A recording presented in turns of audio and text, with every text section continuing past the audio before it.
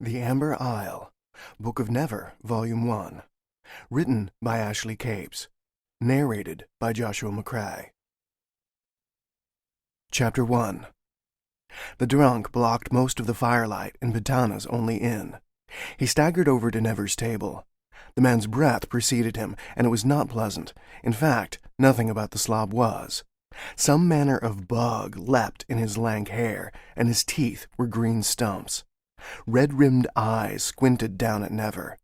A rather sharp-looking butcher's cleaver hung from the man's belt. So much for getting a good night's sleep somewhere warm. "You're sitting in my seat, stranger," the drunk said. Never lowered his cup. "Good to know." The man blinked, and a frown formed. He placed his knuckles on the scuffed table. Never glanced away. Half the patrons of the Pitana Inn were on their feet. Talk of war in the south, of how one of the village cows had gone to giving sour milk, of bad weather coming, all of it stopped. Never sighed inwardly. "Don't do it, fella. Please." If things got out of hand, the man might die, and, despite the drunk's demeanor, Never didn't truly want that. Futile. The man leaned forward, and the stench of his breath thickened the air. Somehow, it was worse than the capital's sewers. It also seemed something had died on the front of his tunic. "I said you're sitting in my seat. Move." "I'm really quite comfortable here. How about we share?" His brow furrowed. Perhaps the man was unable to comprehend what was happening, how someone could refuse him. No doubt he was used to getting his way, or, at the very least, to people getting out of his way, some of them fainting probably. "Custom would suggest you get angry now," Never offered. "What?" "Why don't you sweep my drink from the table?" He smiled. "Or you could roar something obscene. That's always fun." The drunkard finally realized he was being toyed with. He growled as he reached for his blade, raising it level with his face so it caught light from one of the torches. It did look wicked. "Last chance, funny man." Never sighed. Another evening ruined, thanks to his own pig-headedness, no doubt. Yet why couldn't the drunk have chosen another time to stumble in? Just one night in a bed would have been enough. And now, this wreck of a man had ruined it. One of the serving girls was gaping, spiced sausage and red peppers sliding to drip from her tray. Time to put an end to all the fuss. Never winked at her, then whipped a knife free from beneath the table. He slapped the cleaver. The flat side of the weapon smacked the drunk in the face. The man blinked, then dived forward with a growl. Never had already slipped from the seat. The slob crashed into the table, floundering and cursing. Never leapt onto the man's back, eliciting a grunt, and grabbed a handful of greasy hair. He jerked the man's head back with a grimace, placing his knife against an unshaven neck. Yet he did not draw blood, not if he could avoid it. "You had to ruin things, didn't you?" "What?" "Tell me, do you live here in the charming village of Pitana, then?" "Get off me," he gurgled. "Don't be a fool. Just tell me where you live, and I'll let you go." Never glanced over his shoulder. The rest of the inn was standing now, men with hands by their own weapons, and women with wide eyes. All save one woman in a green cloak with hood, who merely watched, arms folded. Curious. He addressed the crowd, pitching his voice to carry. "Worry not, good patrons. I will be swift, and because I'm feeling magnanimous, I won't kill this poor wretch." He wrinkled his nose and leant closer to the drunk. "Well, I probably won't kill you if you tell me where you live." He swore. "Why would I do that?" Never kept his voice low. "Because you've laid waste to my plans, so now I'm going to rob you when I leave. Or perhaps I'll kill you now and then rob you. You choose." "To the burning graves below with you." Never inched the knife in, drawing blood. Just a trickle, but it was enough. His own blood stirred in response, veins bulging. Damn it, always the same. Never gritted his teeth. No, none of that today, or any other day, ever again if he could help it. Tell me." "Lone house, east end of the village." "Wonderful. Good night, then." He switched his hold to lock the man's head in the crook of his elbow and applied pressure until the fellow went limp. Never stood back, hesitated. No way was he wiping grease on his own clothing. He found a relatively clear patch on the back of the man's tunic to clean his hand. Gods, did the fellow bathe in slime? Never collected his pack from the splinters of the table and turned to the assembled folk of Patana. "Is he alive?" The barman waved a skinny arm at a nearby patron. "Check him one." To Never he growled, "You, wait there." A dark-bearded man rushed to the drunk, eyes narrowed. Muttering swelled, and unpleasant music indeed. A few men held weapons, mostly scythes or knives drawn from beneath tan robes with multicolored stripes. If he was feeling ungenerous, Never had to admit that the Marlosi fondness for color sometimes cast them as somewhat childlike. Irrational of him to think so, and there was certainly little childlike about their expressions, or the steel they held. "He breathes yet," Never said. He moved toward the door, and the barman stepped over to intercept. Never shook his head, pulling his cloak open to reveal a row of knives. "Comes alive," Juan announced. "Fine," the barman said. "Out with you then. Don't want no troublemakers here anyway." "A pleasure." Never strode from the common room and into the wind. The yellow glow from Patana's windows didn't penetrate too far into the night, and the dirt beneath his feet soon turned blue, then black with shadow. Candlelight winked in about half of the homes he passed. The thatched roofs were unkempt hair touched with starlight, resting on squat heads thrusting up from the earth. The poetry of a village. He was a fool for letting his temper get the better of him. At least none had died. But gum was still to pay for his belligerence. He passed no one on the street, pausing once to wrestle his cloak from a strong gust, then slowed at the edge of the village. A stand of trees encircled the southern end of Patana, beyond which lay the dark road that hopefully led to the coastline, but no lone house, unless there, right against the trees. A shack rather than a house, he decided upon reaching it. The roof was a nest of thatching, the door ajar. Never knelt in the entryway and removed the blue stone from his pack.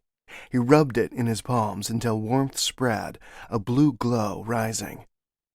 Wonderful. He stood, took a breath, and slipped inside. The shack reeked of old sweat and rotten food. Even holding his breath, it was a slap to the face. He sighed, switching to shallow breathing as he stepped over crumpled shirts on the squeaking floorboards. The bed was a mound of unpleasantness, and the table featured a half-eaten meal on a broken plate. The pale blue glow set congealed fat to glistening. Nothing yet. A second room looked to be a hasty addition and held a tall, locked cupboard. Never set the blue stone down and removed his lockpicks from a vest pocket, then set to work. The lock soon clicked. Inside lay a shining breastplate and helm inlaid with the charging stallion insignia of the Marlosa Empire. So the slob had a respectable past. How far he had fallen. Next, Never lifted a heavy dagger in an ornate sheath worked with a hero seal. He gave a soft whistle. The weapon would have personally been awarded to Gum by the Empress. Before she was driven from her city, anyway. Never removed the blade. Beautiful condition. He took the dagger itself, but replaced the sheath with a shake of the head. Whatever the drunk had done to earn such an honor, he deserved its memory at least. Especially when times for the Marlosi were destined to become harder still. Now, for the stash of coin, Never murmured. Surely there was one somewhere. Moving back into the first room, he placed the blue stone on the table and stepped over to the bed. If only he had a nice pair of gloves. He lifted the mattress, pushing it against the wall. A small pouch lay in the center of the floor, its drawstring tied. He smiled. There you are. Light flickered, and he spun, gum's knife in hand. A dark figure stood in the doorway, stars and the faint glow from the village behind, waiting just beyond the reach of his glowing stone. "What are you doing?" A woman's voice. Never chuckled. "Robbing the owner of this house, of course." "No, you're not." "No, I am." He bent without taking his eye from the figure and retrieved the pouch, untying it with one hand and emptying most of the coins into an inner pocket in his coat. He grinned. "See?" Then he dropped the pouch back into position, which gave a sad clink. "Put that back." "My dear, I could never do that." She shifted, reaching behind her back. The thin outline of an arrow appeared against the starlight. The creak of a bowstring followed. "Last chance." He kept his hands raised and moved slowly toward his blue stone, collecting his pack. The archer's silhouette tracked him. "And now I have to leave. Since the hospitality of Patana is so lacking, I have to find a nice ditch to spend the night in." "I can thread your eye from here." Her voice was hard, but she sounded young. He took a step closer. "You're not a murderer, girl." "It's not murder if I kill a thief. It's a service." She paused. "And I'm not a girl." "Very well. Young lady, perhaps. Let's say 20 summers or so." He took another step and raised the stone. Her arrow was nocked, and the bow at half draw. Pale hands held the weapon. Not a local, then, and not with those green eyes, either. And her cloak was green, too. The woman from the inn. Beneath her cloak, she wore a light blue tunic with no insignia, rank, or sword. Not a Vidia soldier, either. How they hated everyone not knowing exactly their rank and family. "Stop moving." He paused. What was that accent in her command? "Do people mistake you for the invaders?" "How do you know I'm not Vidian?" "Because your accent isn't right for Vidia." Never shrugged. "In any event, I have to leave. People are following me, and they'll catch up sooner or later." One more step, and the arrow was inches from his chest. "Could you please move aside?" "No, I'm keeping you here." "Not providing a service anymore." He softened his voice. "Come now, we both know that if you were going to kill me, you'd have done it instead of announcing yourself." She drew the string to full stretch. "Sure about that?" "Are you sure I care either way?" She frowned. Never put gentle pressure on the arrow, moving the bow aside. She let him, though her jaw was locked. Her expression wavered between frustration and curiosity. "You shouldn't be doing this." "Killing in cold blood cuts both ways. Let me pass. You're not ready." "Damn you." She finally stepped aside. "Thank you." Never slipped out of the shack and into the trees. Chapter 2. The road that led to the coast wound through the trees and never kept a parallel course with it. The wood grew deeper than he'd expected, one of the joys of being new to a place. Although, if he were honest, the northern reaches of the soon-to-be former Marlosa Empire weren't all that different from its golden plains, weeks behind him now. This part of the nation simply possessed more trees. And brambles for his cloak. The plains had harbored the same worried people, same stories of war and death chasing them up the roads. He had passed refugees in straw hats and colored robes, burdened by carts as they fled invaders from Vidia or recruiters for the Marlosa resistance. Sometimes it was Empire soldiers, their bright breastplates flashing beneath the summer sun, charging by on sweating horses. Deserting the front line, he was sure. 3 months of fighting and no gains, the imperial city occupied and the Sistina River under enemy control. It was a losing battle. At least, those few fools fleeing realized it. Never paused. The joy of night, all that troublesome shadow blocking his view. Even with a risen moon, the path proved difficult to follow. His boots still slid across piles of damp leaves, but at least he didn't fall. Judging how far he had yet to travel was impossible, but it was probably a fair time to rest. He slowed when the path fed into a small clearing. The Vidia steelhawks would still be half a day behind, more. Making camp was safe enough. He rubbed at his back. Gods knew he needed to rest. How many days running now? 18? Never cleared a space on the ground, then dug with his blunt knife until he had a fire pit. He paused then. A rustle of leaves? He eyed the shadows between trees. Nothing. He gathered kindling, started a fire, and sat before it as water boiled in his small pot. Herbs followed, and then just a sprinkle of crushed patena taken from a tiny cloth bag. The rare fruit was more sour than sweet, but it would do the job, giving sustenance where little else was available from his dwindling supplies. And it meant less cooking, usually quite the chore.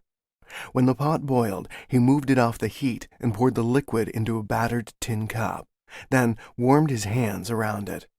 Embers popped while he waited for the brew to cool. His first sip widened his eyes. That was the patena, but it didn't last. Each mouthful gave less of a spark, but it sated his hunger at least. Another sound from the trees. Only a rising wind. It stirred the flames, then died away. He was jumping at ghosts. No one from Patana would have bothered to follow him, not the villagers and not the girl. If she had truly meant to kill him, she'd have done so back at Gum's house. And the Steelhawks were disciplined but slow. All those weapons held them back. They wouldn't be so close.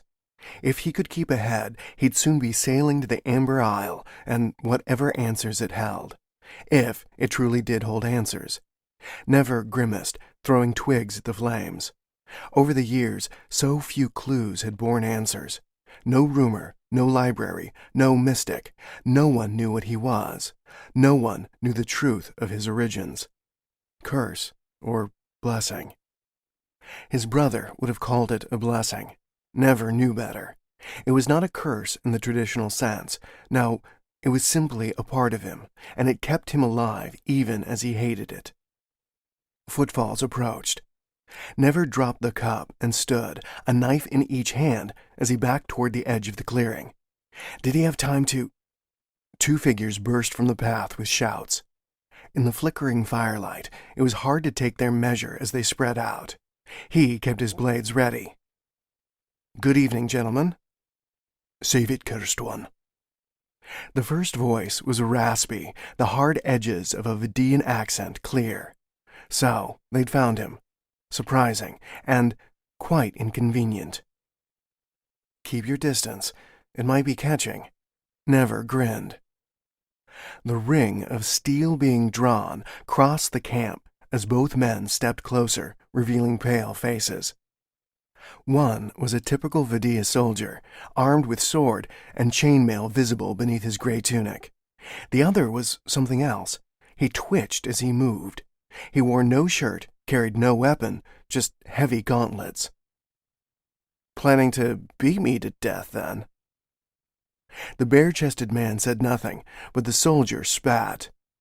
"Commander Hastas sends ill wishes." "Delightful. Care to send a message back?" The man did not answer. Never shifted his feet for balance. Time to even things up. He flipped Gum's knife, caught it by the point, and threw. The blade flashed in the firelight as it spun, but the soldier deflected it with his sword. Impressive in such poor light. Never frowned. He drew another knife. Both men were more than they seemed. Two of the commander's best, perhaps, or the most hasty. They circled apart. Trouble. The shirtless one drew level with the fire pit, and never hesitated. The man had scratched himself somewhere in the trees, a thin line of blood running along his pale shoulder. Blood in Never's own veins pulsed. No. And yet, things were about to get very dangerous indeed. Never growled a curse and charged. Do it. Get it over and done with. This was the last time. He wasn't going to die here, not when he was so close to the coast, so close to answers. One blade he flung at the soldier, forcing the man to leap aside. The other knife, never used to slice his own hand. He ducked inside the shirtless man's strike, ignoring the pain in his palm, and slapped his bleeding hand over his enemy's wound. Even before he made contact, his blood had reacted, veins straining beneath his skin. Now he shuddered as it surged forth to draw his attacker's own blood free. The shirtless man stumbled. He swung a second blow but never blocked it, free hand stinging from the gauntlet. Never jumped back. Blood ran down the man's torso, but a thin stream connected the man to Never's bloody hand, as if his own blood hungered more and more. And while his body didn't actually take on all the blood from his victim, what wasn't spilled invariably mixed with his own. And he couldn't stop it yet. He had to be sure. His curse siphoned still more, and the shirtless attacker fell to his knees, twitching as he weakened. Blood covered the clearing, sizzling on the fire, splattered on the leaves. As ever, something of the one he murdered was drawn inside Never. Shirtless man, Witha, was from an island far to the south. As a child, Witha had mended nets while the stern face of his father hovered over him, and Never shivered when the images and impressions faded. Wait, something was wrong. Sweat formed at his temples, and he took a step back, snapping his wrist to break the flow. The bare-chested man still bled. He had slumped across the leaves now, motionless in a midnight pool, but nothing else was the same this time. A chill raced through Never's body, and he shivered, falling to one knee. A fever? The mercenary had kept his distance during the draining, but now he crept forward, blade raised. And now we have you, cursed one. Aren't you a clever bastard? Never gasped the words through a dark haze. Witha had been ill, gravely ill it seemed. Commander Harstus knew Never's curse well then. His choice had been deliberate. Never had to admit it really was a fantastic ploy, even if it was going to get him killed. In the past, if a sickness was transferred, his body eventually burnt it off somehow, but this fever was strong. The soldier raised his weapon. Never scrambled away, falling back to the ground, but the man's sword stayed high, and the fellow pitched back. He hit the leaves with a thud, the shaft of an arrow protruding from his chest. Luck? Unless more trouble? Never twisted where he lay and cried out. His blood grew hot. Surely it was boiling, as his body fought the fever. He writhed, beating the earth. Let it pass, gods. Let it pass. Where are you hurt? Someone knelt beside him. He blinked through stinging sweat and swimming shadows, but there were only flashes of pale skin and green. The girl from the village. His chest heaved. Why had she saved him? He flailed for her arm, but the weight of his own limbs was mountainous, and darkness drew close.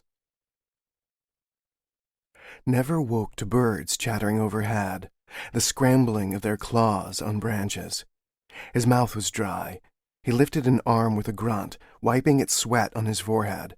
Dawn light dusted the green foliage. A pack stood across from the dying fire, and 2 mounds of dirt, graves, rested at the edge of the trees, branches forming a triangle at the head of each. His attackers, Witha, poor fool, another victim of the curse. Never groaned. Were the Vidia so desperate to have revenge as to sacrifice themselves? For Witha, at least, it had been a sort of suicide. He had to die for his attack to be effective. No doubt Harstus had ordered it so. Never rubbed at his eyes. His cut had already healed to a thin scar, one more to add to the scores of others on his hands. The curse's pathetic way of compensating. Small cuts always knitted themselves back together quickly. Too bad it didn't work for sword wounds. A blanket lay across his legs. He'd obviously thrown it from his torso during the night. His own pack rested beneath his head, and sleepy embers in the fire winked out as he rose to a half-sitting position. What of the girl who saved him? Never rummaged through the pack, but everything was there: food, silver, cooking implements, all of it in place. Even the hard scroll case at the bottom that held his map of the Amber Isle. More valuable than a king's ransom or an empress's. Voices. He cocked his head. Distant, raised in disagreement. He strained his ears, holding his breath. Yes, there was a faint shout and a reply. Then the voices hushed. He twisted. The argument came from the rear of the camp. Footsteps approached at a jog, never rose to one knee, breathing hard, pausing as the clearing spun. When the dizziness passed, he stood, pulling a knife. So he'd not been stripped of his weapons either. The footsteps slowed as they approached the clearing, and the archer from Pitana's inn came into view. She didn't reach for her bow, instead regarding him with hard eyes. She'd been one of the shouting voices. Her cheeks were flushed, and at her side, her hand flexed in and out of a fist. She didn't seem aware of the action. Never almost smiled. She was actually a lovely-looking young woman, even when angry. Too young for him, of course, but lovely all the same. And in the day, it was easier to spot the differences between her and the Vidia invaders. A silver necklace with a blue stone in its center had come free as she'd run. The Vidium would never use silver for ornamentation. "So, you survived," she said. "So it seems. I should thank you." She shook her head. "Don't. I still might shoot you. I've seen what you are." "Have you?" He shrugged off the insult. "Well, it's worse being me than looking at me, I assure you." He gestured to the graves with his blade. "You buried them?" Her eyes flashed with anger. "Of course." "I'm not judging you, just asking. I would have searched them for information."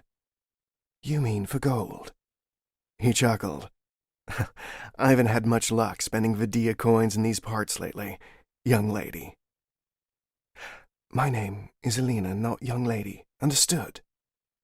She kept her distance, circling to her pack. Never watched, but she made no threatening move. "Let me thank you anyway, Alina. I do prefer being alive, most days." "If you say so." She rummaged through her pack, still facing him, and removed an apple. She took a bite, sitting back to stare at him, green eyes, a little distant. "You seem upset." "I am." "Ah." No surprise she didn't want to talk about it. Hopefully whatever it was wouldn't come back to bite him. Best to keep an eye on the trees. Whoever she'd been arguing with might not have disappeared, and the Steelhawks would still be chasing him. The two from last night must not have rested for days. Quite the gamble. Harstus was persistent, if nothing else. Never knelt by his own pack and lifted a piece of hard bread, returning her look. There was more afoot here with the young woman. "Why did you save me?" "I don't know. I'm trying to figure it out." She frowned. "Gum's hero seal. Surely it is worth a lot more than what you took in coin. Why did you leave it?" "Can't a thief have some limits?" "None I've known." "How many thieves do you know, Lady Alina?" She paused, apple halfway to her mouth. "I'm not a lady." "Of course you are. That necklace is a tell. Hannock nobility. Maybe not a duchess, but you have land and a title, I'd say." She stuffed the necklace beneath her tunic. "That's not your concern, thief." "You were quite far from home. How did you slip through the fighting? The Vidia must have control of half the nation by now." "Again, that needn't worry you, thief." "I see. Would it surprise you to know I have a name too? You can use it if you wish." "Fine." She tossed the last of the apple into the embers and stood, swinging her pack onto a shoulder. "What is your name, then?" He stood. Never. What? That's my name. She lowered the pack. Your mother called you Never? No, my brother named me, as I named him. He shook his head. Being so open probably wasn't a good idea. He still didn't know what she wanted, and yet something strangely familiar drew him to her, as it had the first time he'd laid eyes upon her at the inn. That doesn't sound like a Marlosa custom. In fact, you might have dark hair and dark eyes, the same tan skin, but you don't quite look Marlosi. It's a long story. He spread his hands. And it was more than 20 years ago now. We were young. She frowned. I don't think I believe you. The truth of the matter doesn't hinge on your belief. He grinned. Fine. What did you name him? Oh, it would be unfair to reveal that. Elena sighed as she hoisted her pack again. Very well. Never. She took her bow and nocked an arrow. He tensed, but she only moved to the nearest tree, turning back a moment. I do not know if you are truly cursed, as they said, as I saw, and I pray to Clara that I have truly seen good within you, that I was right to save you, right to spare you, now. As do I. She slipped into the trees, with barely a rustle of leaves. Chapter 3. The woods beyond Patana thinned at the coast, the wide dirt road dwindling to an overgrown path choked by a mess of drying weeds that barely clung to the color green. Even the earth lay thin and gray. Below Never, the road dipped to a lighthouse of white stone, its roof of faded red tiles, a clear marker of the Empire's reach. Beyond stretched the ocean, glittering blue, dotted with distant islands. The afternoon sky above lay free of clouds, just another ocean of blue. A salty breeze cooled sweat at his temples. He took another drink, returned the flask to his pack, and rested fingertips against his neck. Hot skin. Still. His body fought the illness off for a time, but it always returned. Sometimes he'd feel fine for an hour, and then the fever roared back, slowing him. All morning it had been the same. Bastard. Harstus had devised quite the trap. The other Vidia commanders weren't smart enough. But Harstus was the kind of man who'd send steelhawks and a poisoned slave, to be sure. And all for a damn map none of the fools even understood. Harstus probably thought it led to buried Marlosa gold. Never shook his head. Maybe it was simple revenge. If he hadn't killed so many of them escaping, he wouldn't be in so much trouble now. Truly, they were a dedicated pack of fools to chase him all the way from Isacina, and in the middle of a successful invasion at that. Time to leave them behind. He set off, boots thudding on rocky dirt. At the lighthouse, he paused. The base was scrubbed clean, but the rest, those pieces of stone that towered over him, were worn with weather. A small window rested high above.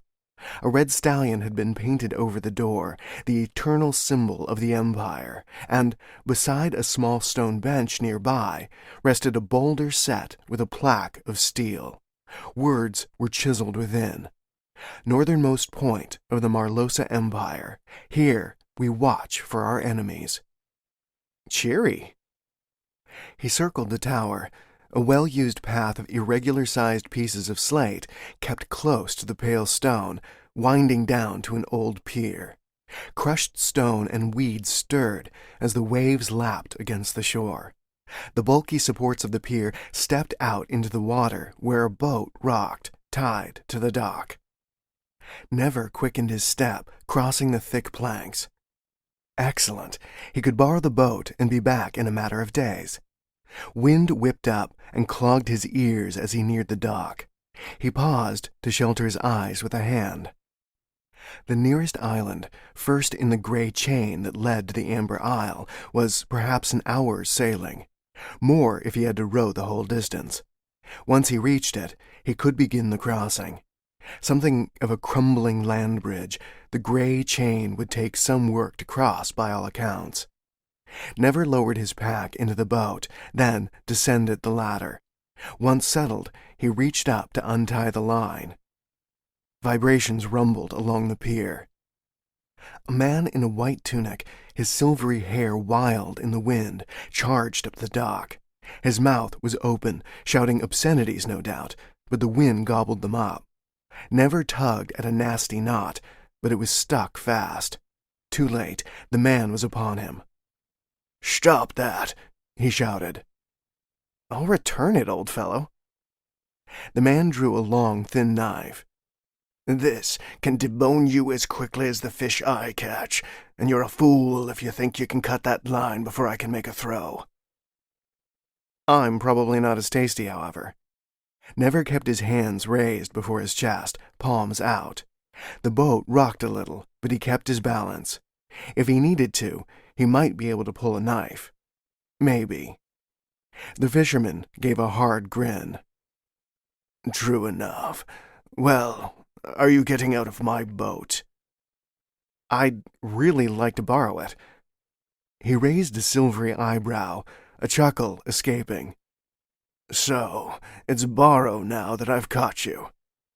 "Well, I never meant to swim back."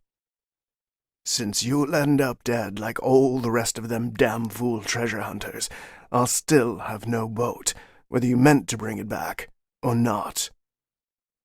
"Ah, but I'm not a treasure hunter. Or a fool. I'm only looking for answers, so I'll return. I can even bring you a gift if you like. A nice gray rock, perhaps." The laughter faded from his expression, replaced by a sadness that gave Never pause. The old man fixed his gaze upon Never, appraising him a long moment. He opened his mouth, then closed it, as if struggling to find words, until his body seemed to sag beneath the weight of what was to come. "Listen, you want to bring me back something. Find my son." Never frowned. "Truly?" "Aye. Borrow the boat, but bring him home." The wind eased, and his hair fell back around his shoulders. "He should be here with me, tending the lighthouse, but he got it into his thick head to go with fools with more greed than sense. He went off looking for the mythical jewels of the Sea King." "I thought they were lost." "No matter, since they don't exist." "But people search for them here often." 2, maybe 3 groups a year. I just saw a ship sail to the chain 3 weeks back now. It's them bone-headed storytellers and minstrels down south, feeding the lies." "When did your son leave?" "Years ago." "A long time." Never said nothing. One glance at the old man's expression was enough. He turned to the distant island. "I will look for him." Then back to the keeper. "I won't promise to find him, but I will try to find an answer so long as it aligns with my own search." "Is that so, stranger?" "Yes." He stared down at Never. Finally, he sheathed his blade. "It's a kind offer, but even were I to accept, I'd still have no boat." Never withdrew some of the silver he'd stolen from Gum, holding it out in his palm. A scythe had been stamped on the face of each piece, catching the sunlight. "Take this to Patana to buy supplies while I'm gone. What's your son's name?" Still, the man hesitated. "And yours." "Call me Pa Bill." He knelt down and reached for the coins, but gripped Never's wrist instead. His knife was out again, poised at Never's throat. "But don't toy with me. Swear it now." He met Pa Bill's eyes. "I swear I will try and find your son." While he didn't need another promise to keep, he needed the boat, and more, there was a small part of him, the boy within, that couldn't help wondering. What if Father had cared even as much as Pa Bill? "Then Thank you. His name is Javier. Take my boat with my blessing. Just bring it back." He collected the silver. "And a word of advice. "Please." There are things in the sea that live around the chains, sometimes in the water, sometimes on the stones. It's been told that they can be driven away by music and song." Another hurdle. He sighed.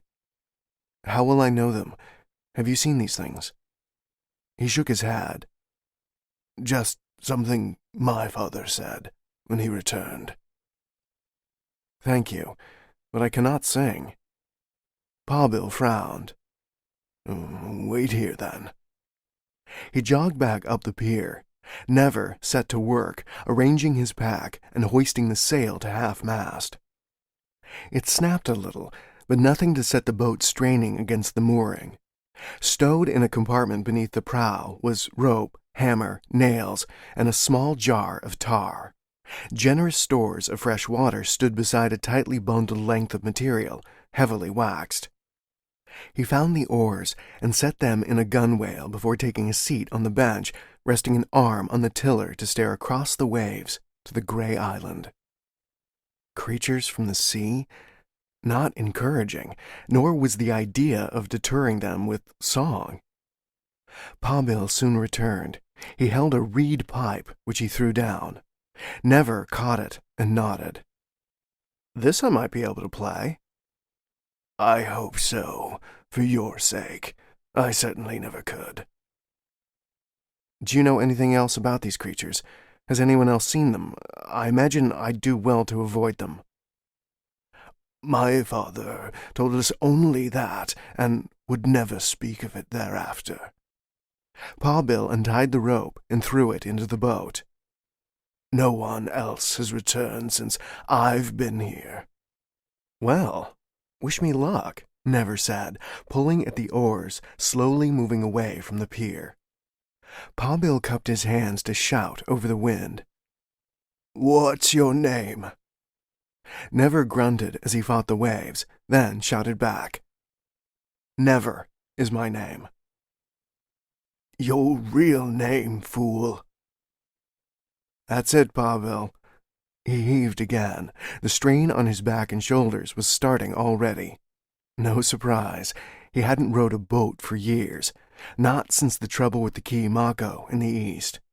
Above and beyond that, there was the toll from the recurring fever.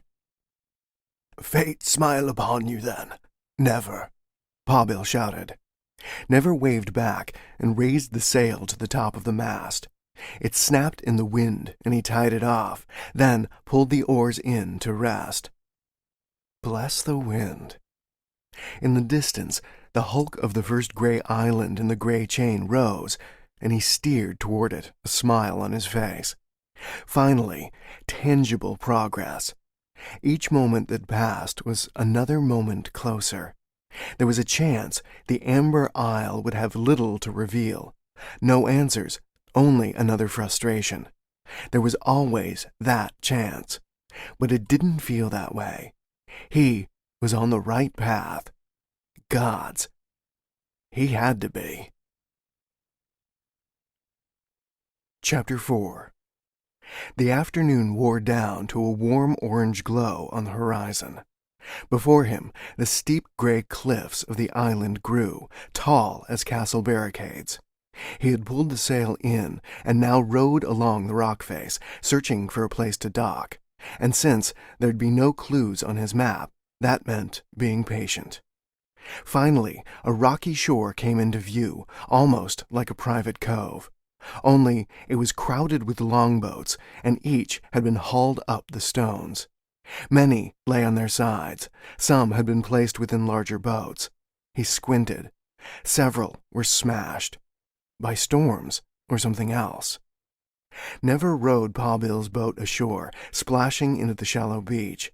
Shard and pebbles crunched beneath his boots, and he grunted as he dragged the boat up the stony beach before taking a long drink. He was sweating again. Perfect. The nearest boat was gray with age, worn by years of wind and rain. Its sail lay in tattered rags in the bottom.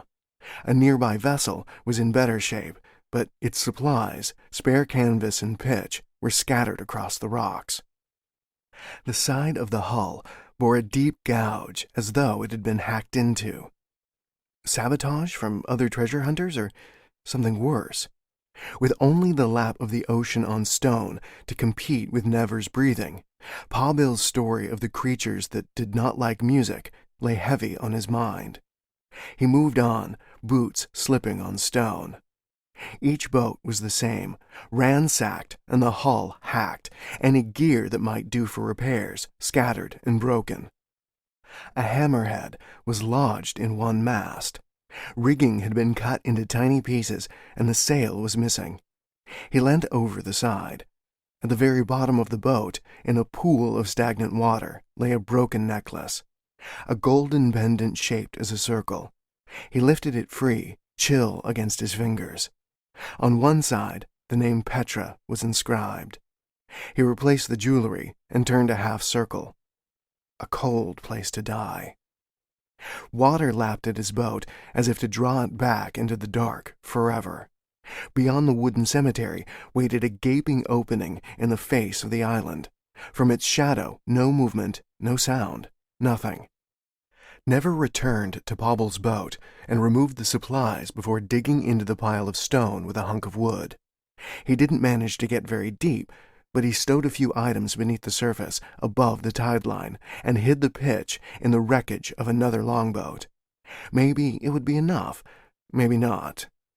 Loading as much water as he could carry into his pack, he stood and climbed toward the opening. Time to find out what the gray chain had to offer. The shadowy opening was a natural cave of sorts. It led up via rough-cut steps that were smooth in places where water trickled down. Never climbed with hands pressed against the walls. Several times he had to haul himself up, slipping in the dark and cursing beneath his breath. The fever didn't help. When a glow appeared above, he scrambled free. Dying light spread across the top of the first chain. It was little more than a wind-swept stretch of stony earth, wide and open. Stunted trees clung to the barren island, several lining a depression. The island was no giant. He could see to where its edge dropped off, and beyond it, the top of the next link in the chain, and beyond it, in turn, another. His vantage point gave him a grand view. Centuries before, the Amber Isle must have been a peninsula. Now, the archipelago between he and it had the look of a maze of standing columns of gray brushed with orange.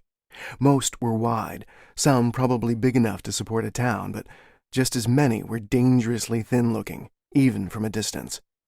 Damnable things. So many. He set off. There was no path, but at times the ground appeared to hold hints of a once-paved road.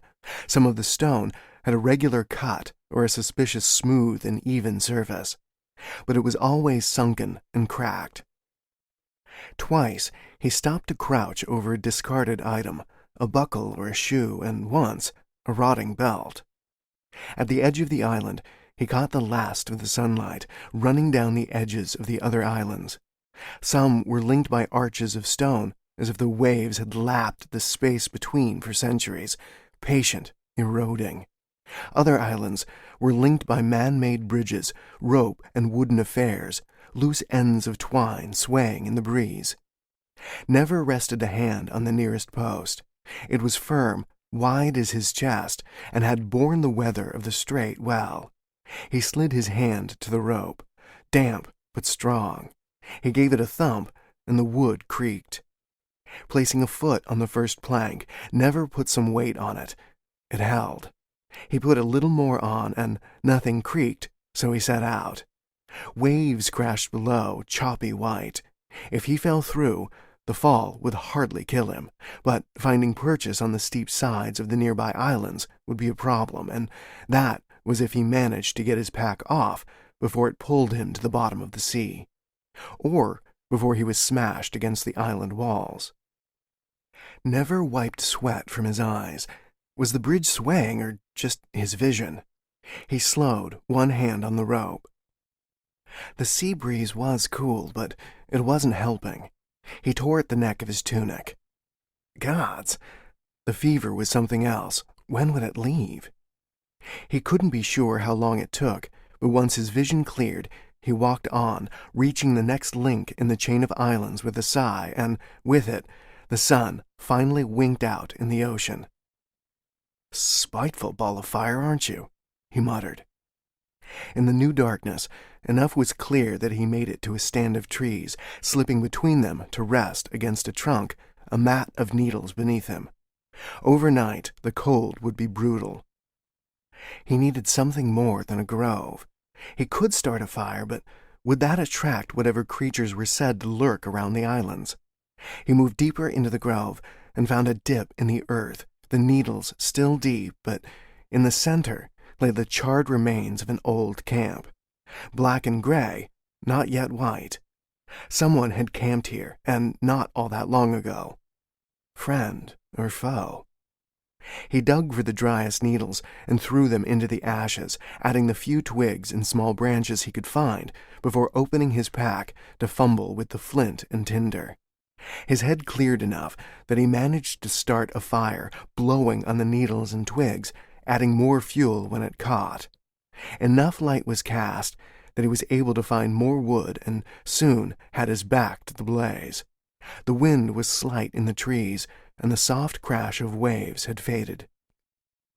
He had his pot and batena over the flames, and a stack of firewood sat beside him, but now he strained his ears. Had there been footfalls in the trees beyond the range of firelight?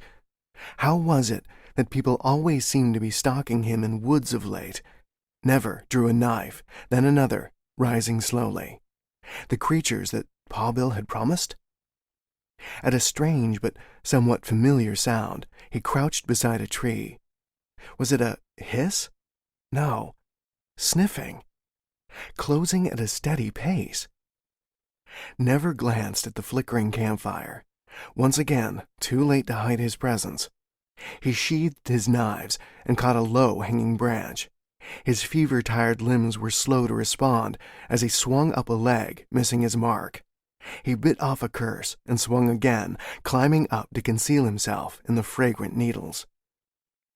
Two men strode into view, one bent close to the ground. It was from him came the sniffing. The other man carried a spear, gaze swiveling around the empty camp. Both wore heavy cloaks, with their dark hair cut close. "Definitely someone here," the standing man said, speaking more low-key. The other man straightened. "Told you." The spearman completed a quick circuit, but the sniffing fellow entered at a slower pace, as if confused. "The scent doubles around a bit." "Of course it does, Pete." The spearman glanced into the pot, but did not touch it. "He probably needed firewood." "Well, he hasn't been gone long." The spearman paused to shout. "Ho! May we share your fire this night?" Never frowned. Were they planning something sinister? Trying to lure him into a false complacency? They had the look of treasure hunters, lean packs, worn clothing beneath their cloaks, unshaven, well-armed. Pete was turning back toward the tree. "Wait, I think—" "What?" He stopped, head cocked just so. "Thought I caught another scent, but I'm not sure." Spearman spun his weapon into both hands. His voice grew a little hoarse. "Not more of those godforsaken things." "Not them, Lewis. This is different," he said. "Human, but more." Never held his breath. Could Pete smell him? Was it his blood? And what did the fellow mean by more than human? That was something he'd never been called before. Inhuman, cursed, freak, those names he knew well, but more was a fair sight nicer. "So, human or not?" Lewis asked. "Don't know," Pete said. "Different somehow." He took another step toward Never's tree, sniffing. "Older." "Older?" I don't know what it means either. Only, I don't think I've caught a scent like this one before. Maybe we should head back to the boat now. Had enough of this bloody place." Pete stood directly beneath him now, the edge of the firelight illuminating a hand axe but casting shadows across the man's face. Only his eyes glittered as he looked up. Pete leapt back. "Gods, there's someone up there." Lewis ran forward. "Where?" "Hello, gentlemen," Never said. "Pleased to meet you both." Neither spoke. "You can say hello if you wish. I can hear you." Lewis answered.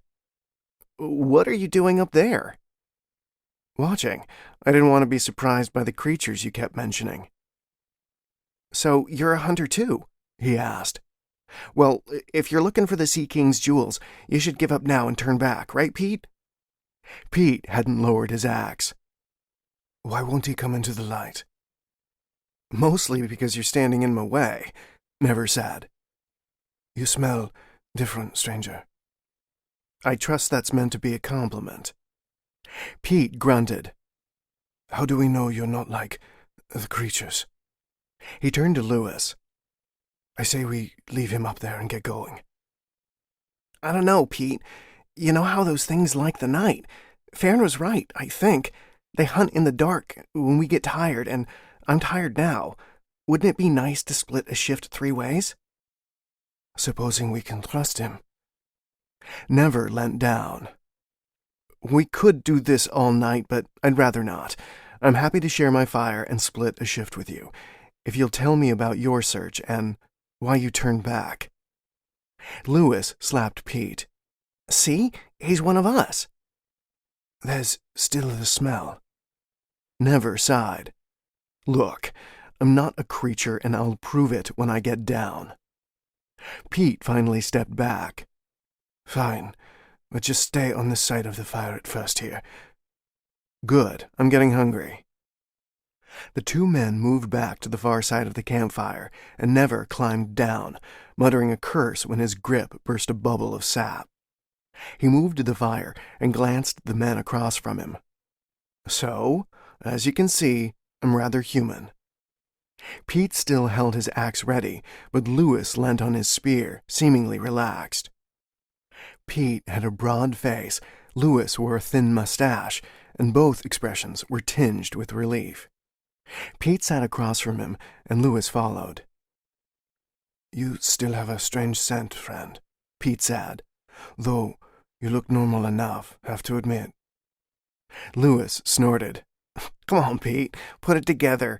Dark hair, dark eyes, no accent. He's a local boy, same as us." "Actually, I'm from the south of our poor empire, though I've been told my father was Marlosi." Lewis nodded. "My uncle took a Kisa wife, a kind woman from a kind people." Pete shook his head. "We'll all be taking Vidia wives soon enough." "Any news from the south?" Lewis asked. "We've been on the chain for weeks now, and I keep dreaming that when we get home, things will be better, especially now that we've had to give up a chance at the treasure. A damn shame, too." He grinned. "Foolish, aren't I?" Never smiled back. "Only if you believe it." He checked on the Batena. It had reduced nicely, and poured a cup, took a drink, and passed it around. "Batena." Pete blinked. "You have Batena?" He took a drink and straightened. "Must have cost 2 arms and a leg." "The last of it." Lewis took a drink and exhaled. "That takes the edge off." Never leant against a log, drumming his fingers on his mug. "The resistance is still recruiting. Refugees still swarm north, and the Vidia have the imperial city. When I left Isasina, they were tearing down the statues of Pacella and building those strange black columns." "Filthy bastards," Pete said. "So, now you've come here, searching for the Amber Isle, hoping for a better life?" Lewis asked. Never nodded. "It doesn't look good." "Well, enough treasure hunters have tried and failed to set the odds against you there, Lewis paused, raising an eyebrow. "Call me Never." What? My name is Never. Odd, Pete said. haven't heard that one before. Yes, but you won't forget it, will you? Never grinned. Suppose not. So, you both risked those odds Lewis mentioned. Pete took up the story. We did. There's this hunter from the mountains just south of the capital, Fern. Last year he had the hand of Dinah and sold it to the Empress. Never gave a low whistle. The hand of Dinah, a glove of black diamonds supposedly stolen from the palace by the master thief Cantamal. How had Fern found such a thing? Cantamal was thought to have lost the glove in a great fire. Impressive. Ain't it? Fern used the gold to buy a ship and pull out a call for hunters, claiming he had the secret to the Sea King's jewels. Lewis nodded. I couldn't believe it myself. Everyone knows the stories about the Grey Chain, the sea creatures, and the maze. It sounded impossible, but imagine, the Sea King's jewels. Fern only wants the Sea King's eye. We split the rest. We'd never have to go hungry a single day, ever again. The Sea King's eye, the jewel which granted safe passage across the seas. With it, a captain could travel anywhere, bring back fantastical goods from lost lands, never fear a single storm or sea beast again. Or so the legend said. An impressive catch, if it could be found. Dead folk have the same advantage, Pete said. We did the right thing by leaving. Lewis shrugged. Pete continued. Fern promised 100 men. It began to sound a little better at that point. Never whistled. How many did you get? Only 30-odd, but that was still the biggest group we had heard of, Pete said. So we signed up and got out not long before the invasion hit. Nearly went back myself, but it was too late. And out of those 30, there's maybe 10 left, right, Pete? Sounds about right. The creatures, Never said. A nod, Pete's hands tightening on his mug. That, and the islands themselves. A few went over the edge during a stupid scuffle. A couple on the bridge between the Finger Islands, and the rest from them damn creatures. Pete spat. Every day we'd wake up, and another man would be gone, bedroll, empty. We posted guards, but somehow the creatures just kept finding a way. Lewis sighed as he shifted, stretching his legs out before him. They soon switched to taking the sentries. On some islands, we'd build up a big fire if there was enough fuel, huge, and that usually kept them away, Pete added. Did you ever see them? Lewis did. He rested his spear across a knee.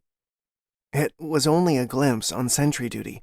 I heard them mostly, their feet slapped on stone, webbed, I think. When I turned, a pair were slipping back into the water. They had scales glinting in the moonlight, and they walked upright. And they didn't attack you? No. No idea why they left, but I'm happy about it. And you've been heading back ever since? Haven't hardly slept either, Pete said. Never paused. Did you mean to sail back to the lighthouse in a longboat? Fern sent us in longboats. Why? They've been sabotaged, he said. Pete and Lewis exchanged a glance. When I landed, I found a lot of boats ashore, but they were wrecked, sails rended, oars broken, and hulls smashed in. Then we're doomed, Lewis said. Maybe we should return to Fern. Maybe not, Never said. He explained how he'd hidden supplies. They might still be there. What about you, friend? Lewis said. Afraid I'm going further come tomorrow. You know something we don't? Pete asked. Because I'll never set foot here again, not after what we've seen. I have this. He produced the reed pipe from an inside pocket. I was told the creatures don't like music. He shrugged. Maybe it's true, maybe not. You have a strange sense of humor, friend, Pete said, with a shake of his head. Lewis straightened. Wait, don't be too quick to dismiss it, Pete. He leant forward. When the creatures disappeared that night, I was humming the Ballad of Stonefist. Pete didn't seem convinced. You saying you want to go back? Thought we'd gone over this. Maybe we'd have a chance now with Never's pipe. I don't play well, Never added. I do, Lewis said. He slapped Pete's shoulder. Come on, let's try again. We can catch up to Fionn and the rest and have a real chance. We could open up that inn. Only if it's at the bottom of the ocean. Care for some company? Lewis asked. Never hesitated. Both men were probably safer keeping their distance, and yet 6 eyes were better than 2 by the sounds of the sea creatures. He probably didn't have a choice. He offered a smile. Wouldn't hurt. Then it's settled. Lewis grinned. Pete stood. Not for me, it ain't. I don't want to be dragged into the sea, have my blood bubbling up after. He nodded to Never. Share first watch with me a moment. Certainly. Lewis's shoulders slumped. I'll take the last watch then. Pete sighed. Listen, I'll sleep on it, Lewis. That's all I can promise. He nodded as he began to lay out his sleeping gear. Never stood, gesturing to the southern end of the camp. Pete joined him but said nothing at first, only staring into the darkness between tree trunks. I take it you want to ask me something, Never said. Pete sighed again. He kept his voice low. Tell you something, really. I'm listening. I have a funny gift. You're probably curious, right? I am. Well, my pa used to joke that I was half dog, but I could always sniff out a trail where folks had been. Told me his grandfather could do it too. And me? You smell old, like something I've come across before. Recognize it now that I think about it, and I think you might be a good sort, even for a hunter, but it's almost like your blood is too old, ancient even, makes you seem more than human. That sounds strange to you? Never tried to keep his voice even. Could this man know something? It does. Well, I caught this scent only once before, years back, mind you, in the old cemetery back in Isasina. You know the one on the hill, the one they moved all the imperial bones from. The gates of Juana.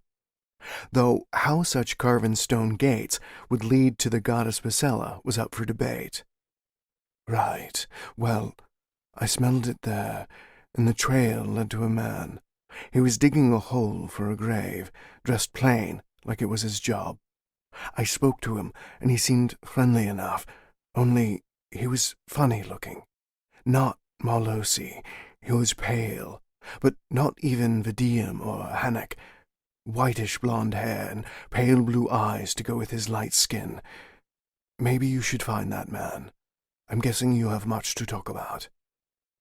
Thank you, I will. Never looked to the ground, giving Hope a moment to die in peace. The pale man was his brother, and Snow knew just as little as Never. Yet, what was Snow doing working as a gravedigger in the Imperial City? But I feel there's more. I can't see any harm in Lewis hearing what you have told me. True. I do have a question. He paused. Will you watch out for Lewis? I've already made up my mind, and I know that look in his eye. He thinks there's hope here now, and maybe there is, but not for me. I'm going home, maybe even to fight the Vidia. But he'll want to search on, and I don't want to worry about my friend. Never turned to face the man. Another promise. Hopefully not one he would come to regret, but if it gave Pete some peace, why not? He would have to be doubly careful to ensure there were no mishaps with his blood. As long as he stays with me, I will keep an eye on him. He held out his hand. Pete shook it and cleared his throat. Thank you, Never. And be careful on your way back. Steelhawks were following me. He grinned. I'll sniff them out. Don't worry about me. Good. Go get some sleep. The rest of the watch passed in silence until he finally went to wake Lewis. On his way to his own blankets, Never handed Lewis the reed pipe. The man accepted it with a nod and stood before the camp, one hand on his spear. The sounds of the night washed over Never as he lay back, waiting for sleep. Chapter 5. When dawn broke, Pete was gone, and Lewis stood before the soft embers of the fire, spinning his spear in a pattern from hands to wrists as he stared into the trees. So, we survived, Never said as he stood and stretched. He sucked in a deep breath, cold air reaching the bottom of his lungs. The fever remained, lurking like a shadow. At least he wasn't sweating. For now. We did. Did you have to play the pipe? He shook his head. I thought he'd stay. Never rummaged around in his pack for the last of his apples, hesitating a moment before drawing them out and tossing one to Lewis, who caught it with a nod of thanks. He's probably safer than we. I hope so. Lewis took a bite. Never kicked dirt over the fire, then gestured toward the edge of the camp. Lead on, Lewis. The man took them quickly from the green of the trees and to another graying bridge, this one just as sturdy as the last. The large shapes of other islands, shrouded in sea mist, stretched before them. The bridges are in fair condition, Never said. Most are, thankfully. Only a few that gave us a scare, and none were too long. Will we catch up to Fern? I'd say so. It was slow going at first, but I know the path now. Good to hear. Exiting the bridge, Never detoured a pile of rubble. What can you tell me about Fern? Big guy, without a lot of tolerance, but he's smart, too. He must have a map or something, but I never saw him consult it. He knew which paths to take and how to avoid bad bridges, which links were dead ends. He got us pretty far before those creatures started attacking. So, you think the jewels are real? Lewis laughed. They have to be, because my future's pretty dim without them. Never nodded. He understood that hope. If there were no clues to his true identity in the Amber Isle, then he'd hit a wall, a big wall. Every other avenue a dead end. And so he didn't push Lewis for more. The man had to be desperate, however, to take such a chance in coming to the Grey Chain. By noon, they had crossed a dozen islands, many desolate stone peaks. There had been a gradual sloping down of the islands, the violence of the sea below growing, until the white water was barely 2 feet from the stepping stones that stretched before them. Most were smooth, some seemed no more than a few feet wide. At least they weren't wet, but who knew how long that would hold true? 30 men crossed that? Lewis nodded. One at a time, anyway. Lost a fellow from Hannock here. Ready? Guess I have to be. Lewis grinned, then leapt to the first stepping stone. He landed easily, then leapt again, using his spear for balance as he neared the thinner stones. Never shook the tension from his limbs, or tried to, then ran and jumped. He thudded onto the first stone. Somehow he kept balance, but had to crouch to halt his momentum, a gasp escaping. Jagged rocks churned the water white below. A reef of sorts stretched around the thin path. No wonder ships didn't simply sail deeper into the islands. He took a breath and straightened. Maybe they did further on, but not here.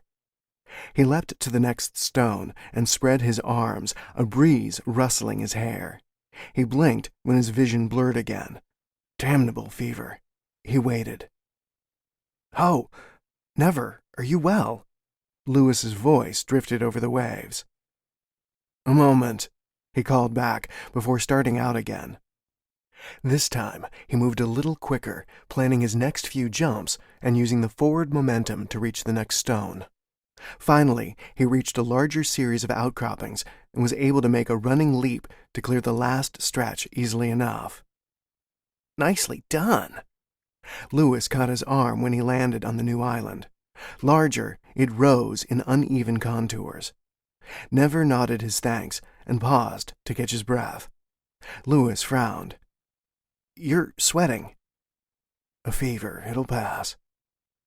"Sure hope so. You're no good to me passed out." "Don't worry," Never said. "I've dealt with worse." Although, maybe that was a lie. Most fevers he contracted burnt out within a day or so. Still, he wasn't going to stop. Not now, not so close. "Well, I hope you're better by nightfall. If Farron is still stuck at the door, we'll reach the party and they'll expect you to hold your own if we're attacked." Never motioned that they should keep walking. "Tell me about this door." "It rests in the rock face, but nothing opens it. No key, no handle. The ram we built was useless." "No way around it?" "Farron says the sea god's jewels are inside, that the maze within the island is where they lie." Not unlike what his own map claimed, a passage through the very maze Lewis mentioned. Only Never's map said nothing of how to open the door. Maybe he'll have opened it. 5 days at it before Pete and I left." "Oh, now I really feel confident." Lewis laughed, a deep, throaty sound that drew unbidden a smile from Never. "Don't worry, we'll figure it out. Now that we have music, it'll ease the pressure." They walked on. The hard rock of the islands rose up around them as they climbed a vague path. Never paused at a carving in the rock. Could it be? It was cut deep and filled with a substance that looked to have burned white into the stone. A 5-pointed leaf. The very symbol Mother had once drawn in the dirt, showing him how the points matched up with her fingers. The same symbol found on his map. Never made a fist.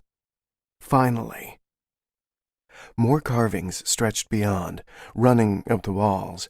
Some were half hidden by slabs of stone that had fallen or been moved. Some of the steps he took were regular. Again, a hint of an older civilization? Or, at least, signs of organized life. "Have you ever seen carvings like these?" he asked Lewis. The fever had eased again, typical of his body. Fight, then rest. Fight, then rest. "Nowhere but here. There are more at the door." Never trailed a hand over one as he passed, the ridges rough. At the peak, he paused while Lewis took water from his flask. More islands spread across the ocean, only now they were larger, the rope bridges wider. Trees grew on many. The closest even had the remains of a small hut pressed up against an outcrop. "What of that building?" he asked. "Empty, and the only one I've seen in the chain. Must have been a mad fisherman." When they reached the hut, Never detoured to step inside the open doorway. Once his eyes adjusted, it was clear the stone had been set with some skill. Damp assaulted his skin. An old table crumbled against the wall, and traces of cloth occupied another corner. An empty hearth sat black with forgotten ash. Thin fish bones lay scattered across the rocky floor, but nothing to indicate who the owner of the hut had been. AVM? No way to know. He glanced around. Maybe there were other hints of life. Never straightened. In the distance, somewhere on their back trail, was that a column of smoke? He shaded his eyes. Someone was following. More hunters late to Farron's call, or had Alina decided to follow him after all? It didn't seem likely. But there had been more than one group of steelhawks on his tail. He swore, then picked up the pace, catching Lewis at the next bridge.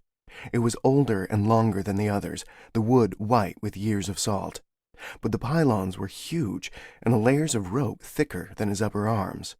Once, someone had gone to a lot of trouble to connect the islands. Bless them, he'd be swimming otherwise. "We might have someone following us," Never said. "Who?" "Vidia soldiers, probably. No need to mention Alina. But they're a ways back yet." "What do they want?" Lewis asked. "Revenge, I'd say. Back in Isasina, they tried to kill me, and I wouldn't let them." "Good for you," Lewis said. "Let's keep ahead of them, then.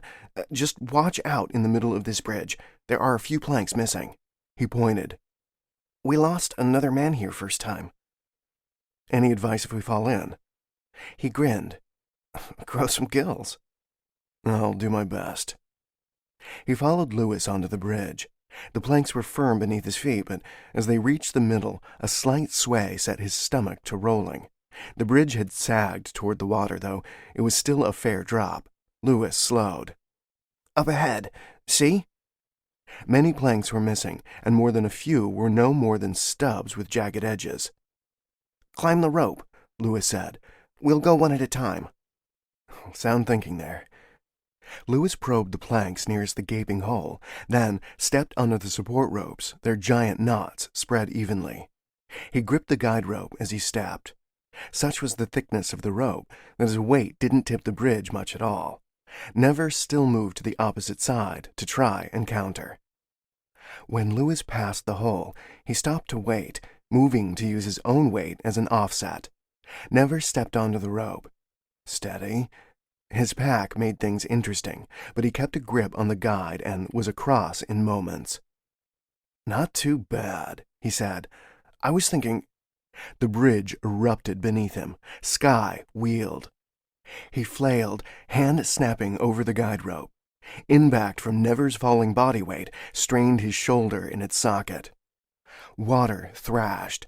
Something dark rose from the depths below, streaming forth to slam into the underside of the damaged bridge. Planks buckled, and Never gave a shout. He had caught a glimpse of scales and a great maw. "Hold on!" Lewis was climbing to his feet, spear in hand. The gap between safe parts of the bridge had grown. Never got his free hand onto the rope. Pascella's heart, what was that? "Hold tight!" Lewis shouted. Below, the creature leapt forth again, rocking the bridge and knocking Never's legs as it fell away, and tearing his grip free. Never growled as he caught the rope again. Lewis was still stranded, unable to cross the gap while the creature lurked below. Water stirred, now directly below his feet. Never swung a leg up to the bridge, boot slipping from the rope. He swung again as the creature burst forth, jaw agape. Steel flashed between them. A gurgling hiss followed. Lewis's spear protruded from the creature's head. It splashed back into the sea. Water sprayed Never and slicked his hands. He ground his teeth. Green blood fouled the sea below, spread by the waves, even as he tried again to swing himself up to the support of the bridge. Still he slipped. The bridge tilted as Lewis appeared above him. He caught one of Never's hands and pulled. Never's leg hooked over the rope, and he hauled himself the rest of the way upright until he straddled the bridge. He gripped the support rope and half crawled, half dragged himself after Lewis to the planks before he fell back against his pack, chest heaving. Lewis sat beside him, wide-eyed in his shock. Water dripped from his hair and mustache. "Forgot about that fellow, did we?" Never finally said. Lewis frowned. "That thing wasn't there last time." Never chuckled in relief. "No matter, and thank you. I certainly owe you my life now, Lewis." Never only hoped he wouldn't end up repaying Lewis by accidentally taking the man's life one day. "No, Dad, but do you think we can get off the bridge now? I don't want to find out the hard way if there are more of those things in the ocean." Oh, good idea. Never groaned as he rose. And of course there's probably more. Lewis extended a hand and helped him up. "What makes you sure?" "Trouble. There's always more of it." Chapter 6. Cold torches mounted on stakes were wedged into the stony earth that ringed the treasure hunters' camp. It huddled against the rock face, appearing small, vulnerable. While other islands were visible in the choppy water, there was no bridge and the gap too great between islands. The end of the chain. Largest of all the islands he'd set foot on so far, he had finally reached the Amber Isle. Not that it looked any different to the others, mostly barren and gray. Yet the answers he sought, they would be below, somewhere within the island itself. Late afternoon sun lit a large green tent, around which lay bedrolls and stacks of what seemed to be dwindling provisions. On the edge of the camp, a sea breeze stirred the cloak of the sentry, while the rest of the treasure hunters, 4 men only, crowded round a large blaze near the tent. Lewis waved to the sentry. "Ruvio!" The short man had half drawn his sword at the sight of them, but resheathed it, though his dour expression did not ease. His hair was shaven close, exposing ears whose tips were wind-burned. "Lewis, you've returned then." He looked to Never. "Where's Pete?" "On his way home. This is Never. I thought he might as well join us." Ruvio narrowed his eyes. "What sort of a name is that?" "The one I was given." "We need more men by the looks of things," Lewis said. Ruvio gave a short nod, but said, "That's up to Farron." "Then we better go see him." The sentry stepped aside, grumbling as they passed. Never suppressed a sigh. Good. Another cheerful fellow with a grudge against everything. Such pleasant company was certainly an unlooked-for boon on this trip. At least Lewis was a good sort. What would Farron be? Lewis hailed the group, and once he convinced the treasure hunters of Never's name, he asked after Farron. "In his tent," one of the hunters said. "Taking an afternoon nap, is he?" Never asked. The men snickered as they held their hands out to the blaze, but one shook his head. "He's not fond of funny guys, newcomer." A gap between his teeth winked black as he spoke. "Spots is right, Never. I don't think I've seen Farron smile the whole time." "Maybe he's ticklish, but he just hides it well." Now everyone laughed, even Spots. Never grinned. It never hurt to get strangers on side early. Lewis led him to the tent flap where he paused. "Farron, it's me, Lewis." A deep voice answered, a hint of surprise within. "What?" "Get in here." The lamp-lit interior was sparse, bedroll and travel chest the only things of note. A large slab of stone served as a table, upon which maps were spread.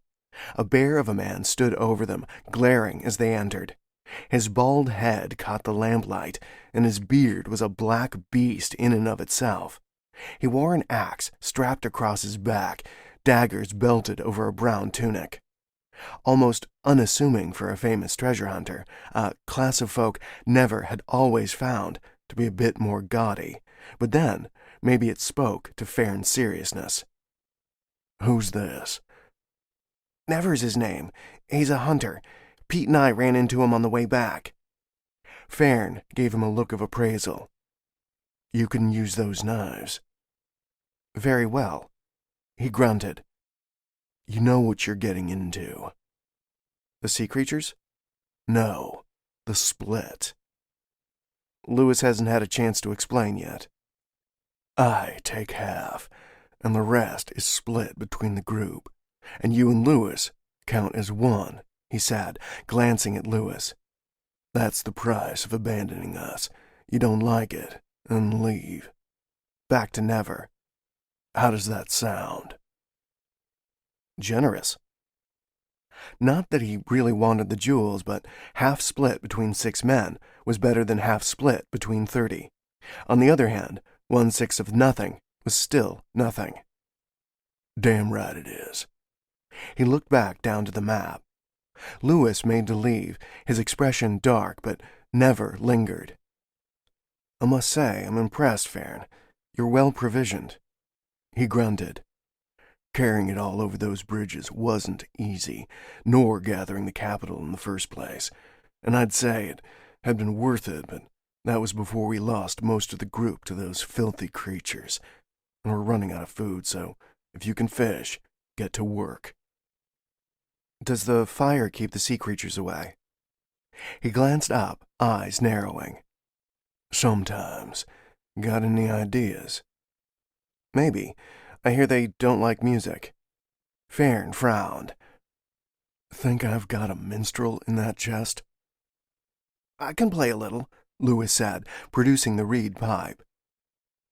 I never heard that about this place. It probably won't work. Farron grunted.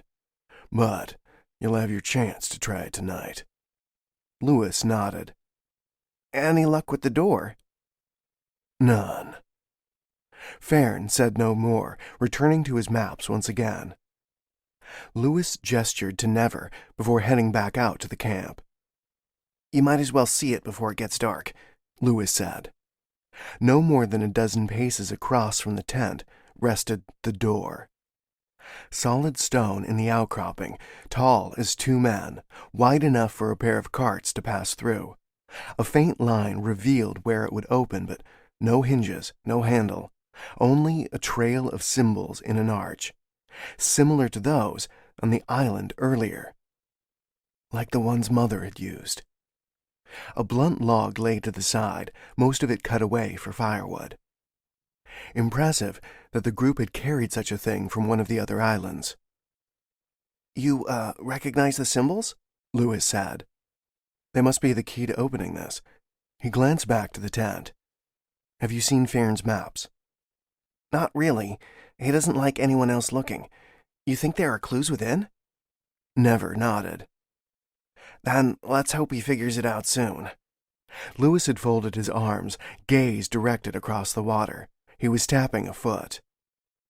When will they attack? At nightfall, or with the moon. Never put a hand on his shoulder. Then, we better get you something sharper than that frown. Will anyone give you a weapon if you ask? Lewis nodded. Ruvio might. He's got Fally's spears spare when one of the creatures took him. Let's find out, and then get something to eat. I'm starting to feel weak from hunger. Ruvio still paced the rise. Lewis asked after the spear, and the man patted the purse belt at his waist. It'll cost you 3 silver pieces. Never raised an eyebrow. Not steep, but in a place where everyone depended on everyone else, it seemed a little imprudent. Imprudent being a generous way of putting it. 1, Lewis countered. 3 or nothing. 3 or have your new friend look after you. You're really going to demand money? Never asked. He's good with a spear. The more of us, the better, right? Ruvio glanced at him, but did not answer. He turned back to Lewis. Well? Damn it, Ruvio!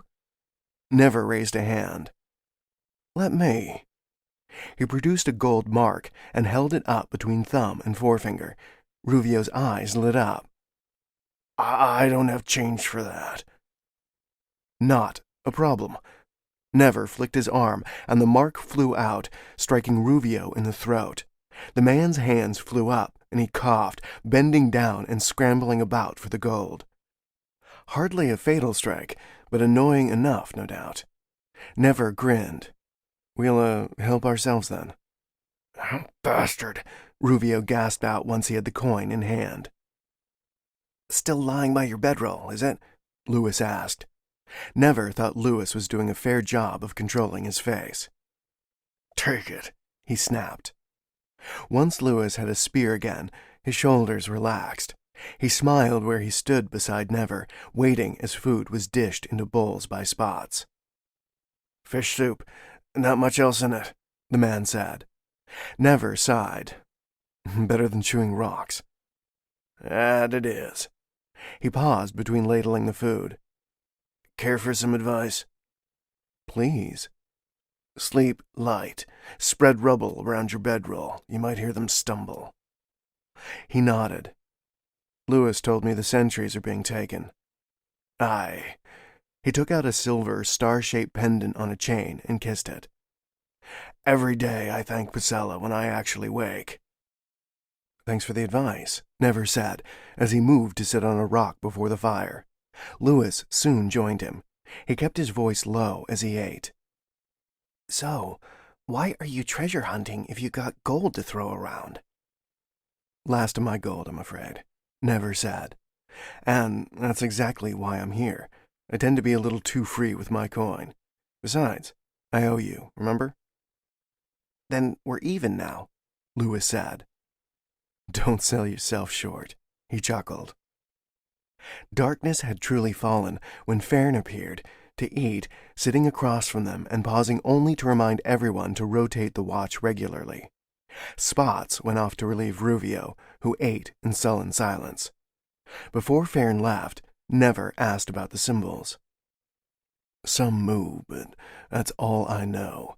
I can't read them. Could you? No, they have the look of something older than Marlosa. I agree. Let me know when you've deciphered it, if we survive the night. Fern returned to his tent. Well, my spirits are certainly high now, Never said. The men chuckled, except for Ruvio, and Never bade them good night.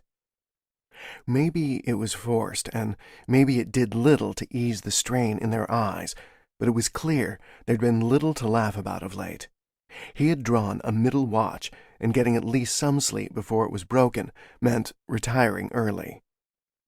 He spread some stones first, then stretched out his bedroll near Lewis and lay back, the sprinkle of stars above winking out as clouds crept across the black.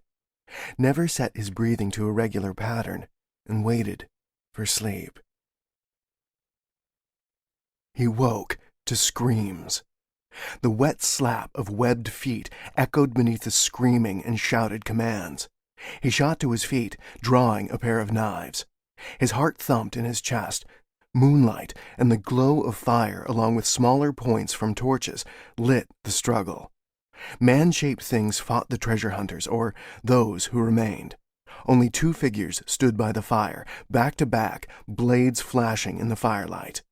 Steel scraped on stone. He spun. One of the treasure hunters grappled with a creature. Beyond, another pair slipped from the water. No spear. Was it Lewis or not? Never leapt forward as the hunter drove a knee into his attacker's stomach. The creature hissed, stabbing the man's shoulder with its hand. Never slashed with his blades.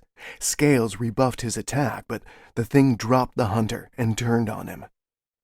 A sloped face that seemed to melt in the very moonlight regarded him, its eyes thin and bright. He flinched.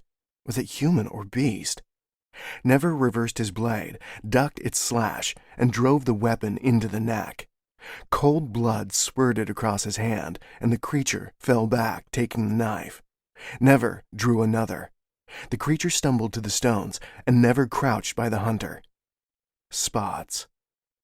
A barb protruded from his shoulder, and his skin was already cold. Gripped in his hand was the silver star of the goddess Pasella. More figures were piling up behind the wounded creature, slipping from the ocean to scramble up the stones. Too many. He slung a knife at the closest. The hilt cracked into its face and fell to the ground, yet it stirred immediately. He drew another knife, then swore, sheathing them both. Instead, he grabbed Spots by the ankles and heaved. Dead weight. Still, more creatures crowded the shore. "Lewis!" he shouted over his shoulder. "Wherever you are, play that pipe!" Never released Spots and retreated. The man was already dead, or so he prayed. The creatures fell upon the hunter, dragging him toward the water. A few followed Never, who backed toward the campfire. Were the other hunters even alive? He turned and ran for the remaining men. Shrill notes cut the air. The creatures stopped. From all across the island, a hissing rose. "Keep playing!" he shouted.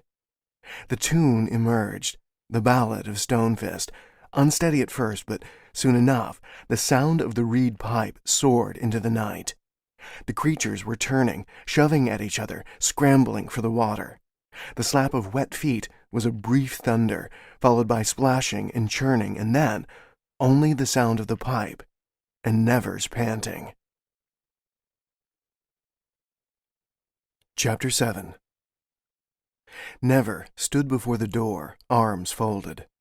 A bright sun beat down, casting light but little warmth across the wind-swept stone of the island. The scent of smoldering ash filled the camp.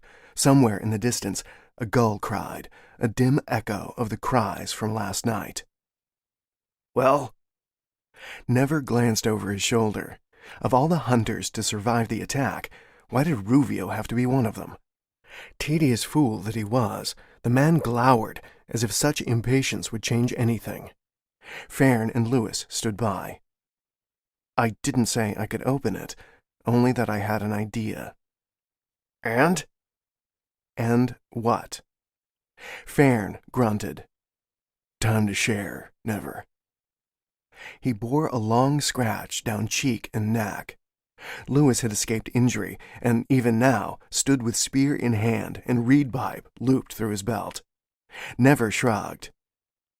"You said some of them move?" "Slight depressions," Farron said. "And you've pressed them all?" "Of course." He waved a hand. "Where are you going?" He grinned.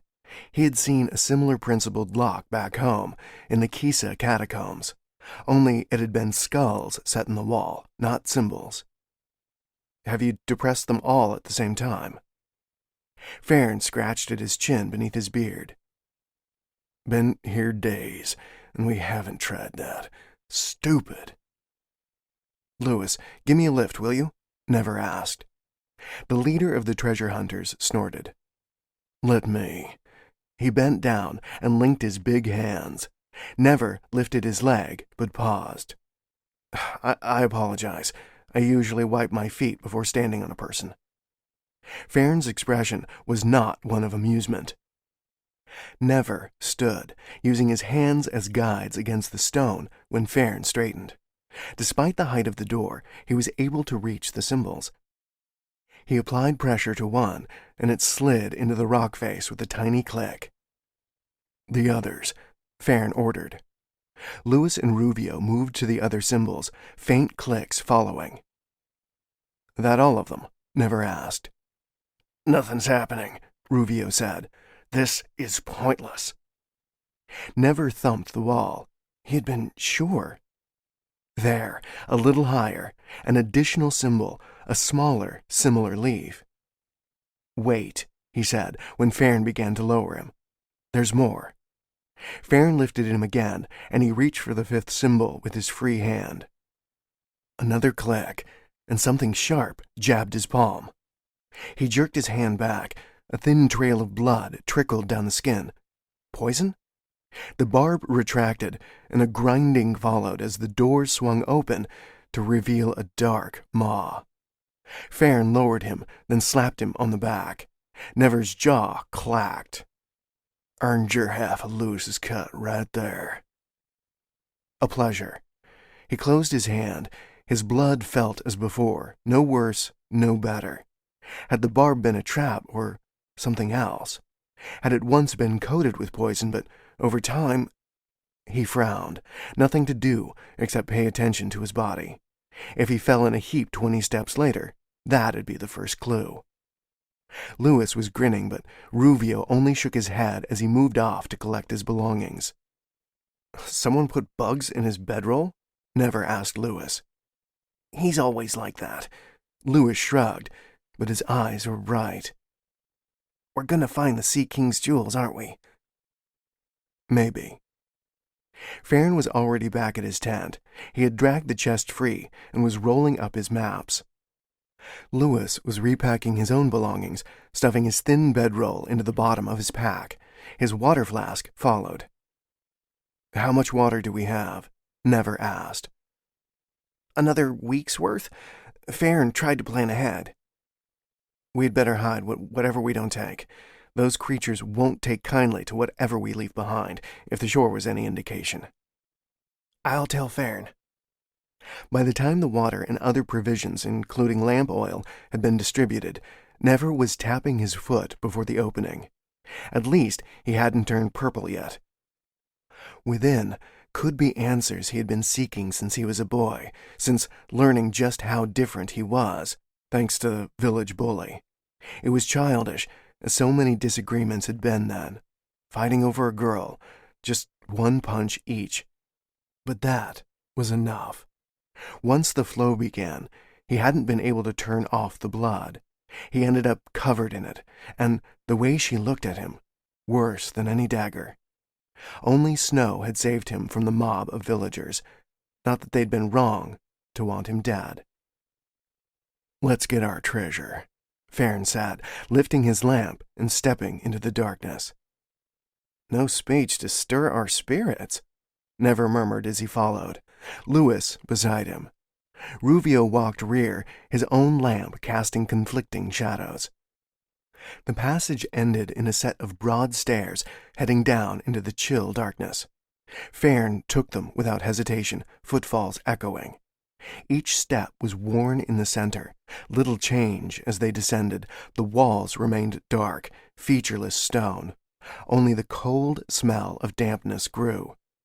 When the stairs leveled off into a chamber with 2 adjoining passageways, Farron paused. "Any ideas on your maps?" Never asked. Farron shook his head. "They took us through the islands, but I have nothing for in here." Never nodded to a passage. "I say left."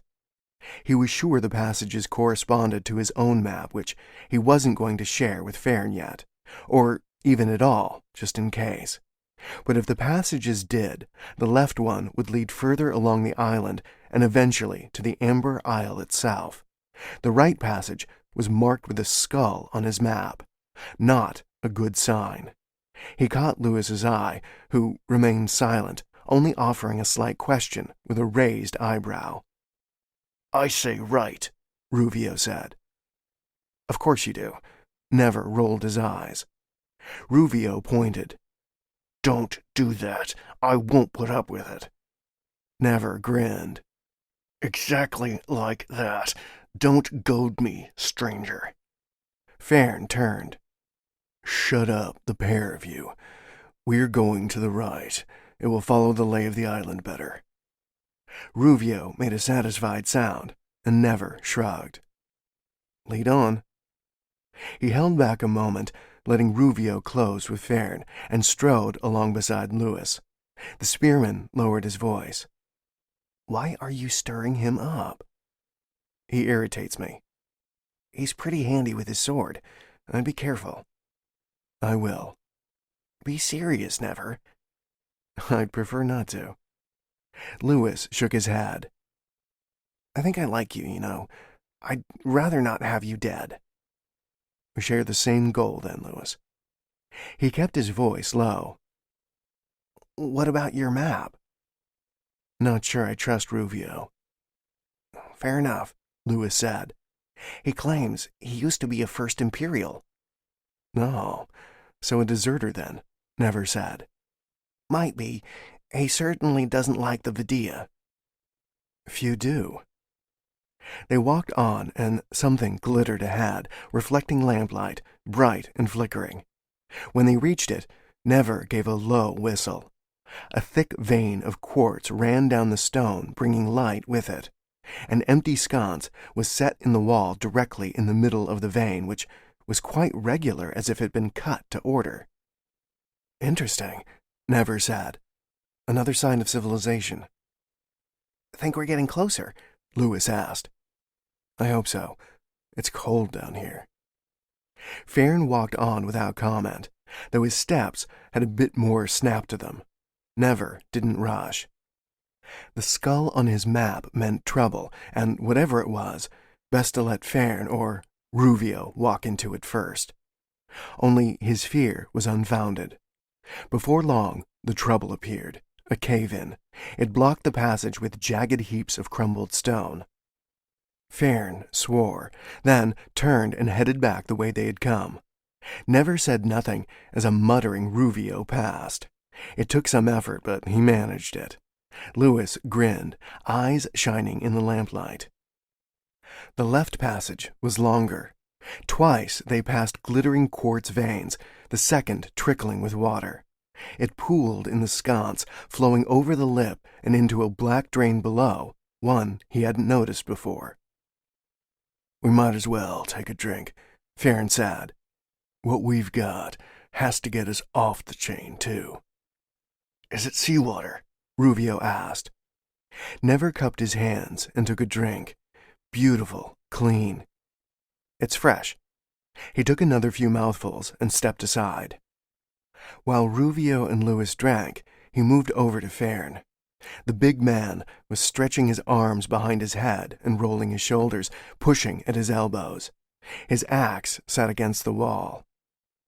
"I've been meaning to ask, how are we getting the Sea King's jewels off the island?" "I'll signal my ship." "Colored smoke?" He nodded. "And where will they land?" "At the cove. Same place you landed, I'll wager. I've sailed many of the islands. There are very few places to make landfall. I saw where people had tried to scale the walls of the islands, bolts driven into the wall, as if they'd climbed from the ships. No idea whether they made it, but I know their ships didn't. There's many a wreck in the Grey Chains, as if the islands themselves don't want us here." They soon walked on and, this time, encountered no blockage, only a short flight of stairs, this one leading up. Twice they ascended before reaching another chamber, this time with 3 passages leading from it. Again, all 3 headed in the same direction. "Care to take a guess?" Fairn asked Never. "Left again." "Why?" "Feels right. I can't explain it." Ruvio snorted, but Fairn waved. "Maybe you should lead. You seem lucky." "Great." Never raised his lamp and led the small group into the passage.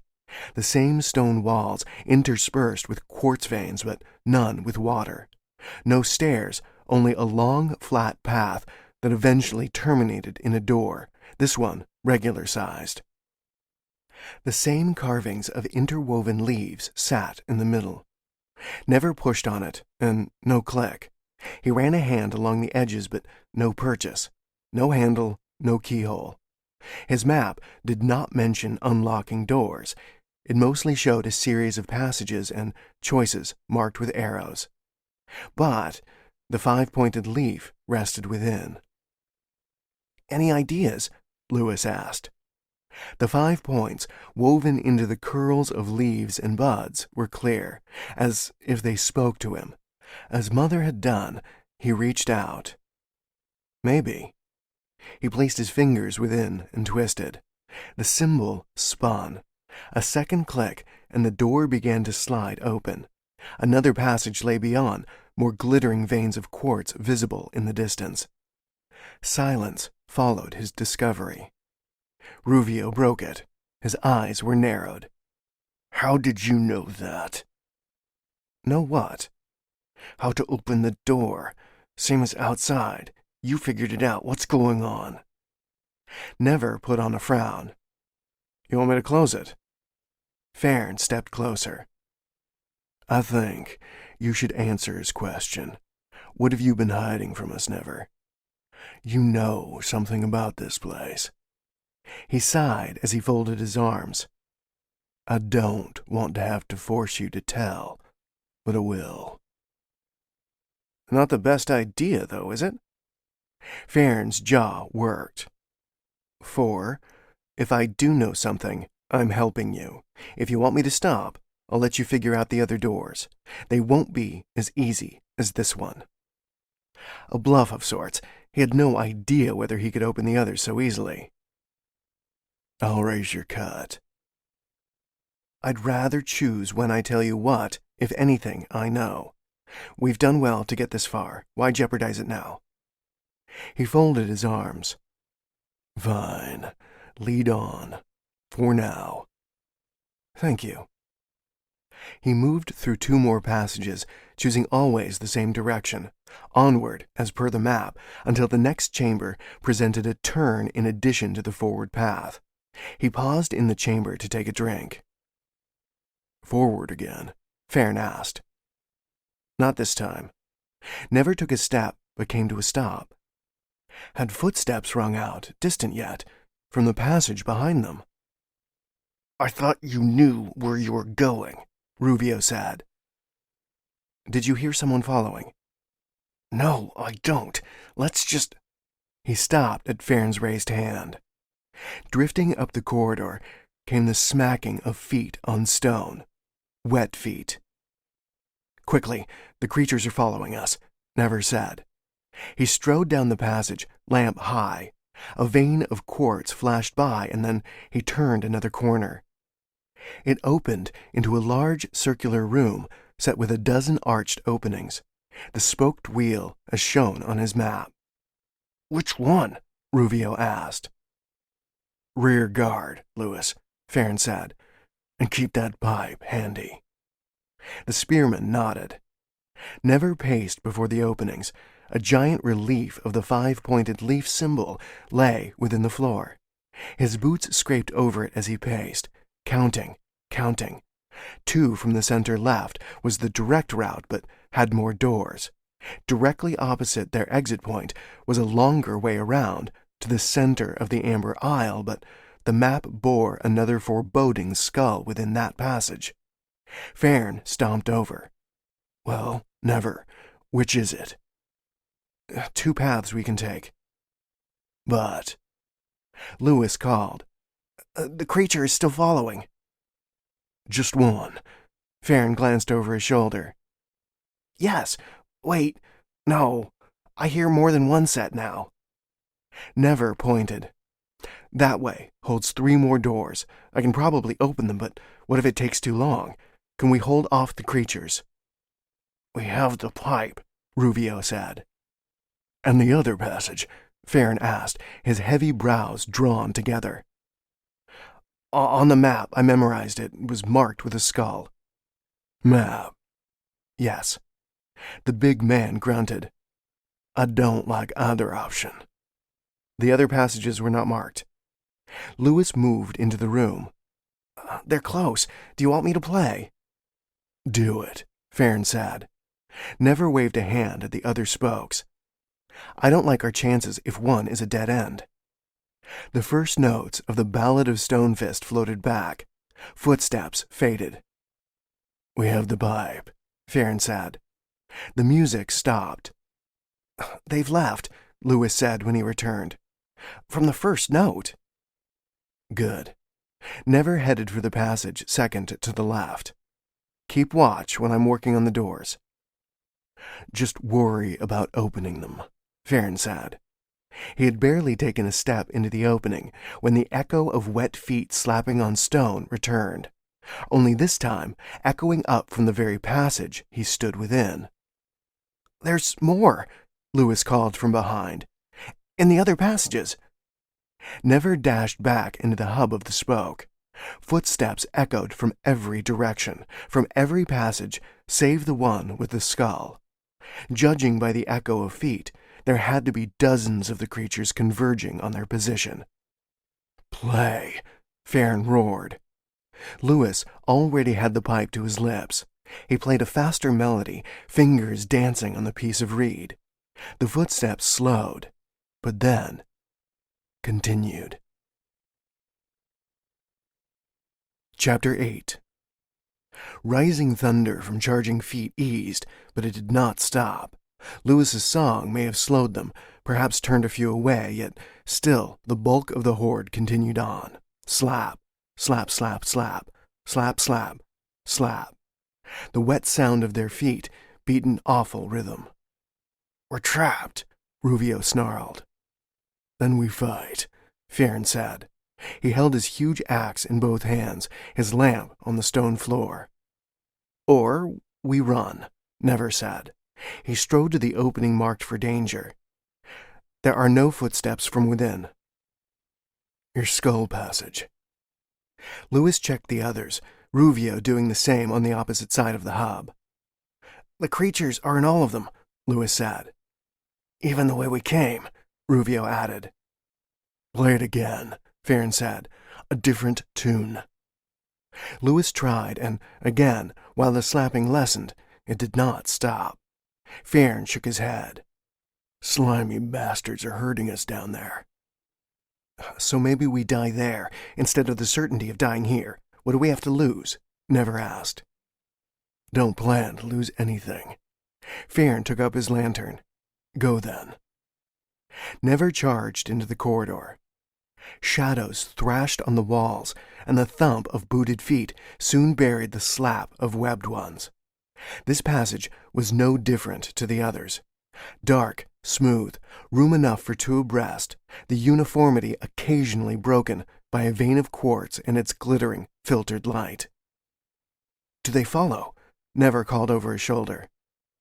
"Yes," Lewis shouted back. A blank wall appeared ahead. Lit by a pair of quartz veins, it bore no markings, no symbols. Never bent by the floor and stretched to look at the roof, but there was nothing. "Well, this looks rather grim," he muttered. Silence, until finally, "Ready your pipe, Lewis." Farron had set his lamp aside once more and stood with his axe held across his chest. Ruvio was cursing.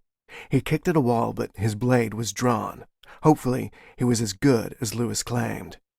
Lewis took Never's arm, fingers digging into the flesh. "Isn't there something you can do?" "Let me think." He moved a sconce and cupped his hands beneath the flow, dousing his face with water. He blinked at the cold as it ran down his neck to soak his shirt. He took a drink this time and stared into the quartz, its surface rippling with water. There had to be something. He straightened. What if... Yes, a water lock. Like in the Temple of Pacella beneath Isacina. He spun. The other vein bore no water, but featured a twin sconce. Never slapped the wall, splashing himself. "I have it." "Then do it quickly," Farron snapped. He dumped his pack and tore a water flask free, then emptied it into the dry sconce. It filled halfway. The clap of webbed feet drew closer. Lewis's pipe sang, and, hissing, drifted down the passage, but the feet did not stop. Never jammed the empty flask beneath the running quartz, holding his breath. Faster, faster. His heart began to skip beats. The moment the brim overflowed, he leapt to the opposite wall, shaking the flask until the sconce filled. A deep rumbling followed. Lewis paused. "You've done it," he cried. Stone ground against stone, and the blank section of wall began to rise. Bright light burst from below. "Hurry!" He shielded his eyes and crawled beneath the opening slab. Beyond lay a bright room open to the sky and sunlight, only its walls were lined with quartz veins, dazzling to his blinking eyes. His feet clacked on a hard surface as he stumbled forward, the others pushing after him. "How do we close it?" Farron shouted. "Water," Never cried, as he dashed into a mirrored set of sconces.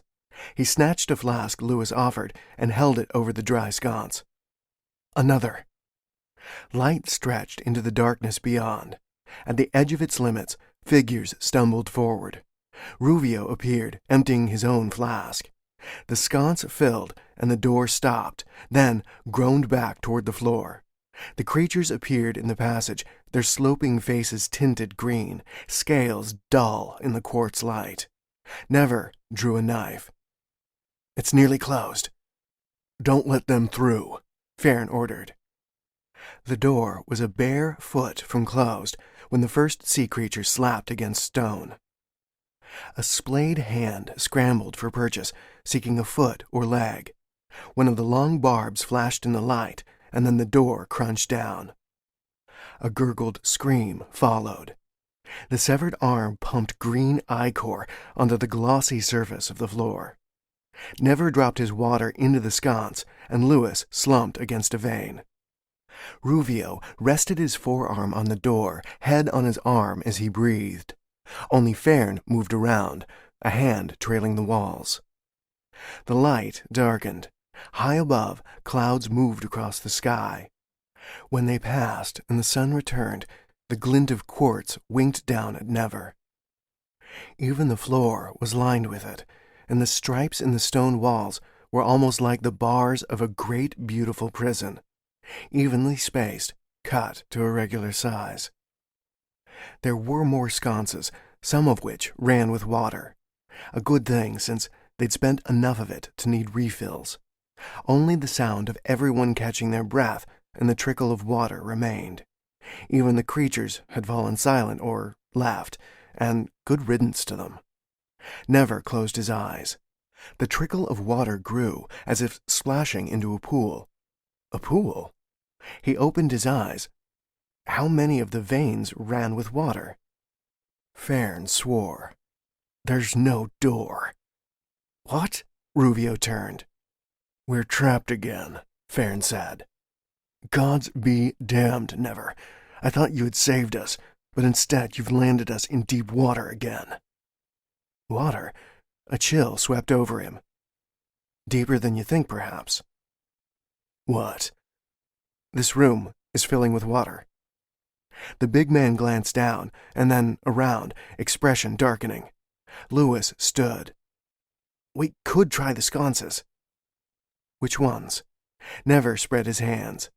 The bars of quartz cover the room, even the roof. They're everywhere except for where we stand. Try one, Fern ordered. There must be another way, Never said. And the damn map had tried to warn him, too. Ruvio retrieved his flask and held it beneath the flow. He approached the nearest sconce and filled it up. Never paced. His footsteps soon skipped water, a thin layer resting atop the floor. At least at its current rate, there was time to think of something. Well, Fern growled. I'll try another, Ruvio said. He moved around the room with Fern, filling sconces while Never continued to pace. He drew a knife and spun it in one hand. He had no idea where his lamp was, but it hardly mattered. Lewis joined him. Have you got an idea? Not yet. He grinned, patting Never on the shoulder. Well, I've got faith in you. That's one of us, at least. No, I'm serious. You've got us this far, and you got us out of trouble before. You'll do it again. More rumbling from deep below. Never stopped pacing. Ruvio and Fern had tried all the sconces and moved away from the wall as each began to shudder. A series of stone clunks followed as the sconces disappeared into the wall. Water gushed forth. Wonderful. Fern and Ruvio burst into argument, each assigning blame. Never resumed pacing or splashing, as within moments the water had reached his ankles. How's that idea coming along, Never? Lewis asked. He was wiping his hands on his pants, repeating the motion. Don't rush me, dear Lewis. But fast or slow, it didn't make much difference. The well of clever ideas had dried up, or rather, it was drowning. He had exhausted them, getting everyone into the death trap. Another cruel joke, courtesy of the gods? How vicious their sense of humor. Break the ceiling, Lewis said. Climb us. We'll stand on each other's shoulders. Never frowned up at the ceiling. They'd probably reach it, but it wouldn't work. The quartz will be too strong. We should try. His eyes were wide. You go last, then. You're the lightest. Lewis nodded, moving off to explain his plan to Fern. The big man agreed, bracing himself against the wall. Never climbed up next, then Ruvio. The man dug his boots into Never's shoulders, but he ignored the pain. It was worth it if they survived. Lewis climbed up next, the stack wobbling a moment. Hurry it up, Fern said. Water's at my knees already. Never craned his neck. Lewis was visible between Ruvio's pant legs. The spearman had drawn a heavy knife. He smashed the pommel into the quartz. The sound rang out. Anything? Ruvio asked. No. Lewis gave it more wax, rocking the tower of flesh and bone, a faint chipping sound echoing in the chamber. He soon stopped. "It's too thick." "Get down, then," Farron growled. Once Never stood back on the floor, now waist-deep in water, he unslung his pack and opened it. At the bottom, wrapped in oiled cloth and sealed in a hard case, lay the precious Amber Isle map. Would it survive the water? He snorted. Would he himself? He tucked the map in his belt and left the pack and its provisions to the water. The sconces were soon submerged, and the rushing sound eased, hidden beneath the rising pool. Within moments, he was treading water. Ruvio swam around the chamber, searching the walls, his expression dark. Lewis still held his spear in one hand, and Farron was glowering up at the ceiling. The rising water quickened, as if more sconces had opened or more water rushed in from below. The ceiling approached as the surface water drew him up. "Gods be damned!" Farron shouted. A fine sentiment, Never decided. Damn everything. He was so close to the truth, only to fail now. No. The water pushed him close enough that he could touch the quartz, and he drove his fist up, striking the smooth surface again and again. Blood covered his knuckles, but he kept on even as the water continued to rise. A strange hissing followed, but he didn't stop. Just another phase in the drowning, no doubt. His punches finally slowed when the water reached his neck, but he screamed one last blow as water closed over his head. In the silence, cold invaded his nose, ears, and eyes. Nearby, the others struggled to beat against the quartz, to no avail. A black mist of blood trailed his hand. Bubbles exploded around him. He flinched, but found himself powerless, forced upwards, gaining speed, as if the water below shoved at him. Something was. The quartz. Where had it gone? Water pushed until his back hit something sharp. He screamed, and bubbles burst from his mouth. And then he was free, cast up and out from the chamber to tumble across hard quartz. He sucked in air where he lay, staring up at the open sky. The stinging pain in his back gradually returned. He propped himself up on his elbows, wincing at the movement. Water still pumped from an opening. Lewis was already free, and Ruvio pulled himself out before returning back to haul Farron up. They stood, coughing and spluttering, until a cracking sound split the air. A huge slab of quartz broke, dumping the two back into the chamber. Never started forward, as did Lewis, but the opening was large enough that the treasure hunters simply climbed free again. Everyone was smiling. Lewis laughed, and even Farron nodded to himself as he stood on the outcropping of stone that ringed the quartz. Water continued to rise, near to spilling over the edges. "What happened?" Ruvio asked. "I have no idea," Lewis said. "Pressure from the water weakened the quartz? Maybe there was a fault line." "And you hitting it with your pommel set it off?" "Or Never's blows." Never shook his head. "I'm not that strong." But once he had checked on the cut on his back, he kept his hand out of sight. But something had happened. His blood. What had the hissing sound been? Had his very blood been eating through the quartz? Had that exposed the fault line, or the door to enter the aisle, the one that stabbed him, had it responded to his blood? It didn't matter now. It only mattered that the others knew nothing. "Look at this." Farron's voice was quiet. He faced away from the chamber below, the water from which was still climbing.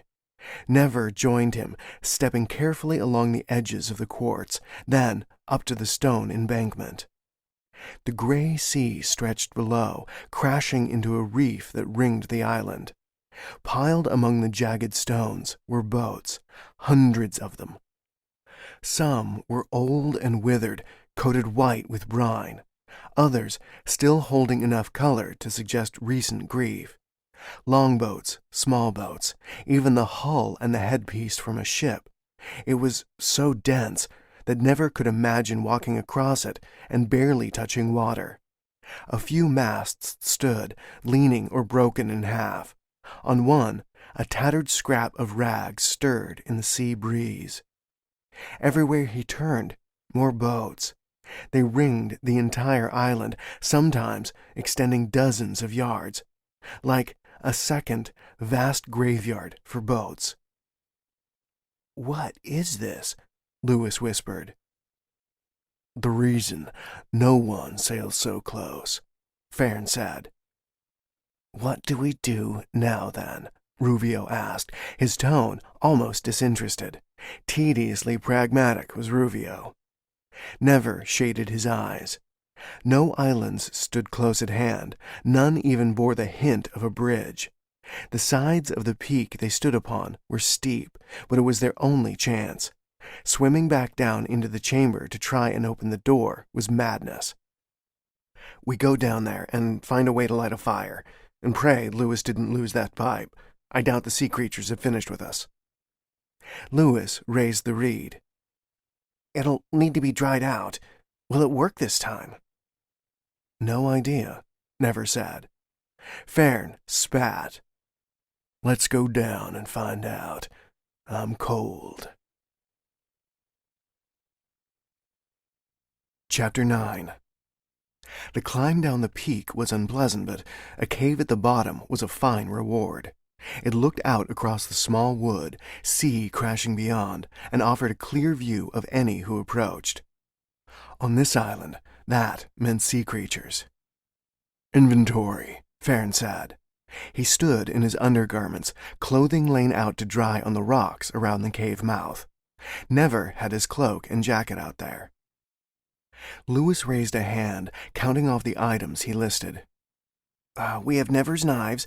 That's one each, but I can use mine to make some simple spears. I can't fire the heads unless we get a blaze going. We have water if we want to climb up and get it, but nothing to store it in. No food, but I still have the pipe." "Think it'll work?" He shrugged. "Did it seem something was driving them on down there?" Farron nodded, and even Ruvio mumbled agreement. "They were different," Never said. "Older, maybe." "How can you tell?" "The scales look thicker, the faces more formed. Slightly." Farron nodded. "First priority, food. Lewis, take Ruvio and search the wood. Bring back fuel, too." "What shall we do then?" Never asked. "Scout and talk." "Very well." Never joined Farron as he crossed the uneven ground surrounding the cave, angling away from the wood. A broken path, or the echoes of one, led toward the faint roar of the ocean. They paused at a flat site, where stumps from columns continued to crumble into the ground. He bent by the base of one to brush dust from the familiar symbol of leaves carved in miniature. "A temple." Never nodded. "Surely. It sits on a position overlooking a good deal of the island." He followed the trail down toward the water, which waited below a sheer drop. More boats crashed apart on the reefs, just like on the opposite side of the isle. And, just like on the other side, the wooden boneyard stretched around the island as far as he could see. Farron joined him and shook his head.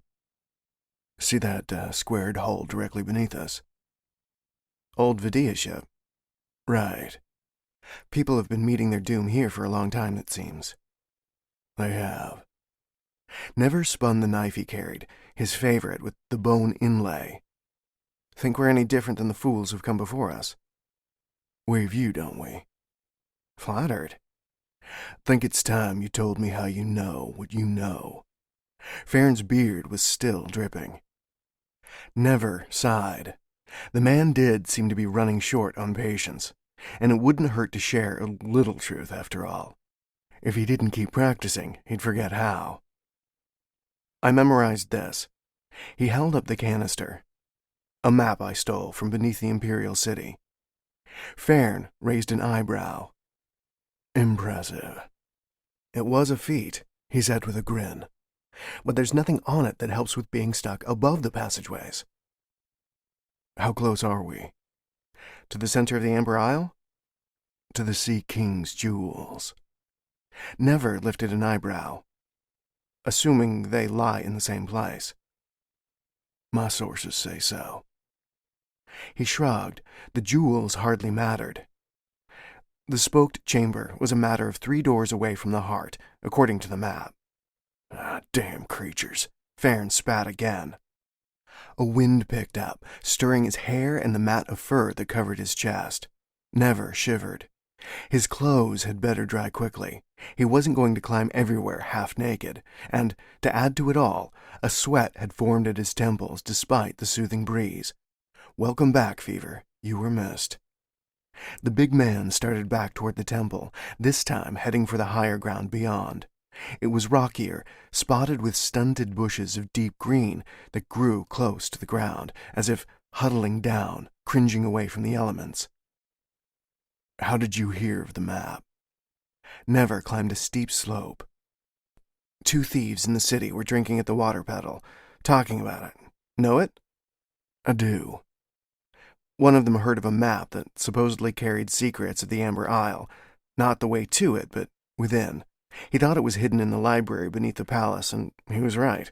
I followed them in and took it first. Sneaky bastard. There was a hint of admiration in his chuckle. Never shrugged. They were dead at the time, so neither noticed. Farron cast a glance at him, pausing at the top of the rise. The Vidia killed them. I barely got out alive myself. There had been a lot of swearing and cursing during his escape, but it was their own fault for failing to watch the waterways. Still, Harstus and his Steelhawks hadn't given up. They were persistent, at least, although little chance they'd reach the Amber Isle. Bastards are everywhere, Farron said. Never nodded as he turned a half circle. Out on the water, something caught the afternoon sun. He took half a step forward. Sails, still distant, but their course appeared to be circling the chain. He gestured. Your ship? Farron squinted. I don't think so. The sails look wrong. More treasure hunters? Could be. Enough have tried. He shrugged. Let's keep looking. Never gave the ship another look. Stay away, fellows. He moved on, turning to a new ruin on another spacious, leveled-off area. There. He hurried over, Farron's heavy tread following. A low stone wall sloped away to nothing, but beyond, in the center of what might have been a large square, sat a well. Its own wall was worn down, but there was a suggestion of water below in the darkness. Where did the water come from? The Amber Isle was beyond mysterious. He tapped the stone with the hilt of his knife. A way back into the passages below? Farron's expression wasn't one of confidence. I say we keep looking. Never scooped up a rock and dropped it down. A faint splash returned. How about we eat first, then come back? Good idea. Their meal comprised of roots and berries, not the most filling of feasts, but once their clothes were dry enough, they headed up to the ruins in the evening light, which suited Never. Better than struggling to start a fire and waiting for the creatures to return. Search for a way back to the tunnels, Farron said. The others spread across the ruin as Never checked the well. The depths remained black. No way to know whether it eventually led down to the passages or not. He toyed with another rock as he leant against the ruined stonework. Still, it wouldn't take long to find out. All he had to do was climb down and check. If the ruins were of a sophisticated keep or castle, then the owners would have built access passages for maintaining their water source, which would have been scarce on an island, precious even. It had to collect somewhere. He dropped the stone inside and hoisted a leg over the small wall before glancing to the others. Farron was close by, moving between narrow walls, his head visible over the crumbling stone. Farron, I'm going to check the well. The man paused. Waste of time. I'll be quick. He grinned when Farron waved a hand and moved on. Never climbed over and searched for the first rung with his foot. He paused. Where was the splash? First time he dropped a stone, there'd been a splash. This time, nothing. Had calling to Farron masked the sound? It didn't make sense, but then it didn't matter, unless something had changed below. He stepped down, testing each rung. He'd find out soon enough. Darkness grew around him until the light was a small white circle high above. The sounds from the passage of water had grown as he descended, and he stopped when his final footfall found air. The water was close. He swung around, one arm still holding the rung, and strained his eyes. Only the faintest wisps of light graced the water's surface. Damp stone walls rose around him, but across from the narrow flow waited a darker opening. It might lead to a dead end. It might lead back to the maze. Best to tell the others in any event. He started back up. Water erupted. Never spun. Something dark snapped around his ankle. It pulled, tearing him from the ladder. He shouted when his head struck stone. Then, cold water swallowed him. Chapter 10. Never woke to a golden light and the streaming sound of water, chill stone beneath his back. His head throbbed, and blood raged beneath the surface of his skin. The damn fever hadn't let up. An amber dome towered above. Both ceiling and walls gave off their own warm glow. The Amber Isle. He struggled his way to a sitting position, wincing at a stinging pain in his shoulder, then froze. Scores of sea creatures surrounded him. All silent. Some stood in large groups, while others stood alone, their sloping faces still. Bright eyes glittered with fear. His own had to mirror theirs. Never twisted slowly, more rows of the things. There was no way he could escape. And yet, he was actually alive. What had happened in the water? Had they brought him here? Gods, why? And why did his shoulder sting? When he touched his shoulder, his hand came away sticky with blood. The creatures nearest flinched back. Never pushed slowly to his knees.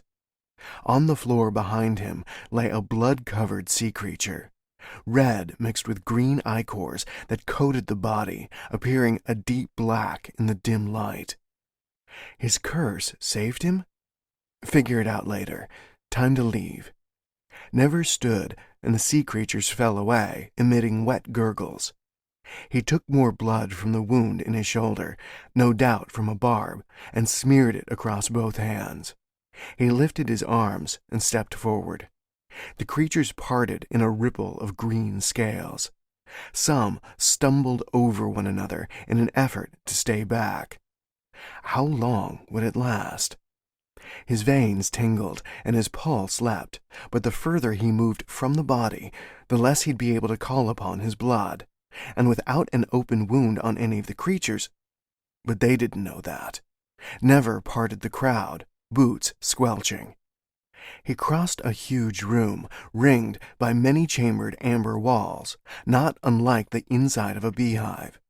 Only the chambers were larger, and green figures lay within some, the rest obviously sharing the floor with him as he walked. A creature hissed as he passed. He spun, hand outstretched. A drop of blood flew from the tip of his finger. The hideous things threw themselves to the ground. "Back!" he shouted. "Stay back!" He quickened his pace, not a run, but swift steps nonetheless. The same 5-pointed leaf symbol covered the stone he crossed. At the rear of the chamber waited a large archway and a passage beyond. Once inside, he broke into a jog. He flashed by empty chambers, all lit by the same sourceless glow, before stopping at stairs. This was the Amber Isle. He'd found another part of the puzzle, only to discover it full of hideous creatures. gods, how you taunt me with glimpses of my goal, he whispered. For now, safety. He started up the stairway but paused on the first landing. More stairs led up into darkness, but to either side, a corridor leading around the central chamber. He ran along one, ignoring scrambling from within openings. His feet crunched fish bones and scattered scraps of clothing. When he reached a series of empty chambers, he climbed into one and inched forward to peer down on the creatures. They had gathered, two of the larger ones waving and hissing at one another. As he had guessed, there had to be near to 100, maybe more within. Stone benches lined the room, set out in the spoke of a wheel, something he hadn't noticed during his bloody walk. All the spokes led to a darkened altar, sunken beyond where he'd lain. An oval-shaped door stood behind. He squinted, marked with the now familiar 5-pointed symbol. Surely the secrets he needed would lie beyond that door. He swore, exhaling as he did so. A soft hiss answered. Never wheeled. One of the creatures stood in the passage, only it was a third of the size of a regular one. A child. Never raised a hand, crawling forward. It backed away, raising its own webbed hand. Its movements were calm. He drew level, and still it did not flee. He backed several steps toward the stair. The child flexed its hand, and a barb snapped up between forefinger and thumb. It glistened in the glow. "Stay away," he said. The thing hesitated, but not from fear, it seemed, but rather confusion. Never slipped back to the staircase and climbed another flight, where he paused at the next landing. A fresh set of passages provided access to what must have been sleeping chambers.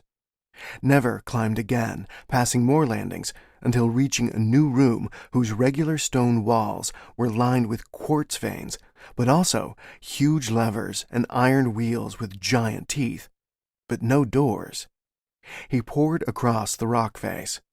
Nothing, no sconces, no openings. He dashed to the stairway and held his breath, peering down.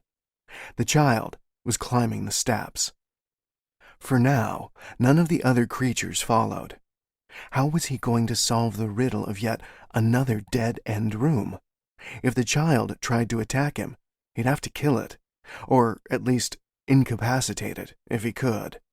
Kicking it down the stairs might work, but if nothing else, such an act would surely bring the wrath of the other beasts down upon him, blood or no blood. Never strode back to the nearest steel lever, clutched it with his good arm, and yanked down, leaving a smear of red. Something ground together deep within the aisle. He ducked back to the stair. The child was one flight away. It showed no sign of slowing, nor was it moving any faster. Its sloping face appeared curious, thin points of light in its head fixed upon Never. He swallowed and dashed back to the lever. Something was happening, but what? The wheel with teeth began to turn, dust shaking free as it gained speed, but nothing else changed. He reached for another lever. A panel of stone ground open beside the first lever. Never leapt through the opening, coming to a halt at another wall. He stood inside a large steel box. What is this madness? He thumped the wall, then spun. The child had reached the top, its black eyes bearing the same curiosity as it reached out. Another lever. He wrenched it. Gravel screeched as the door closed. His sigh was interrupted when the box began to descend. Slowly at first, it soon picked up speed. Never gripped the sides, but the steel box slowed before crunching to a halt. Then, nothing. If he pulled the lever again, would he be opening the door to dozens of sea creatures, or would the box rise again? He checked his hands. Most of the blood had been wiped free, and his shoulder was congealing. He reached for his belt and a knife and swore. The canister and map were gone. Lost in the well. Maybe it didn't matter. He had memorized it. Never flipped his knife up and sliced the inside of a palm, sheathed the blade, then pulled on the handle. The door slid open with a crunch as he drew his dagger again. Sea creatures were scattered across the domed room, most congregating around the distant stairs. One of the larger creatures bent by its fallen brethren. Never crept forward. He'd have to bluff his way past that one, or strike it down. Better to do it quietly. He still had to open the door behind the altar. Keeping to the soft glow of the walls, he slid toward the altar. Only a few more feet. The nearest creature rose from the body. Its half-melted face flapped as it gaped at him. Remember this? Never waved his bleeding hand at the thing, which did not step back, but nor did it move forward. Bad sign. Earlier, every single one of them had been keen to get away. The vast majority of the things were still near the stair. One or two of the others were watching him, frozen in place, but he had time if he could open the door, and if the door led where he hoped. The moving box, as much as the glow and the sconces, were clear signs of a great civilization from the past. Who else but such a civilization would know the secrets of the world, blood curses included? Hopefully. He would have uttered a prayer, but that would have been like spitting into the wind. Never moved to the door. The sea creature took a step after him. Never shook his head at it, splaying his fingers and easing off some restraint. Blood twirled in his palm, arching toward the body nearby, but he kept it in check. Now the scaly thing fell away, and he grinned. That's more like it. Opening his stance to face both creature and door, he pressed on the central symbol. The door swung open without grinding or scraping. Could it be that symbol? Never stepped inside and waved to the mute creature before pushing it shut again. Darkness. He waited. The door did not reopen. Did they not understand what to do with it, or were they afraid to follow him? He moved along the passage with hands outstretched. The cold air stung his cut, but it would close soon enough. Amber light glowed in the distance. Its source was a smaller domed chamber with a single door and twin spiral stairwells at opposite ends of the room. The walls were possessed of the same luminescence as the altar room. He trailed his fingertips along the stone and shuddered when his blood reacted, a tingling sensation coursing through his veins. He stepped back. A good sign. The answers he sought were nearby, surely. The door first. A new symbol, 2 interlocking leaves. He pushed on the markings with both hands. No click this time. Never crouched by the seams of the door. No clues. He ran hands across the entire surface, leaving behind marks of blood, pushing and prodding to no avail. He traced the 5-point pattern, but nothing slid or moved. He glanced at the staircase. Worth a look. He took the steps 2 at a time, twisting upward until the fever had him breathing hard. An alcove waited at the top, and beyond stretched rows of wooden shelving, only it was treated with something. A resin? He paused to wipe sweat from his brow. The shelves extended, a dozen deep to his left and right. Smaller markings set on each end piece had the look of reference numbers. Only the symbols were unfamiliar, a mixture of curls and slashes. No language he had ever come across before, not even beneath the Imperial Palace Library, and he had snuck into it enough times to be certain. He reached for a book and raised an eyebrow when he had to drag it out with 2 hands. The thing was made of quartz. Beneath the heavier cover, thinner pages of the clearest quartz were covered in the mysterious language. Further, parchment, or something pale, had also been sealed between each page, allowing the words to stand out against a backing, which was in turn sealed by another layer of the mineral, a second page. Wondrous. The words would never fade. Ingenious. He replaced the tome and tried another, then a third from a different shelf. all written in the same indecipherable language. The knowledge of ancients at his fingertips, yet unattainable. They might as well have been at the bottom of the ocean. Never searched the room and found only more shelves. He returned to the small chamber and took the second staircase, which led to a series of sleeping quarters, almost like barracks, or, judging by the size of each empty room, a monastery.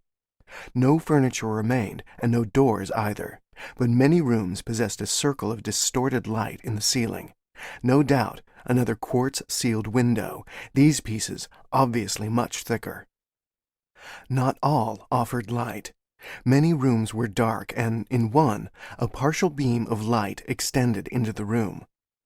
Perhaps stone or dirt half covered the top of the quartz-plugged shaft. Another door sealed the passage. "You better be hiding something," Never told it. He pushed on the symbol, and it clicked as the door swung open. Another staircase. He folded his arms at the steps. "More of you, I see." Never started out the winding stair, taking slow steps and pausing often. His blood continued to boil as it fought the fever. The staircase led into darkness only. He used the wall as a guide as he climbed. It was probably asking too much of the gods for a steaming plate of roasted beef to be waiting at the top of the steps. Most likely, it would be another set of stairs. Instead, light above resolved to yet another room, only this one was dominated by a huge vein of quartz, easily half the width of one of the walls.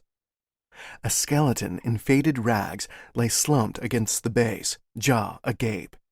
Across from the skeleton rested a collection of rubble piled up against a door. Whoever had died here had been trying to lock themselves in, or keep something out. Was this Javium? Never had no way to be sure, but as he crouched by the skeleton, something about the cut of whatever cloth remained made him think perhaps it was.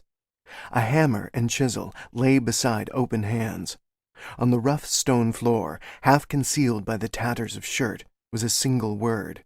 A second, unfinished, a mere single stroke. Never twisted his head. Midnight. And that was all. The room had a single stone bench across from the giant vein, and naught but the rubble before the door. Never sighed. The door beyond the altar room needed to be open. There had to be something beyond it. Something more. Not the Sea King's jewels, but more answers. The map had been marked with a room beyond the altar, not the library above. He had to open that door. Something clanked, the sound of stone on stone. He moved to the rubble. From beyond, still faint, the sound of stone striking stone. Lewis and the other hunters, or something else? "Ho, Lewis!" he shouted. No response, but the faint cracking continued. Never bent to the rubble and hurled the first piece of stone away. It crashed against the wall. Where had Javium found all the broken stone? Never climbed the heap and tossed more rock aside, straining with a large piece. He kept digging, flinging smaller pieces aside and dragging bigger hunks to tumble down the pile. He paused to wipe his brow, blinking heavily. More sweat. The fever raged now. Perfect timing. Just as he was beginning to shrivel from thirst. He tore strips from his cloak and wound bandages around both hands to continue clearing the door. The whole time Never worked to remove the scree. The sound of rock striking rock from beyond the door continued in an irregular rhythm. When he finally had the door free, he paused. If it swung inward, it wouldn't open far thanks to the debris, but if it slid aside as some of the others, but there was no symbol. Did the leaf lie on the other side of the door? He thumped the stone. "Fern!" No answer. "Ruvio, is that you, you unpleasant bastard?" Nothing but the steady crack of stone on stone. He kicked the door and slumped onto the pile of rubble he had moved. If the sounds beyond the door were digging, then all he had to do was wait, and keep an eye on the stair. below. Chapter 11. Never jerked awake. His chin had slipped off his hand. He blinked at the soft luminescence produced by the quartz. Smart, Never, smart. Doze off in the lair of the sea creatures. Yet he was alive, and the sound of digging was much louder. Closer. He stretched, kicking out kinks in his legs, then moved to the door. Lewis. Fern. The sound of stone striking stone stopped. Never? Lewis's voice was faint. Can you open the door? You're alive. There was shock in the man's voice. Hence our conversation, old fellow. We've nearly got the door free, Fern said. Can you open it from inside? No symbol. A curse drifted through the stones. He agreed. I found the inner chamber of the aisle. If you hurry up, I'll take you there for the price of a water flask. More rocks clinking and cracking, and then silence. Trouble? He asked. Lewis shouted. Where do we press? Place a finger within each point of the leaf and push or twist. A loud click. Never stepped back as the door swung inwards, revealing starlight beyond three shadowy figures. Lewis, Fern, and Ruvio entered, a soft rain following them. Each looked worse for wear, but Lewis grinned at him. You're a lucky bastard, aren't you? I am not. Fern clapped him on the shoulder and paced the room. Ruvio gave a short nod. Good to see you too, Ruvio. So, what happened? Lewis asked. I was sure the well would provide a way in, and I was right. A sea creature dragged me into the water. I hit my head, and when I woke, I was near an altar in a honeycomb chamber. The creatures sleep down there. He gestured toward the stair. Must be 100 at least, but I don't know how they open the doors with those webbed hands. How did you escape? Ruvio asked. Fern rose from his examination of the skeleton. He made no mention of the carving, only adding his own voice to that of Ruvio's. Lewis has the pipe. What did you do? He shrugged. Turns out they don't like human blood or my blood. He didn't elaborate. Ruvio frowned. What does that mean? He pointed to the cut on his shoulder. Already the flow of blood had stopped. When I touched this, and my hand came away bloody, they scattered. They watched me, but only one stood its ground. That makes no sense whatsoever. He gave the man a look. And those things down there make sense. Doors without handles and hinges, do they make sense? Ruvio pointed. What are you hiding from us?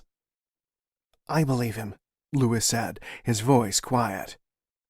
Do you? And why's that? Ruvio said. Because he got us inside? Bah, that doesn't mean anything. Fern. The big man had been stroking his beard. Never. We can still help each other. Or we can gut you now and take as much of your blood as we can carry down there. Never grinned. Maybe it was bravado, maybe the beginnings of fear. Things could quickly turn sour if he wasn't careful. I don't remember my blood opening doors all by itself, do you? Nor, for that matter, you memorizing my map, which is lost in the well, by the way. Just tell us, Ruvio snapped. Lewis, remember what Pete said about me? He nodded slowly. That your scent was old, that it was like nothing he'd encountered before. Human, but more, were his words. Never looked to Fern. Ever had reason to distrust Pete? None. Ruvio threw his hands up. That's your answer. You claim you're not human. Leave it be, Fern said. Pete was always right. Never. What do you mean? I'm willing to listen. The man folded his bulky arms. Only, I hope I like what I hear. Never pursed his lips. 2 blades against 1, and they'd all die if it came to knives, even Lewis if he tried to help. Damnable fools. He had to give them something. For while there was always anger in Ruvio, Farron's patience had clearly worn out. I'm human enough. I'm just cursed. But I think the Amber Isle holds a secret about the past, the people who created this place, and who used the leaf symbol. I think I'll learn something about my past. I suspect my heritage lies here. Silence. Ruvio burst into laughter. You think you're a descendant of whoever made the Amber Isle? Better than a descendant of swine. Ruvio's laughter stopped. He drew his knife, Never's knife. Say that again. Farron stepped between them, eyebrows drawn together. Enough. He raised a hand, thumb and forefinger close together. I'm this close to the Sea King's eye. I won't have you two ruin it for me. Ruvio backed away, muttering beneath his breath. Never. What does your suspicion have to do with evading the sea creatures? Farron asked. Do you think they obey you? Is that it? No. I think they're afraid of my blood, my curse. Ruvio spat. Oh, there he goes again. What curse? Farron waited.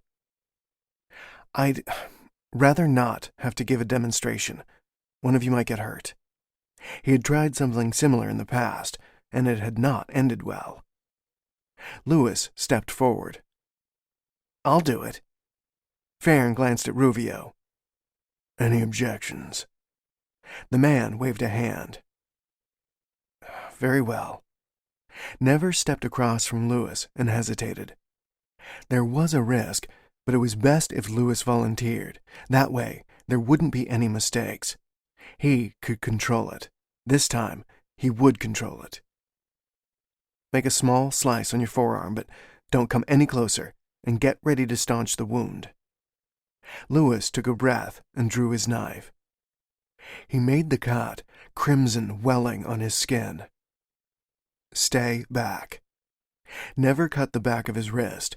Blood rose. His veins had already begun to stir the moment Lewis made his cut. He eased his grip on the blood's thirst, and a trail of blood rose, stretching toward Lewis. The spearman fell back. Gasps rose from the other hunters. Never clenched his muscles, but his blood snaked forth, searching for Lewis. He ground his teeth, holding it a moment before snapping his wrist. The flow broke, and his blood splattered to the stone. Even accidentally taking a little from Lewis would have started something dangerous. On the floor, his blood slid towards Lewis a moment, then came to a stop. Lewis clamped his free hand over the cut. His face had paled.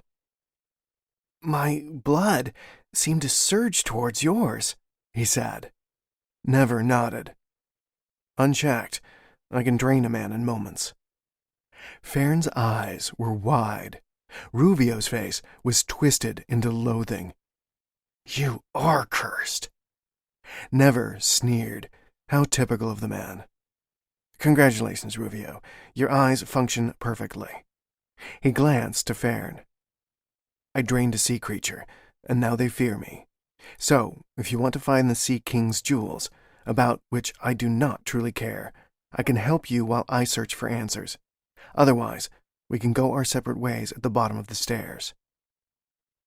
No, we can work together. Farron moved to the stair and spoke without turning.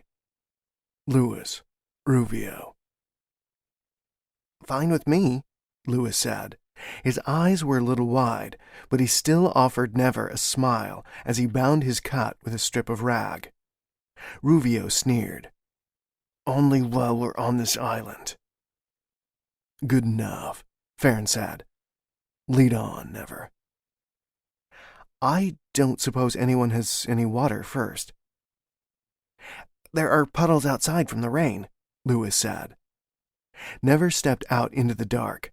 The sky glittered above the sea, which was barely visible on the horizon. A flash of light between nearby rocks revealed a puddle. It didn't look too clean, but it was better than nothing. He exhaled and stood a moment before lowering himself to drink. Another close call, but everyone had survived. That was something. He had controlled his blood once more. That was more than something. He returned to Javiem's chamber. Down we go, slowly in the dark. At the bottom, Never led them quickly by the cell-like rooms, outlining his guesswork about the light, then finally down to pause in the amber glow before the door and its leaf symbol. According to the map, this leads to the treasure room. Down that passage behind us is the door to the altar room where the sea creatures gather. We should keep an ear on it. Fair nodded. But you can open this. Not yet. Ruvio snorted. Never gestured to the door. Well then, step up and let's hear your brilliant idea. No? Nothing? Shut up, Ruvio said. Careful. You'll start a battle of wits with that comment, my friend. Ruvio swore and stomped along the passage, hopefully to stand rear guard. Fern was frowning. Stick to the job at hand, will you? Of course. He pointed to the interlocking leaves. This isn't like the other doors. There's no point that twists or allows pressure in the symbol. I think the lock isn't within. Here, Fern turned in the chamber. The walls are featureless. Lewis examined the ceiling as best he could. Not much up there, nor is it practical. Never nodded. Agreed. That monastery bunker and the altar room nearby suggest at least some traffic to this room in the past. Fern snapped his fingers. The altar. Never chuckled. Why didn't I think of that? Don't worry. You still have to open the door. And that's if I'm right, he added. Let's find out. Never headed down the dark corridor, pausing where Ruvio waited. Can you hear them? No, why? The altar is the key to opening the door, Never said, and it's out there. You sure? No, Fern said, but we have to try. Here's what we do then, Never said. I open this door and we run for the altar. It's close. You hold off any sea creatures and I look for a way to open the other door. If you're in trouble, call. I'll set my blood loose. Sounds safe enough. For you, Ruvio said. Very well. We'll use the curse on your blood then. Fern grunted. Enough. No point holding off. Let's move. Never pressed the symbol and stepped back, letting the door swing open. Amber light flooded the passage. Never dashed into the domed room and across to the altar, stepping down to it. His boots squelched, sticking as he walked. He chose not to examine the slush too closely. The altar was cut from quartz, no surprises, but it was stained green and red. Silver patterns had been obscured by the muck, the edges barely catching the glow. He felt around its sides for a symbol. Anything? Lewis hissed. The three stood guard around the altar, knives ready. Not yet. Hurry it along, Fern said. Never paused. A glimpse of leaf symbols beneath the trail of grime. He pushed on it, and a deep click echoed. A moment later, a second, softer click. Found it. He stood. Beyond Fern, the door to the passage was sliding closed, swinging inward. It would seal them within the altar room. No! Lewis dashed forward to lean against the door, but it pushed him back as it slid shut with a thud. They're coming, Ruvio called. Never threw a curse over his shoulder. Sea creatures were moving into the room from the main stairs. They strode with purpose, the hissing breath echoing in the chamber. A tall figure led the group, perhaps a dozen, with more slapping of webbed feet coming from higher up on the stairway. Fern strode to brace himself before the altar. You better do something, Never. Never slapped the symbol again. 2 distinct clicks, and now the door was sliding open. Check the other door, he shouted. Lewis slipped into the hall. He returned within moments. closed," Lewis said. Then it was one open and one closed, but not, it seemed, two. "Help me with the body." He waved Lewis over, lifting one end of the dead sea creature. It was still slick with ichor. He grunted, arms straining at the weight. "Hold them a moment," he said to Farron and Ruvio. The first few creatures were already closing as Never crab-walked the body to the doorway and dumped it. "Help them," he told Lewis before sprinting toward the altar. Ruvio and Farron had engaged the nearest of the sea creatures, slicing and ducking swipes from barbed hands. Farron landed a cut on the lead creature, then leapt back. Their numbers were increasing. Never knelt by the symbol. "Get ready to run for the door," he shouted. Once again, he sliced his own wrist, and blood strained beneath his skin. He thumped the symbol and sprang atop the altar, arm outstretched. "Now!" He released control, and blood shot from his arm to strike the leader in a red spray. The sea creatures scrambled back as the bigger figure stumbled. Ichor streamed from its chest, mixing with Never's own blood. He fell to one knee at a wave of dizziness. All he knew was water. Wavering, cold, sharp, the ebb and flow of it, the light of the moon on the surface, the caress of bubbles. Then animal rage at intruders on his island. The thrill when a barb struck home. The weight of a comatose body dragging behind him. The difficulty in gripping its fleshy limbs, laying the bodies across the altar. "Never!" He blinked as the amber room came into focus. Lewis was dragging him from the blood-covered altar. Never flinched back, breaking the red flow. The sea creatures had receded, and now the leader's body lay in place of the first. He fought the stream of blood, clamping a hand over it and tensing up, as if to seal off his veins. "Step over," Lewis said. One after the other, they squeezed through the door, which was jammed by the body of the first creature. Never managed a grin, just as he'd hoped. Lewis started leading him down the hall, but Never stopped. "Pull it free. We have to seal the altar room." "Can you stand?" "I'm fine, just do it." Farron and Ruvio appeared as Lewis leapt to the door and bent by the body, cursing as he tugged on it. "It's caught!" Ruvio and Farron charged forward. Farron knelt and hacked into an arm with his knife. When the body finally came free, half remained with them, and the other half on the far side of the door as it swung the rest of the way closed. Safe. Never leant against the stone, breathing hard. The fever had eased, but the taint of the sea creature blood was almost as unpleasant. The walls appeared as if through a thick film of water. He shook his head until it cleared. Ruvio returned. "Well, that was all for nothing." "What?" "The door still closed," Farron said. "No." Never shot up. He had heard a second click at the altar. It had to be open, or be unlocked at the very least. Never dashed to the symbol, jaw clenched, as he slapped his hand against the surface and pushed. A click, and the door slid open to a dark passage. There. Chapter 12. Farron strode into the shadows, head shifting left, then right. "Help him," he told Lewis. Never accepted an arm from Lewis, and together they followed Ruvio into the dark. The passage stretched beyond the limit of light left by the amber walls at their back. "That was disturbing, and maybe even impressive," Lewis said. "My curse?" "It saved us, Never." "At a cost." "Do you still feel weak?" he asked.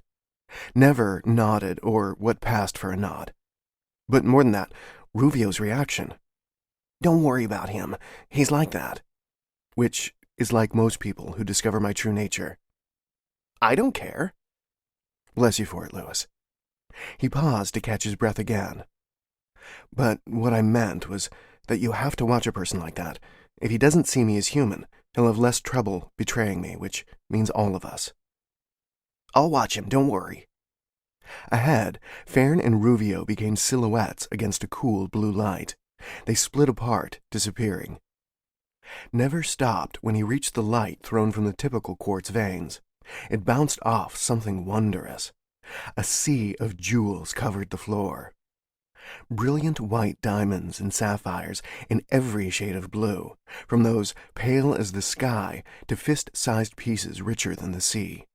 A walkway of stone encircled the room and split the middle of the floor like a stone bridge between the gems. Fern and Ruvio were knee-deep in the jewels. Louis moved away to walk the perimeter, shaking his head in what had to be disbelief.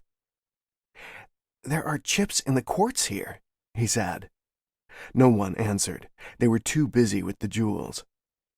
The treasure, as the map promised, but not the treasure never sought.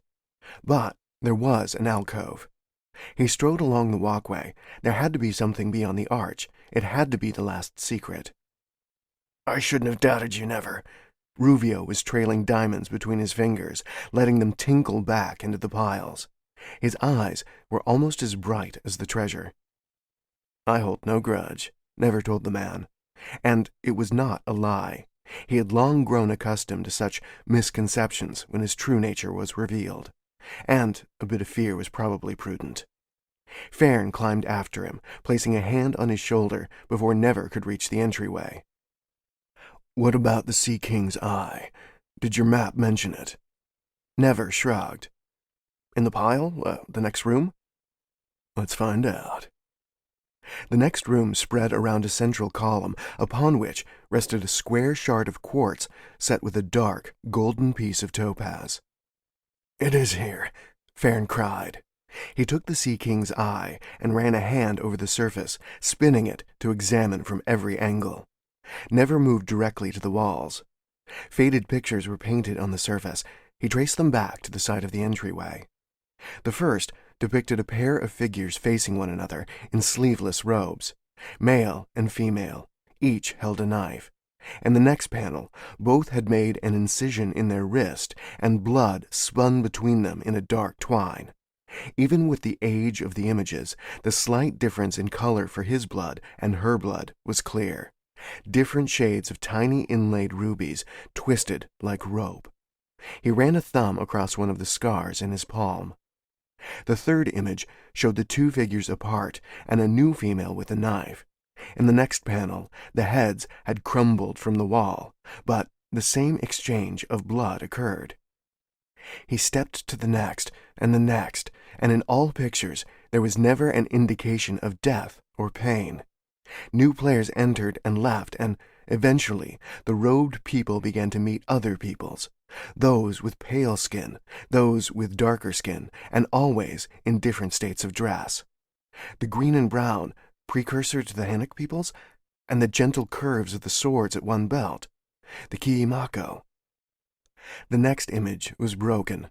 Only feet and the hints of ropes remained. A breath caught in his throat. He traced the broken stone, fresh, regular cuts, as if from a chisel.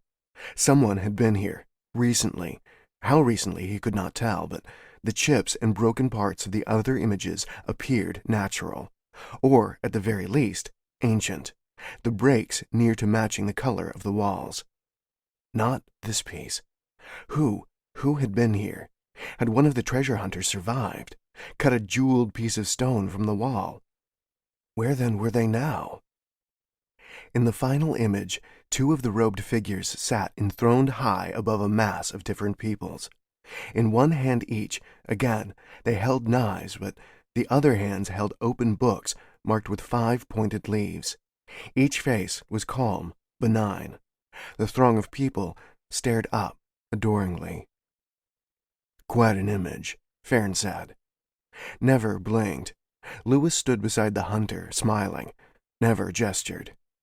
Indeed, they obviously saw themselves as rulers of mankind. Looks like they were. Perhaps for a time. "So, you're really a descendant of them?" Lewis's eyebrows were raised. Possibly. Farron jerked a thumb over his shoulder. The picture suggests so. He shook his head. I remember my mother before she died. We lived in Kisa, my brother and I and her. No one in our family ever mentioned the curse before we learnt of it. And your father? Lewis asked. I don't remember him. Farron clapped his shoulder. Seems like your ancestors were once rulers. You come from exalted stock. Never said nothing. Lewis laughed. Isn't this what you wanted? Take heart. Lewis, your chair is a beacon. He smiled. The spearman had a point. His search for secrets had borne fruit. Only, he could have laughed, he could have wept. How dissatisfying, and how predictable, that the answers he'd gleaned led only to more questions. Always more questions.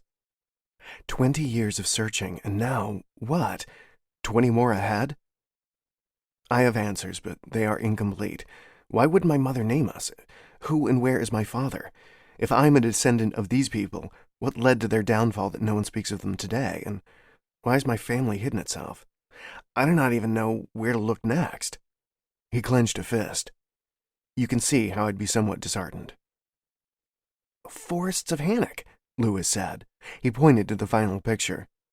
Those people, there, look. They remind me of Hannock folk. Never peered closer.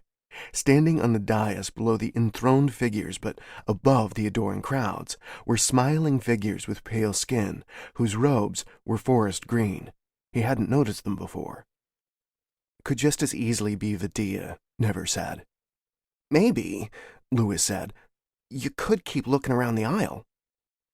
Not with our scaly friends lurking about. And perhaps he already had the most valuable secret the island had to keep. And capital. He'd have to take a few diamonds. Passage to Hannock or Vidia would not be cheap. At least that was covered. Maybe a smile wouldn't hurt. Ruvio leapt into the room. Sapphires slipped from his clothing, as if his pockets were overflowing, but he held a long bone. I found this in the jewels. It's human. Farron frowned.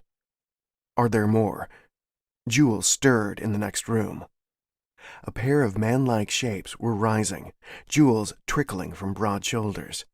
When the tinkling of diamonds stopped, the things stood 7 feet tall, covered in jewels from head to toe. He gaped. Covered? No. The shapes were made of jewels. The toes themselves were buried in the piles of diamonds, but the faces were no more than indents, grooves where mouth and eyes ought to have rested. Once they had formed, they fell still. Gods, what now? Ruvio asked. They aren't doing anything. They're just standing there, Lewis said, glancing from figure to figure. Never waited. Still no movement from the towering jewels. Were they sentinels? Why rise now? I don't like this. They're not moving. Let's leave before they change their minds, Ruvio said. Wait. Never held up a hand. Too many surprises in this place. We can't stay here forever, can we? Ruvio stepped onto the trail around the edge of the room, eyes locked on the sentinels. Never spun his knife in his palm, taking comfort in the familiar action. This isn't a good idea, Ruvio. The man offered no response. Instead, he crept along the wall, and the guards offered no movement. Jewels glittered. A sapphire slipped from a pocket in Ruvio's pant leg. It hit the stone walkway and bounced into the heap. Ruvio froze. The guards remained still. He's gonna make it, Lewis said. Ruvio drew level with the nearest figure, a good 10 feet from where it stood, and the strange hulking sentinel of jewels did not even twitch, nor did its face shift. The hunter stared long at the thing before taking another step. Color flashed across the room. Never crouched, shielding his face as the jewels sprayed off the walls. In the silence that followed, there was only the tinkling of diamond and sapphire bouncing along stone. He lowered his arm. The sentinel no longer stood in place. Instead, it was reforming, as if liquid, rising up to resume its shape and stillness. A heap of bloodied flesh, cloth, and bone lay on the walkway, blue sapphire stark against the mass. Blood splattered the walls as if thrown by a violent wind. Nothing remained that could be called Ruvio. Someone retched, never turned from the blood as his own bile stirred. Ruvio had hardly been a pleasant man, but such a fate!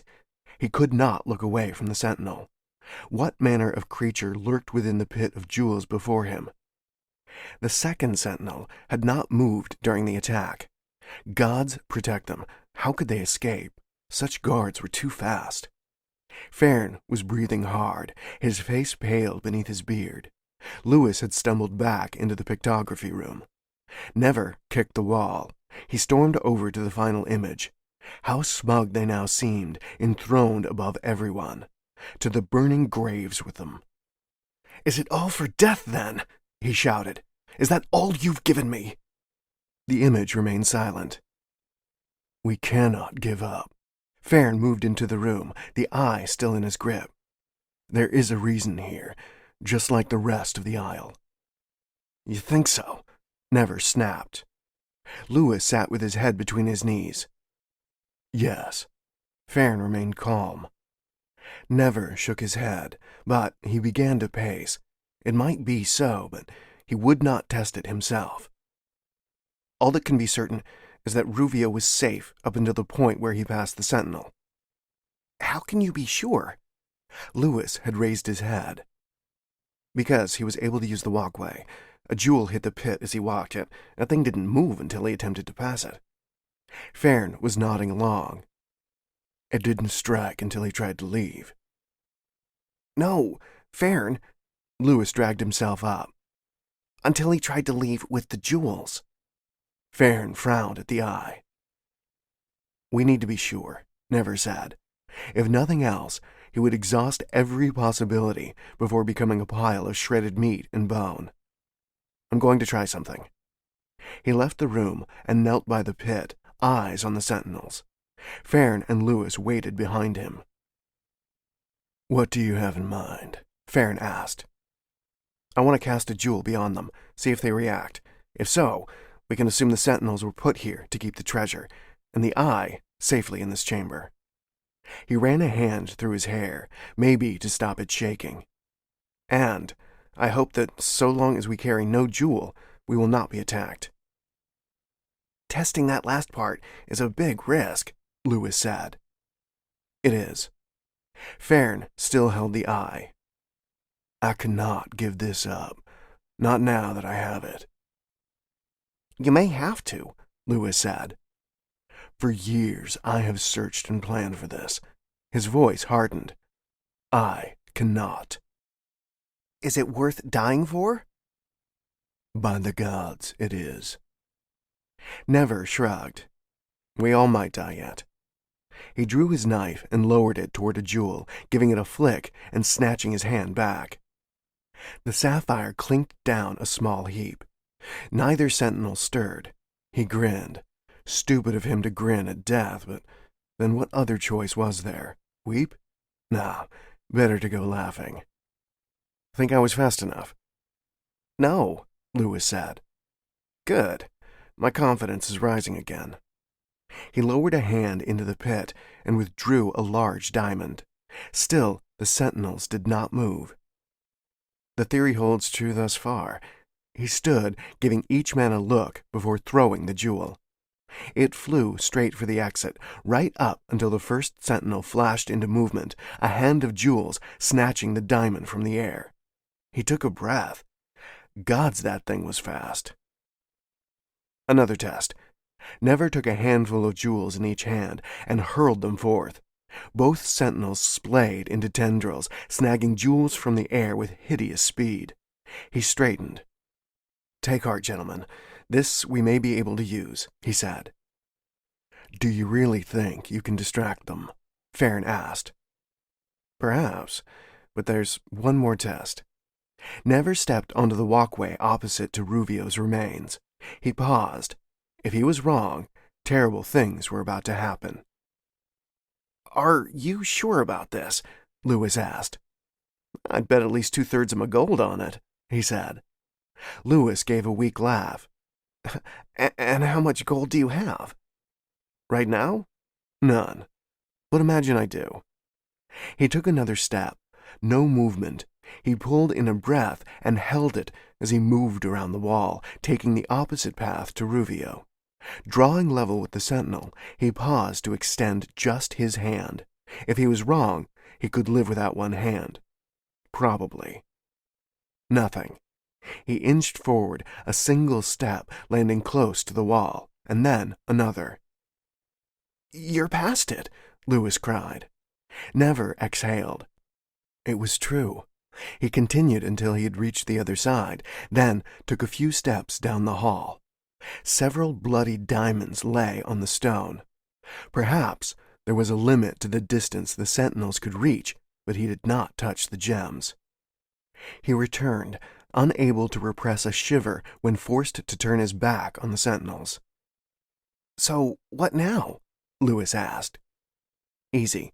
Empty your pockets and walk out, he said. I cannot leave the eye, Farron said.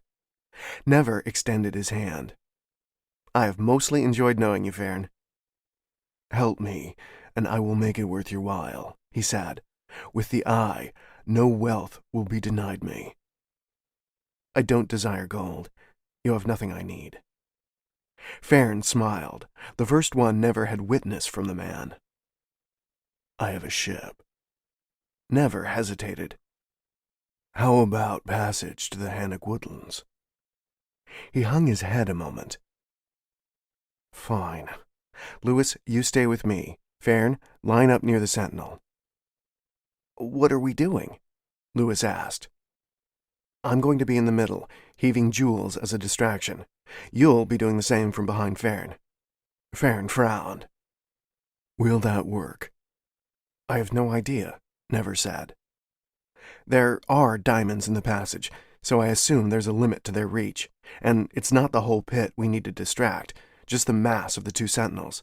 That's the part that moves. It might work. The big treasure hunter slapped him on the back. It's a better idea than I have, which is nothing.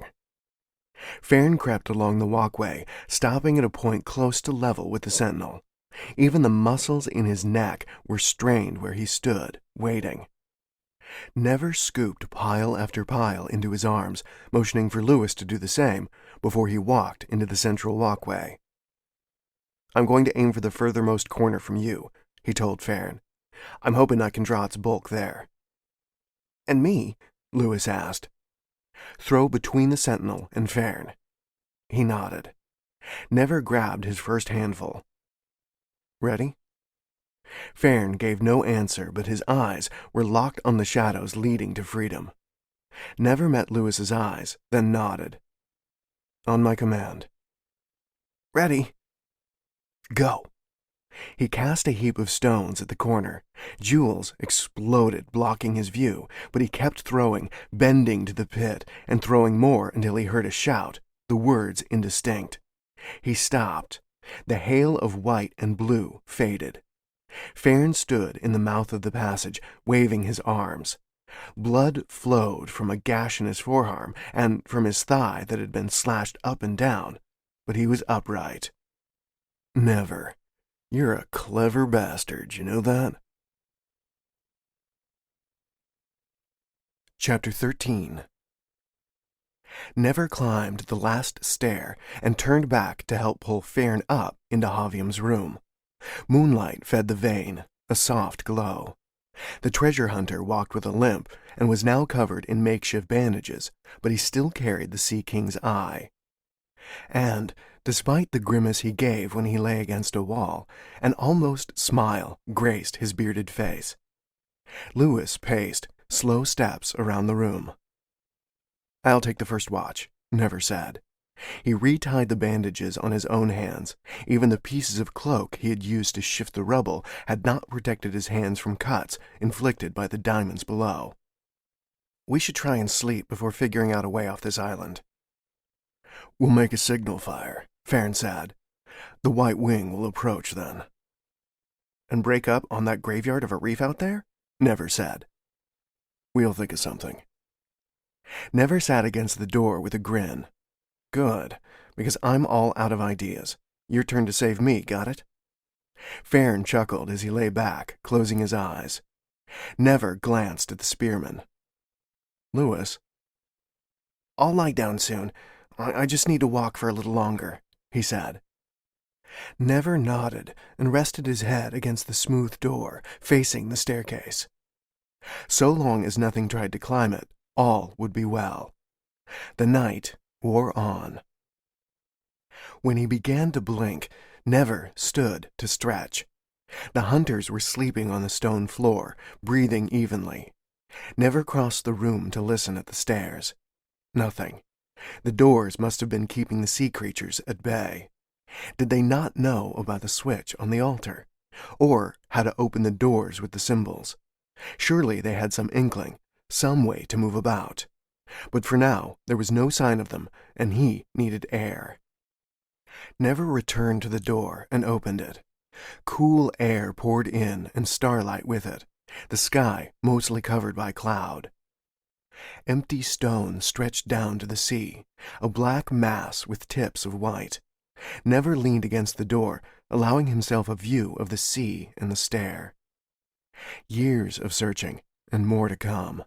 No clear answers, but more questions. Rulers of mankind, and he was what? A descendant?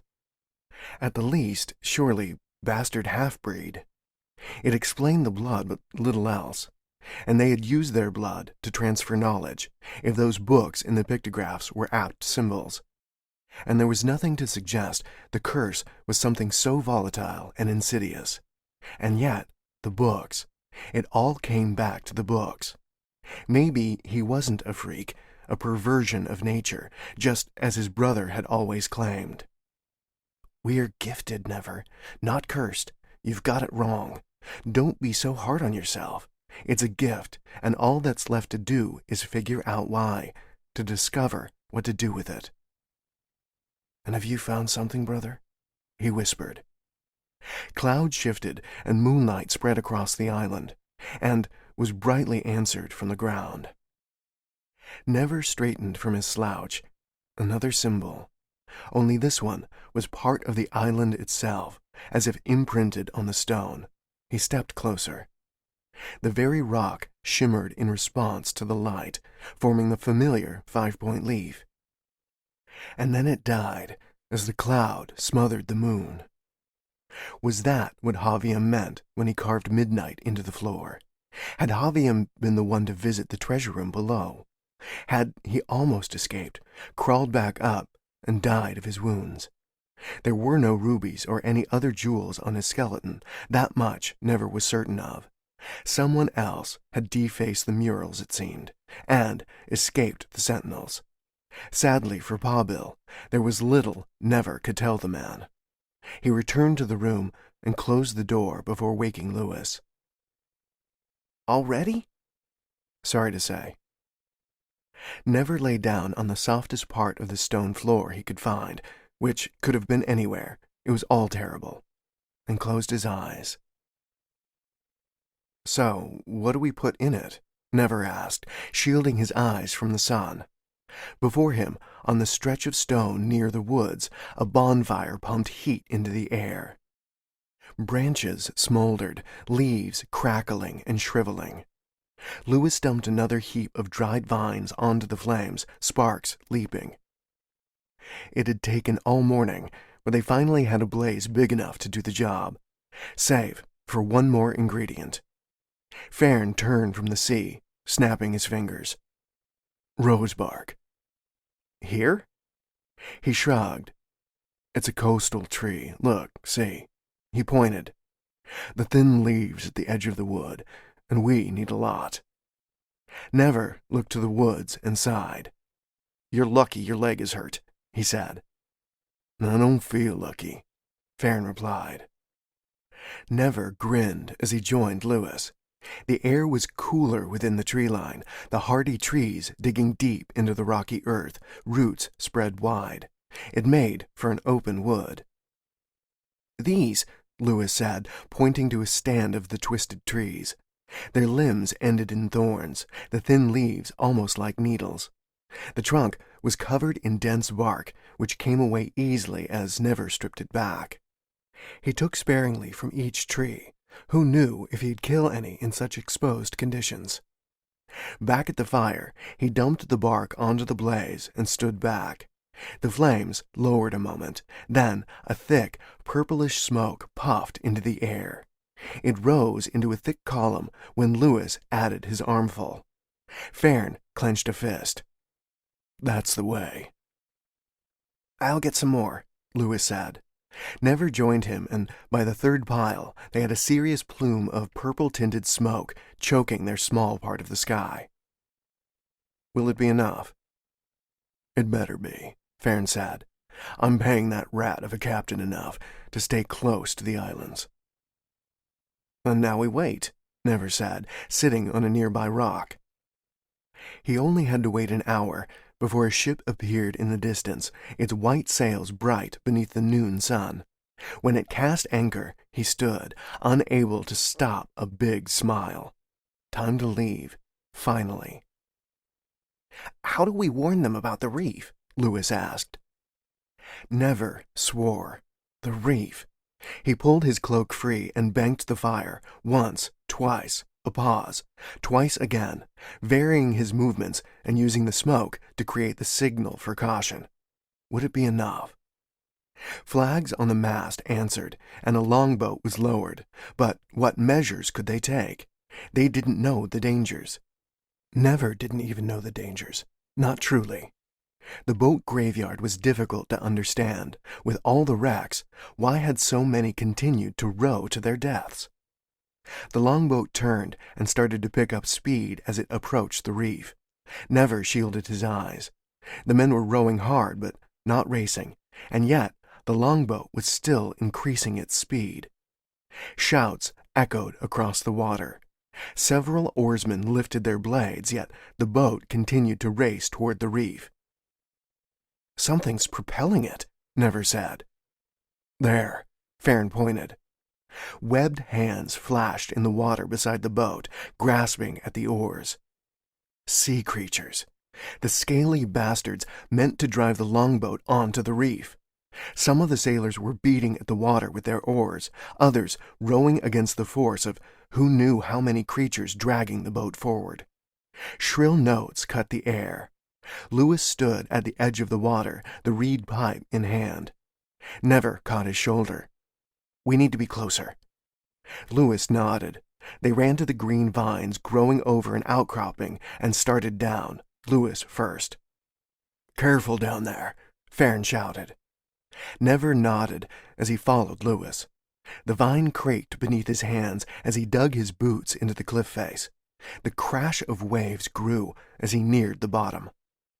"Watch your footing," Lewis said.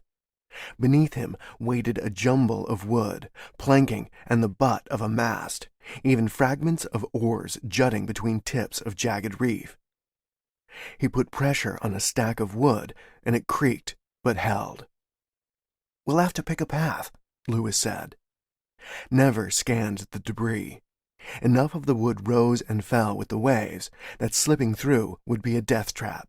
If a large piece of wood moved after he fell, it could seal him beneath the surface. The sailors were fighting off the sea creatures, but the boat had yet to crash. Lewis leapt across the wreckage, using the largest pieces as stepping stones. Never followed, spreading his arms to keep balance. Halfway to the edge of the cemetery, the wrecks had spread out enough that Lewis paused on an outcropping of rock. He lifted his pipe and played a melody, fighting the wind. But it was enough. Green hands slipped into the water. Enough stopped their kicking that the sailors could land heavy blows. Oars snapped and shouts rose, but one of the sailors was able to slow their advance enough that they smacked into a broken hull with moderate impact. "Keep playing," Never shouted. To the boat he cupped his hands. "Can you come closer?" One of the sailors waved. "We'll try." Never looked back to the cliff top where Fern waited. Getting him down would be difficult, but he'd leave that to the sailors. The boat crept closer, men driving it through the piles of wood as best they could, casting pieces aside until they rested before Lewis, who didn't stop playing. "Fairn is injured," Never said. "Can you help him down?" An oarsman nodded. "We'll manage." "What is this place?" another asked. "Nowhere to linger," Never said. The wood shifted beneath him with the tide, and he stepped for firmer footing. The piece of decking snapped. He crashed through with a cry. Cold water enveloped him, bubbles and splinters flashing in the dark. Never swam for the surface, but the shifting roof of wood blocked him. He thrashed, tearing at the pieces, but for every one he moved, another slid into place. Something caught his leg. He kicked it free, but the grip returned. In the dark, a sea creature loomed. It had him, both hands wrapped around one leg. Its mouth worked, gills flaring beneath a silver chain, whose star-shaped pendant caught on a shaft of light from a gap in the wood. He frowned as the creature pushed him up, shoving from part of the reef. Never's lungs strained as he tore at the wooden ceiling of what would become his tomb before finally breaking the surface. A hand grabbed his own, and he was pulled free, the creature giving another push from below. It was enough to climb onto a rock, gasping and spitting water. He rolled onto his back, chest heaving. One of the sailors was speaking, face concerned. Never nodded, assuming the question was about his welfare. Lewis played on, eyes wide, but a smile of relief appeared between notes. "Someone get Fairn," Never said, shaking water from his ears. "I've had a gutful of this bloody island." The sailors laughed, helping him onto the longboat, where he collapsed against the bow, murmuring an apology to the man on the tiller. Somehow he was safe, so long as Lewis played, it seemed. Yet unease remained. The silver necklace and pendant of Pacella. Had the creature stolen it from Spots? Or had Spots become the creature? Chapter 14. The wind was brisk against his face, but he leant on the rail and closed his eyes as the white wing cut through the glittering ocean. Captain Jonas's bark dominated the deck, burying the creak of ropes and thump of bare feet on wood. He was apparently well satisfied with his payment, and none too curious about the traces of blood left on the diamonds and sapphires. It seemed the secret of the eye would stay with Fairn, and the few jewels, still a small fortune, those that killed Ruvio and trickled into the passage beyond the pit, had been rendered as payment for passage. "So, where will you go now, Lewis?" he asked. The treasure hunter paused. "I hear Hannock is nice in the summer." Never grinned. "With 2 weeks at sea, you'd miss a bit of it." "I can make that sacrifice." "You don't want to take your share back to Marlosa and find Pete? Open that inn?" Lewis sighed.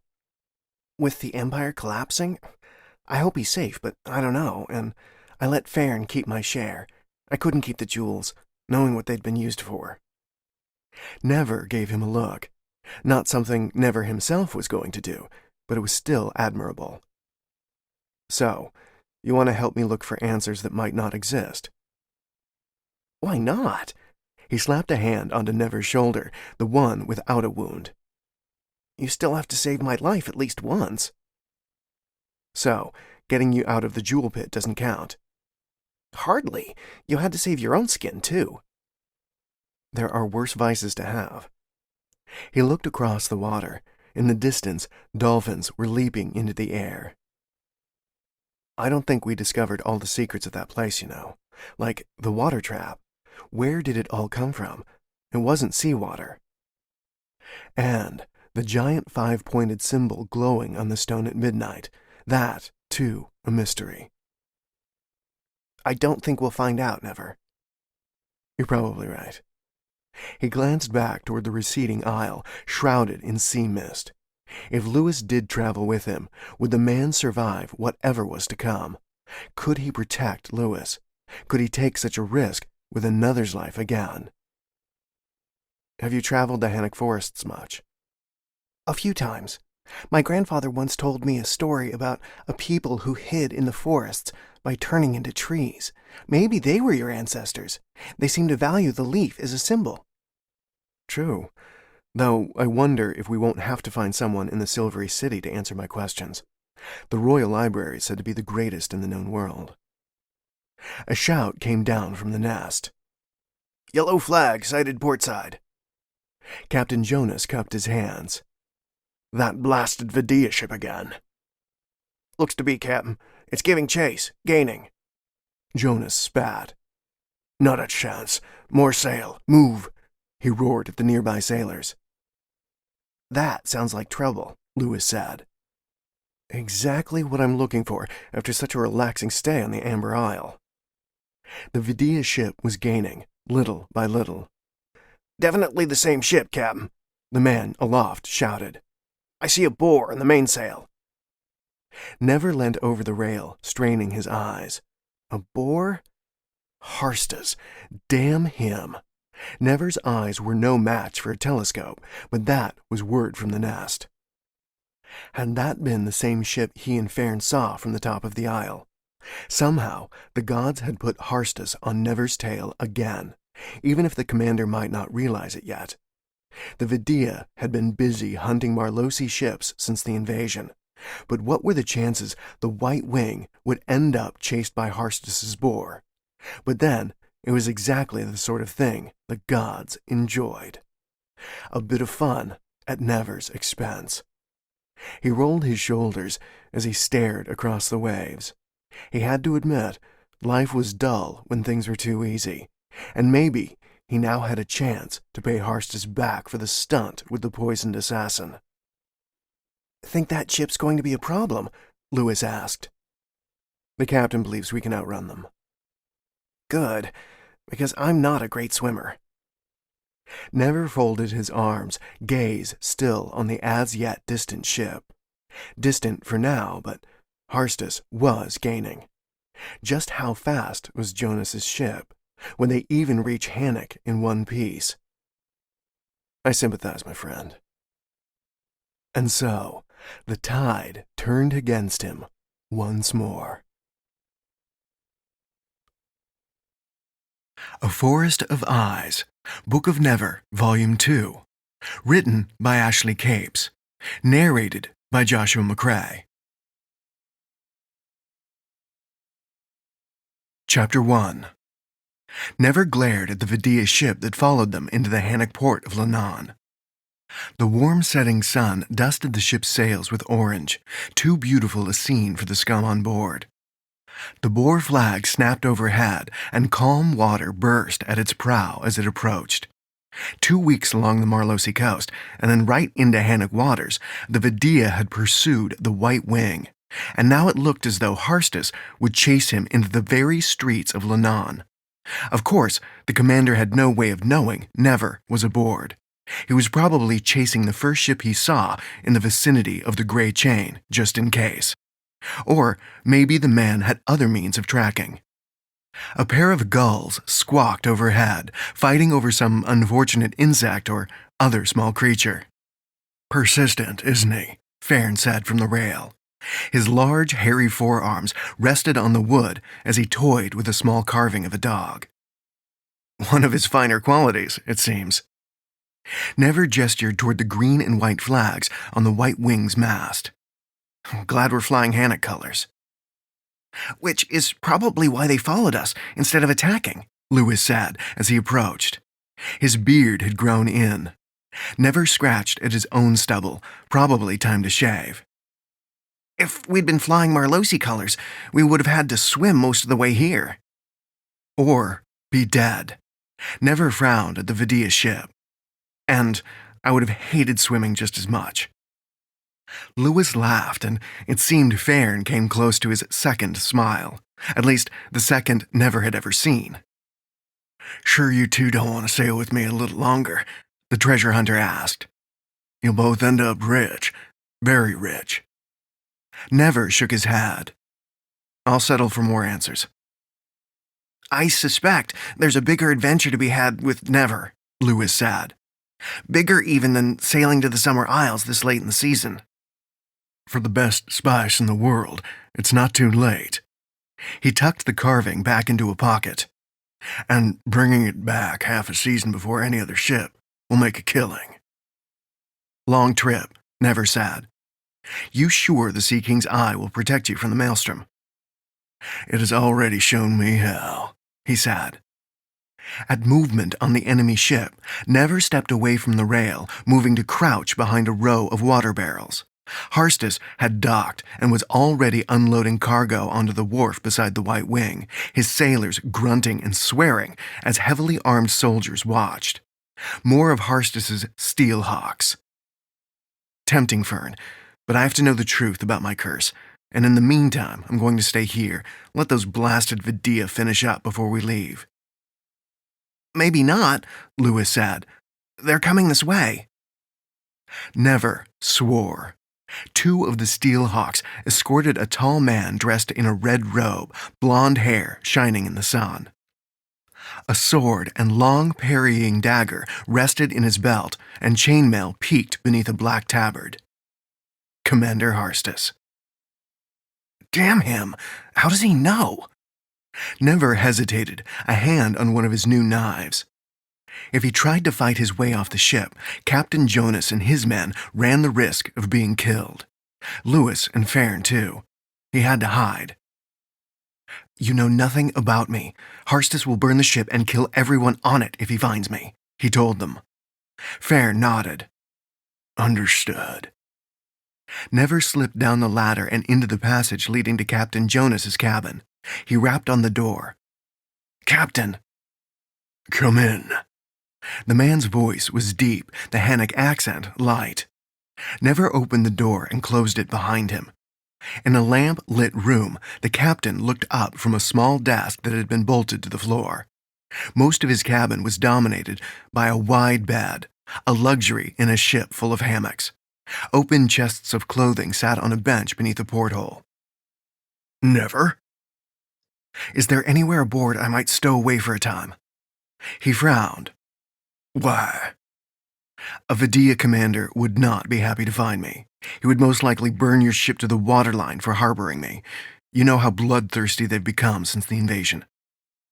I do. He tapped a quill against an inkpot shaped as a swan. What did you do to anger this Harstus? I, stole a map he wanted to steal. I may have killed 10 of his men in the process. Jonas grunted. May have. Well, 11 if you count the fellow who shot one of his comrades with his crossbow after I shoved him aside. You killed that many men yourself? I was angry. They had murdered a lot of unlucky people in the palace. That might have added to my efforts. Captain, I'd rather not put you all in danger. Do you have a stowaway? He stood. Quickly. Never followed him to the bench, where he helped the man remove the chests. Next, Captain Jonas depressed a switch concealed in the rim of the porthole. The bench top opened like a lid on a spring. Within was enough room, barely, for a man to lay curled. Spacious. Jonas grinned. You could always cling to the anchor chain. Footsteps echoed down the passage outside. This might be swifter. He didn't have much choice. He had to trust that everything would work out. He climbed in and hunched into a ball as the captain closed the lid. Darkness followed, save for tiny specks of light at the corner of the box. A knock on the cabin door followed. Hey, Captain, a Vidia commander is requesting to board. I'm on my way, Jonas called. Soft thumps followed as he replaced the chests. His footfalls faded. Never flexed his muscles. His neck was hunched against the wood. At the opposite end of the box, his feet hit the wall, knees pressed into his chest. Drawing a deep breath was not all that easy. Hurry back, Jonas. When footsteps approached again, they brought angry voices with them. Take my word for it, Commander. There is no such Marlosi man aboard, Captain Jonas said, speaking Vidium. Your search is disruptive. Then let my men finish quickly, Harsis replied. Through the wood, his voice was difficult to hear. Never held his breath, straining his ears. That way, you can unload your wares and head on your merry way, yes? Not so fast as if you weren't here. Well, I am here, along with my soldiers. A pause. Now, about this thief. There is no thief aboard my ship, Commander. So you have said, but there is nothing to say. He is not stowed away in your hold, perhaps. You sailed from the Grey Chain in Marlosi recently, did you not? He would be easy to spot. He will be ill, suffering from a fever. I know my ship. Of course. Another pause. Tell me, Captain, have you considered what future prosperity you might lay claim to by working closely with the new Vidia Kingdom? New Vidia Kingdom? Encompassing our home in the south and the former Marlosi Empire. I see. Your tone suggests doubt. I hadn't heard the war was finished. The resistance, a disorganized rabble. Then you have the Empress also, Jonas asked. Harstus sniffed. She is a thorn, admittedly, but their time is limited. Someone knocked on the cabin door. What now? Never smothered a groan. Sweat was building again as the fever returned. How by Juana, Pacella, and all the rest of the gods did it know when to return at the most inconvenient times? Malicious, childishly so. Yes, Captain Jonas raised his voice. A soldier here to see his master, came the answer. Send him in. More footsteps, then murmured voices, hushed beyond Never's ability to discern words. Then Harstus was making his goodbyes. It seems you do know your ship, Captain Jonas. That I do, Commander. Let me walk you to the gangway.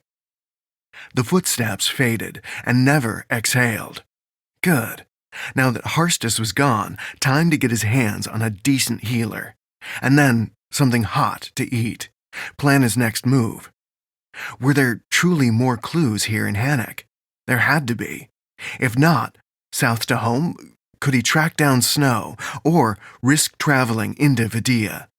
The figures on the murals were pale-skinned, but didn't the green suggest Hannock? He gave a grimace. One step at a time, Never. Someone returned and grunted as they shifted chests from the box. Never blinked against the light when the lid opened. Jonas grinned down at him. Am I going to have to carry you ashore? Chapter 2. Never pulled the new blue cloak around his shoulders as he and Lewis strode along the wooden docks, cutting through crowds of barefoot sailors, puffing merchants, and the din of shouts. His cloak wasn't much of a disguise, perhaps, but now that evening was draping itself over the place, it was something other than his usual black cloak, now rolled up and placed in a pack, also new. There was still a chance Harstus or one of his men might chance upon him. No need to make it easy for them. Chimney smoke and yellow blobs of light from lamps clung to the air, tangling in hazel and birch trees where they rose behind buildings, mostly warehouses of wood and taverns of stone. Maybe it was a bit early for fires, but the evening was cool and autumn would soon be closing in. Warm light glowed in the windows. Wagons and their merchants filled the streets. Locals, in their dark greens and loose scarves hung at the neck, detoured the heavy loads of steel and grains. What are the scarves for? Lewis asked. I thought you'd visited Hannock before. Not this far south. Storms from the sea sometimes bring a poison wind. From where? No one knows exactly. Some say a flowering plant on the coast. Should we get scarves? It's usually in winter. I think the Hannock just like to wear them. A splash of color, you see. He gestured to a woman carrying a stack of arrows on her shoulder, pink scarf, vibrant even in the evening light. Fashion? Fashion. It seems to matter to them. He passed the first few inns with their shouting and stomping feet, angling for a large, 3-story building at the end of the street. The Young Stag. Its top-floor windows were a glowing beacon, and he actually swallowed in anticipation at the roast they'd be preparing. So long as Odek the cook was still in charge, it'd be a work of art. And there they could eat, rest, and call for a healer. Never slowed at the sound of his footfalls. The streets were paved, but not with stone. Instead, large flags of something else were set in the gravelly earth. Squares of resin? Whatever it was, it had a deep, blood-like color, and the surface clacked beneath his boots. "This is new," he said. What is? Never pointed to the ground. "Bet it's a delight underfoot in wet weather, too." But they're scuffed, Lewis said. "Well, I guess it's better than mud." The Young Stag towered over them, lights blazing, not only from windows, but lamps set at intervals along the walls. The only building in the port city made entirely from stone, it was an exclusive place that tolerated little foolishness. No stomping and shouting came from the common room. Instead, the low murmur of conversation and the soft strains of a harp. Like a tiny palace on the edge of the sweeping Hannock forests. Then again, it modeled its conduct after the real palace in the capital, and why not? Maybe I should go back and ask Farron for a loan, Lewis said. "Don't worry, I know the owner." Never pushed on the door, revealing a broad antechamber lined with hall tables and green and gold vases on stands. One door led to the murmur of the common room, and another half-door rested before an opening with a bench, like a slice in the wooden interior walls. A man with white hair sat within, chin in hand. "Yes." He spoke Marlosi after noting the features of his visitors. "Could you inform the master that Never is here?" The old fellow nodded, moving beyond a black curtain. Who's the master? Lewis asked. "She's the owner of the Young Stag, inherited it from her mother." "And she'll put us up? No cost?" "I'm hoping so." "Hoping?" Never grinned. "I don't want you to be disappointed if things don't go well." The old man soon returned, waving them to the door. "Through the curtain and to your left, gentlemen." Never nodded as he passed, a good sign. She wasn't too angry then. A short passage and through the curtain to a room with a second door, 2 chairs at a table. Never removed his pack and took a chair. Lewis stood behind him, dumping his own pack and leaning his spear against the wall. Do you think she'll be long? Before Never could answer, the door opposite opened, and a girl with long, honey-colored curls walked into the room. She took the remaining chair without speaking. Although girl wasn't quite right. She was not a child anymore. She'd even grown a half a foot since he saw her last.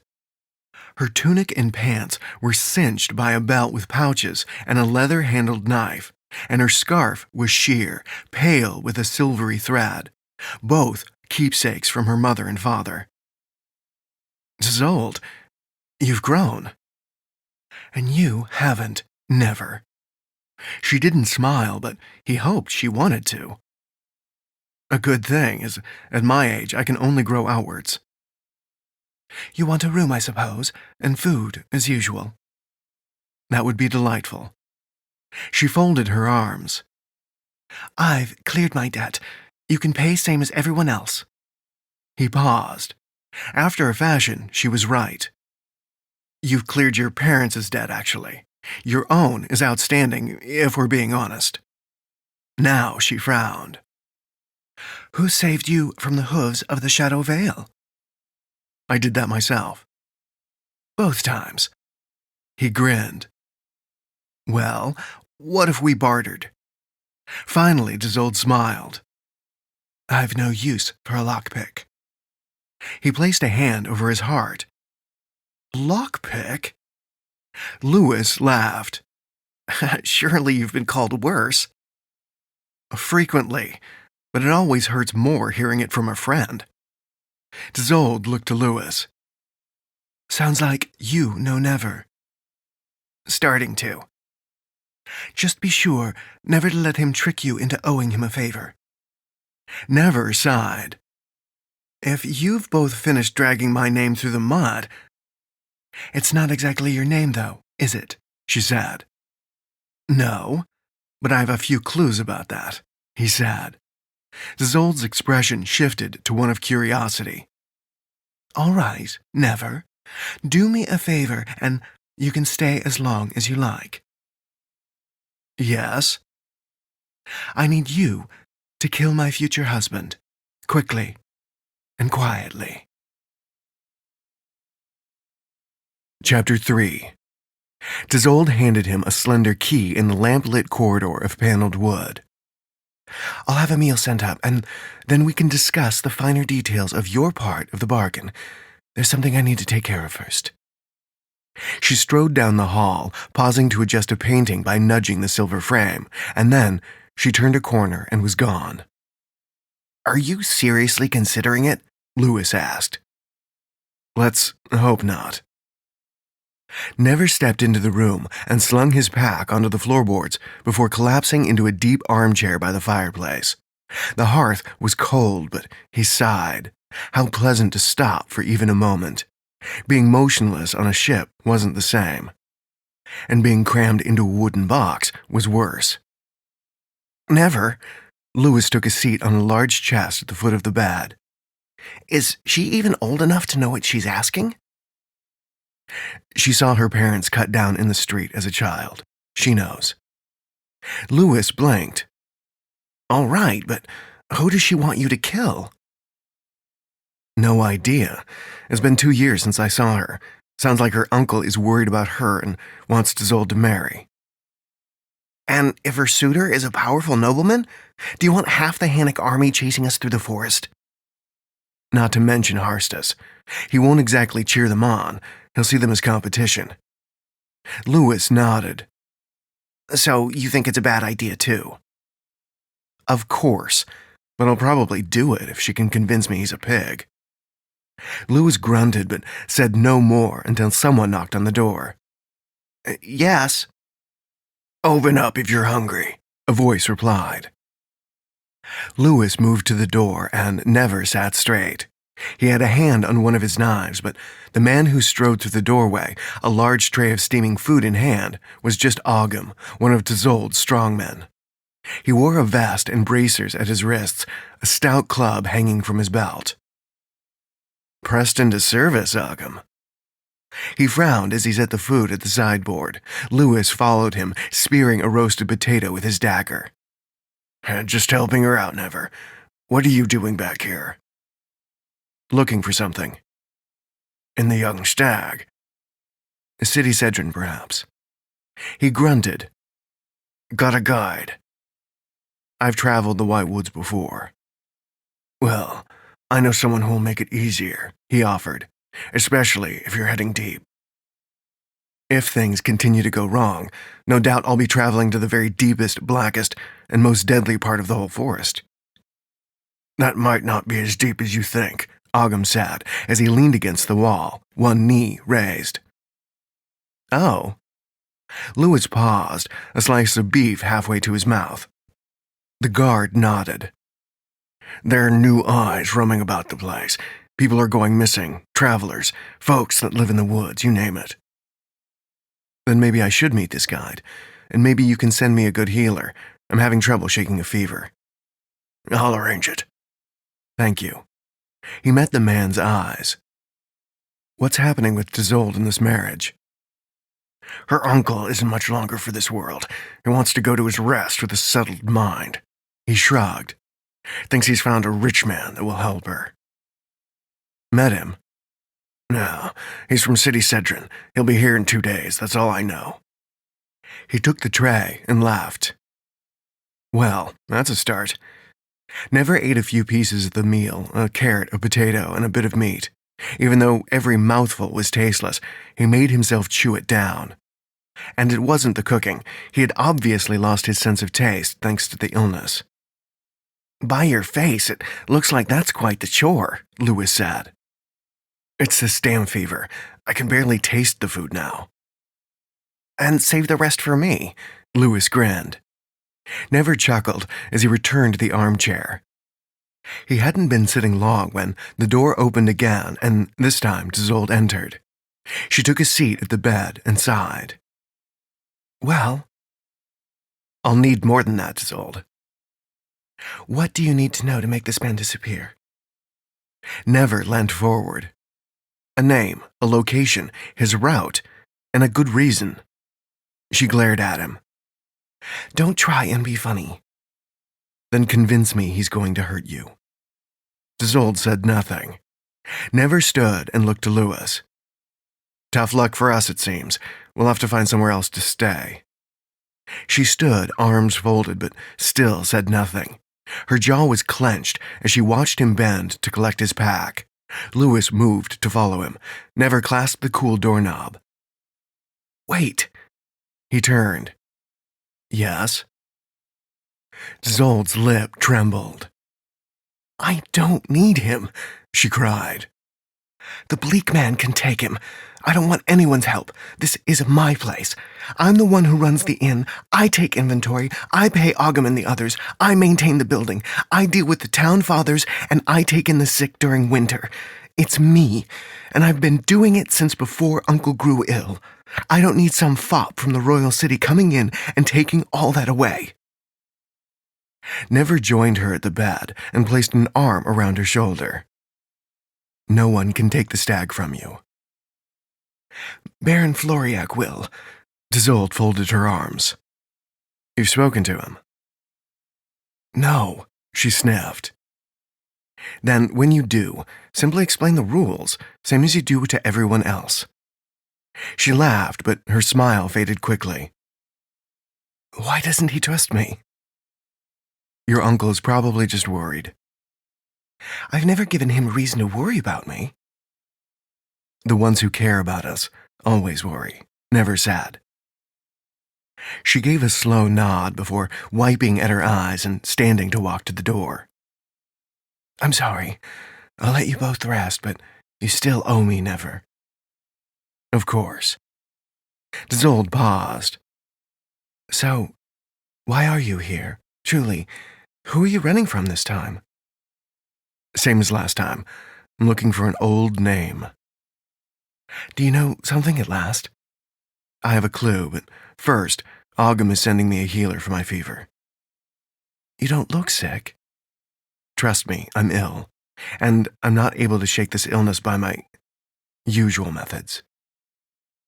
Then stay put, will you? Yes, ma'am. Good. She slammed the door, but she had been smiling as she left. Never bent to unlace his boots, he kicked off each shoe, then collapsed onto one of the beds. Soft, cool sheets. Beautiful. Lewis, wake me when the healer comes. I will. Wonderful, he murmured into the pillow. Chapter 4. The healer, Hensrick, was a corpulent man who paced the room in the lamplight, his eyes roving as he strode. He paused a moment, rubbing his temples. I'm sorry to have woken you so late, Never said from the bed. His limbs were weak now, another new problem gifted by the fever. Beyond the drawn curtains, the hint of moonlight. How long had it taken Ogham to find the man? Hensrick looked up. Oh, no trouble. I tend not to sleep much. He had placed a heavy-looking bag by the bed and completed a quick examination of Never's eyes and temperature, listened to a modified version of Never's story, then administered a sweet draught of something, and then set off to pacing, since which he hadn't had much to say. At least the draught eased some discomfort. Any ideas? Hendrik waved a hand back and forth. You're sure that the fever comes and goes with varying intensity, and that it's plagued you for weeks? You're very sure of that point? Very. The healer's shoulders slumped. Then, I have depressing news. Your fever is most likely a variant of the Moor sickness, something more common to Vidia than Marlosa, I must say. It's fatal. Never straightened. Fatal. But I will say, it usually finishes a victim off in a week or less. Most rally at the end and appear to fight it off, yet it returns swiftly to finish them. He glanced at Never. But you, my friend, are quite remarkable. I'd like to keep being remarkable if possible. I regret to say there's nothing I can do. Lewis stepped closer. Nothing at all? Hendrik opened his mouth as if to speak, then stopped. He tried again. Find some of the red clove. If it still exists anywhere in the forest, it might save him. Where can we find it? Lewis asked. No idea, sadly. One piece of good news you've probably gathered by now is it's not easily passed on to others, so you're safe. He gathered his bag and paused at the door, glancing back to Never. Drink lots of water in the meantime. Thanks. Never lay back. The red clove it was then, somewhere in the forest. Possibly. The pressure was mounting. Harstus was out there somewhere, and now the fever had been given a name, and a bitter one at that. Maybe our guide will know where to find some, Lewis said. Let's hope so. I'll wake you at dawn, Lewis said. Good. As Lewis doused the lamp and climbed back into his own bed, Never closed his eyes and breathed in the simplest pattern. Inhale, exhale. One question remained. How had Harstus kept someone alive long enough to transport the fever across half of Marlosa? Or worse, all the way from Vidia? Lewis woke him in the gray dawn, handing over a cup of water in the pale light that slipped through the curtains. Never drank and rubbed his eyes. Ogham has organized for the guide to meet us in the common room. Excellent. Never stood stretching his limbs. His hair was greasy from old sweat, but at least the fever had eased. Due to Hendrik's drought or Never's own body, he couldn't say. He found his boots and began to lace them. Have you met him? His Marlosi is as good as the rest of the people in the stag, so that's helpful at least. Something wrong? No, it's just Karloff is getting on in years. I hope he can keep up. Let's go find out.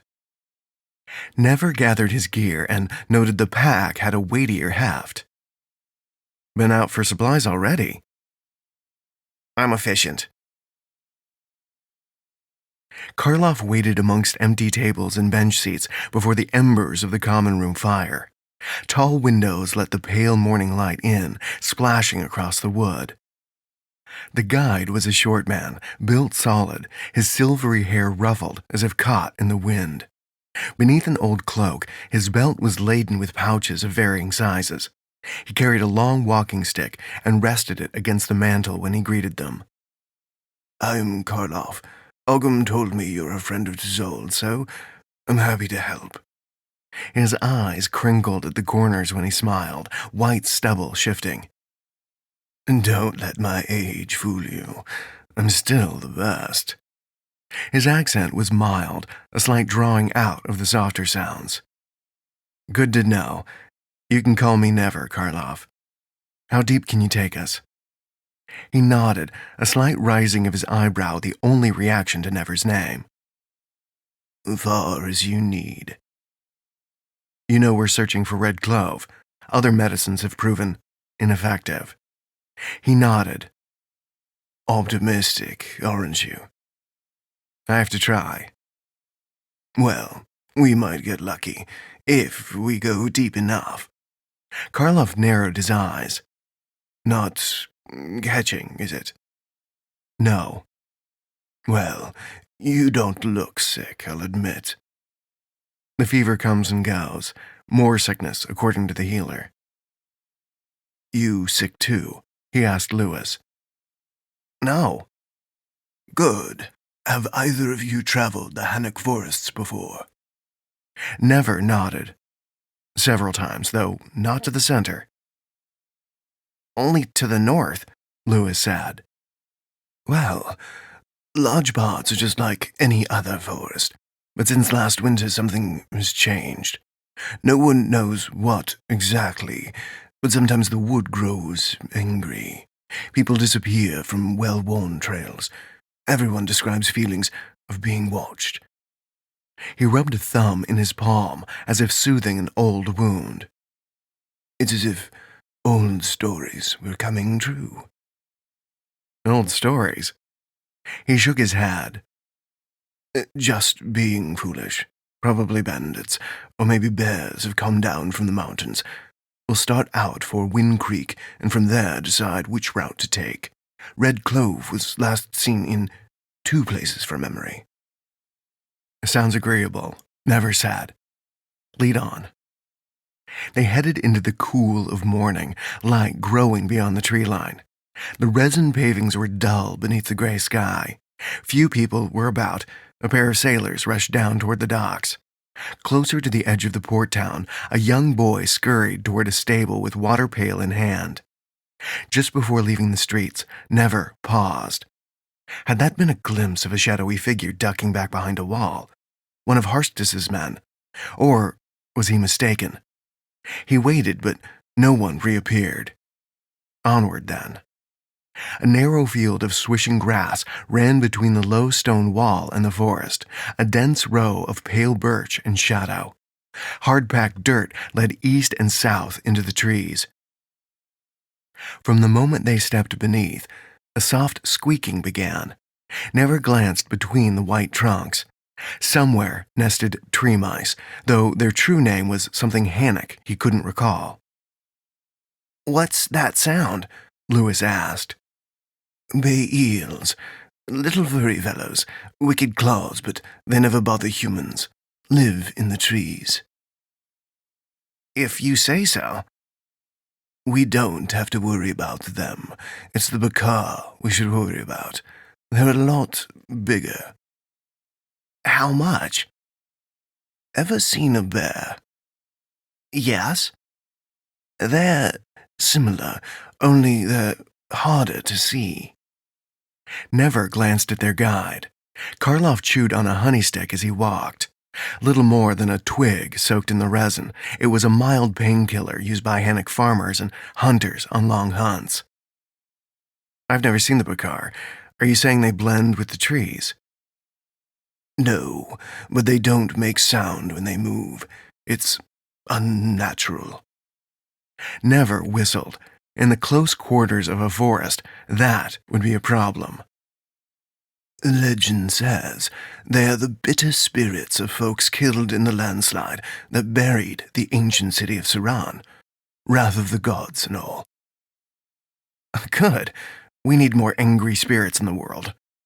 Karloff snorted. The morning wore on, and the sun found a way between the canopy, clearings like pools of light off the trail. The tall undergrowth was a green carpet, and the deeper they traveled, the less the sun broke through.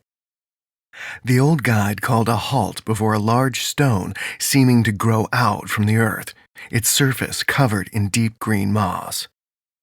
Let's eat. He sat and leant against the stone before hauling his pack onto his lap. He pulled out a slab of bread and cheese, taking a big bite. Never did the same, but Lewis completed a circuit of the area first, spear held ready. Looking for Bakar already? Never called. Maybe, Lewis replied when he returned, and started on his own meal. I'm not as fond of surprises as I used to be. Well said, Never replied around a mouthful. How far to Wind Creek? Lewis asked. We'll reach it well before dark, then you can decide your path. The trails tend to multiply once you get beyond the creek. Once on the road again, Never soon dropped back. I think I heard something. Not more bales? No, I'll catch up. He stopped before a clump of trees beside the road and waited. Faint, but audible, the thump of pursuit. A heavy tread. Steelhawks? If so, how did they know where to follow, or was it just a hunch that had set them on this path? Pasella, damn them. No doubt Harstus would be with them if he thought there was a chance of catching up.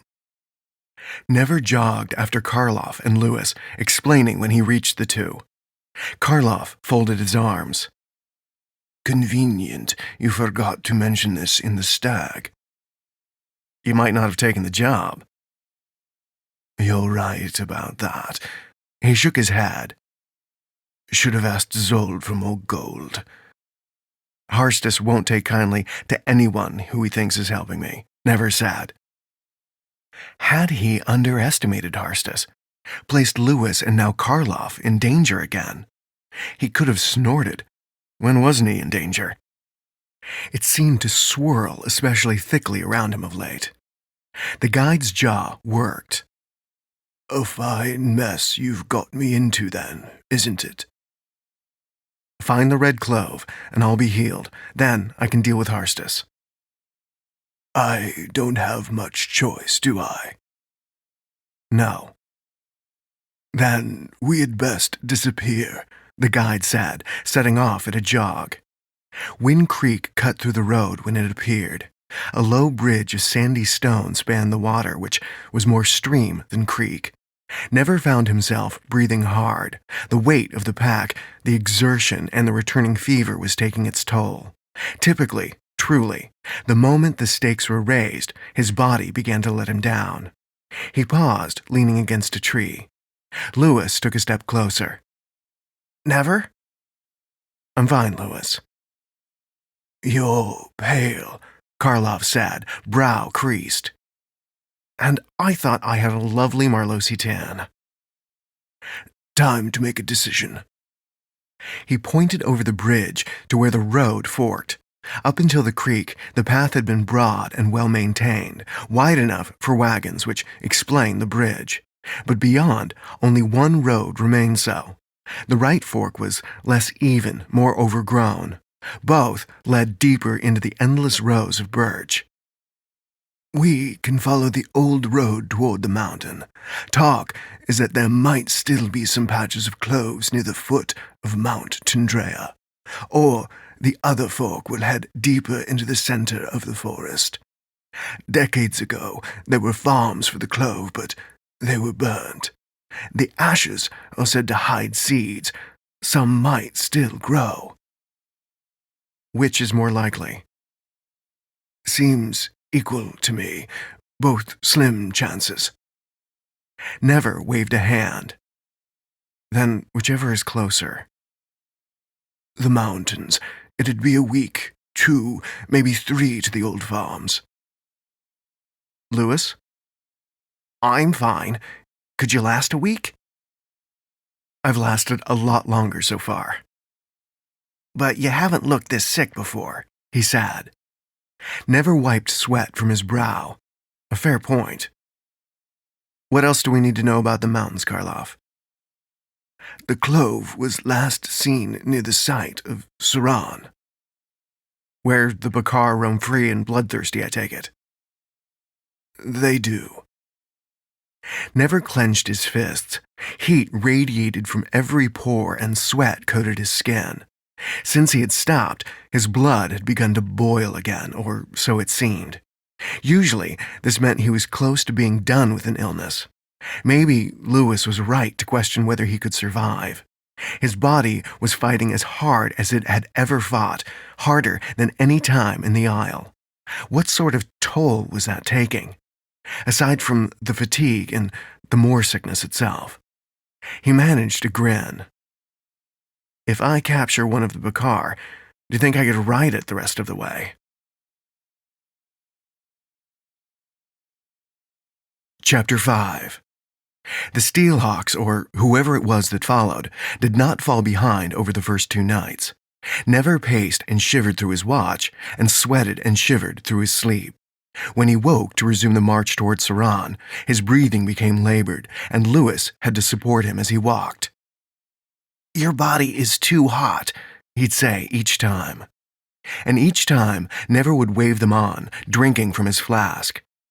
Karloff kept them near creeks and tiny rivulets with grassy banks that slithered between the birch and its mottled bark. "The road will soon sweep away from the watercourse," he said on the morning of the 3rd day, where they stood just off the road. Lewis was checking the back trail. Never glared down at his pack. It was getting lighter as they ate through the supplies, but the damn thing was still a burden.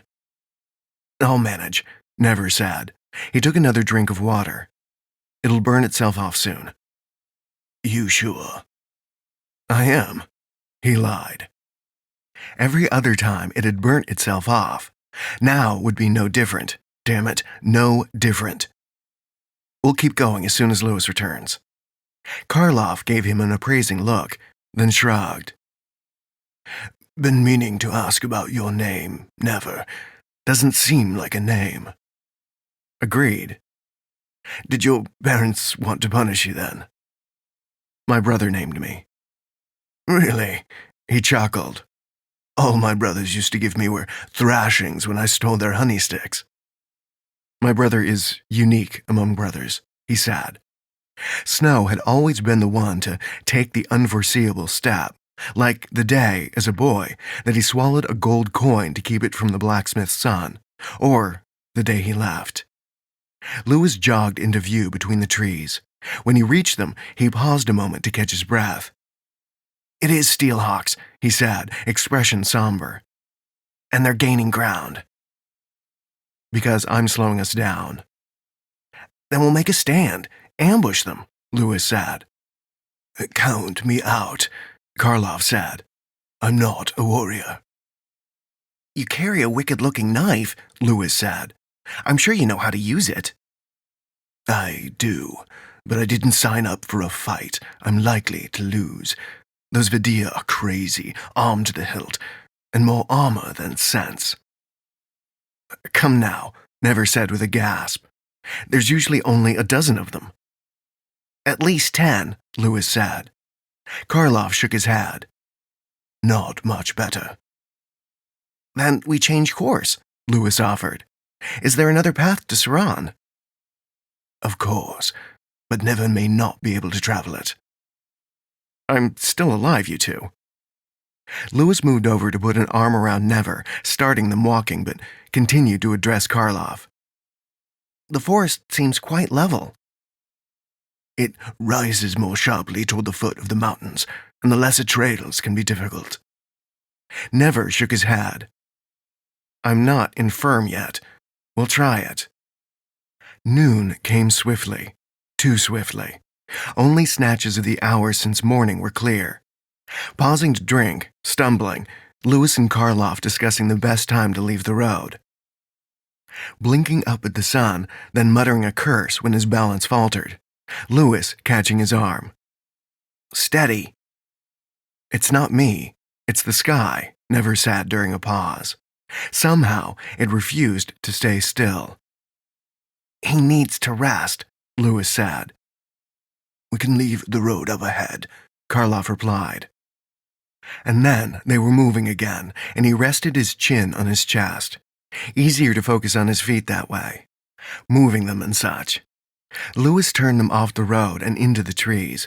The ground beneath was scattered with leaves and twigs and clumps of grass. Someone was panting as they jogged along, ducking beneath an overhanging branch. "He's breathing too hard," someone said. Who was? "Just a little further. There's an old campsite." "Good. He's getting heavier." Heavier? What was Lewis carrying? He hadn't complained before. Never stumbled, and Lewis swore. Green bloomed around him, blazes of white beaming down. How hot the day had grown. "Are we stopping?"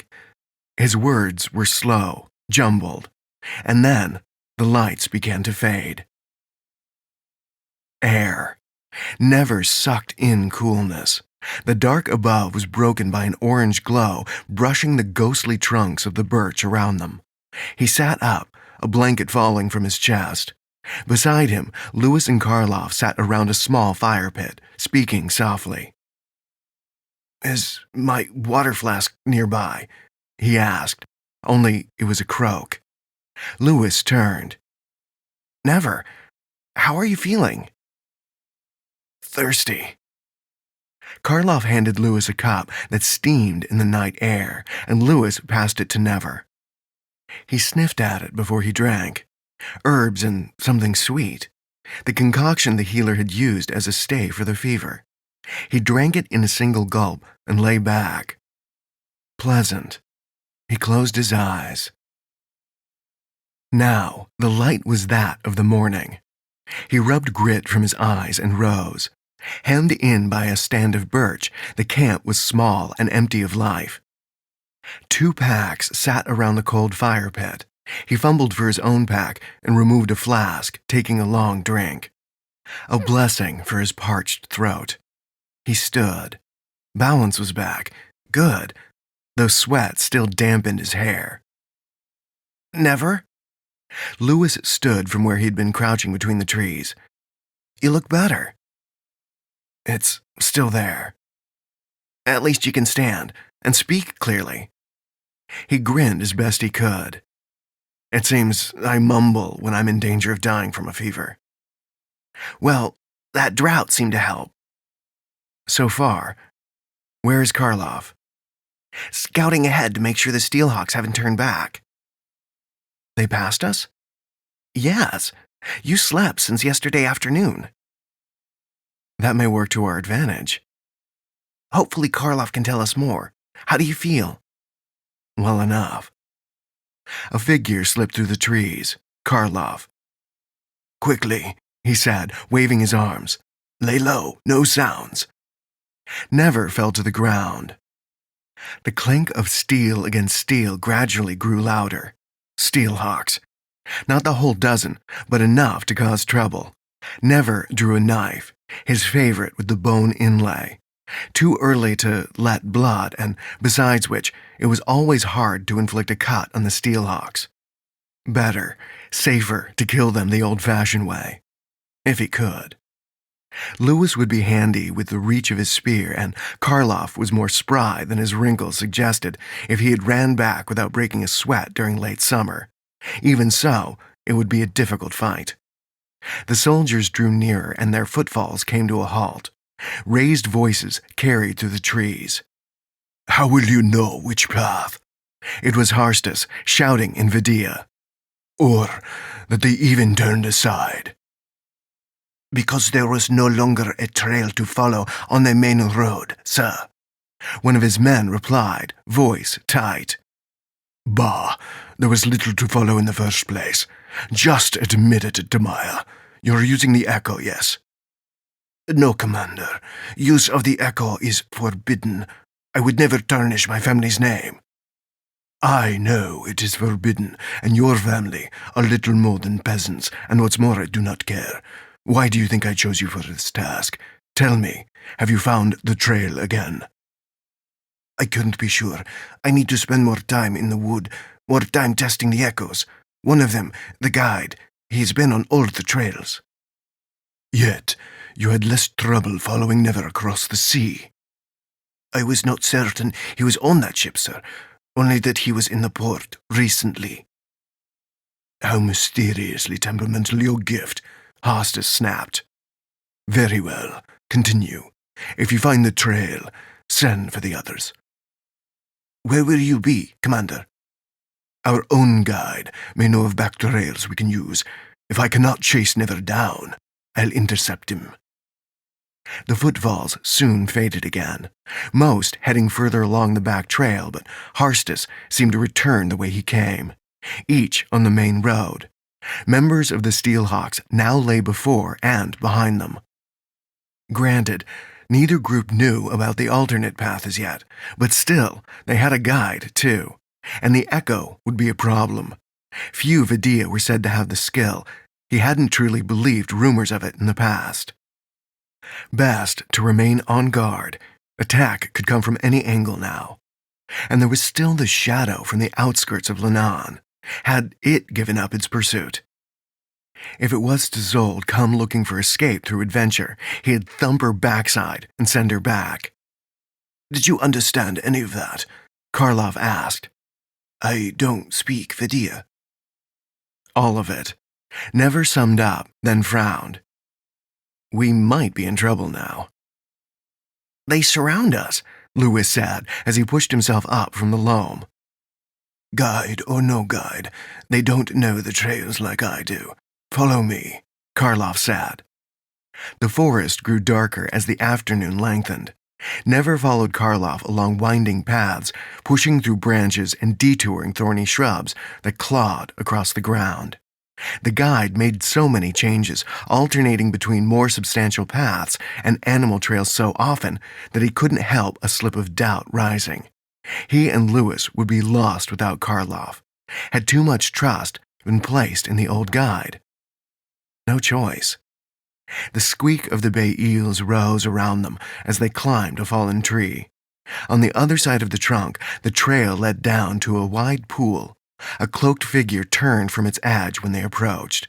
Bow in hand, the stranger waited with free hand on hip. Pale blue tunic, green cloak. Green eyes, Hannick coloring. Hand on her hip. Karlov fell to one knee. Lady Elena. Chapter 6. None of that, Karlov, Elena said. She moved forward, setting her bow across one shoulder, quiver slung on the other. She didn't seem quite as young, quite as uncertain here in the forest. He rose. My lady, what are you doing here? I thought you were to... She raised a hand, giving him a sharp look. All is well. She looked to Never. I see you survived the Amber Isle. I'm flattered that you remembered me well enough to follow us from Lannan. I also find myself most curious about your appearance here. Keeping an eye on the Vidia, perhaps? Or even, is it me you've come to watch? I'm not likely to forget you and your curse, am I? She ignored his other questions. Who's your companion? Lewis bowed. My name is Lewis. She nodded to him. Welcome to Hannick's Great Forest. Their guide's expression was still one of surprise. You know Never, lady? She saved my life, Never said. The bigger question was why she had done so. What did she want? Truly? Something I hope it does not give me reason to regret, she said. Now, be honest, Never. Why are you here? He let her assumption about his honesty slip, galling though it was. I'm searching for a cure for my fever. Karlov believes he can find some red clove. You're having trouble fighting this one off, then? Yes. Just how much did she know about his curse? What had he told her? Damnable fever. It was hard to remember. Are you going to help us find it? She smiled, though her green eyes did not exactly twinkle with warmth. I believe so. That's not necessary, my lady. There's no need to put yourself in danger for us, Karlov said. The Steelhawks. I believe we can handle whatever they can come up with. Don't you? Yes, Lady Elena. Karlov did not sound so sure. Good. Then let's keep ahead of the pack. She set a brisk pace, leading them around the pool, its surface a dark green, strewn with fallen leaves. She saved you? Lewis kept his voice low. Before I reached the aisle, she shot one of the Vidia responsible for giving me this fever. I get the impression she doesn't quite like you. She's not fond of thieves. But you're not a thief. It'd be more accurate to say I'm not only a thief, I feel. Lewis frowned. I don't think that's enough of a reason not to like you. She mentioned your curse. She is quite curious about it, isn't she? Louis gave a nod before falling back to take rear guard. They wove deeper into the forest's shadows, Karloff ranging ahead, and Louis still watching over the back trail. Never moved beside Alina when the path broadened enough to permit. There were even hints of old stonework, half buried by the loam. "It's wonderful of you to help, you know," he said, "and I'm surprised that you'd want to spend time with a thief." Alina glanced at him. "I've spent a lot of time with thieves." "Oh, yes, the ones you killed as a service, wasn't it?" 21 of them. "You keep a tally?" "Yes." "Interesting sport for a noble. I always think of the gentry as more leisurely, spearing sweet cakes with silver daggers and drinking each other under tablecloths spun with gold, that sort of thing. Chasing down thieves seems so very civic." "You won't goad me, never." "But you don't mind if I keep trying. It's a long walk, you see." She shrugged as she detoured a patch of wildflower spreading across the path. "Then let me ask, why did you save me? You killed all the other thieves you met, didn't you?" She muttered something. It could have been all but one, yet she hadn't been reticent when it came to her feelings regarding him before. "And what do you know about my curse, Alina?" "Less than you, I'd wager." "Don't worry, it's not a competition." Had she smiled before she turned away? Probably a grimace. When she turned back, her expression was not one of humor.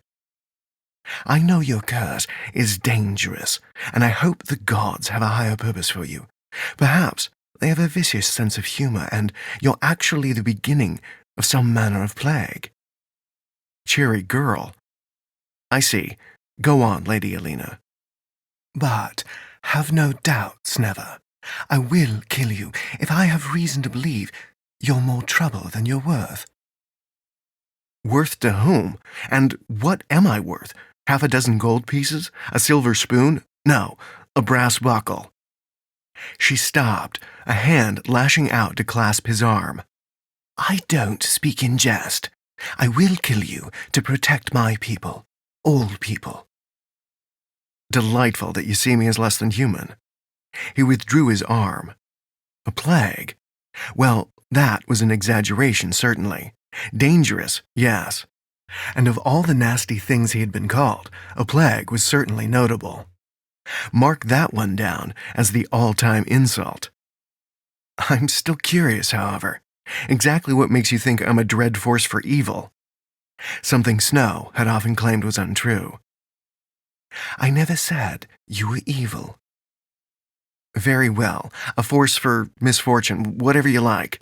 Tell me what you fear." "The Marlosi have legends, histories, and myths." "Of course." "Hunnic legends speak of a line of ancient blood, ancient people that might return, might poison the world. Our ancestors were—" She paused to shrug. "Like favored servants, let's say, to this old line. Their power was vast. It toppled kingdoms, it rearranged rivers and brought new life to the earth. There was no feat too great." Never covered a moment of surprise with a cough.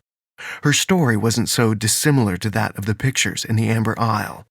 What else did she know? Was that her true interest in him? "Sorry, the fever wreaks havoc with my lungs. What do you mean by new life?" "Well, for instance, some say the firebirds of Kiimako were made by this ancient race." "Impressive, but something befell them, right?" "Yes. No one knows what. Disease is one belief, war another." Were the people she described truly his supposed ancestors? Never shook his head with a smile. Wouldn't that be too easy? To stumble upon a noblewoman who knew something of his heritage. And yet, stumble was not accurate, was it? She had trailed them from the port, and earlier than that, had she sought him in Patana, or only chanced to cross him? The other question was just as simple. What had she been doing in Marlosa in the first place? She knew a lot more than she was letting on. No matter how old my blood may be, Never said, I don't believe I'll be spreading anything like a plague. Those I tangle with tend to die. I doubt either of us know all that you're capable of. Karloff returned, breaking from the trees. We need to change course. The Vidia will head us off if we stay here. Where to? Never asked. He signaled for Lewis to close the gap, and the man ran forward. If we take a detour, we can still reach the ruins in reasonable time, but it will be dangerous. Where? Alina asked. The Pale Swamp. If we swing around and pass through it, I doubt even the mysterious Echo will trace us, and any of the Steelhawks foolish enough to follow will be taken care of. Dangerous place, is it? Never asked. It's difficult to navigate, Alina said. But Karloff has done so twice now. Twice? Karloff grinned. Most other folks are lucky to pass through once. What else must we contend with? Never asked. The leeches grow big there, and remember not to eat anything that grows from the water. But if you follow my lead, we'll survive. He glanced at Alina, but she offered no response. Lewis raised a hand. Is it worth it? What's to stop Harstus circling the swamp? They'll run into the Mayene River. The nearest bridge is miles out of their way. If they try to cross it any other way, they'll either be delayed or drown. Never ran a hand through his hair, still damp at the temples. The moor sickness was merely lying in wait. Harstus can probably guess our destination, depending on the quality of his guide. After all, he's the one who poisoned me. You can try to race them up the main road, if you like, Karloff said. If you think your fever will hold, Alina added, and if you think we can kill a full pack of Steelhawks, with the threat of your illness. Now, I've opted for stealth, and stealth it will be. Let's visit the swamp. Follow me, then. Karloff's detour led them along thinner trails as the day began to wane. At times, the trail was so faint that it was little more than an absence of heavy undergrowth. Any animal droppings that littered the path were white and crumbling. Even the squeak of the bails had dropped away. When the sun set, Karloff brought them to a halt in a small clearing. A half-fallen tree provided some small shelter, its dying leaves still dropping to the grass. We'll camp here. How far is the swamp? Never asked. Lewis was kicking at branches, clearing a space for his bedroll, and Alina had already dropped her own pack, rubbing at her neck. Less than an hour's walk. Any closer, and we have to deal with the gnats. Doesn't sound like the sort of place you'd want to travel in the dark. Right. We'll be camping on the islands overnight. Just one night. One is enough. I'm in a state of anticipation, Karloff. Never let his own pack fall with a sigh. Well, how about I find some kindling then? Who's cooking? Chapter 7. Never woke to a cool darkness. Had voices been shouting? He turned his face to the spidery red embers glowing in the fire pit. Lewis was snoring faintly, but beyond the fire, two shapes stood, speaking. Arms seemed to wave. In anger, cloud passed and silvery moonlight slipped through the leaves. Alina and Karloff. Hush, Alina was saying. She kept her voice low. Do not wake them. I'm sorry, milady. Karloff paused. Never kept his breathing soft and even, and the guide continued. But I don't care what your grandfather believes. I cannot take you into the swamp. You are too important. I have my orders. What about my duty to protect you? I outrank you, Karloff. By the sound of her voice, it seemed she smiled. That's hardly fair. No, but that's the lot we're given. Protect me as you have before. Never frowned. Just how long had the two known each other? If it had been Elena snooping around Lannan, and it had to have been, then who is to say she didn't have something to do with making sure Ogham found Karlov? Why was she so convinced that his curse was more than a curse? The ancient race she mentioned too. From the murals in the Amber Isle, there was suggestion that his blood might be part of the sharing of knowledge. Now, of course, all it was good for was death. Although, there were the memories. Sometimes those memories helped him out of tight spots. Like the memory courtesy of a now long-dead footpad, a man whose mother had taught him how to stare down an angry dog. That came in handy only a few years back, when Never fell into a lord's manor. Or the overzealous jailer, whose memories of torturing criminals were so vivid that Never had emptied his stomach into the pool of blood that surrounded the corpse. Yet such knowledge of the body had allowed him to push an old enemy to breaking point without killing him, and thus retrieve the information he needed. Elena was still speaking. Let me finish the watch. You need your rest. I'm not that old, milady. Come now, I need you at your best for the swamp. Of course. He moved closer to the fire and bedded down. Never closed his eyes. On whose orders had Elena been instructed to watch him? Just who was her grandfather? King Noak of Hannock had no grandchildren, at least no legitimate ones. More mysteries. His eyes grew heavy. Mysteries could wait until tomorrow. When he woke again, it was to Lewis shaking him in the gentle dawn light. Meat, perhaps rabbit, cooked over the fire, tended by Karlov. "When did you rise?" Never asked. "Not too long ago. Eat and we'll break camp," he said. "I can't be sure, but I suspect the Steelhawks still follow. We've got the jump on them, though." Good. He packed his bedroll and blanket, then stood, stretching. The fever had receded. He could have smiled, but the faint scent of stagnant water crept on a slight breeze. Nonetheless, he accepted a hunk of meat and blew on it to cool the flesh. Thankfully, the first bite didn't taste of swamp water. Elena was waxing the string of her bow. She placed a foot on the yew and restrung the weapon before slinging it over her shoulder. Never finished his breakfast and crossed the camp while Karlov doused the fire. "Have you traveled the swamp before, Elena?" "Once, 5 years ago." "And how did you find it?" "Unpleasant. I would rather not have done so." "Something forced your hand, I take it." "My first tally, as you call them, fled here. I did not have to pursue them too deeply, which was a blessing. The swamp swallowed him."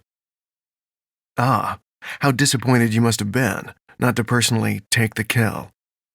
Her eyes flashed, and she spun away, returning to the trail. Never blinked. He had hit a nerve, yet he hadn't realized it would be so sharp. Karlov came to stand beside him, Lewis in tow. The older man glared at Never. "Don't ask her about it," was all he said, before following Elena. Never raised an eyebrow, and Lewis shrugged. "I hope that's not something we have to worry about," the treasure hunter said. "We'll find out." Never lowered his voice, holding Lewis back a moment. It didn't seem that either meant him harm, but there was still something disconcerting about the whole business. Just what was she holding back? Who else was interested in his curse? "We have to watch them, it seems. Last night, they were arguing. Elena has her own agenda, and Karlov acts as her vassal." Lewis nodded. Karlov walked ahead and never closed the distance soon enough. Elena ranged further along, visible between the trees, but mostly a shadow. "I hope she's not too upset." "She'll be well soon enough," Karlov said, his words still short. Never considered asking the man directly what she was hiding, but thought the better of it. Best to give it time. They'd either slip up soon or a better opportunity would arise. The swamp appeared ahead, a flat surface of sluggish pools that reflected pale trees growing from the water. Slime and green trails of scum and moss climbed the trees at the waterline, and lily pads floated in chains spreading from the spongy ground at the edge. Flashes of blue sky were reflected when the clouds broke. With all the gray and white bark around, mirrored in the water even, the pale swamp bore its name well. Elena had walked along its edge some distance, as if searching for something. The swamp itself stretched wide. Islands of firm ground were dotted about, but even the largest bore the glimmer of water beyond. The scent of old water was strong. Something sticky landed on the back of his hand, a black and green gnat. Never swiped at it. A smear of green blood and twig-like legs were left behind. "Don't let too many bite you," Karloff said. "Some people fall sick."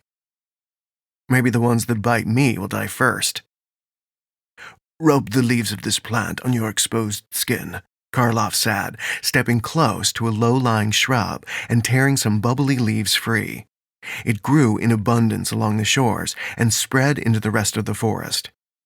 Never bent and tore some leaves free. They were furry beneath his fingertips. He scrunched them up and rubbed the little moisture across his neck and throat, then the backs of his hands. When Karloff rubbed a strip beneath his eyes, over the bridge of his nose and down his cheeks, Never duplicated the man's actions, collecting more leaves. He finished with his forehead. "Ears, too," Karloff said. Never took more leaves and covered his ears.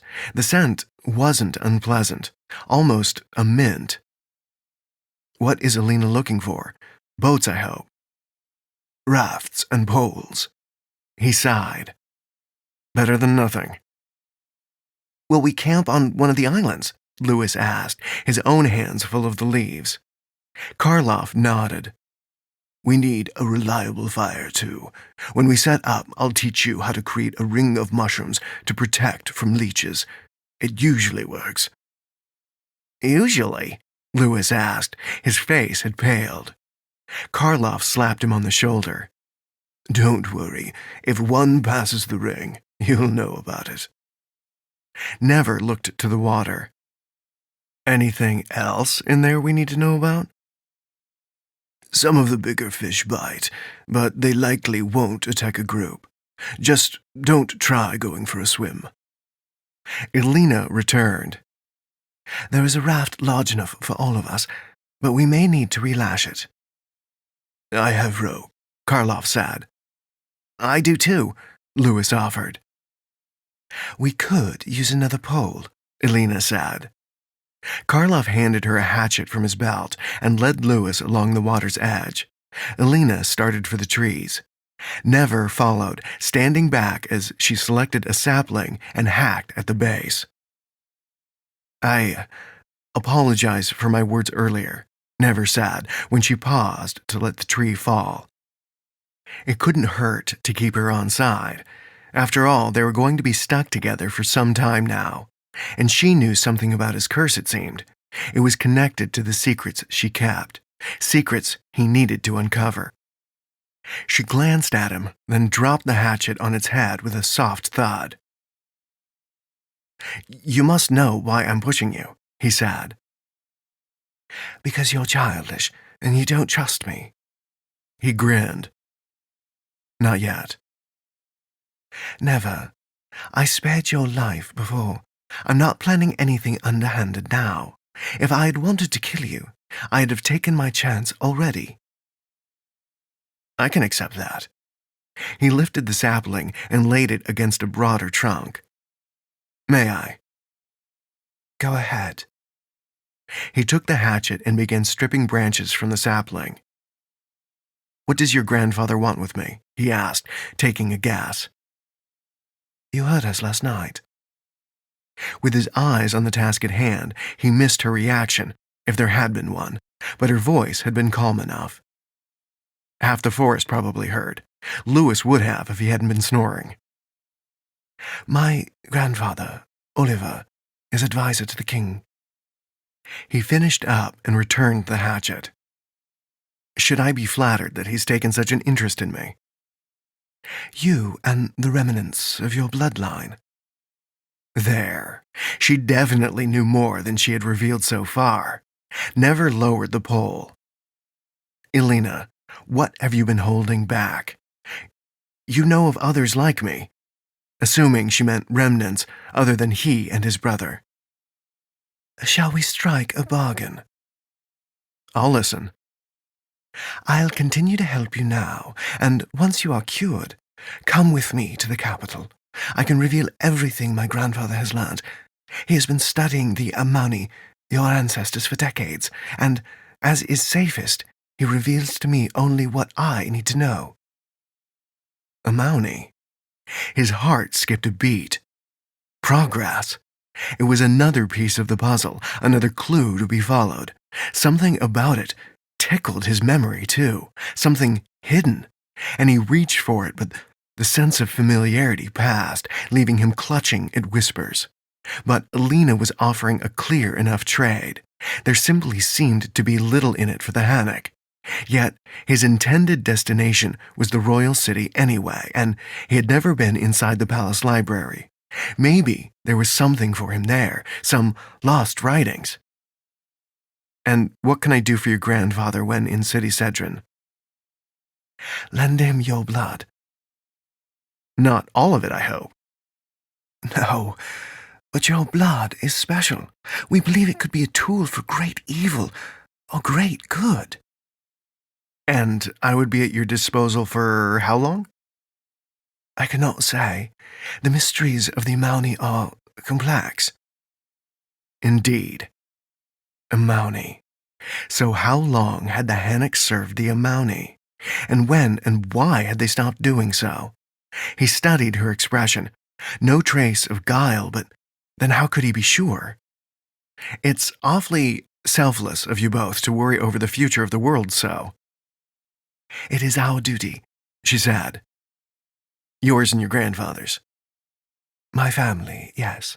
For generations, we have been watching and waiting for the bloodline of our old masters to resurface. It is the oldest secret in all the lands. I'm doubtful many other nations even remembered the Amani, even as myths. Much was scoured from the lands, perhaps 1,000 years gone. He straightened. Why? What happened to them? I will tell you the rest of what I know when we reach the city. Karloff called for them from the edge of the camp. Elena waved to him. So, do we have an agreement, Neva? With a provision. Yes. We include my brother in whatever we discover, under whatever conditions he sees fit. I cannot make that promise. She shook her head. Do you even know where your brother is? Impossible to say. Snow had been wandering for a long time, same as Never, and they might have been together still had it not been for Zia. Had Snow learned anything from his time in Isasina? Had he escaped the invasion? Was he even in Marlosa?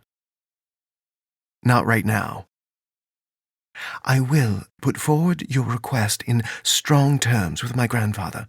That I can promise, if it is important to you. It is. She held out her hand. Then, we have a deal. He clasped her hand, the calluses of an archer.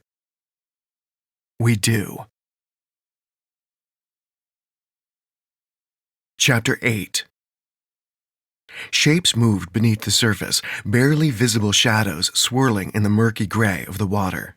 Too big to be the leeches Karloff mentioned, surely. Never kept a hand close to one of his knives. It was hard to keep the Amani at the forefront of his mind. Each time he began to drift into thoughts of what could have happened to them, and whether they were truly his ancestors as it seemed, or just how truthful Elena was being. Another shape flashed beneath the surface, close enough to catch his eye. He had traced its movement, and only when the shape disappeared did he relax again. Karloff pulled them through the swamp, Elena supporting him from the opposite end of the newly repaired raft, navigating between small islands which were often little more than clumps of dirt burdened with weeds. Many bore small white flowers. Just as often, these were landing pods for green gnats. The mint-like leaves were doing their job so far, at least, as he had suffered no more trouble from the gnats. Half the forest now seemed to be submerged. Wherever he turned, there were more white trunks rising from the waterline. Leaves drifted atop the water, the raft pushing them aside in its trickling wake. "How are you charting a course?" Lewis asked Karloff from where he sat beside Never. "Everything looks awfully similar."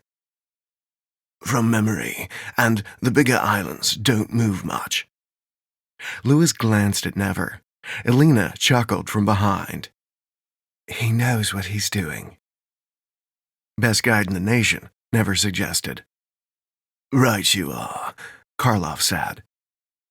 The flow of brackish water and leaves continued as the day wore on. They suffered an unsteady, cold meal at noon and then back to the slow passage. Never kept an eye on the water. Several times, something smooth and black broke the surface, but never close to the raft. When he mentioned them to Karloff, the man nodded. "That'll be the leeches. We're nearing their nests, I'd say. They're fast swimmers when they want to be, but their legs are pretty weak. They're a lot slower on land." Never's hand strayed back to one of his blades. "No point me raising a few as racing leeches, then, I take it."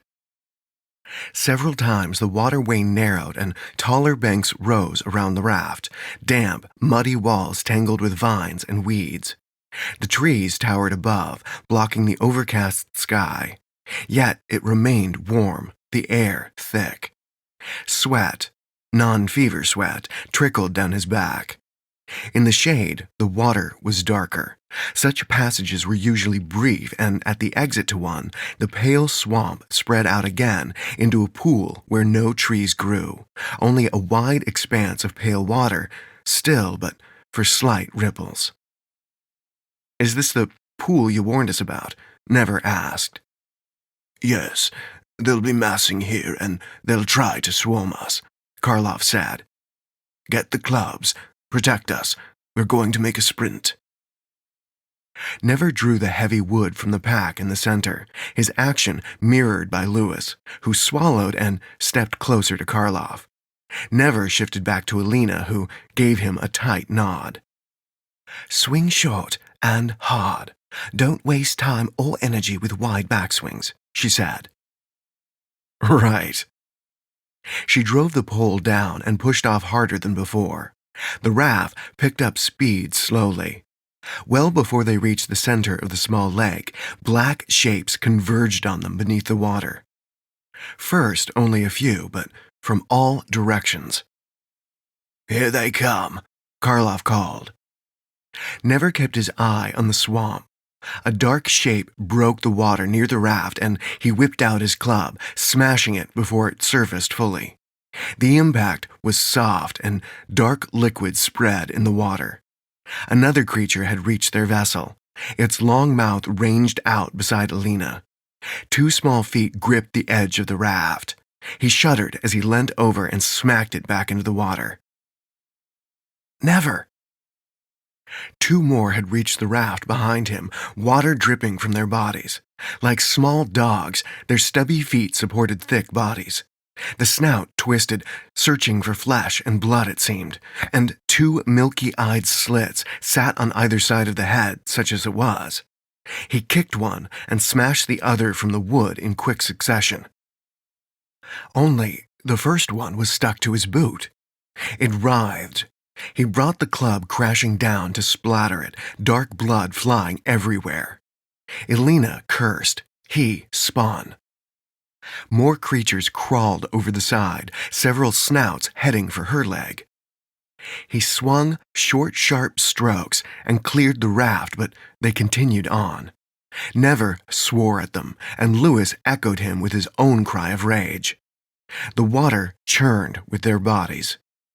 Leeches heaved themselves onto the wood with wet slaps in 2s and 3s now. He dashed from side to side, roaring and swinging his club as he went. Bodies exploded and black splattered. Sturdier leeches were flung into the water and did not return. Never glanced up. A channel between a string of islands loomed ahead, nearly there. He lashed out again, crushing more. He spun to kick another leech. Always it was replaced. The black, slick tide continued, but he managed to keep Alina free of them as she worked, driving the pole down time and again. His foot slipped. Never crashed to one knee, toppling onto his elbow.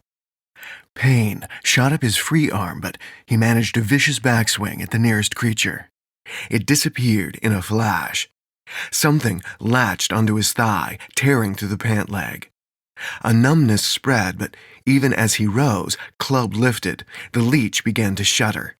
Before he could strike it, red blood exploded from its snout. It fell away, spasms racking the slimy body. "Never! Quickly!" No time to ponder exactly what his blood had done to it. Alina had stopped poling, kicking at inky shapes clinging to the sapling. Leeches were scrambling over one another behind her. He renewed his attack, and bodies tumbled back into the water. He pummeled the rest into black pulp and paused. The muscles in his arms screamed fire, but there were more leeches. He swung and swung and swung again until the surface of the raft was covered in thick blood, and water and the flow of creatures slowed. Finally, few remained, and with another swing, another wet splatter, the last died as the raft slipped into the channel.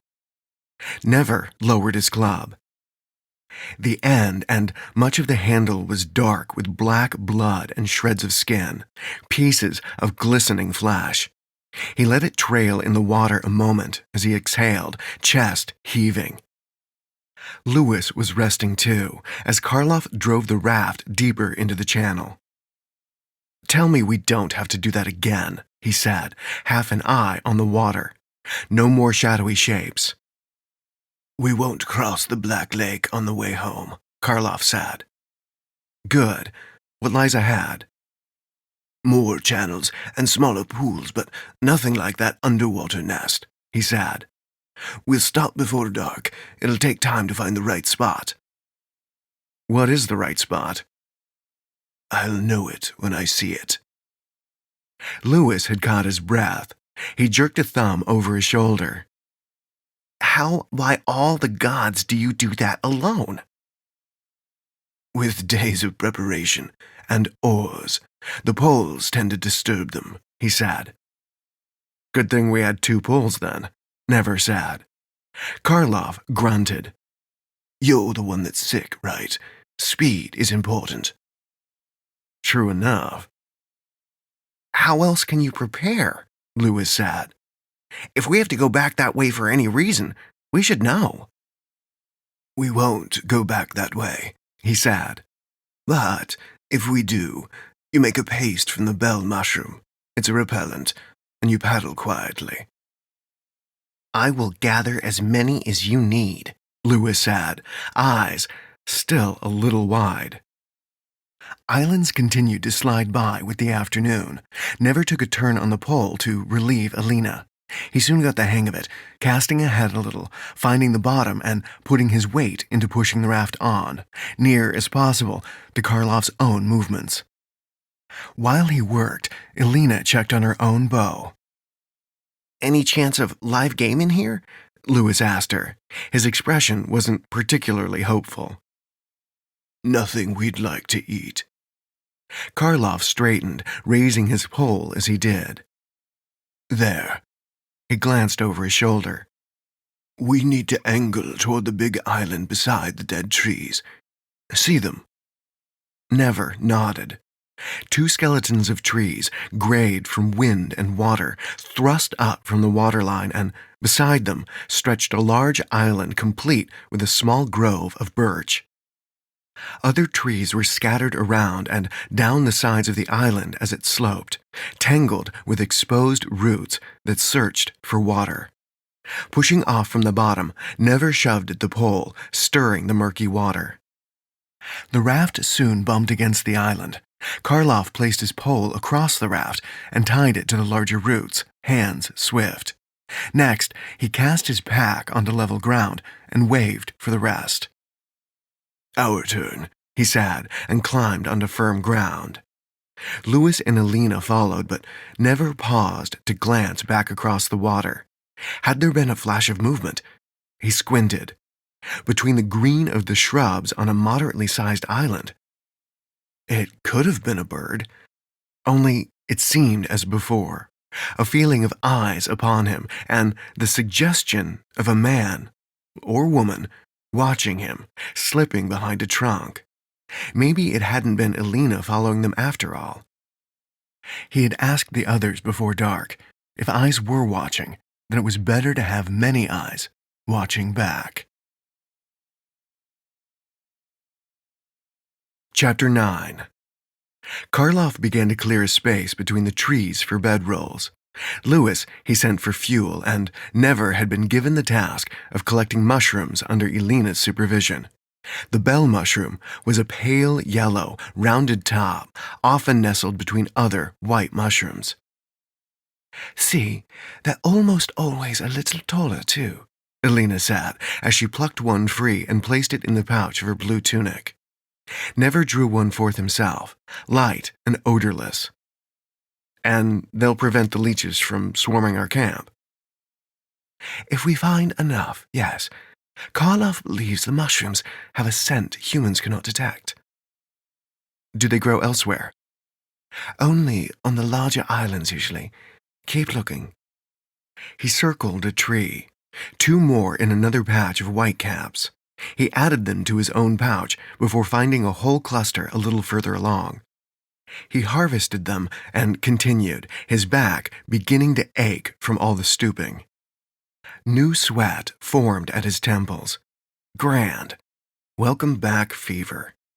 The swamp was warm enough already without the moor sickness and its impatient burning. Sweat trickled down his face as he worked, a drop falling from his nose. A tiny plop followed when it hit a whitecap. After completing a circuit of the grove, he returned to camp. Elena was already laying out her haul, and Louis was working on a stew, adding vegetables and roots to a bubbling pot. Never placed his pile beside Elena's. Louis pointed into the trees. Did his finger waver? "Why don't you help Karloff find more? That might not be enough." Never nodded. Better to be buried in mushrooms than leeches. He walked further from the grove and found more in open spaces where leaves had fluttered down to lay in the muddy earth. When he returned again, darkness was falling, and Elena and Karloff had created a ring of mushrooms around the camp. Pairs were evenly spaced, and he added more to a few spots where only one yellow mushroom sat. It was almost childlike. Gods, it had better work. "This is enough?" he asked. Karloff rose from where he bent by his pack. "I'm hoping so. Regardless, we'll post a watch to be safe." Prudent. Never sat on one of the logs which had already been dragged near the fire and stretched his legs toward the warmth. Not because he was cold, but drying his blood-covered boots couldn't hurt, especially being surrounded by the endless, muggy damp of the swamp.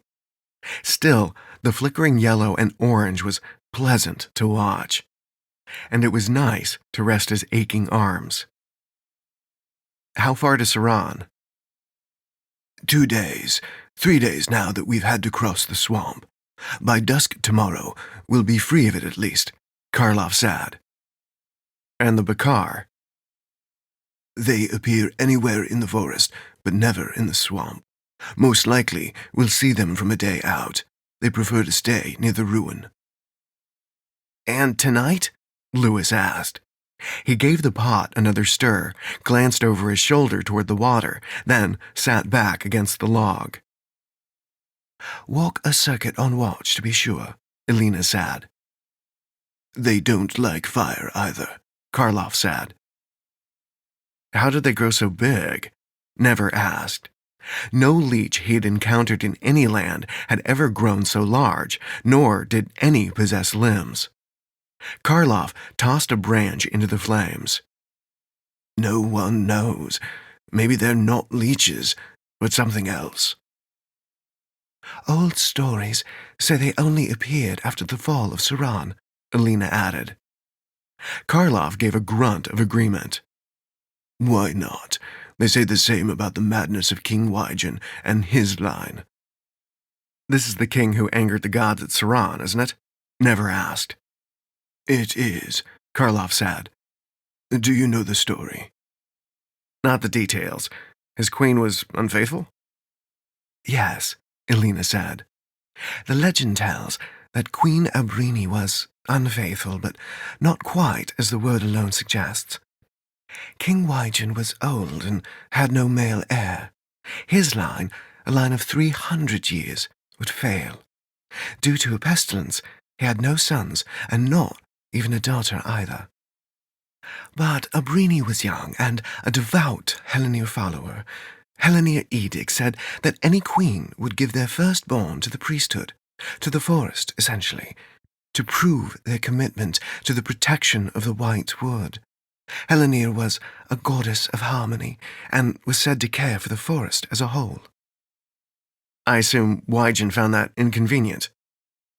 He did, and when she fell pregnant and told the Lord of her intent to follow the way of Hellenir, he swore that he would take any male child she bore and seal her in her precious temple. Months passed, and she said no more of her plans to the king. Instead, she enlisted a young priest from the temple. He would protect her, and so, when it came time for her to give birth, she fled to the temple of Hellenir and barricaded the doors.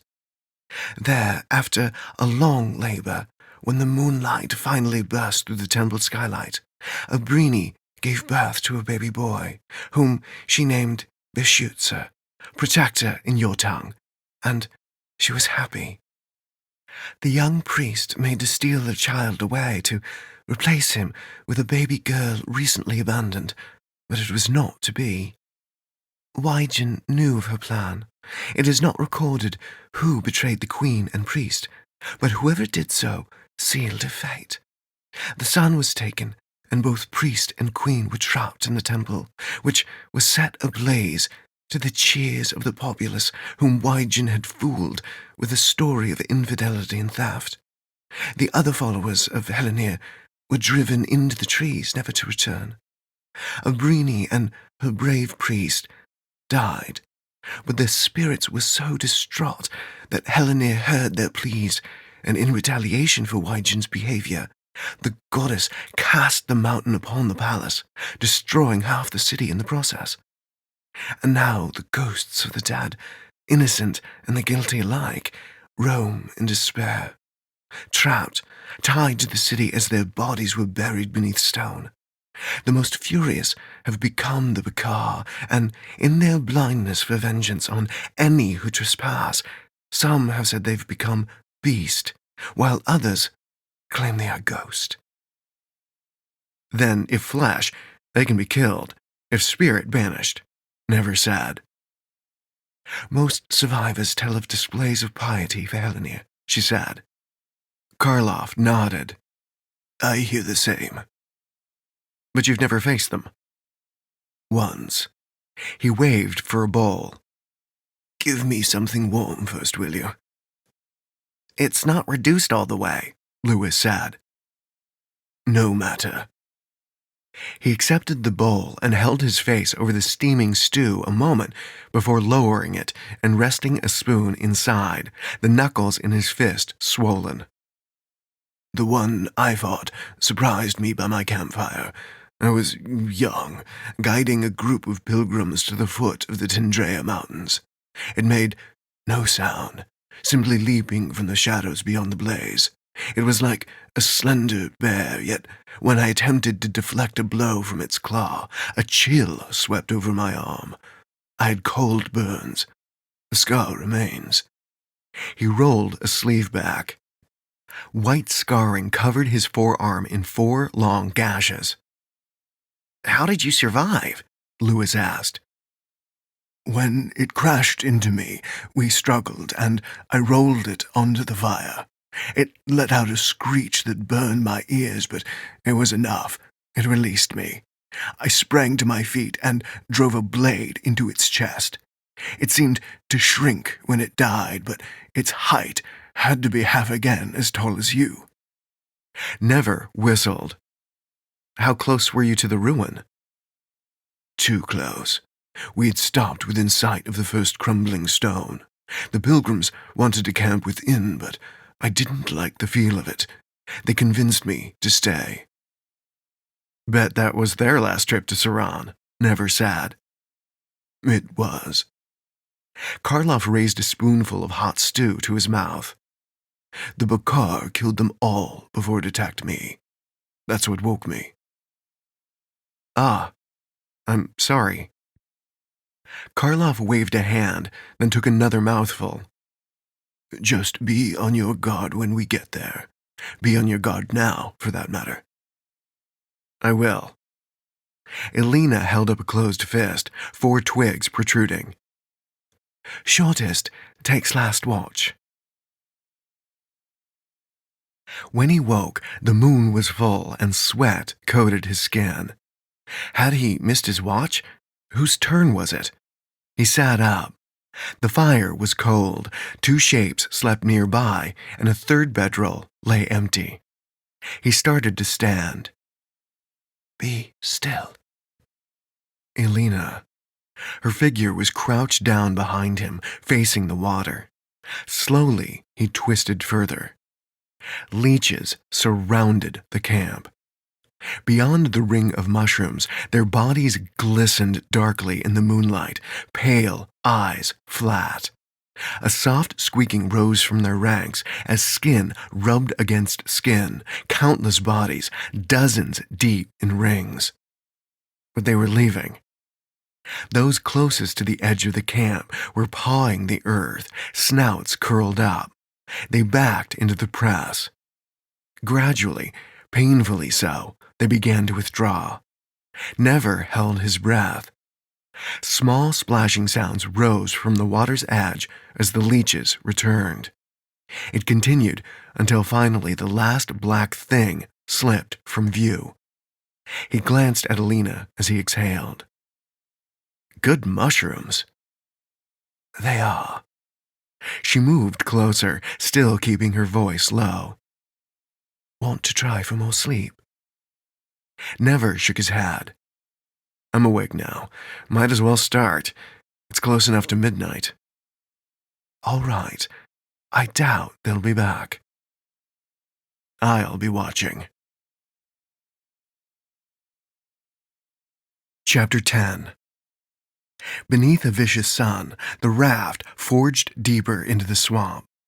This time, no attacks, but Never still watched every dark shape beneath the surface. Sweat trickled from his neck and from his nose, dripping into the water when he leant over the raft's edge. Even with his tunic heaped in a pile at the center of the raft, with the rest of their possessions, the sweating persisted. Without the moor sickness, he would have complained. The air was thick with moisture. The worst it had been so far, but there was no blessing from even a hint of breeze. The amount of mint leaves he had had to rub over his torso was ridiculous, and he probably hadn't covered every part of exposed skin. If they made landfall soon, he could find more at least. Beyond Karloff's straining shoulders, tiny islands were clumping together. How firm were they? Would the raft need to ram the little ones? You should lie down, Elena suggested. She had her attention on the water and her pole. Falling in isn't a good idea. It'd cool me off, though, he said before kneeling and closing his eyes. The sound of her pole slashing the water ceased. Never, something's wrong. Your chest. He opened his eyes. Blood was moving beneath the sweat-slicked hair of his chest, resolving into 5 points of a leaf. The deep reddish purple gave it the look of an autumn leaf, almost a tattoo. He rested a hand against it, but there was no tenderness. His blood pulsed once and faded. What was that? I have no idea. Nothing remotely similar had ever happened before. Mother had small tattoos on the backs of her hands, 3 lines she called the sea and a blind eye, which Father had supposedly given her. Never and Snow once joked that Father stole the ink from the gods, but that was not like what happened to Never's chest. Had it happened before and he had never noticed? Never? It's a mystery. The Amauni. He nodded. I saw the symbol of the 5-pointed leaf at the Amber Isle, but it doesn't explain why this happened. You can show my grandfather. If I survive. Never wiped his brow. Maybe it's the fever torturing me. Drink something, you fool, she said. He took her advice, yet it wasn't enough. He finished his flask, but sweat continued to pour from his body. Another wave of boiling blood. Never groaned. He crawled to the side of the raft and dipped his hand into the water, splashing a handful over his face. Then 2 handfuls, and another. Stop, Elena said. It's too dangerous. I'm burning from the inside. He splashed another handful of water over his face and throat. The swamp water was hardly clean, and it carried a brackish scent, but it was slightly better than sweat. Never, Lewis appeared beside him. I'll get you a pot. What? He gestured to the pack. I'll take a pot from the packs there, and that way, if a leech appears, it'll latch onto the steel and not your hand. Brilliant. Never moved back toward the center of the raft. No time for that, Karloff said, waving an arm. Find me my fishing line. Quickly, quickly. Lewis moved for the packs. Where? In a pouch, at the front. Bring the vial. Faster, lad. Lewis handed him the line and accepted the pole in return. Keep us in place, he said, though with such a sluggish current, the raft wasn't moving far. Rainbow? Elena asked. A big one, too, Karloff said. He was grinning ear to ear. Can't believe it. He was threading a dried insect of some sort onto a hook, nodding to himself. Finally, he cast the line into the water and held it between 2 fingers. Never blinked sweat from his eyes. An underwater rainbow? It's a rare fish, Elena said. Rainbow mudfish. It only seems to live here or in the streams east of Saran. And it's the best fish we'll ever taste, I assume. It's poison to eat, Karloff said. I can see why you'd want to catch it then. Can't have some unfortunate leech eating one and catching its death. They're supposedly mythical creatures, Elena said, peering over at the line where it sat in the water. I've never seen one. Legends say if you catch a rainbow mud and boil the scales, you'll be given the wisdom of the oldest rivers. There, Karloff said. He raised a hand for quiet. The line twitched. He waited, hunched forward. Another nibble and he jerked the line back. But his shoulders slumped. When he wound the line in, only a scrap of the insect remained. Well, let's move on, Karloff said. That's it? Never blinked more sweat. No need to give up so easily. Out of bait. The rainbow mudfish only goes for dried grasshopper, so the stories say. And something had a bit of a meal, that's for sure. He shrugged. Not to worry. I've seen the rainbow before. I'm sure I'll see it again. The last time you were in the swamp? And once before, on the way back from Saran, that first time. Lewis handed back the pole. Then you've seen it how many times? The guide chuckled. 3 times over 20 years. The raft continued on its way, shouldering aside the tiny islands, sometimes little more than clumps of weed. Never sweated and moaned until the afternoon began to wane and until the shivering began. Then he had his clothes back on and a blanket wrapped around his shoulders. He clenched his jaw to keep his teeth from chattering. Maybe it's a good sign, Lewis said. You haven't had chills yet. Could be your body fighting it off, finally. Or I'm hours from death. He sighed. Sometimes you should try to be a little positive, Never. Once I'm free of this thing, I'll dance on the spot. How does that sound? I'll hold you to that. The swamp grew darker as the forest rose up around them again. The pale swamp had become a series of channels, all funneling toward a long rise in the distance. Green leaves crowded the canopy. Softer-looking shrubs covered the earth. The progress of the raft slowed as Alina and Karloff pushed it through water thick with weed and saplings. Finally, it could travel no further. Firm ground was patchy. Large pools and marshy earth surrounded them, but where the land rose, trunks climbed the slope with it, and the ground appeared firmer. There were even a few moss-covered stones. Karloff pointed. Unload and head for that rise. Never hauled his pack up and stepped from the raft. His boots squelched, but the earth was solid enough. He detoured a pool, still shivering and blinking his vision clear as he walked. Damn Harstus! Damn him to the burning graves. The forest floor leveled off near a large, jagged tree trunk that had the look of a lightning blast's victim.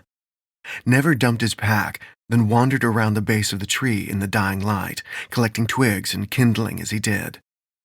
The others were pulling the raft up onto firmer ground. Unloading his kindling, he ranged further, wrapping the blanket closed over his shoulders to free his arms and stooping to collect larger pieces of wood. You look like a crone, Lewis said as he joined him. I feel like a block of ice. Go and rest. We'll start the fire. Never shook his head. I can manage. Hate being useless. He loaded up another few pieces and returned to the campsite, then slumped by his pack. He took out a second blanket and wrapped it around his legs. This is ridiculous, he snapped at no one in particular, but Karloff glanced at him from where he was nurturing a small flame. The light deepened shadows around the camp. I'm thinking you need the red clove soon. And still 2 days to Saran. Hold on. He managed to grin. I'll try. Lewis returned with more wood, placing it in the pile. When he straightened, he frowned. Where's Alina? Isn't she finding fuel with you? Karloff asked. No. She said she was going to wait for me here so you two could try your luck for live game. Karloff shot to his feet. He raised his voice. My lady. Nothing. Tall figures loomed from the dark. Then a shape tumbled into the light, hitting the ground. Elena, the guide cried. Her face was pale and a smudge of blood marred her forehead, but her chest rose and fell. Never threw the blanket off, kicking the other free as he rose, whipping a knife out and shivering where he stood. The shadowy figures resolved into Harstus and 2 of his steelhawks, only none were weighed down by armor, though the jingle of other members followed in the distance. Each of the steelhawks carried a short bow with arrows nocked. Harstus hadn't bothered to draw his sword. You look quite unwell, Never, the commander said. His expression was one of such smugness that Never spat. Though, I imagine the warm weather helps with the chills, yes? Karloff had his hatchet in hand, but he didn't attack. One of the arrows was trained on Alina's unconscious form. Lewis hadn't had time to lift his spear, but he held his belt knife. I see. You poisoned me with this sickness, then followed me here just to chat about the weather then. Hardly. He signaled for the rest of his men to surround the camp. Since your little escape, I've learned a few things about the mysterious Amber Isle. It's just the sort of place a man like me might make a modest fortune and settle in a nice new manor back home. You see, I don't care for the Marlosi climate. find another guide. Don't be ridiculous. You have been there, and while you obviously failed to bring out the Sea King's jewels, you and your friend there survived the Isle. That's more than anyone else, and it's enough to get me close. If only you hadn't given me this illness. Then I had better accompany you to Saran and the Red Clove, yes? Harstus grinned, but there was no warmth to his eyes. And as to how many of your associates here join us is up to how cooperative you wish to be. Or we could decide this now, Never said, keeping his voice soft. Just you and I. Come on, Harstus. I never got the chance before. Too busy with your lapdogs. Harstus folded his arms. Throw your weapons to the ground. Never? Lewis's voice was tight. Check on Alina, Karlov, Never said. The guide glared at Harstus as he bent, checking Alina over. She's alive, Harstus snapped. Weapons on the ground, or your guide takes the first arrow, then your tall friend behind you. Never glared at Harstus. The bastard had all the cards. No matter what Never tried, the Vidia commander would counter it. Surrounded, Alina injured, no way to reach the enemy, half of them protected in steel and, therefore, no way to use his blood. If only he could, quite an exception could be made for Harstus. And worse, he needed the Red Clove. Never swore. He threw his knives down, blades slipping into the soft ground. Chapter 11. I need to relieve myself, Never told his guard. The man offered no response. The fire lit his face in orange, and his expression suggested he might not have even understood. His armor was back in place, as much a protection from Never than anything else. Breastplate, shoulders, and helm, along with knee-length mail shirts and greaves. The man was further burdened by sword, bow, and a hand axe at his belt, but he moved easily enough. Like most of his fellow Steelhawks, he'd have been trained from a young age. It kept them strong, and on a path of the kingdom's choosing. Never switched to Vidia. I need to relieve my bladder. Hold it. Fine, then you carry me to Saran.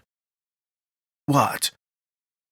When my bladder bursts, I'm sure Harstus will be thrilled to hear that his guide to the Amber Isle can no longer walk. The man spat. Make it quick. He hauled Never up by the rope that bound his hands. Never grunted, scrambling after the soldier. You're a tedious one, aren't you? Never said. His guard offered no reply. Maybe he didn't know what tedious meant.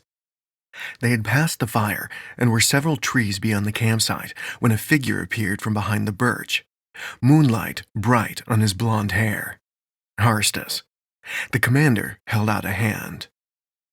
Allow me, Demaya. His voice was soft in the night. Gladly. The guard retreated. Never glanced after him. Demaya, wasn't that the man who had tracked them with the echo? Harstus had folded his arms but said nothing. Are you waiting for an invitation, Commander? Only, I don't usually care for company when I... Silence, the man snapped. I've no patience for your tomfoolery. Do not make me remind you each time we converse, yes? I only need one guide to the Amber Isle. Once again, it's a shame you went to all that trouble to have me poisoned then. The fates shine a light at a time of their choosing, not mine. Never chuckled. Took you a while to figure out what I had stolen, I see. But I did figure it out. Harstus stalked closer. What went wrong on the Isle? Why did you leave without the jewels? Don't you have a war to get back to? He grinned. The invasion is well in hand. The expression faded. Now, tell me, why leave the jewels behind? I found the cut a little cloudy. Bah, no more games. Death. Death was the reason. Go on. 30 men went to the isle, and only 3 came back. The Guardians were too powerful, never sad. And that's before the maze. Even with the map, it was difficult. The sea creatures rule those caverns, but deeper within, there was a room where death strikes from all around. It shredded man and steel alike, shredded Harstus. There was only a fine pulp left afterwards. The final door was locked. His eyes were narrowed, but he did not appear to discount the story. And the key? Supposedly, in the ruins of Saran, never said. That much we learnt. If he could sell the lie, maybe there would be a way out. Buy some time at least. He couldn't kill them all at once, not without losing Louis, Elena, or Karloff, or even all 3 in the process. Not that many of the Steelhawks were even allowing themselves to be vulnerable to his blood to begin with. And Harstus would be watching. He had made a mistake, as he always did. Allowing others to become close, allowing others even to travel with him, was always a mistake. He should have known that by now. Supposedly, Harstus asked. That's what I believe the markings within the Amber Isle indicated. Karloff is guiding us to Saran for more answers, not just for a cure. Then we will have to find this key. He nodded, as if Never had offered agreement. And perhaps it is time for some assurance, yes? Assurance? Yes. You do not expect me to trust you, surely. I will require an additional hold over you. You were called Demaya, of course. Why? Because, should you disobey me, I will give him the Hannock girl. Do you understand? Never stiffened. Do that, and I'll kill you all. With the Moor sickness, unbound, surrounded as you are, and me with 3 hostages, save your fury. He placed 2 fingers against Never's chest and gave a push. Now, go. Relieve yourself and be quick about it. Never clenched his jaw, but turned to the nearest tree. He woke in the grip of another bout of fever. Only this time, the chills had returned. He was given a blanket and forced to march between his captors in the dawn light. Harstus set a quick pace. Never stumbled often, and the forest drifted in and out of his vision. At times, it was no more than a green blur, but he kept up till noon, when he collapsed. A figure loomed over him, Elena, her face only fuzzy at the edges. Her head was bandaged, but she was bound, just as Louis and Karloff had been since capture, as he was now lying in the loam. "He needs water," someone shouted. "I need fire," he mumbled. Someone pressed a water flask to his lips, and he drank even as he continued to shiver. Or was he sweating now, or both? He sat up, supported by someone's arms. He blinked until his vision cleared a little more. Harstus was watching, arms folded where he stood in the middle of the Steelhawks, his own guide watching from a short distance away. The thin man appeared weary. Doubtless, they had all pushed hard to intercept Karloff's raft. But it was Demaya that caught his eye. The man stared at Elena. His expression was dull, almost bored, but he continued to track her every move, gaze unbroken when someone passed before him. Harstus had obviously spoken with the man. "Not a chance, friend," Never breathed. Elena knelt beside him, holding the flask. "Never. Watch out for Demaya, the one with the crooked nose." "Don't worry about me," she said. He squinted. Was her jaw clenched when she spoke? Harstus waved a hand. "Break to eat." Sighs of relief echoed around the path. Members of the Steelhawks walked in less armor than customary, but it was a heavy load nonetheless. And they had been chasing Never for a long time now. Hopefully, it would take a toll sooner rather than later. If Karloff had been correct, Saran was now 2 or more days away, at which point the bluff would be played out. He'd have to come up with something in a hurry. Too soon, and he was shivering along in step once more, separated from Alina, Lewis, and Karloff. No way to plan together. Which left the environment. If he could stumble in such a way as to scratch himself, he'd have blood. Gods, gouging his own hands with a fingernail would do the trick, but it still didn't let blood free from any of his captors. By nightfall, sweat poured from him again. Tied to a tree at the edge of the camp, water and a few slivers of dried meat was all he was afforded. He barely kept it down. His companions were similarly restrained, always within eye-line of the Vidia. The only time no one watched was during a group chant, where Harstus led them in an oath swearing allegiance to the tenets of the Vidia god. Never had not seen the full oath before. It seemed quite long, littered with redundancies. Achieving eye contact with Lewis was no achievement. The man raised his eyebrows, but never shook his head. No ideas. The chant went on. While no one shouted, in the absence of other sound, it filled the night. Never slumped against the bark. A voice spoke quietly from behind the tree. Hardly a musical tribute to the old rascal, is it? Sounds rather repetitive, though perhaps it is fitting. He's believed to be rather militant.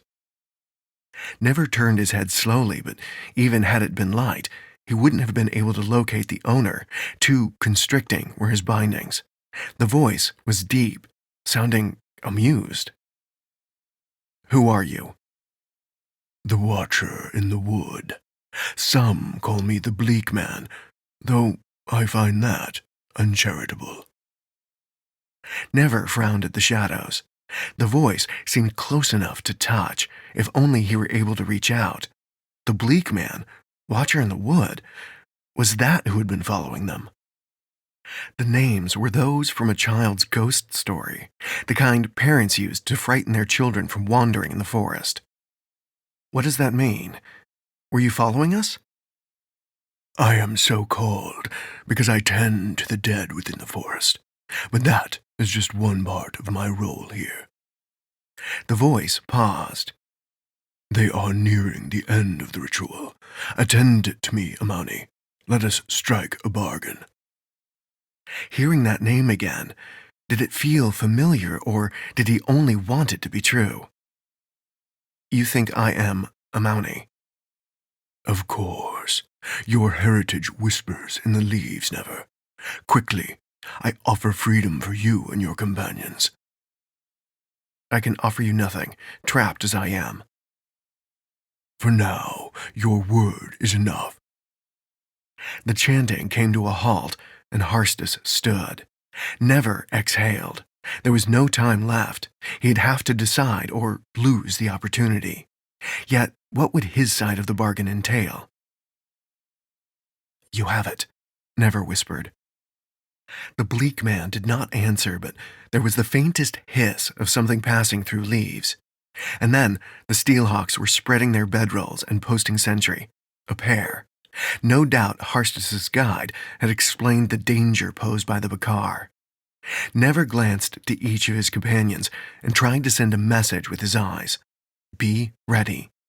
He didn't know when or how or whether the so-called Bleak Man would act.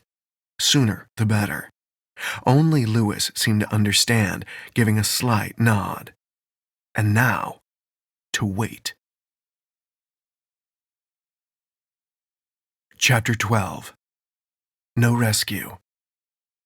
Dusk had spread its warm glow across the white birch and the green undergrowth that had grown progressively denser. Some of the blade-like plants grew to knee height, and the path was dotted with weeds. Many were flowering, little pink blossoms that were trampled as the Steelhawks drove toward a stone building in the near distance. It had the look of an outpost, but long since deserted. It stood open to the elements, its doorway and windows gaping. There was no roof except the forest canopy above. Birds had made nests in the corners, now abandoned. Shrubs grew around and within, while moss crept across the stone, as if the building were unshaven. Never continued to scan the trees, but there was no hint of any man, bleak or otherwise. He followed Alina, whose guard was Demaya. The man had continued to stare at her with his flat expression, only now he toyed with a knife as he walked. Bastard. We camp here, Harstus announced, then looked to his guide. The man, Ladreus, was pacing. He eventually crouched by the corner of the room. Unless our guide has concerns he would like to share. Ladreus stood, pushing his lank hair back from his eyes. None, Commander. Something caught your eye, yes? Only old markings. I thought they might be left by other travelers. And? I cannot read them. He hung his head a moment. I apologize. Harstus gave a small shrug. Karlov, your turn. Someone shoved the old guide forward. He glared at them, but stomped over to the marks, which, from Never's position, seemed to be random scratchings between the weeds. Karlov reached out, tracing imaginary lines above the markings on the stone. He turned, speaking in Hanukkah. Never's own Hanukkah was rusty, but he followed enough. Just 2 names and a date. Harstus sighed and spoke in his own tongue. Invidia, or at least Marlosi, please. Karlov glanced at Ladreus, who translated for the older guide. Was there a slight moment of hesitation from the man? Harstus did not appear to notice. The commander nodded, then issued orders for a fire to be prepared.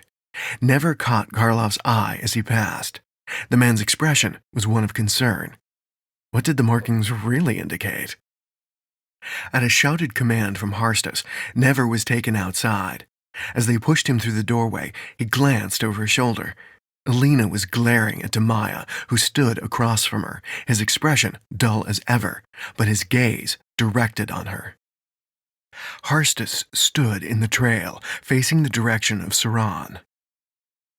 You could really work on your tone when calling for me, you know, Never said. You're beginning to nag. Truly. The man did not continue. Never waited. Whatever the commander wanted, Harstus would have to say soon enough. Even his guard soon shifted his feet. Keter, you may leave us. Yes, Commander. How intimate, Never said. And you even arranged a sunset for this moment. Harstus spun, backhanding Never. White lights exploded. Never stumbled back. Blood began to trickle from his nose as he blinked. The taste of iron graced his lips. The Vidia did not raise his voice. Would you like to see if you can operate as an effective guide without a tongue? Maybe he had pushed the man too far after all. Good. But he didn't answer. Better. Let's introduce a new method of communication. You speak, when given my permission, as befitting a Genaic, the man said, using the Vidia word to indicate a foreigner. A more accurate translation was probably without family, and the way he said it was clear. Genaic was meant as an insult. Never ground his teeth, but did not respond. If you do not, I begin removing fingers from Lewis's hand. Of course, if I'm really disappointed with you, I will turn Elena over to Demaya. I understand that before he became a soldier of God, he was curious about the insides of people. Still is, I believe, if seeing what he tends to do to Marlosi farmers is any indication. Never made a fist. If anyone needed to be opened up, it was Demaya, so the contents could be burnt to ash. Now, I will ask you a question. I expect an answer. Harstus paused. the more sickness. How serious has it become? I can't say for certain, but I don't believe I would survive the trip back to the Amber Isle without a cure. At times, even when he was in the throes of unbearable chills, his blood seemed to boil in his veins. If he had been able, he might have checked his chest to see if the blood tattoo had returned. Sweat dampened his temple more often than not. Another bout of chills would almost be welcome. Then you will receive the Red Clove once you have located the key in the Saran ruins. No sooner. Is that clear? Bastard. Yes. Why here, Never? Why in Saran? It is a distant place for a key to a cavern off the coast of Marlosi. There were ancient Hannock ruins within, describing a long journey from a green haven and mentioning the protecting of wealth from those who hunted them. I believe those people created the place, then returned home. After all, they were once great sailors, why wouldn't they? Perhaps they meant to one day return to the Isle and collect their bounty. I cannot imagine they could wish to stay on such a barren place for any real length of time. Go on. The key was then hidden to keep it safe, and Saran was once the center of Hannock civilization, the Green Haven. Karloff agrees with me, though it's a welcome coincidence that one of the places the Red Clove was last sighted was near Saran. The clove is also found elsewhere in the White Wood. And within the city, you will head for the temple, the palace. Both are buried, yes? I am prepared to dig. He folded his arms. A slim hope, no, and with no such tools, and so little time. Many of our supplies were lost in the swamp, Never said. For the Sea King's jewels, it is hope enough, especially if I have a cure to work for. We shall see. He smiled, resting both hands on his hilts. Very bold of you to cross the swamp. Ledreus was not willing to follow, not even under the pain of death. But he took us on quite a merry chase to meet you on the other side. One of my men was lost. Never offered no answer. He waited for a direct question. I am holding you accountable for his death. Still he waited. And for every death thereafter, until I am on the Isle, holding the Sea King's jewels. And for the death of my men during your little escape back in Isasina. My men, Never. Members of the Boer family among them. Each still waits for vengeance. Harstus paused. Yet, should you do your job as guide, I may spare your life and any of your companions that survive. God practices mercy. So may I. Unless you fail me. The light had faded, but it was not yet dark. It remained bright enough to see the hate glittering in the man's eyes. Return to the outpost. Never turned back into the ruin. The steelhawks had spread around the room. One was working on a fire, and others were speaking together. One man stood alone, eyes closed but mouth moving, perhaps in a prayer. Demaya continued to gaze upon Alina, but for the moment, Karloff and Lewis sat with her. Never moved toward them, but was intercepted by one of the steelhawks. Karloff had time to mouth a single word, Bukar, after which he glanced at the markings on the stone floor. A warning, then. Never took a seat against the wall in the failing light. He had to act. No more waiting. He flexed his fingers as best he could. The rope had long since chafed. Even if he could reach a weapon, would his hands be able to grip it? A scream rose from the forest, a wordless cry for help, a woman's voice. Never stood. Half those in the room had risen, and all eyes were on the doorway. And then a child's voice joined the cries for help, the words distinct. The boy was afraid. He had grown lost, and the dark was scary. Half the guards had already taken a step toward the doorway. Even Demaya looked away from Alina. The child spoke Vidium. Harstus appeared. He pointed at Ladreus and one of the Steelhawks. "With me." That left one guard for every prisoner. Never exchanged a glance with Alina. She'd understood. The guards conferred. They argued, one waving his arms, another shook his head, snapping that Harstus would skin them alive if they left their posts. Yet he was shouted down, and 2 more soldiers left the room. 2 remained, blades drawn. "No move," one said, speaking heavily accented Barlosi. The woman and the child cried on. Were they searching for one another? Both now called in Vidium, although neither seemed to be able to hear the other. Time passed slowly, with the urgency of the cries rising. Never exhaled. He hadn't realized he had been holding his breath. The guards were breathing hard, glancing into the darkening forest often. Never looked to Lewis. It might be possible to rush the guards. After all, 4 against 2 were favorable odds. Yet the blades remained a problem. The woman's voice lifted to a screech, and the taller of the guards flinched. "That was Dashella." "What?" "It's her? I can tell." "Don't be stupid. It's just a woman." "No, it's my Dashala. She needs me." "She's back home. That's someone else out there. Listen." The guard shook his head, then shoved his way from the outpost. "She's in pain," he cried. The final member of the Steelhawks faced his 4 prisoners, switching his sword from hand to hand. He spread his legs into a wide stance. "You might break free, but at least one of you will die by my sword." He pointed.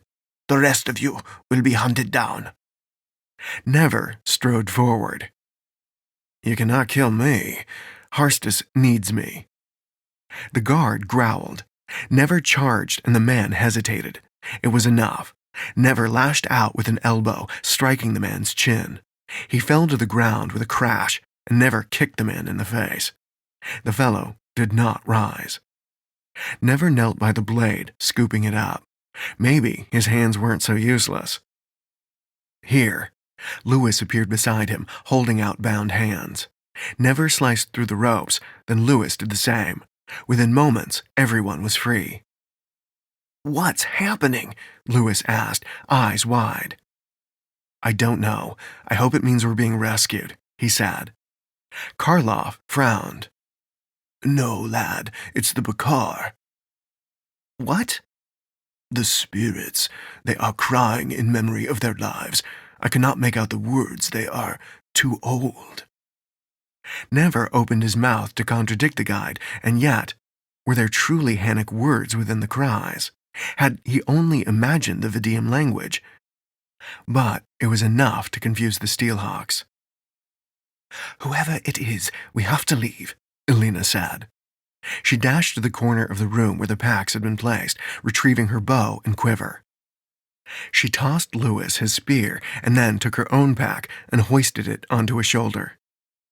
Karloff followed, and once Never was armed and carrying his own pack, they slipped from the outpost and into the deepening shadows.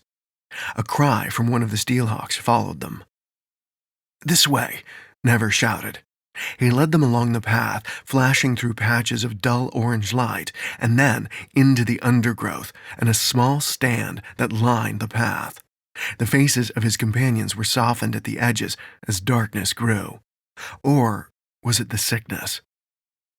"We can ambush them," he said, breathing hard. "We just need a vantage point, like these trees." "You up to this?" Karloff asked. He nodded. "Just have to catch my breath." We should spread across the road," Lewis suggested. "Attack from both sides when they pass." Never nodded.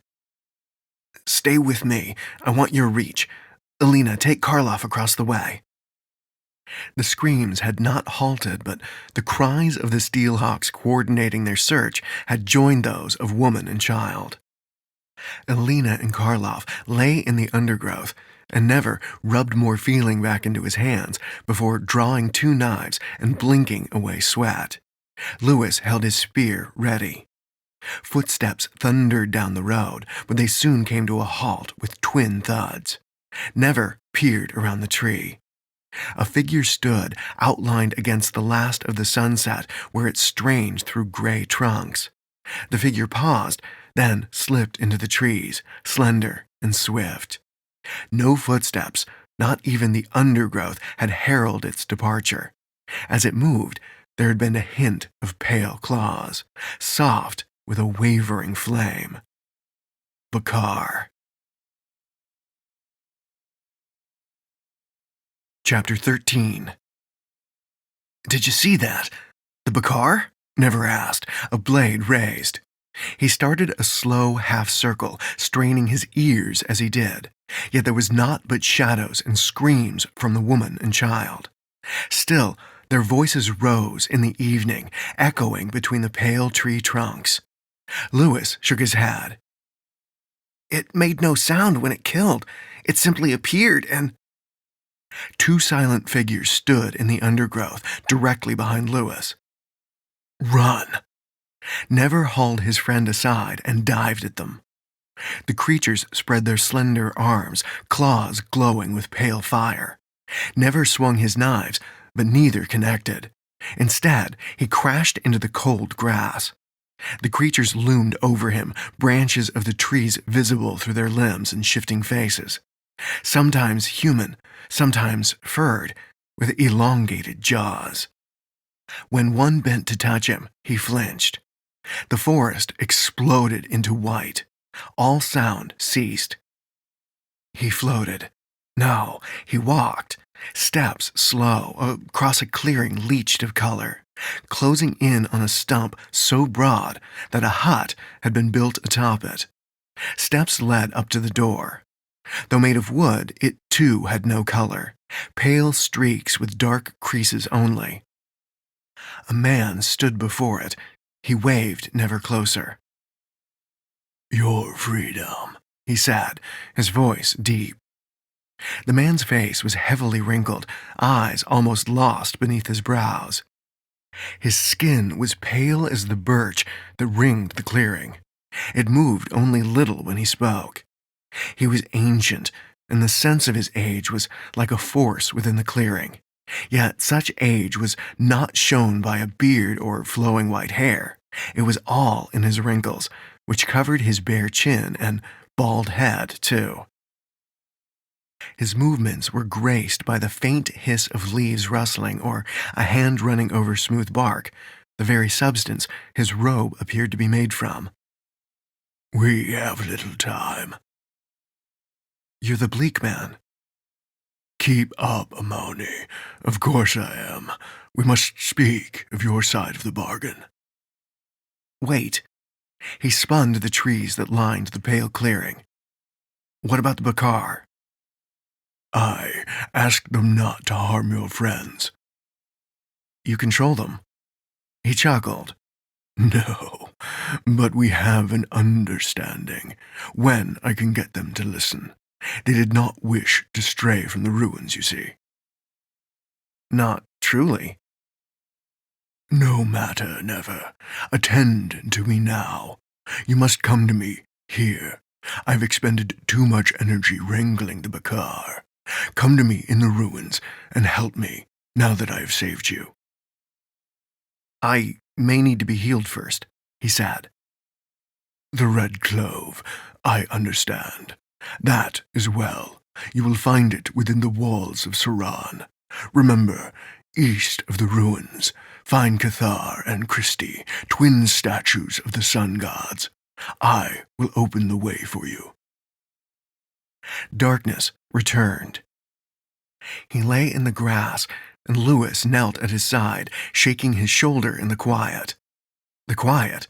The screams had stopped. The voices of the steelhawks were gone too.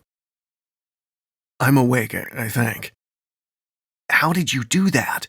Lewis whispered. "What?" "Your knives struck the Bakar and they disappeared." "Truly?" Yes, when you hit the ground, you didn't move at first. He sat up. Whatever happened, I'm alive now. It wasn't the time to mention the bleak man. Who knew whether Harstus or any of his ilk had survived the attack? Where are Alina and Karlov? Here. Karlov led Alina across the road. Where did the Bacard go? Never banished them, Lewis said. He raised a hand. I'm not so certain of that, and we can discuss it later. I think we should flee. Harstus and his men might have survived, and I don't want to bet on whether or not the Bacard return. Karlov? He understood the question. Dark or not, I can find our way. Then lead on. The older man took them through the darkness, staying true to the path, and despite tripping on the occasional tuft of weed, they made progress through the early evening. Only the sound of the occasional whisper or soft thud of their shoes on the earth, or a curse when Karlov explained that he had strayed from the path. Several hours passed before he brought them to a halt. Never rubbed at his eyes. It was getting harder to keep the damn things open. It had been a long day. At least the sweating had eased. We need to rest, Karlov said. We should risk a light. Should we? Alina asked. Never slung his pack to the ground. I haven't heard anything following us. In fact, the whole forest is silent. The Steelhawks must be finished. Or lost. I'll take the first watch, Lewis said. Never rubbed the blue stone until a pale glow rose, handing it to Karlov, who wound through the looming trees to stop at a small clearing. He pointed to a gap in the grove. Beyond is a stream. If you listen, you'll hear it. A faint bubbling in the darkness. If we follow it, it will lead to the Rinsa River and then to the northwestern reaches of Suran. By noon, if I've calculated correctly. And the Bacard? Lewis asked. We simply have to take our chances. I can teach you a Helenir prayer if you run into a spirit, but I don't know how effective it will be. Lewis nodded. Better than nothing. Never was already spreading his bedroll. Wake me for my turn, he said, or mumbled because no one acknowledged him and he was asleep the moment his head hit his pack. Chapter 14. The trees have moved. Karlov continued to pace the clearing, morning sun brightening the silver in his hair. Two broad hazels spread their branches across smaller trees that stood together like a handful of tent poles. I could not say, Alina said. Never shook his head. The image of bark gleaming faintly blue was useless. He didn't even remember taking his watch. Had anyone woken him? He stretched and rolled his shoulders. At least the fever had receded again. It was a dull pulse almost beneath awareness. Karlov glared at the trees, then glanced over his shoulder. Lewis. They all look the same. I pointed toward the stream, told you all it was beyond the gap in the trees. Now there's no gap where I pointed. So long as the stream is in place, Never asked. Karlov muttered to himself but nodded. I suppose. I'm thirsty anyway. He stomped off along what appeared to be a game trail. Any sign of Harstus? Never asked. None, Lewis said, checking the binding on his spearhead. Good. Never found an apple in his pack and bit into it. Flowery. The gods hated him after all. He chewed through the unpleasant texture, and by the time he had packed and helped clear the camp, the apple was finished. And Karlov had returned. The man was shaking his head. The stream is not there. What? Never stood from where he'd knelt to tie the straps on his pack. I heard it last night. That much I remember. As did I, the guide said. And I, Alina added. Her brow was creased, the bandage on her head smudged with dirt. Were we all wrong? I know I was exhausted. We didn't imagine it. Karloff folded his arms. Something is happening. Lewis glanced at the forest. The Bakar? First I've heard of them hiding a stream or shifting a camp. What about the bleak man? Never asked. It seemed like the kind of thing the old fellow might be able to pull off, the only question being why. It couldn't have been misdirection. He wanted to meet. Protection? Was there danger at the stream? Elena exchanged a glance with Karloff, both expressions of concern. You seem worried, Never said. Karloff shrugged. The Watcher is a fairy tale, Never. Why do you mention him? Have you been hallucinating? Elena asked. The man I met seemed real enough. Pale, very wrinkly. He claimed to have brought the Bakar down on the Steelhawks to save us. Elena tilted her head. You spoke with him? Another glance at Karloff. Are you trying to tell me you think he's real? When we were tied to trees, and then when I'd passed out near the Bakar.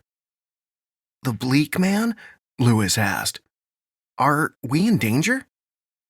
Karloff spread his hands. Hard to say.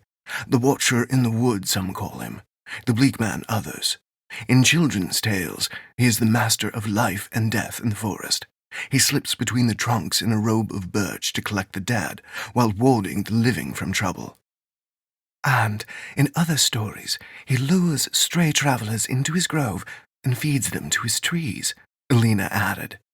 Her expression suggested she found that aspect more plausible than a benign watcher. Lewis frowned. Never.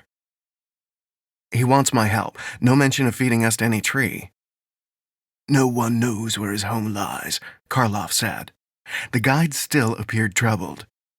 You sure it wasn't just a traveler? We also met in a white place after I banished the Bakar, Never said. He told me to look beyond the twin statues of the sun gods, Cathar and Christie. You've heard of them before, haven't you? Elena asked. Karloff or I mentioned them in the legend of Saran. No. Karloff shook his head. The bleak man is real. Or Never simply had a fever dream, Elena said. I was awake the first time, Never said. And you don't have to believe me to help find the Red Clove, do you? She shrugged. Perhaps it doesn't matter. Never turned to Karloff. Can you still locate Saran? I believe so. Then let's move on. We should reach it by noon, right? That should give us a few hours before nightfall to find the Red Clove. If it still exists, the guide said. The bleak man seemed to think so. Back onto the small animal trail, the squeaking of the bales would rise and fall as they passed hidden nests, and Never wondered whether the creatures were edible. Trail rations were growing a little dull. Time to hunt remained a luxury. Sweat built again, of course. The transitions were becoming shorter. A bad sign? The longer the morning stretched, the more he sweated. His vision blurred, then sharpened, then blurred again. Muscles twitched. Blood was heating up once more, but he refused to falter. Not so close to Saran and the Red Clove. Karloff stopped. We've entered the outskirts of Saran. Never slowed. Was there more open space between the trees? The trail cut through tall grass and shrubs, and the trunks were sparser. He left the trail peering into the distance. A large clearing of dirt and fallen trunks lay ringed by low stone stumps. What is this? He asked. Elena joined him. A place for exhibition or sparring. The stumps were once benches. A building, Lewis called softly. Never led Elena back to the trail where Karloff and Lewis had continued a little way. Lewis pointed with his spear. Like the outpost, the building was tumbling down and covered in vines and moss. Within, moss-covered and chipped tiles made up the floor. A faded green, hints of a pattern were obscured by the return of the forest. In places, moss had been torn up by animals. What was this building used for? Lewis asked. Karloff walked to the center. There would have been a skylight here, so that priests could greet the sun as part of rituals for Catha and Christie. Never took a moment to snatch a drink from his flask. Should we look for the clove here? I see a few likely trees. It cannot be that easy, can it? He pointed. Some of the trees were shorter than the birch, with foliage a distinct red. Karloff gave a brief smile. It's similar, but the red clove is more of a shrub. It's not truly a clove, either. You'll recognize the leaf. They curl up, dark brown and red, but it wouldn't hurt to look around. We need a good deal of it, I'd imagine. There's no record of exactly where it lies, either, only at Saran. The bleak man told me it's in there. Let's begin. Never sad. He returned to the trail and froze. A bakar stood on the road. As before, it had made no sound during its approach. And it did not appear to be spirit as the others. Tall but not towering over him, soft brown fur ran along its slender body, almost feminine in shape, and with a slightly disproportionate head, bear-like as Karloff promised, only longer. The nose glistened in the noon sun. Curved, yellow fangs were visible when it opened its mouth. The eyes flicked to each member of the stunned party. Then it turned to walk up the road. It paused to glance back once, then continued on. Follow it, Never said. What? Elena caught his arm, fingers digging in. Is that the fever, or your stupidity talking? No, it wants us to follow. The bleak man sent the bakar to guide us. Into a whole nest of them. She set an arrow to her bowstring. Karloff? The old man rubbed at his unshaven chin, his eyes a little wide. It didn't attack. Could have done so. It's disappearing, Never said. The bakar had turned off the path and was heading deeper into the trees, toward a distant line of what could have been more stone ruins. This is madness, Elena said. It won't hurt us, Never replied. Hopefully, yet surely, the bleak man had sent a guide. He jogged after it, weaving through the trees and drawing nearer to a low stone wall that ran from ground to waist height, breathing hard again. Only more trees beyond the stone, but the bakar did not pass the wall, following it deeper and deeper into the forest. The wall grew as the creature led them. Overhead, the sun fell back behind the clouds. The forest dimmed, or was that just his vision? He charged on, keeping the bakar in sight. The rush of the Rinsa River rose again, but before the bakar reached the water that glittered between the trunks, it turned the wall, now towering above, and slipped through a jagged hole. Never made to follow, but a hand caught his shoulder. It could be dangerous, Lewis said. I have to trust it. He stepped back. Then lead on.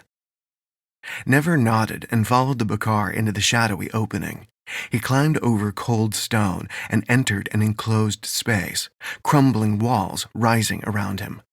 A grove lined with rows of gray shrubs, dozens of them, spread before him.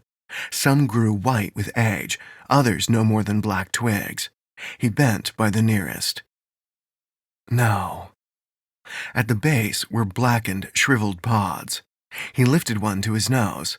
No scent, no hint of moisture within. Were these the mythical red clove? Was the journey to Saran for naught? Where had the bakar gone? Never rose. From any other point beyond the first wall, the grove would have been inaccessible. There did not appear to be any more openings. The bakar knew where it was going, so why lead him here? He stood spinning on his heel. Is this all there is? He called. Only his voice echoed.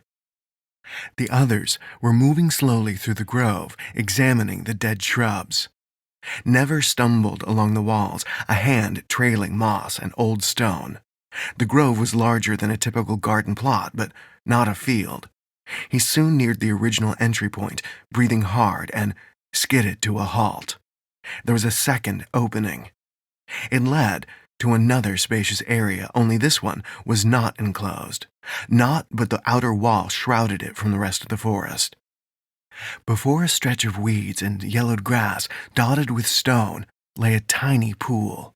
Nestled under the wall and at its edge were two plants, no taller than his shin, each with deep red cloves. Chapter 15. Never fell to his knees beside the shrub with a groan of relief that unlocked a knot deep in his chest. His shoulders slumped with a smile. At last, red clove. He reached out to harvest the cloves, leaving a few behind and dragging himself back to the grove. The sweat and searing heat no longer mattered. Here. The others raced over. Karloff shook his head, but he was grinning. Have to admit, I didn't know if we'd find any, or if we did, I half thought the Bakar would have got us by now. Well, there's one at least that could have attacked, Elena said. She still held her bow and arrow. How do we prepare the clove? Never asked. Swiftly, I hope. Cook them down, Karloff said. Drink what remains. That simple? That simple. Then let's find something to burn, he said. Once a blaze was going and the clove boiling, a sharp scent rising from the pot, he was able to stop pacing. The fever had switched back to chills again. It was almost as if his limbs were still pacing, only without the rest of his body. As if the moor sickness knew the red clove was close to striking back. Never sat before the small blaze, shivering beneath the flat sun. So close. If it didn't work, would he actually die? Something about that sounded odd. His blood was yet to fail him. Aside from causing so much death in others, it had always shrugged off illnesses. Even the time he'd been blinded after a kill, his blood and his whole body had fought it off. Yet, there was something different about the chill. The moor sickness, however Harstus had arranged it, went deep, to the bone, like it had attached itself to him. And no matter what his blood did, how often it boiled within his veins, he was stuck with it. Unless the red clove truly could help. He made a fist. No, it would work. How long? He asked Karloff. Be patient. Wonderful advice to give a dying man. His teeth chattered. Karloff snorted, and Elena rolled her eyes. Never. You're not dying. Hope you're right. Lewis half rose. I heard something, beyond the wall. Never paused, straining to detect anything beyond the crackle of flames and toiling bubbles in the pot. A hint of wind in the leaves? No. The swish of feet through weeds, soft footfalls. It's not the Bakar, he said. We'd never hear them. Elena stood. Let's see. Karloff drew his knife. Be careful, my lady. She nodded, motioning to Lewis. He flipped his spear into both hands and followed her to the passage through the wall. Never blinked a sweat from his eyes. Damnable illness. If it were the Bakar out there. Easy, Karloff said. Never released the rag he had been gripping to stop shaking. His knuckles were still white. Elena soon returned, Lewis on her heels. Nothing, she said. We searched, but there's no sign of anyone, no tracks, nothing at all, Lewis added. Be on guard, as usual, Never said. He checked on the clove. Now? Karloff took up a small wooden cup. Might be. He lifted the pot from the flames and inhaled the fumes. Lines on his face eased. It's ready. Tipping the water, which had thickened into a thin red, soup-like substance, he poured a cup. It's hot. Never accepted it and inhaled. A shiver ran across his face, widening his eyes as they watered. But the fumes opened his lungs, and he breathed deep before blowing on the liquid a moment. He sipped at the medicine. The clove water was sweet on his tongue, tingling. He took another sip, and then another, drinking the rest with a single gulp. He handed the cup back to Karloff. "Do I need more?" "No idea. A few more cups, to be sure." "Gladly." The next mouthful eased the tightness in his shoulders and back, spreading warmth through his chest and along his limbs, easing the chills. By the fourth and final cup, his heart beat so fast it stumbled, and he blinked often. But when he stood and strode about the grove, testing his balance, he laughed. Steady, and his blood no longer seemed to steam in his veins. "I think it's working," he said. "We won't know right away," Karloff said. "The clove is supposed to be one of the most powerful healers in the world. Maybe it's just wiped away your fatigue." "Maybe," Never paused. "We'll just have to see. In the meantime, let's find the twin gods. The bleak man seems lonely, and I want you to meet him." After the last of the red clove was harvested and camp broken, Karloff led them along a once-paved, overgrown road that ran through ruins rising up between the trees. Stone had sunk into moss everywhere they turned, many buildings no more than a room or sometimes only 2 walls. Within one, a skeleton lay in a corner, slowly being devoured by more dark green moss. Victim of the Bakar, Never assumed.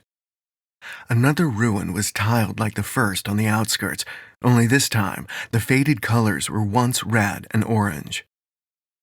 "Another ritual," Karloff said. Elena pointed. "Those pillars would have held small bowls for forest offerings." She approached one, then bent to pluck a few tiny flowers from the moss, speaking softly as she dropped them within. "A prayer?" "A gesture only, perhaps." "Can't hurt to thank Helenir," Karloff said. The deeper they walked, the more flagstones covered the earth, many erupting with the force of shoulder-high thistles, whose purple flowers were sharp with spikes. The ruins were more complete here, though all windows were empty, all doorways dark. Vines climbed many of the buildings, spreading across and between the rubble in green canopies. Some of the buildings were intact enough for 2 stories. Within one that appeared to be an inn, Never's feet crunched through the rotten floorboards, thudding to the ground below. Lewis pulled him up, and he proceeded with more caution, pausing by the fragments of a table. At its sunken center rested a tarnished dish, empty of all but dust. Something crashed to the ground in an adjoining room. He paused, listening a moment, then moved toward the sound, knives drawn as he entered the room. Empty, except for a broken vase beneath a mantel. That and footprints in the dust, heading to a patch of light where the wall had crumbled to the forest floor. "This way," Never called. He leapt into a grassy courtyard open to the elements with the walls, like all walls in Saran, bearing great holes. Gouges in the grass revealed the stranger had taken the nearest exit. He followed, but the streets and ruins stretched as far as he could see, with no one in sight. Elena joined him. Arrow knocked. "What is it?" "I never even saw him, or it." But within the inn, Karloff knelt by the tracks. "Whoever it was isn't wearing any boots."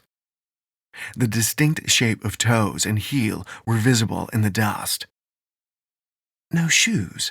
Elena asked. "What does that mean?" Lewis asked. "Harstus?" Maybe he or one of the others escaped the Bakar and are lost here," Karloff answered. Lewis rested the butt of his spear on the floor. "We thought it might be a possibility." "Let's hope the Bakar finish off whoever it is then," Never said. He strode into the common room, then back to the street, shading his eyes. Stone and moss, vines, weeds, everywhere he turned. Even the stump of a tower rose in the distance, but no clues as to where the statues of Cathar and Christie would lie. "We should try closer to the landslide," Karloff said. "Did your party of pilgrims come this deep before?" Never asked. "Did you ever see the statues?" "No, but if they survived, they'd be nearest the rubble. It's like a massive hillside, and it's where the Macrae usually concentrate their attention." He shrugged. "Usually at night. We have a few hours of daylight left at least, and if night falls, we build a fire. A big one." "Grand," Never waved. "Lead on, Karloff." The ruins soon bunched closer, blocking more of the falling sun and casting long shadows. When they passed the tower, Never paused to peer within. Naught but a crumbling staircase and assorted debris, most of it animal droppings. "There," Karloff pointed. A rocky hillside dotted with trees lay before them, its slope gradual. Buildings rose from the earth as if peeking above muddy water, until only the tips of regular stonework were visible. One particularly tall birch rose above the others atop the slide, branches spreading for the sun. Leaves fluttered down when a breeze picked up, taking the edge off the heat. Never put his hands on his hips. "How long does it stretch?" "Helene's wrath covered the center of the city and spread for miles. Beyond lies the Tindrea Mountains, which were once significantly taller," Elena said. He scratched at his cheek. Hadn't had that chance to shave yet. He might not live to see tomorrow, let alone get a chance to return to the comforts of civilization and razors. At least he wasn't sweating anymore. "Do we head left or right?" "Right. We're coming at Saron from the west. The center of the city will be further along," Karloff said. "My lady, does that sound right?" "Yes, and statues of the sun gods would have been plentiful. If any escaped burial, we should come across them." "How will we know it is the right pair?" Lewis asked. His eyes were on the streets, scanning the buildings. "Never?" Elena asked. "I can only assume the Bleak Man has a solution. Either it's the only pair uncovered, or he'll let me know." Never led them this time, sometimes climbing over the fallen remains of buildings, and sometimes the very edges of the landslide. Once jagged rock, whose edges were now worn from centuries of wind and rain, stopping to search around any walls that remained standing. But no statues. "We're running out of time," Karloff said as the afternoon wore down toward dusk. "We are," Never said. He tossed a piece of stone at the landslide. Then he shrugged. "We've survived this long, right? And we found a cure for my illness, at least. We don't have to rush like before, and I think the Bleak Man has asked the Bakar not to attack." "There's still the barefoot stranger," Lewis said. "True, let's keep looking."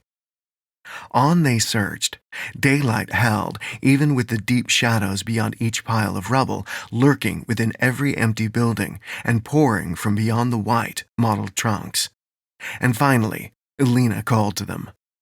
Never had watched her drift away from the ruined flagstones and skeletal buildings toward the landslide, combing the face of packed dirt, rock, and creeping shrubs, when she knelt and waved them over.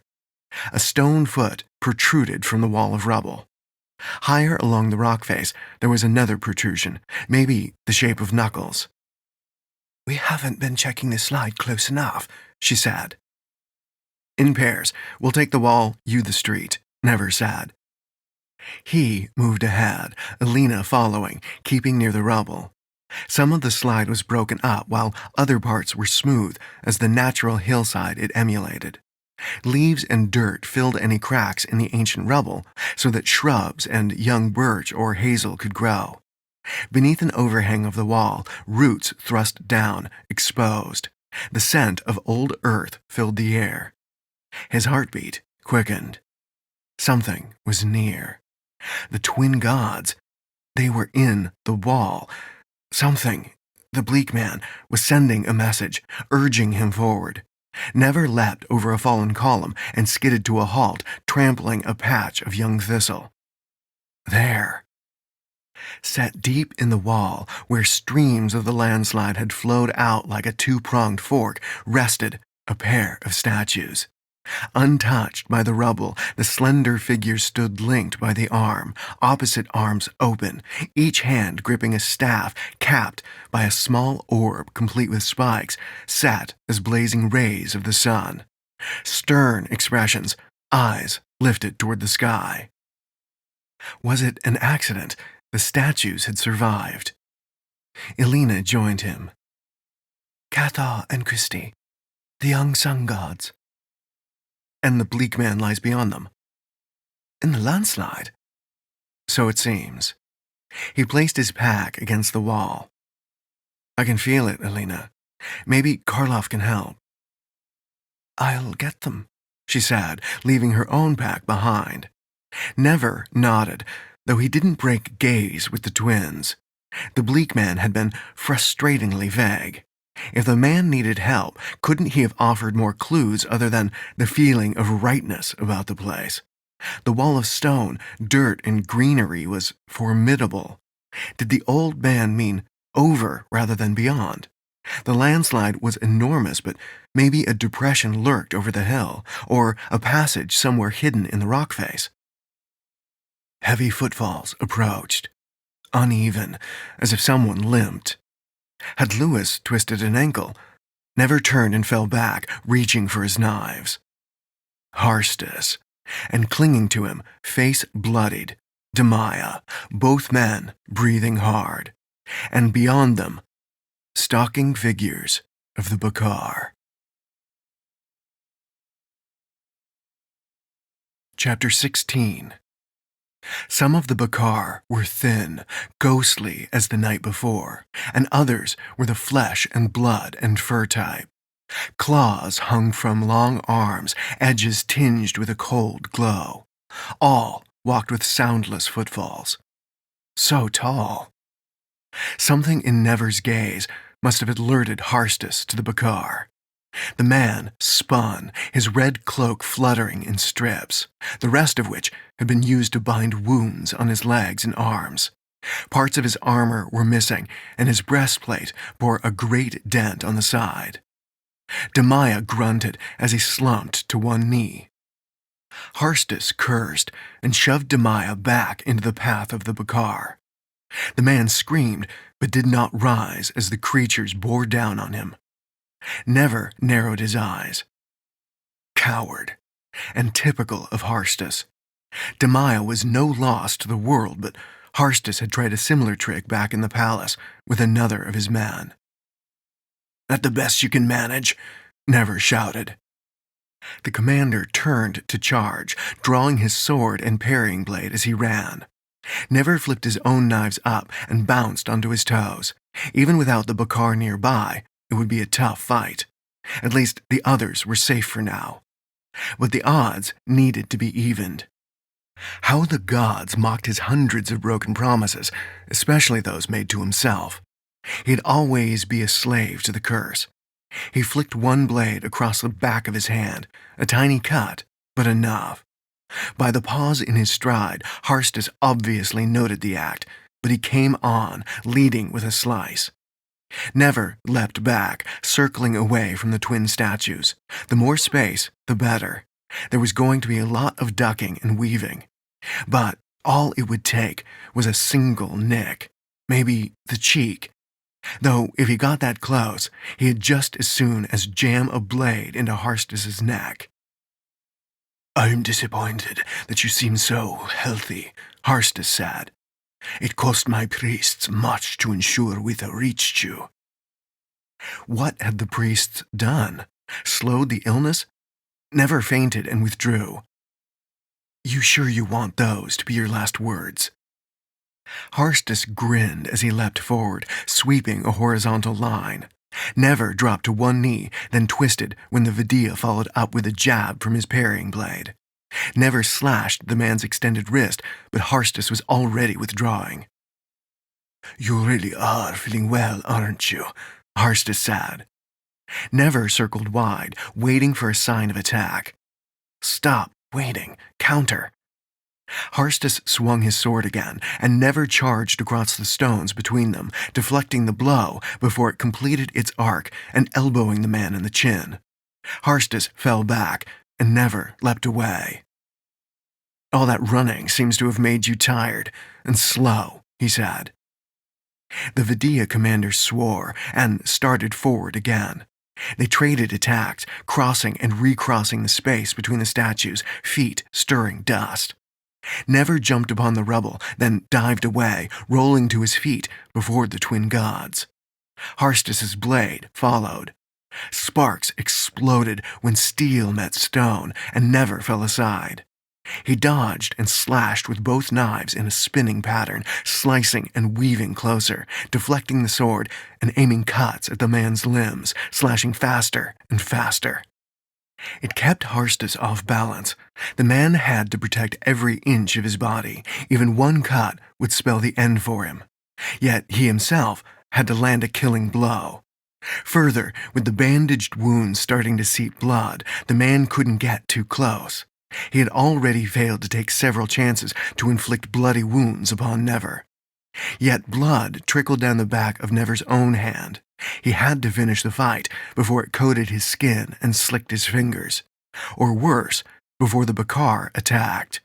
Who knew the limits of their arrangement with the bleak man? Harstus launched himself backwards, creating space between them. Never glanced over his shoulder. The Bakar were gone. Demaya lay unmoving in the street. A flash of color. Harstus lunged, and Never stumbled back, tripping on uneven stone. Fool! He crashed to the ground, one knife clattering from his grip. He rolled, but Harstus was there, sword raised. Never kicked, sweeping his enemy to the ground. He leapt after the man, reaching for a spare blade as he did, but Harstus flipped himself up onto his feet, not unlike an acrobat. Quite the feat in that breastplate. Left in a half-crouch, Never caught a boot to the face. Pain flashed. He was flung back to sprawl on stone, ears ringing. Harstus slammed a boot onto Never's wrist, pinning his remaining weapon. And the blood. The man snickered, even as he paused for breath. Never reached for a spare dagger, but there were none, and his bone-inlay knife lay clamped beneath Harstus's foot. Out of tricks, then. Never growled when Harstus twisted his heel. With his free hand, Never scrambled for a piece of rock or dirt, anything, when his palm closed over something spiky. Thistle. Harstus lifted his parrying blade and leant down. Never slammed the pods into his enemy's face. Harstus fell back with a cry, arms flailing. Now. Never flashed forward, driving his knife into the Vidia. It pierced the commander's side, and he fell back with a gurgling scream. Never scrambled to his feet. Blinded and bleeding, the man crawled for a weapon. Never followed him at a distance, one hand pressed over the other, holding the blood at bay, where it pulsed against his skin. No need, he told it, pausing to catch his breath. Killing Harstus should have been more satisfying. The man responsible for the bitter Moor sickness, who had hounded Never across oceans and through nations, who had sought that which he could never understand for base greed alone. There was little but a wariness left within Never. Yet there was something else. He had taken care of Harstus himself, without the curse, just his knives and his wits. His smile was grim, but relief wove its way through his chest, too. He wasn't a slave to the curse, at least not this time. And if he was honest, Harstus could keep his tainted blood. Whatever malignance lurked within the man could stay there, whatever knowledge, too. Maybe Harstus knew something useful, maybe not. Never didn't plan to risk a link.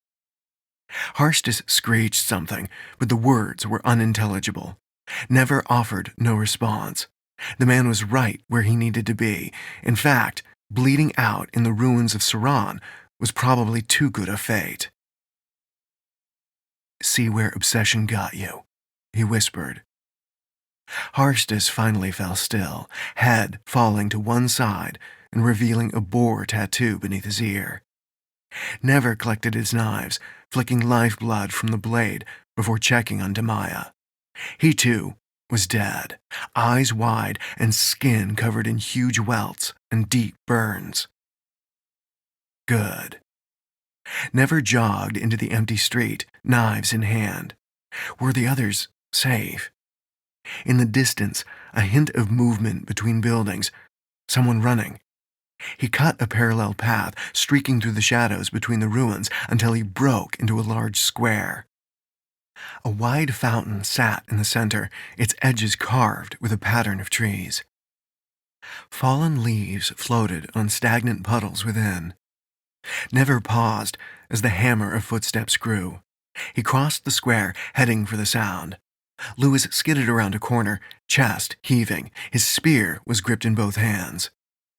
"Never!" He ran forward. "There are 2 of them, chasing me." "The others?" "We scattered when they attacked," he said between breaths. "I don't know." "We have to find them. How close are the Bakar?" "Still a street over. They're not fast, but they're persistent.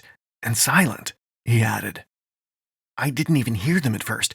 We were examining a pair of statues in a courtyard behind one of the old inns, and suddenly the Bakar were there." "Let's move. I think I found the statue we need. We'll start from there." Never led Lewis back to the statues and the bodies of Demaya and Harstus. "The Bakar took that one," he said as he gestured to Demaya's corpse. "And I dealt with Harstus." Lewis nodded, his expression satisfied as he looked at the dead commander. Never pointed down the street. "Elena went that way when I sent her to find you." We had moved into the building, I'd guess." Lewis glanced behind him and never followed his gaze. Still no Bakar. Yet. And why hadn't they attacked after killing Demaya? "Wait, I see them," Lewis pointed with his spear. Elena supported the limping figure of Karloff as they moved up the street. Never met them halfway, Lewis beside him, eyes still roving the ruins. "Are you all right?" he asked. Karloff nodded. Sweat had built at his temples. "Wrenched my knee when the Bakar came." "We were lucky to escape," Elena said. Never nodded. Quite lucky. In fact, it was odd that the Bakar weren't able to manage chasing down an injured man, leaning on a friend. The bleak man's influence, after all. "We have the statues," Never said. He led them back to the twins. "So, what did the bleak man mean by beyond, then?" Karloff asked, still supported by Elena. Never outlined his thoughts. "None seem truly likely, do they?" Elena had been staring at the statues. "He mentioned Cathar and Christie for a reason." "Go on." "Cathar's chest has a rune marked on it. Christie, too. I think they're the key. It's too convenient that they had survived the landslide." "What do the runes say?" "They'd usually be marked with sky and fire, but the runes look different, like eyes and sleep, or maybe dream, I think." She shrugged. "Karloff?" "I agree. Try pressing them," Karloff said. "Think it's a hidden switch or lever?" Never said. "We're not going beyond this spot without something special." Never stepped closer and placed a hand on the chest of each statue, the stone warm beneath his palms. Symbols and secret doors, a Mauni influence on the old Hannic people. He pushed. A deep rumbling followed, then a grinding as a section of the rock face slid away, revealing a dark passage. That was easy. Chapter 17. Carved support beams fashioned as tree trunks and branches supported the passage. Some of the columns had the look of petrified wood in the lamplight. Never added the glow from his blue stone to the light, casting long shadows. But it was still clear someone had taken great care with the passage. "Who built this?" Lewis asked. His voice echoed in the tunnel. No one answered. Likely even Elena and Karloff's knowledge didn't extend to the secrets of the bleak man. They walked on, room for single file only, passing openings that led to closed doors, none with visible handles. No one could figure out how to open them, so they moved on after each discovery. A glow eventually appeared ahead, a small window set in a heavy steel door. Again, there was no visible handle. Never peered into the light, and his eyes watered. Whatever lay beyond was not to be seen. He slapped the surface. "Thought I'd seen the last of underground caves and locked doors." Lewis nodded his agreement. "No need for despair," a woman's voice spoke from beyond. "I'll open it for you." The door swung open on squeaking hinges, and a figure was revealed in silhouette. Hammers and chisels hung from a belt, and it wasn't until she moved again, light striking her face, that Never caught a real glimpse. The woman wore a dark robe, and her skin was a deep brown, the texture of bark. She offered a friendly smile. "I am Pedir. My master is waiting. Please come quickly." Pedir took them into the brightness, soft grass underfoot. The brilliance soon faded to reveal a broad clearing where a giant tree had once stood. A familiar hut had been built on the stump. The bleak man's home. "This cannot be," Karloff said, craning his neck to the sky above. "We should be deep within the landslide." "The master sees a time when there was no wrath, no landslide," Pedir said. Never turned a slow circle. There were shrubs growing in a ring beneath larger trees, barely visible beyond the white. This time, there was more color, green, grays, and deeper shadows. "This is where he took me before." "Yes. My master is hoping you can help us." "I will try," Never said. "Thank you, Amani." Pedir took them inside, gesturing that they might lower pack and weapon. "You are each safe here." The hut was larger than seemed possible from the outside. A large reception area was filled with pots of colorful flowers. Up a short flight of stairs spread a huge dining table with a dozen chairs and greenery visible through the big windows. Closed doors waited at opposite ends of the table and between the windows that led to the courtyard. How many rooms were in the hut? "Please, be seated, and I will bring refreshments. The master will join you shortly." Pedir slipped through one of the doors. Never was the first to take a seat. The others had barely settled when the door leading to the courtyard opened, and the bleak man appeared, wheeled into the dining room in a chair set with wooden wheels rimmed in steel. Only it was not Pedir, but a man similar in figure to the woman. He did not speak before leaving, and he too had worn a belt, only it was lined with pouches, and a small watering can swung from his side. "Welcome, all," the bleak man said. He had changed. His voice was softer, and the wrinkles had stretched on his head and neck. His birch skin was taking on an almost translucent aspect. "Pedir will return soon. In the meantime, let me put you at ease. The Bakar respect my boundaries. They will not follow you here, nor will you come to harm under my watch. In fact, they were kind enough to direct you back together for me." "Thank you, wise one," Elena said, lowering her head. Her eyes had been wide. Never could have smiled. Her childlike response was quite at odds with her usual demeanor. "So, that's why the Bakar wouldn't approach the statue," Never said. "Indeed." He smiled, but it became a grimace. "Never, would you accompany me into my courtyard? Your help would be most welcome at this time."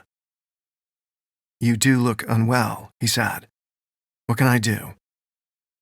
Take me out, and I will show you. Never glanced at his companions. Bedir will care for them. Of course, he grinned. I just didn't want to miss out on the food. Karloff gasped, and Alina stiffened, but the bleak man only chuckled. He held up a hand to the hammock.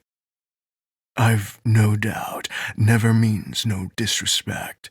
It seems his humor is often employed at the expense of his common sense. He worries about you all. Now, come, Never. I am tiring quickly. Never took the handles and wheeled the man into the courtyard. The bleak man barely added any weight to the chair. Further along the path, came the instruction.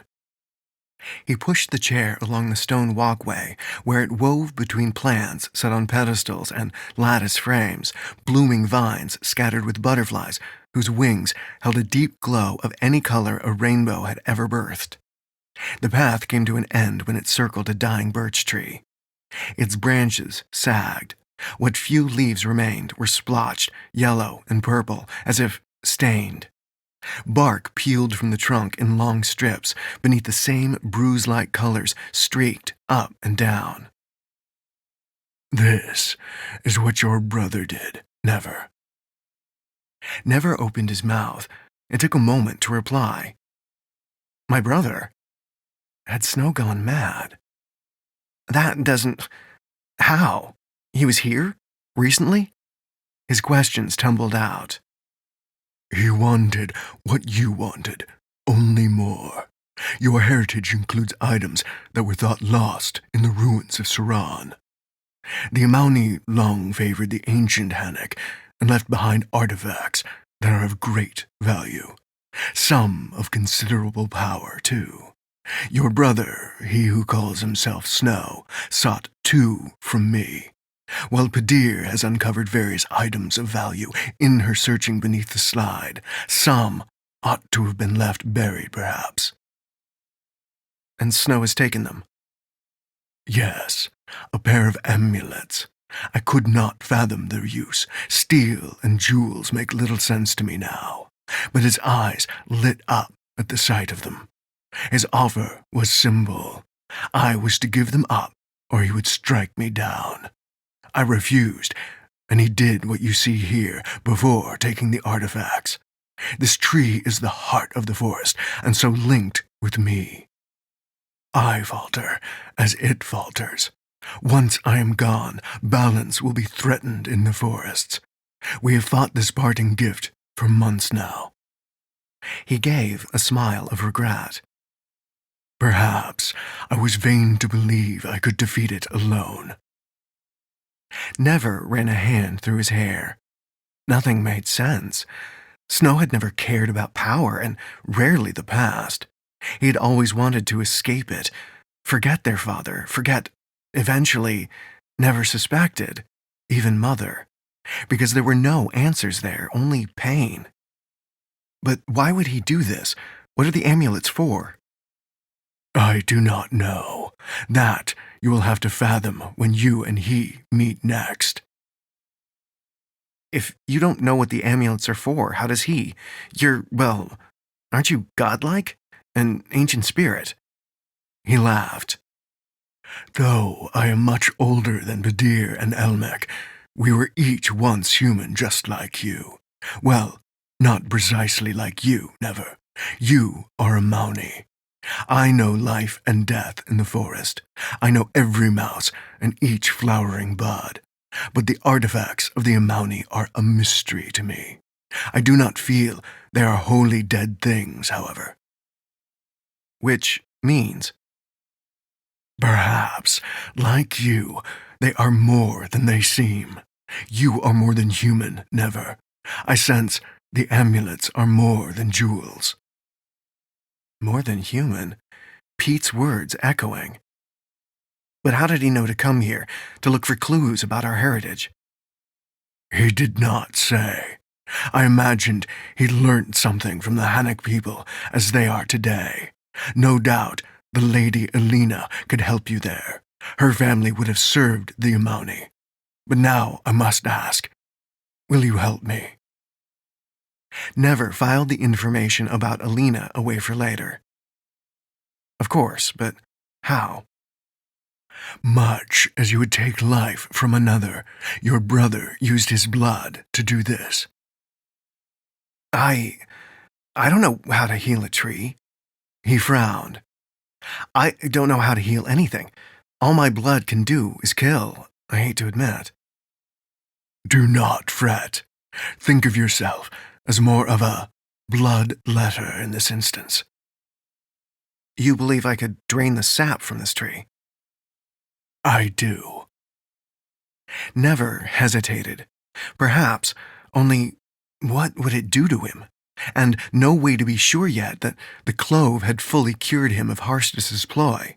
Would he simply be compounding one sickness atop another? You should survive. If you break contact once you have started the process, I feel. Should. Never drew a knife. I would not feed you false hope. I do not know what will happen. Your honesty is rare, never sad, but welcome. In truth, he owed the bleak man his survival for calling the Bakar twice, and now for the troubling news about Snow. Even if it didn't make sense. What was his brother up to, and why would Snow poison a tree? What darkness lurked in his heart? There had been bitterness for a long time, but this act of sabotage was something else.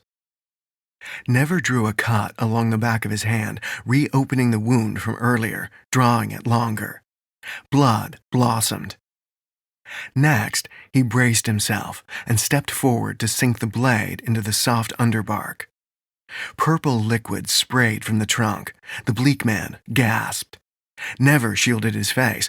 The liquid hissed when it came into contact with his sleeve, a spot burning through to his arm. His blood was already writhing. He fell back. A tendril of red streaked across the garden and hit the trunk, dragging the poison out. It pooled around the base, steaming as it did. The bruise-like colors began to fade. Never snapped his wrist, but the flow was not cut. A thin tendril of black had already climbed the stream, entering his hand, sticking like sap on skin. He gripped his wrist so hard the bones creaked, yet the darkness climbed along his forearm, heading for his heart. A battle raged within his blood.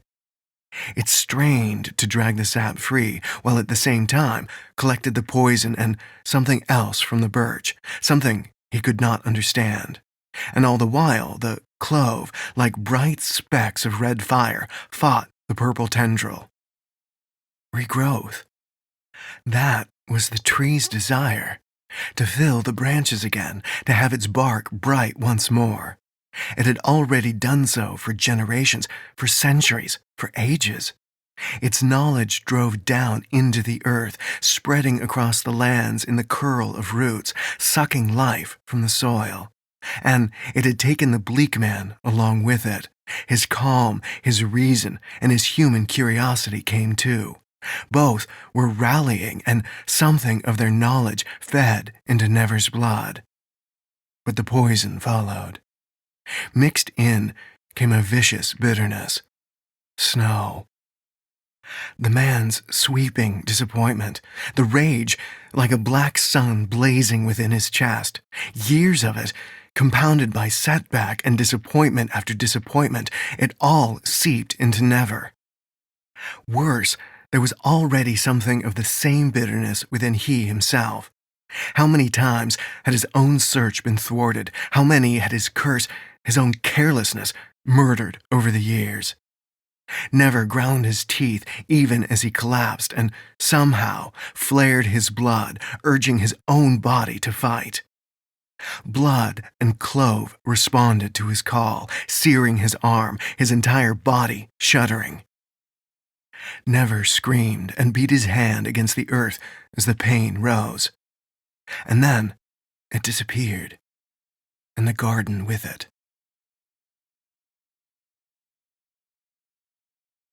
Chapter 18. Never woke to the music of a trickling fountain, a soft bed of moss beneath his head. The scent of lilac filled the air, and he breathed it in, and coughed. A little cloying, but ultimately pleasant. He lay in a simple room with a large window, the fountain bubbling in greenery of the nearby courtyard. "You're awake." Elena leaned forward in the bleak man's wheeled chair. "I am." He stretched his arms. "And I'm a little surprised about it, too." "How'd you feel?" The fever was gone. His blood had calmed. There was no sense of power from the red clove, no vast knowledge from the tree, nor the stain of the poison. Only, did something of his brother's bitterness linger, as a memory, or, more accurately, as someone else's memory that had been foisted upon him, yet still vague, like the half-touch of an unpleasant dream? "Oh, brother, what have you done?" "I feel well enough. No illness. Nothing seems amiss." "Good." She straightened. "He wants to see you again before we leave." Never nodded as he reached for a cup of water that had been left within reach, cool with a hint of berries. "And that would still presumably be for City Cedron." "As agreed." "Where your grandfather will examine my blood to confirm I am of the Amauni line." "Among other things, but yes. Though I think of it as a formality only at this point, don't you?" He nodded slowly, and probably was at that, yet, if it were true, what did it mean for the future? And it explained little, truly, and left more questions in its bloody wake. Why did his curse kill? Why did the Amauni disappear? And Snow? What did Snow know about the Amauni? The amulets? More, how had Snow learnt whatever he had discovered? And who was their father? Mother had been Kisa, that he remembered. Murals in the Amber Isle suggest the Amauni cared for knowledge above all else, yet they also ruled a great many peoples, he said. What do you know of that? Only that their power was phenomenal. My forebears saw them as gods, never, though they were human, I think, for the most part. But I have much to learn. I am new to the Order of Clara. Clara? Goddess of wisdom. Few worship her now. Ah. Elena was young, and yet she had been trusted with quite a task to assess and bring him to the capital. Surely she was more than new to the Order. No need to push her yet. Better to watch and listen once again. Then your grandfather will have more answers, won't he? He is first of the Order, yes. Good. And our transportation? Down the Rinsa River, and then to the mighty Kareen. 2 weeks. By boat, at least, I hope. Yes, and downstream, too. She smiled. He gave a long sigh. That I find agreeable. The bleak man appeared in the doorway. He was smiling, his short figure enrobed and pale as before, yet the wrinkles had eased, and his step was firm as he entered. Thank you, Amauni. As you must have gathered, I and the old tree are recovering. I'm glad. It wouldn't have sat well with me for my family to be responsible for that. He nodded. Be wary of your brother when you meet. He is driven by something unrelenting. The old man handed over a pair of yellowed dice, one with sides painted with Marlosi numbers, but the others with what Never now recognized as Amauni symbols. He left these behind. I can only assume for you. Never accepted them, closing his eyes. How many times had they gambled their first travels on the outcome of the dice? East, west, north, to the sea or the mountains, to this inn or that, to steal a piece of fruit or throw a coin into the sea. Truly, what drove Snow now? I will. I understand you and your friends will soon be leaving, but before you do, let me send you with provisions and my thanks, along with my protection whenever you enter my forests." "That would be wonderful, Watcher," Elena said. "Padir has arranged for everything. She will take you to the river, where your friends are waiting." Never stood and reached out. They clasped hands. The bleak man's skin was smooth, but somehow had a deceptive depth to it. He took them back to the bright clearing and across soft grass to a different opening, where the tall figure of Padir waited. "Go in safety, Amoni." "Thank you, Watcher," he said. "I'll try." The bleak man smiled. "Follow me, please," Padir said. She opened the door, which again had no visible locks or handles, and lifted a lantern, leading them into the darkness. The passage was long. "Are we close to the river?" Never asked. "Not precisely." He sighed. "At least I'll have the chance to stretch out my legs." When his legs had been stretched and then begun to tire, Padir brought them to another door at the end of the tunnel that held light beyond. This time, it opened to a broad river that emerged from a towering hillside, its dark water glittering. Green banks stretched, along with flowing willows and white birch.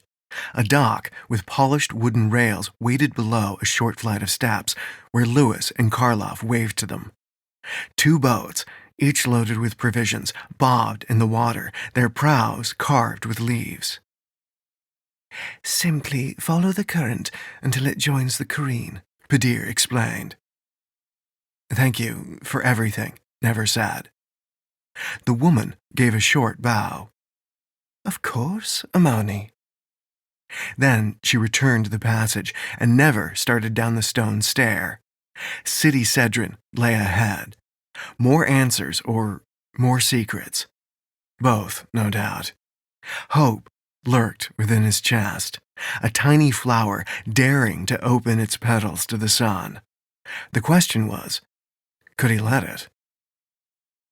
"You're rowing first, Never," Elena said. "Why don't we throw for it?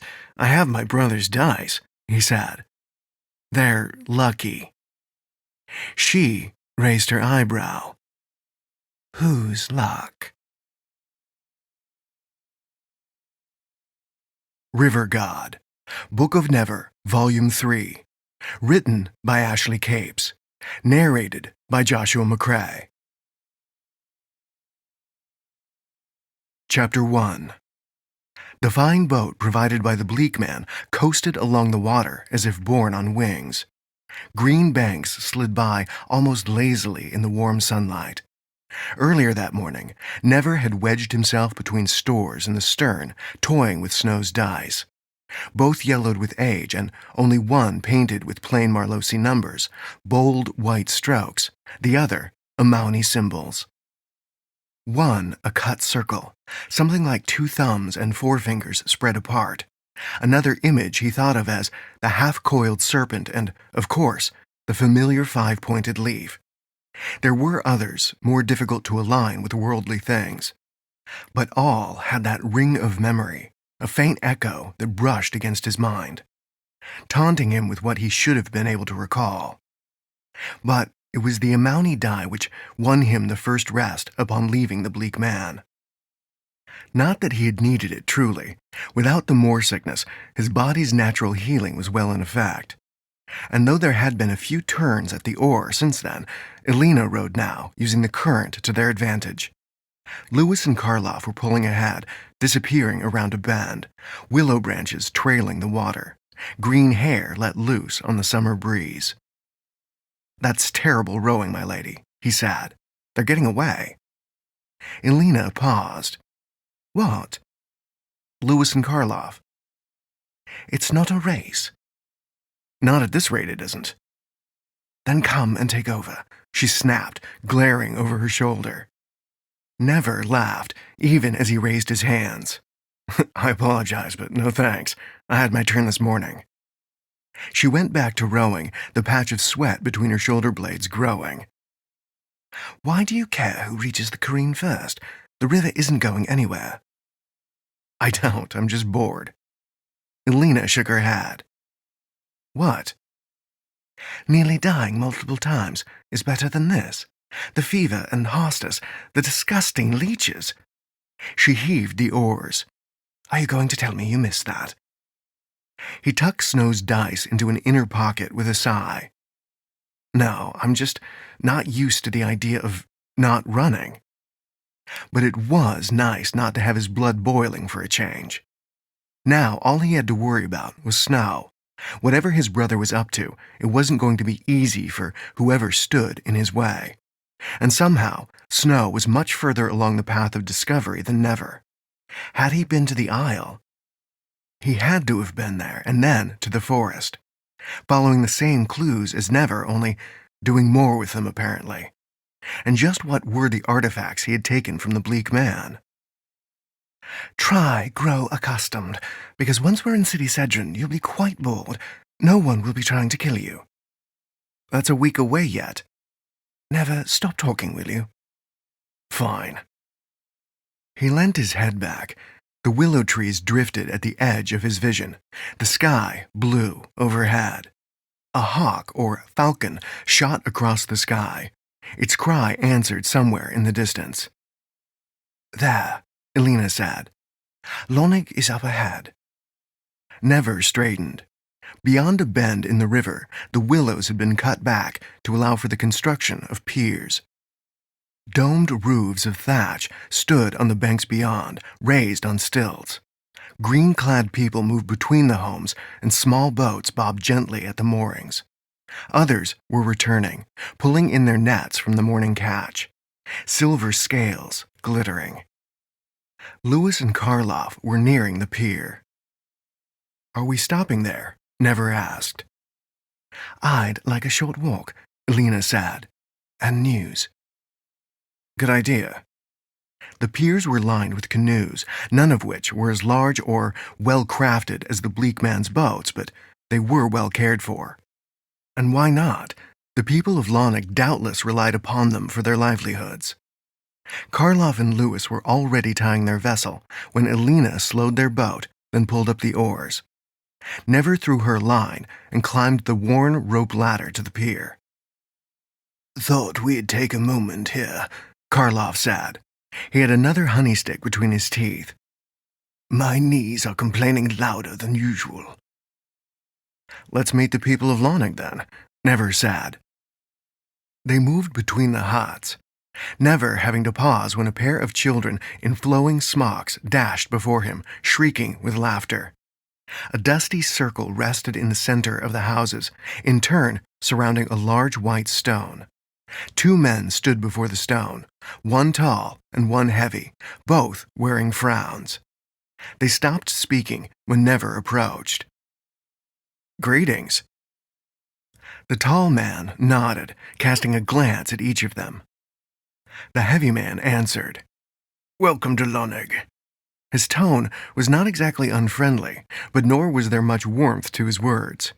Never deferred to Elena, who translated. He followed a little of the conversation, but his Haneker was by no means comprehensive. We're heading to City Cedron, Elena said. Could you share news? Is there any trouble on the river? The careen is the same as always, the tall man said. Angry, deep, beautiful. The heavy man snorted. Nils might be right about the river, but if you're heading to the city, there's word of some unrest. Unrest? Nils nodded. Grave word about the king. The king? Karloff asked.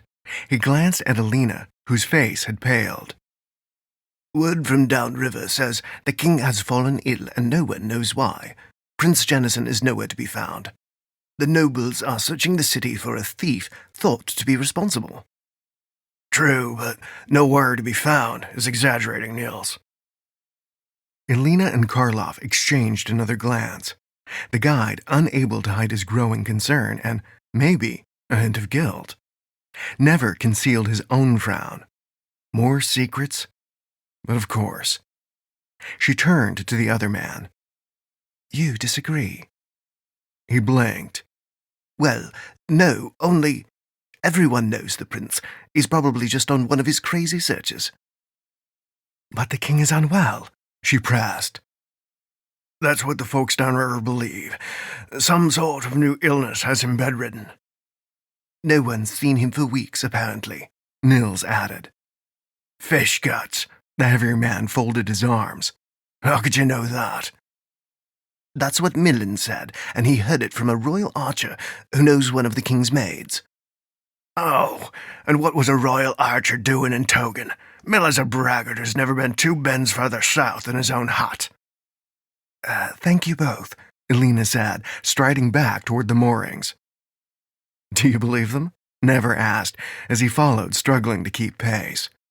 She didn't reply.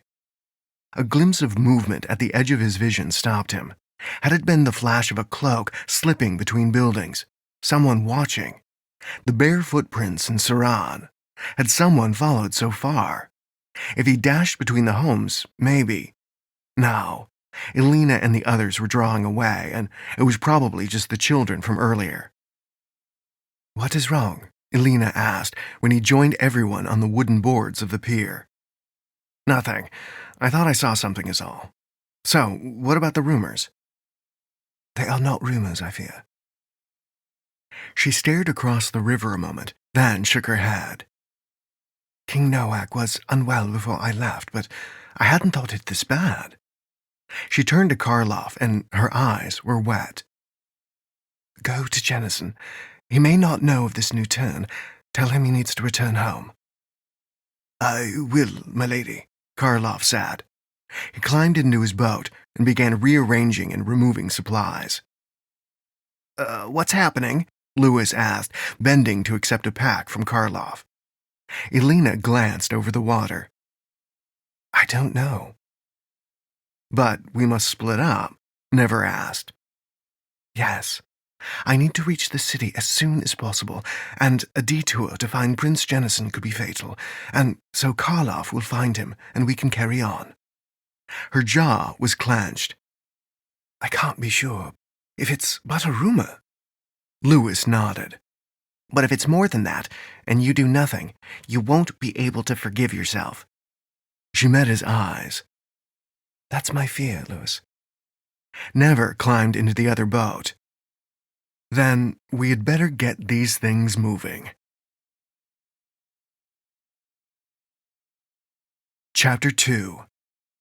Supplies had been redistributed and stowed away. Anything Karloff had deemed excess or detrimental to his speed was to be sold in Lonig, and suddenly he was bidding them farewell, first extracting an oath of caution from Elena, then pulling his boat into the current and slipping out of sight. Elena watched him from the pier, then spun and started to collect the excess supplies. Did you need help? Never asked. No, Johannek is terrible, she said, managing something of a smile, but her attention was elsewhere as she strode back into Lonig. She even fumbled some of her bundle as she slipped between the homes on their water-stained stilts. We'll be ready when you're done, Lewis called after. Never and Lewis soon finished making room, sliding an oiled covering beneath the rower seat, then sitting back. 3 people in the boat wouldn't exactly be spacious, but they'd manage. Lewis pulled a handful of berries from his pack and began eating. Do you think the rumors are true? There has to be at least some truth for it to reach Lonig, don't you think? He nodded. Then we're heading into more trouble. Agreed. A poison king and strangers from other nations don't tend to go well together. Elena will vouch for us. She will. Never tapped a finger on the gunwale. Certainly she will. Her grandfather wanted him, why wouldn't she? The current lapped against the boat, gentle. Unease had settled its bulky weight upon him. A poison king. How familiar it sounded. Setting aside his own recent poisoning, there was another illness that could not be ignored. Snow. Snow had poisoned the old birch. Snow had stolen Amouni artifacts. And if he had discovered the link between Amauni and Hannock, Snow had visited other parts of the nation for more answers, perhaps the Royal Library. But had Snow been foolish, mad enough to poison a king? Would it mean war? If Snow were the thief for which they searched, if he was found to have Marlosi heritage, or would his pale skin and blue eyes turn the nobles of Hannock toward Vidia? Vidia, who were already seeking to expand their own borders. All speculation. He had no proof, only fears, for now. "What troubles you?" Lewis asked. "You know what I told you of my brother?" "Yes." Never raised an eyebrow. Lewis lowered a handful of deep red berries. "You think he?" "Yes," he sighed. "Perhaps. At least for now, keep this between ourselves. I don't want to upset Alina on account of idle speculation." "Right." Footsteps bounded along wood. Alina crossed the boards and climbed down, taking a seat in the prow. "Ready?" "Ready," Lewis said as he untied the boat. Never took the oars, dipping them into the water and pulling the vessel into the current. "Alina, can Karloff find the prince? I do wonder, will it make a difference him leaving before us?" "I hope so. We may reach Sedgen first, depending on where the prince is, but he has to know either way. It's his father."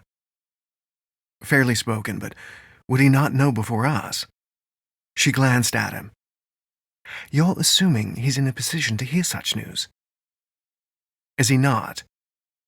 "Never, I do not know for sure. Please, just row." He resumed rowing. The boat picked up speed, trees flowing by. Thin green leaves twirled by the banks when a breeze picked up, crossing the water to caress his knuckles. By the time Lewis had taken his turn, the sky had darkened as worm-like gray clouds moved in from the distant mountains. "How far to our next stop?" Never asked. "Those clouds don't look like they're going to offer cheery tidings." "It's only a summer shower," Alina said, without looking up from the prow. She had been watching the water for some time. He grunted. "Well, I think my question stands." "Nightfall. We'll reach Togan. We need more news." "What are you looking for?" She glanced back at him. "I thought I saw the rainbow mud." "Do you have any grasshoppers?" She shrugged, then sat back. "No, it doesn't matter, just trying to distract myself." "If you want a distraction, you can finish my turn if you like." Lewis grinned. Alina folded her arms. "You're as bad as each other." When dusk fell, light glowed through the tree trunks ahead where the river bent around a steep outcropping of earth. There, a topless tower stood, half buried by the trees, yet it was dark. The lights came from the huts gathered at its base. Like Lonnig, canoes and smaller boats were tied at timber piers extending from the banks. Still a village, the settlement seemed busier than Lonnig. "What was the tower used for?" Lewis asked. "Togan doesn't seem large enough for anyone to attack." "True," Alina said as they neared the first dock. "Beyond the village you'll see why. In old times, there was once a much larger town here, Tolgana." "What happened?" "An earthquake. Some say connected to the slide at Saron." A man stood on the pier as if waiting for them, but when Lewis steered the boat close enough, never noticed a breath of smoke rising from a pipe. Just a fellow who had stepped outside to smoke in peace. Once they had tied off and crossed the pier, Alina led them along a dirt road and past weary-looking fishermen to an inn, the Dragonfly. Like the other buildings in Togan, it stood on stilts and was but a single story with a thatch roof. Unlike the inns found in Marlosa, the Dragonfly lay arranged in a square. Guest rooms flanked both common room and a drafty barn, to which the owner of the inn, a short man with a limp, led them with an apologetic gesture. "That's all I can spare tonight. Lots of travelers about lately." "It will be fine," Lena told him. "We can eat in the common room, I take it." "Of course, ma'am," he said. He seemed unsure of how to address her. Her speech seemed to oppose her travel-worn cloak, but Elena did not offer a title or clarification. So the man had obviously gone with something he hoped was acceptable. "Plenty of room and hot food there." "Sold," Never said, paying the owner. "We'll be taking meals shortly." The man nodded as he left. Lewis lifted a handful of rather dry-looking leaves. "It's probably better than sleeping outdoors." The walls of the crowded common room were lined with windows. A huge insect of metallic blue with a segmented body and wide, translucent wings hung over the fireplace. It looked like the inn's namesake, only the creature was the size of an eagle. Never took the remaining table. Once they were all seated, he gestured to the fireplace and leant closer to Elena in order to be heard over the chatter. "Is that real?" Folk seemed drunk already, cheerful grins and nonsense conversation. Many men had their jackets open at the throat, and when one man removed his boots at a nearby table, the groans of his companions were met by a curse. "It's too damn hot, you bastards." She nodded. "Some of the dragonflies, the hornet stripes, can grow larger again." "I never saw anything like that downstream, near the city." "They're growing rare. Some villages eat them. Others once used the segments as part of their armor." She tapped a finger on the tabletop. "We mostly use steel like everyone else nowadays." "Hope you both like fish with garlic sauce," Lewis said, glancing toward the kitchen. "Sounds agreeable to me," Never replied. During the meal, which was better than he had expected, he noted the man from the pier enter, emptying his pipe into a small bucket before standing near the bar. He had the build of a soldier but wore no weapons at his belt. He was a regular-looking man, right down to the common brown of his hair.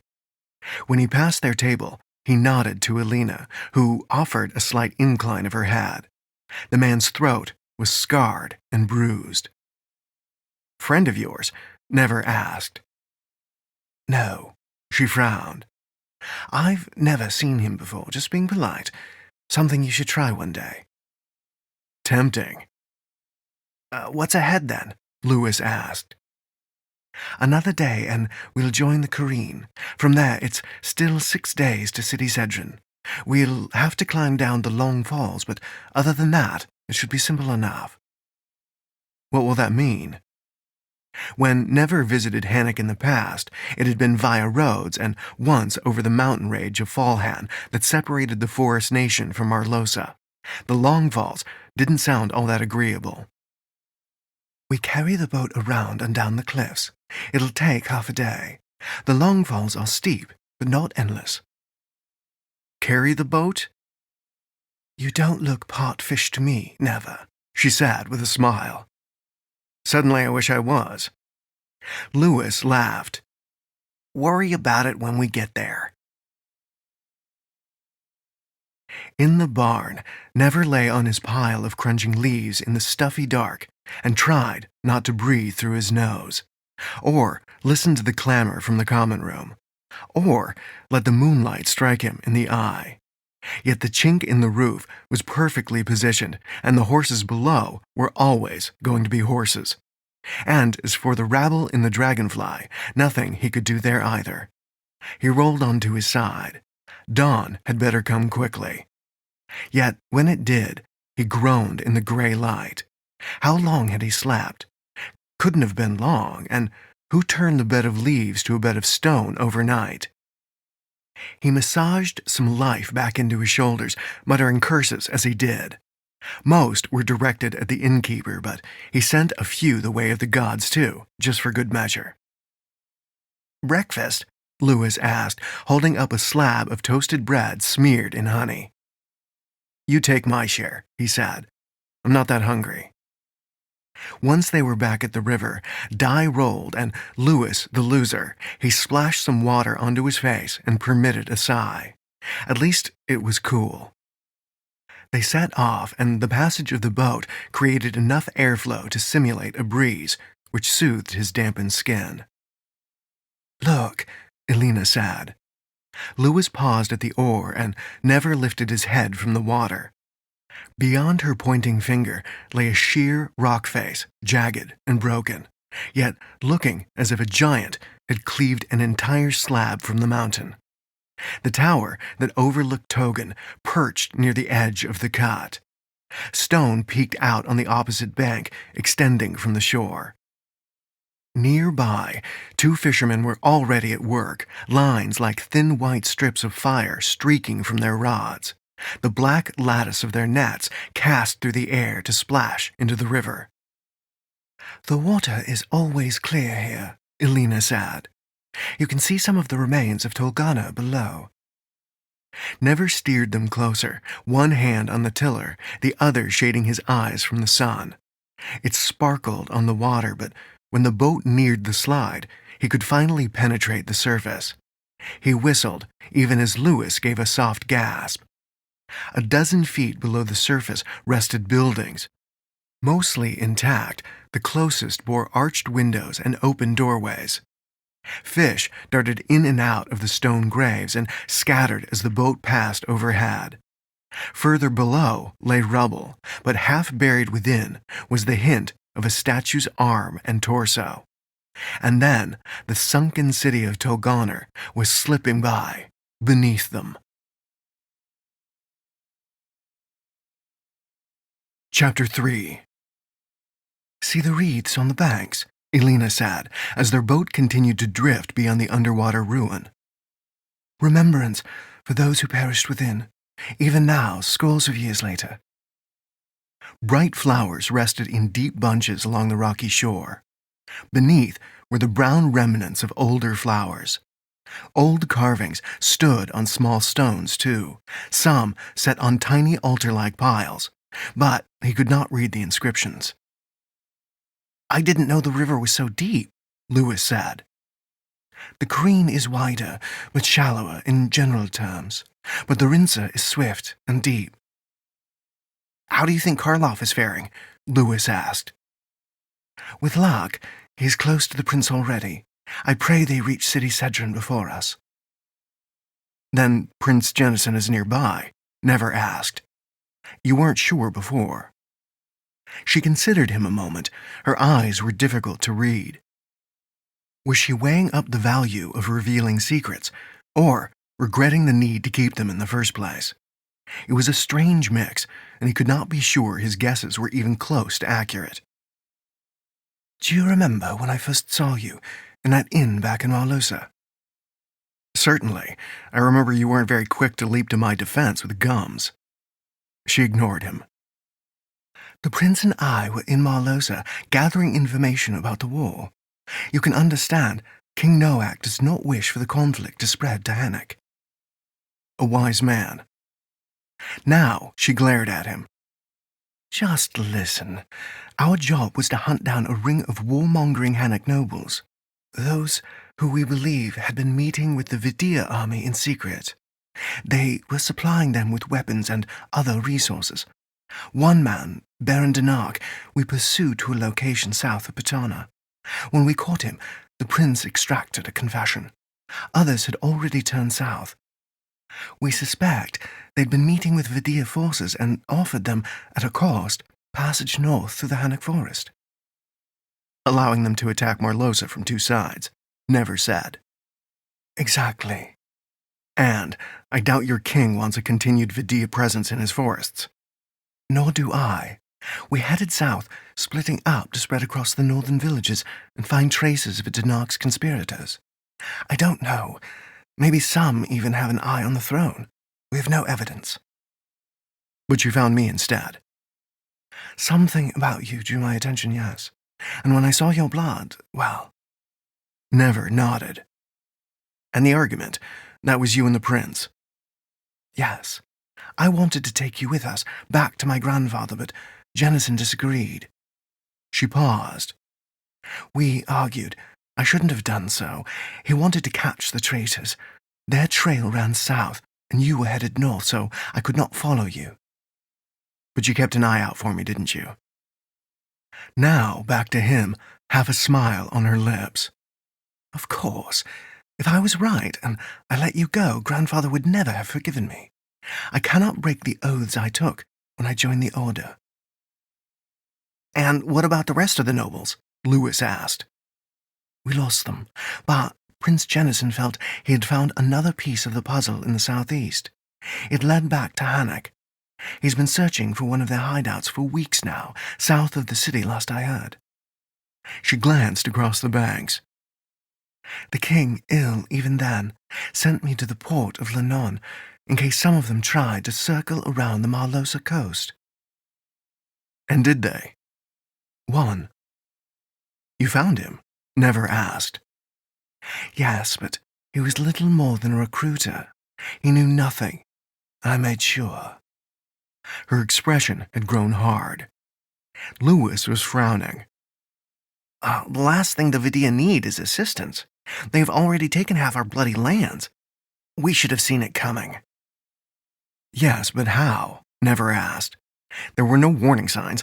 I was in the Imperial City in the days leading to the first attack. The dock crawled with rumors about an affair between the Empress and one of her personal guard, but that was all." Lewis shrugged. "I don't know, but they crossed the mountains a little too quickly by all accounts." "True." King Noack had been right to doubt his nobles.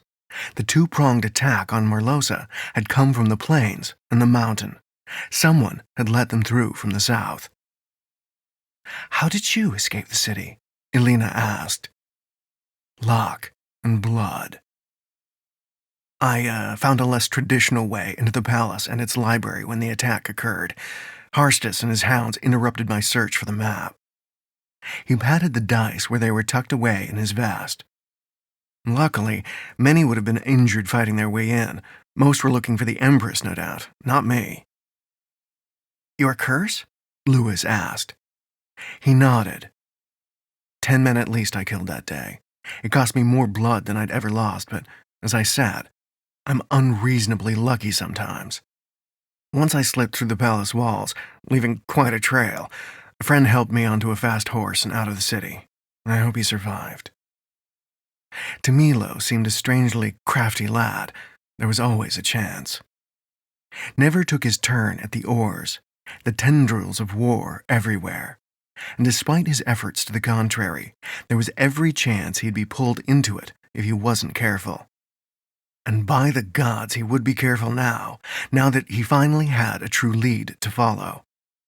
Just slip into the city and its library, help Elena for only so long as he must, and then out again, before the petty scheming of nobles and bloody Vidia pulled him in. By evening, they had hauled the boat through the tall reeds and tied it to a willow tree, leaving the water to break against the hull in gentle waves. Lewis cleared a campsite, and Elena set off with her bow while he gathered fallen wood for their fire.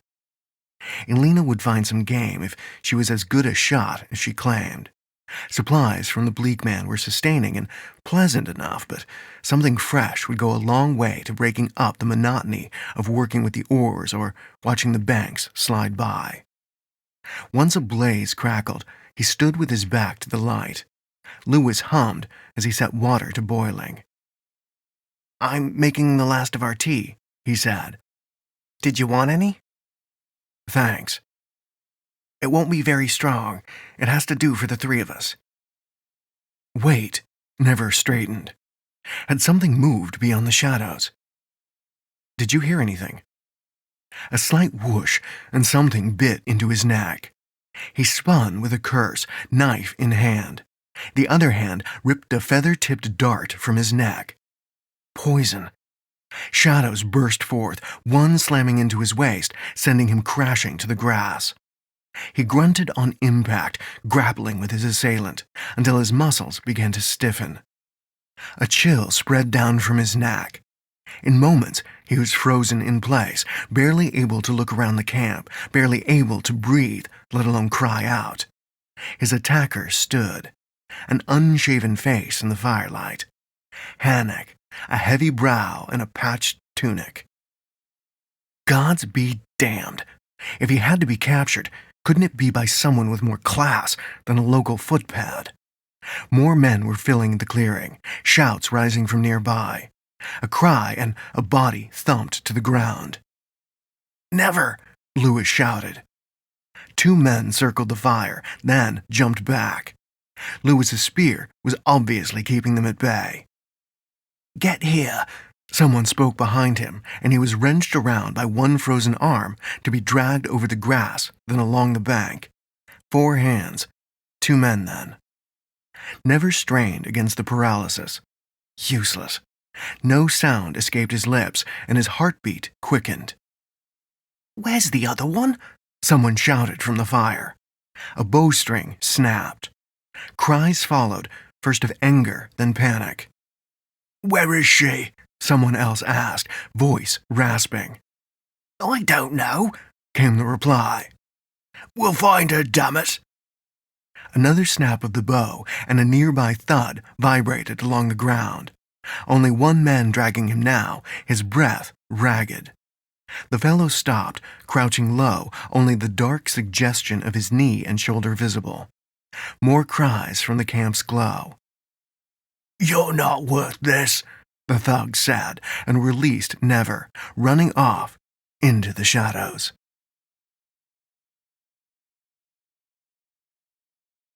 Chapter 4. "Never, are you all right?" Lewis knelt beside him, a hand on his shoulder. He and Alina had searched, calling for Never with burned branches held high, until finally stumbling upon him near the water. Never couldn't even blink. "Never!" Lewis gripped his shoulder and shook, confusion clouding his eyes. Footsteps thumped over, and Alina appeared, concern on her face. She paused upon seeing him. "He's paralyzed. Carry him back." Never grunted or tried to when they hauled him by the shoulders and knees, returning to camp in a swaying walk, then placed him within reach of the firelight. An odd mix of black sky and a strip of orange fire filled his field of vision. "What happened?" Alina asked. She leant in to check the wound on Never's neck, eyes searching. She looked over her shoulder. Lewis sighed. "They just attacked. No warning." "We'll fix this, Never," she said, meeting his eyes. Then she moved away. The ruffle of clothing carried over the busy fire, followed by the jingle of coins hitting a palm. "They've been paid well enough. Hannock coin." Never blinked. A blink. His forefinger twitched. Somewhere beneath the locked muscles, his blood was surging again, growing hot. It continued to rush around his limbs, more heat, and a trickle of sweat ran down from his temple. Even the memories of the fever weren't enough to discourage him. Another finger twitched. He moved his jaw. Then clenched a fist, and a groan escaped as the paralysis burned away and his limbs collapsed. His arms and legs tingled as he sat up, rubbing his face. "I can feel my nose. Isn't that a relief?" Lewis laughed. "If you say so. Are you well?" "I think so." He stood slowly, then stamped a foot until the tingling disappeared. "Look at this." Alina handed him a dart by the feather. A sharp point stained with a pinch of blood, something sticky running down the tiny shaft. "What is it?" "It's resin, mixed with something else. I don't know the compound. Hunters sometimes use it to slow big game. It locks the muscles." "Sounds right to me." Lewis frowned. "So who's hunting you?" "Good question," Alina said. "Because the attack was obviously about you, Never. Lewis wasn't attacked with any dart, nor me. They wanted you." He tucked the dart into an inner pocket. "Indeed. Let's post a watch then, but let me go first. It'll give me time to think about who might be interested in taking me." But no answers came after the meal of cold meat, now that they had doused the fire. He circled their small camp, listening for trouble, but none came. And with it, no answers either. Harstus was finished. None of his steel hawks looked to have survived the Bakar, and anyone else who was displeased with Never, well, they'd simply kill him. No one would bother with an attempted abduction. Dawn offered no illumination on the manner of the attack. The corpses told no further stories in the morning light, mostly unshaven, seemingly poor and dead. Could one have been the figure he had glimpsed in Loneg? No way to know now. Before leaving, Never helped roll the bodies into the river, where their sightless eyes sunk into the deep green. Once again, the current pulled their boat swiftly along beneath a bright sun. Sometimes they passed lone fishermen, sometimes longer boats with father and son working together. Where the river widened, reeds grew thick and dragonflies were plentiful. Blue, red, and green, even purple creatures flittered around on soundless wings. He turned the tiller and angled the boat toward a small group of the purple ones. Did their wings have splashes of yellow to go with their vibrant bodies? At the change in direction, Elena lifted her head from where she had been repairing a hole in her cloak. What are we? Oh, not the purple ones, Never. What? They like to bite. She jabbed her needle in the air as she spoke. He wrenched the rudder back around, and Lewis gave a shout, fumbling an oar as the boat turned from the dragonflies. Do you need me to take over? Lewis asked. No, I'm fine now, he said. Elena stood and shaded her eyes. There's another boat on the river behind us. Never twisted his torso. Distant yet, the boat seemed smaller than their own, with a single passenger. No way to know their intent from so far away, but after the half-seen figure in Loneg and the attack last night. Let's keep an eye on them, then. The day wore on, and the river lengthened before them, cutting through the willows and taller elms. He trailed fingertips along the surface, as seemed to be his custom of late, then flicked water at Lewis. The treasure hunter said only, "You're lucky it's hot, Never." "How's that boat going?" Lewis squinted. "He's gained some ground." "Water." "What?" "He's gained water, not ground." "Fine." He shrugged. "Maybe he's just a fisherman looking downstream for a better catch." Elena paused at the oar. "Most of the fishermen we have passed haven't strayed quite this far from Togan." "How close to the next stop?" Never asked. "We'll reach Longfalls by noon tomorrow," Elena said. "From there, you can head south a little ways and reach Restall. It's one of the bigger towns. It sees a lot of trade from south of the forest and river. Our friend on the water could simply be heading there." "Want to find out?" Lewis asked. "What have you in mind?" Never leaned forward. "Ambush?" "Might not need to. What if we head ashore for lunch? If we stop, it won't take too long for the fishermen to catch up. We'd get a good look then." Never nodded. "Unseen if we wish it." "I wouldn't mind getting out of this boat for a while," Elena admitted. "Find us a spot, Tillerman," Lewis said. Never scanned the banks, grassy overhangs everywhere with nowhere to tie off. But ahead, at a widening of the river, an outcropping of earth jutted before a bend, an ideal fishing spot by its look, but also a fair mooring. He angled the boat toward it and left the swiftest part of the current coming to a halt against the bank. It had a gentle slope, enough that once they had disembarked, it was possible to empty the boat of supplies, then pull the vessel up onto the earth to drag it between twisted trunks of the willows. He paused on the outcrop, placing a parcel packed with salted meat aside. Near a Y-shaped stake driven into the earth, dull fish scales littered with leaves. Yet something glittered. He knelt, flicking scales aside with a finger. Wedged in the earth, as if perhaps lost in the mud months prior, lay a large marble. Yet it was crystal clear, unlike a child's colored toy, and within lay a tiny figurine of wood. Its pose was relaxed, arms and legs spread, as if floating. Calm. Never's breathing slowed. The sound of the others arranging the boat faded, and light dimmed.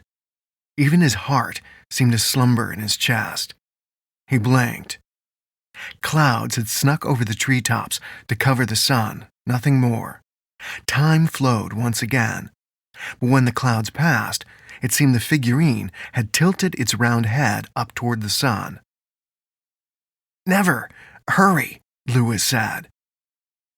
He placed the crystal in an inner pocket and collected the meat, then a barrel and a bolt of sailcloth, slipping after Lewis into the tree line to crouch amongst the undergrowth. Peering through branches toward the nearest bend, he waited. "He's following us," Lewis said. "We don't know that yet," Elena replied. "We will soon," Never frowned. What exactly was the crystal and its figure? It was no child's bauble, no simple fisherman's charm. How long had it lain buried in the bank? Had the recent activity of fishermen uncovered it? "He should have appeared by now," Lewis said. How long had he crouched there? His calves were stiff when he shifted. His stomach rumbled. "Hush," Elena said, then grinned. "If he can hear my stomach from the river, I say we give up now and invite him to share a meal." Never moved a little ways further upriver. "But I agree. Where is our mystery fisherman?" "We watch while we eat," Lewis said. "Tremendous idea." Lunch was cold, the last of the cheese and bread, which was getting a little hard for his liking. Not unlike chewing through a soft stone, and then back to waiting. He performed a series of stretches and waited yet more. Lewis had propped himself against a trunk and seemed to be dozing, while Elena returned to sewing her green cloak until finally standing. "That's enough," she said. "We can't waste any more time." Lewis woke. "What?" "No one's following us. It's just a fisherman." Never nodded. "Agreed." Lewis brushed bark from his cloak as he stood. "I should be happy to be wrong, but I can't shake the feeling we were being followed." "We'll keep watching," Never said. "Right."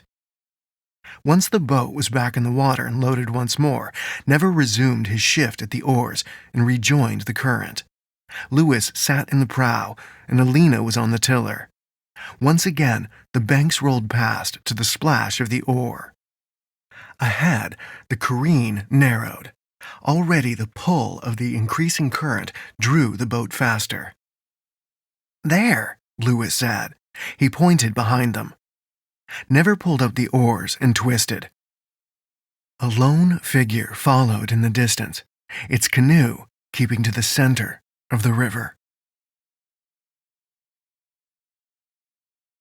Chapter 5. The mysteriously persistent fisherman followed them on and on through the many twists of the careen and into the evening where, once again, they pulled the boat ashore and concealed it within the trees. "Deeper," Elena said when they first paused within the tree line. Never complied, lifting with her and waving Lewis back for the supplies. Once the camp was set, fire pit dug, and pot boiling, he returned to the water's edge and stared down the darkening length of the careen. A small splash from a fish off to his left, but no sign of the stranger's boat.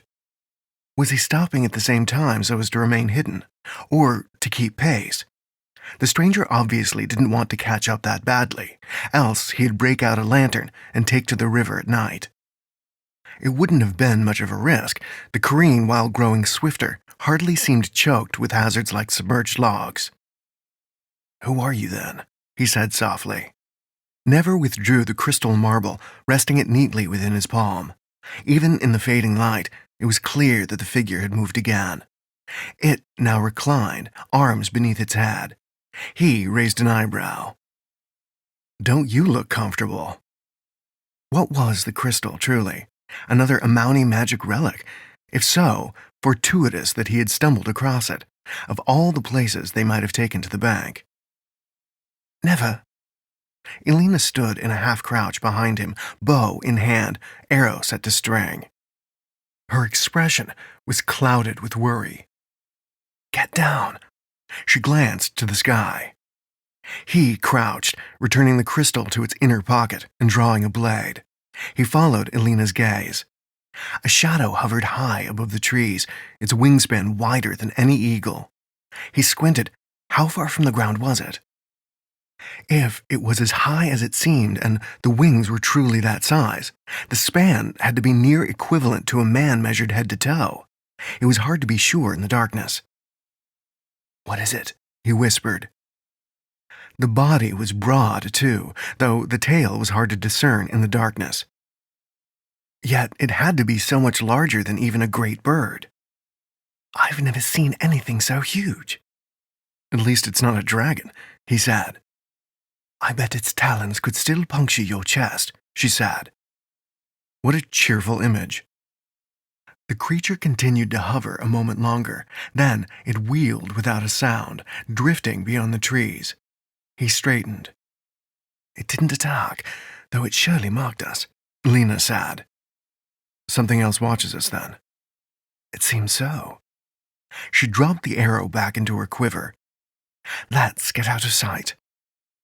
He followed her back to the shadows of the trees and to the small glow of their camp. 2 logs, 3 bedrolls, and packs spread around the fire pit. There was a soft squeaking from beyond the light, more bay eels, no doubt, and Lewis was returning from deeper into the trees, arms laden with fuel for the fire. "What's wrong?" he asked. "A huge bird-like creature was watching us," Elena said. "Too difficult to see it clearly in the dark." "Just what we need," he said, dumping the wood by the fire. Life would be boring without trouble. Never sat on one of the logs. Trouble keeps you alive, stops you taking things for granted, makes you savor every moment, or so the warrior monks of Mako used to say. Lewis added another branch to the fire. "If you see one again, hit him for me." Never grinned. After their meal, he took the first watch and sat with his back to the fire, staring into the dark until it was time to wake Alina. Uneventful, a good omen or a calm before the storm. By dawn, he knew. Good omen. When they returned to the river, there was no sign of giant birds or annoying fishermen, only the deep green water stretching before him and another long bend ahead. Lewis had first shift, splashing never with his strokes. "Watch it," he said. "Sorry, my shoulder is killing me," he said. "I think I slept on it." "Rowing will probably warm it up," Never replied. He turned, leaning over the rudder. The careen was empty again. "Wait," he cursed under his breath. There it was, the dark shape of the small canoe and its single inhabitant. No closer, but no further either, following. "He's back," Never said. Elena peered over Lewis's shoulder. "He doesn't seem in a hurry to catch us, does he?" "We could stop at the Long Falls and let him catch up?" Never asked. "We should still reach it by noon, and it'll take the rest of the day to climb down. It's already more time than I want to waste. If we stop for this man, and he's merely a fisherman keeping the same hours as we..." She frowned. "King Noak may not be able to afford such a delay." "Then we row on," Never said. The river gained speed, and noon approached with it, bringing the muffled crash of falling water. The careen broadened again, willows pulling away from the falls, and banks evening out, lined with the stone. Shelves and spikes of rock protruded from the edge of the fall, the water white as it fell. Roaring, screaming droplets churned to river tears. Beautiful in a way. But only from the safety of the shore. Hurtling over the edge, it probably wouldn't seem so wondrous. Before the boat neared the falls, Elena turned the rudder and the bleak man's boat headed for a pier. The foundations were stone, and a small stair and ramp even led down to the water. The sun had dried the upper steps, but where the river lapped the stone, it lay dark. The Hannock Royal Crest stood on the support columns, a silver tree shining in the sunlight. A bright blue dragonfly leapt from the crest, zigzagging its way across the water. "The long stair sees fair traffic," Elena said when they tied off. He tossed his back to the pier, and it landed with a thump. "I hope the stair is as well maintained as this dock." It is. The worst thing about it is the heavy lifting. 2 of us can carry the boat, right? Lewis asked. Once it's empty. We'll take shifts, Elena said. Whoever isn't carrying will look after whatever supplies we keep. Sounds fair, the treasure hunter said. Sounds awful, Never said. Elena sighed. Stop complaining, will you? I try, but it's too difficult. Yes, I can see that. She tossed her own pack onto the boards before helping Lewis with his. Never placed the oars in the bottom of the boat and added a few more items before climbing out. Using the mooring rope, he pulled the boat up the stone ramp. The bottom scraped and Lewis joined him. Together, they hauled the boat onto the pier. Check on our friend, can you? Never asked Elena. She nodded, moving along the dock. At its end, she shaded her eyes against the sun. He followed her gaze. There was little to mark, only the sun glittering on the river's surface. The fisherman was nowhere to be seen. Good. Unless whoever followed had simply slipped from sight on purpose. Never led the way down steps cut into the rock face beside the falls, the long keel of the boat digging into his shoulder as he walked, one hand gripping the side.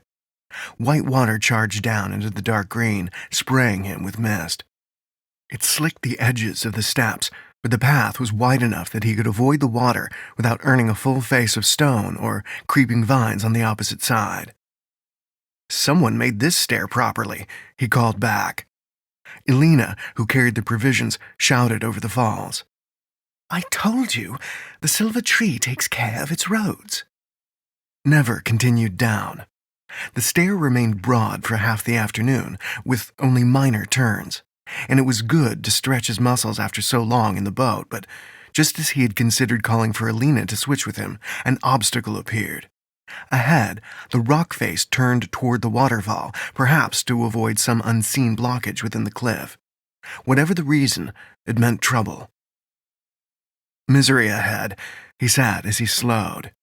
Lewis answered with a grunt, and together they lowered the boat. Carrying it on their shoulders while making the sharp turn would mean letting the boat pass near the fall, enough for the furious water to tear it from their grip. We'll empty it, then flip it over, Lewis said. We might be pushed over the edge even so, Never answered. Many have made the trip, Elena said as she passed them, laden with her own burden. She transferred her bags and pack to carry them before her, stepping carefully through the puddles. Never sighed and started to unload the oars, feeding them to Elena, who had returned to carry them beyond the fall. Then he looked to Lewis. I'll take the end. You're too slender. I've more body weight, so I'll act as a better anchor, he said. Once I'm around, I'll try not to swing it too far into the falls. Thanks. Again, Never lifted the boat onto his shoulder. Only this time he rested it over his head and gripped the rower's bench, his other hand up around the hull. Ready. Lewis started into the turn, moving steadily. The younger man skirted the edge, unavoidably directing the rear toward the flow, and Never grunted as the water hit, causing his knee to buckle. He kept his balance, cursing as a torrent of water drenched waist and leg, but managed to keep a hold of the boat, pushing out of the flow. Never? The spearman called. I'm fine, Never said. Now, someone else get up here and take a turn at having this mongrel dig into your shoulder. Chapter 6. The noon sun barely reached the grass when they finally stepped down to the bottom of the waterfall, heading past the crashing white water and mist of what was no longer the Careen, but now the River Rinsa. Elena took them to an established campsite, complete with long stone slabs arranged around a deep fire pit that had been charred by generations of soot and ash.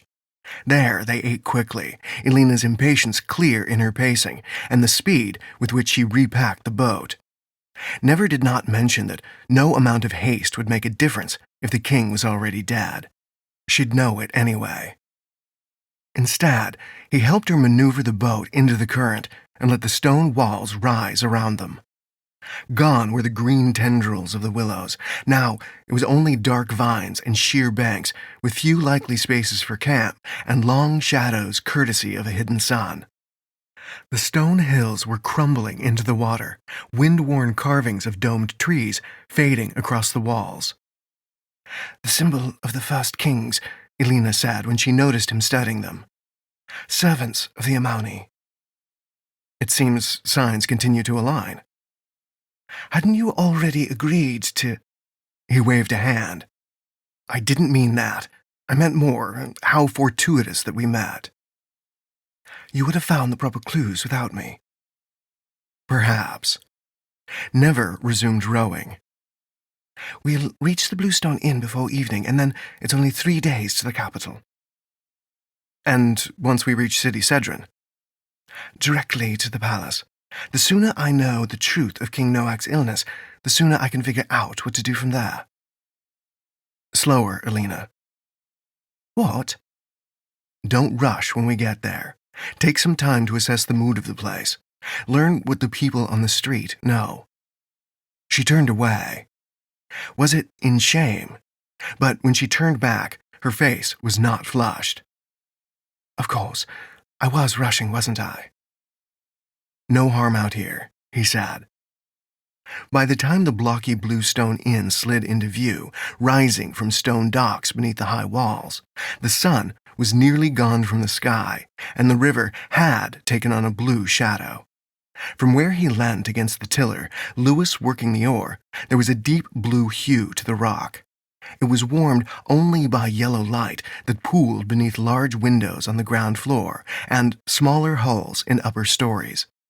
The inn bore the vague look of a boot emerging from a mountain. He chuckled. "What's amusing?" Elena asked. "The Bluestone looks like a shoe, don't you think?" She frowned at the inn. "No." Never laughed again. She had seen the resemblance, no doubt about it. Lewis was grinning.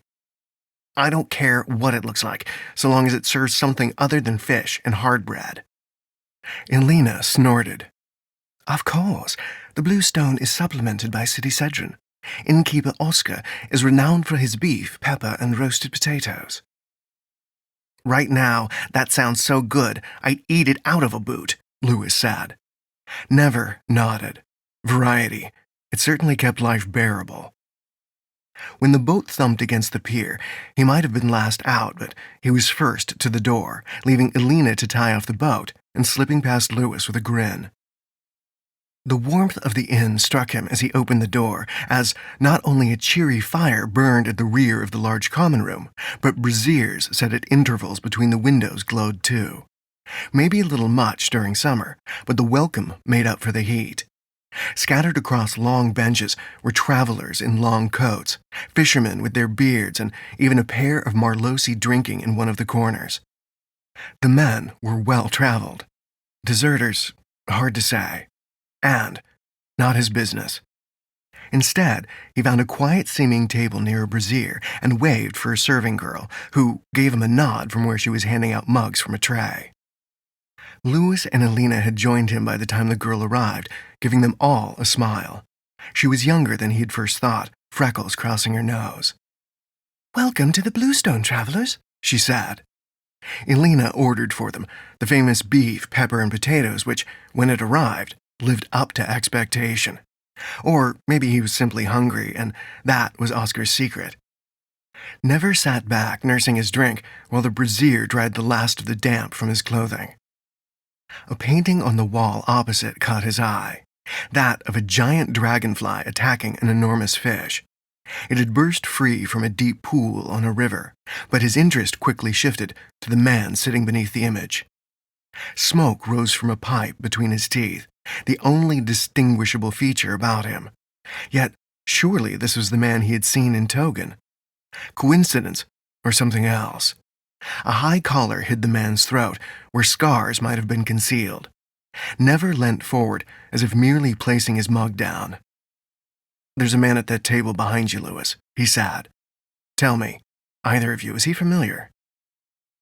Louis turned away for the serving girl, and Elena leant back into the shadow and glanced over her own drink, a glass of dark wine. Louis shook his head. I don't remember him. But Elena lowered her voice yet further. He nodded to me in token. Never made a fist. Exactly. Our fisherman friend. We find out tonight, Elena said. Take our rooms, but once the last light is out, we converge upon his room. Oscar will give us the room number and key if I ask. Never raised an eyebrow. You two sound friendly. He's the prince's cousin. Ah. Louis grinned, but it faded. So, what does Pipe Man want? Hard to say, Never said. Hannock, not a young man but plain-looking, appears unarmed, hardly seems to be a warrior. We can ask him ourselves soon enough, Elena said. When the serving girl reappeared, Never ordered another drink, this one of water, and soon after sought his room. Elena and Louis joined him, Louis catching an arm when Never stumbled on his way to the bar. Never? Hush, I'm drunk, he said. Let's lure our friend into a false sense of confidence. You don't need to do that, Elena muttered before arranging their rooms with the man at the bar. And I'd like to see Oscar. Give him my room number. There is some urgency. The fellow nodded, turned to a wall lined with hooks, lifted a key, and handed it over. Elena led them up a set of stairs, and then a second set, taking a door at the end of a corridor. Moonlight fell through the glass of a square window, the nearest lamp some of the way back along the passage. She led them inside, fumbling a moment before lighting a lamp. Inside, no windows but 3 beds occupied 3 walls, each with blankets and pillows of feathers and chests at their feet. Never headed for the nearest bed and lay across it. I'll have this one. I'm not very tired, Louis said. He paused at a water barrel. I can watch first if you wish. Elena took the second bed. Oscar probably has to finish in the kitchen, but he'll knock 3 times. Never turned from the light and closed his eyes. He woke to 3 knocks on wood. Damn, it had been a good sleep. He rose, throwing off a blanket. Louis was admitting a spindly man dressed in an apron. His bald head shone in the lamplight. Elena went immediately to him, hugging the man and stepping back. Oscar, it is good to see you. And you, Ellie. Who are your friends? Never is slow to wake, and Louis lets you in. They're helping me. Oscar smiled to them. Welcome, both of you. Never expressed his thanks, even as he wondered which task Oscar understood them to be assisting Elena. The king and the rebels, or the Amouni. The innkeeper handed her a key. On this very floor, nearest the stair. Thank you, Oscar. Have you seen him before? Not that I recall. Be careful, won't you? We will. He turned to leave, but she caught his arm, her hand near to encircling his whole wrist. What about the king? His expression fell. No reliable word, I'm afraid. They say it was a foreigner. That's all we know here. But is he alive? Nothing official to say he isn't. Elena nodded and saw him out, leaning against the door a moment.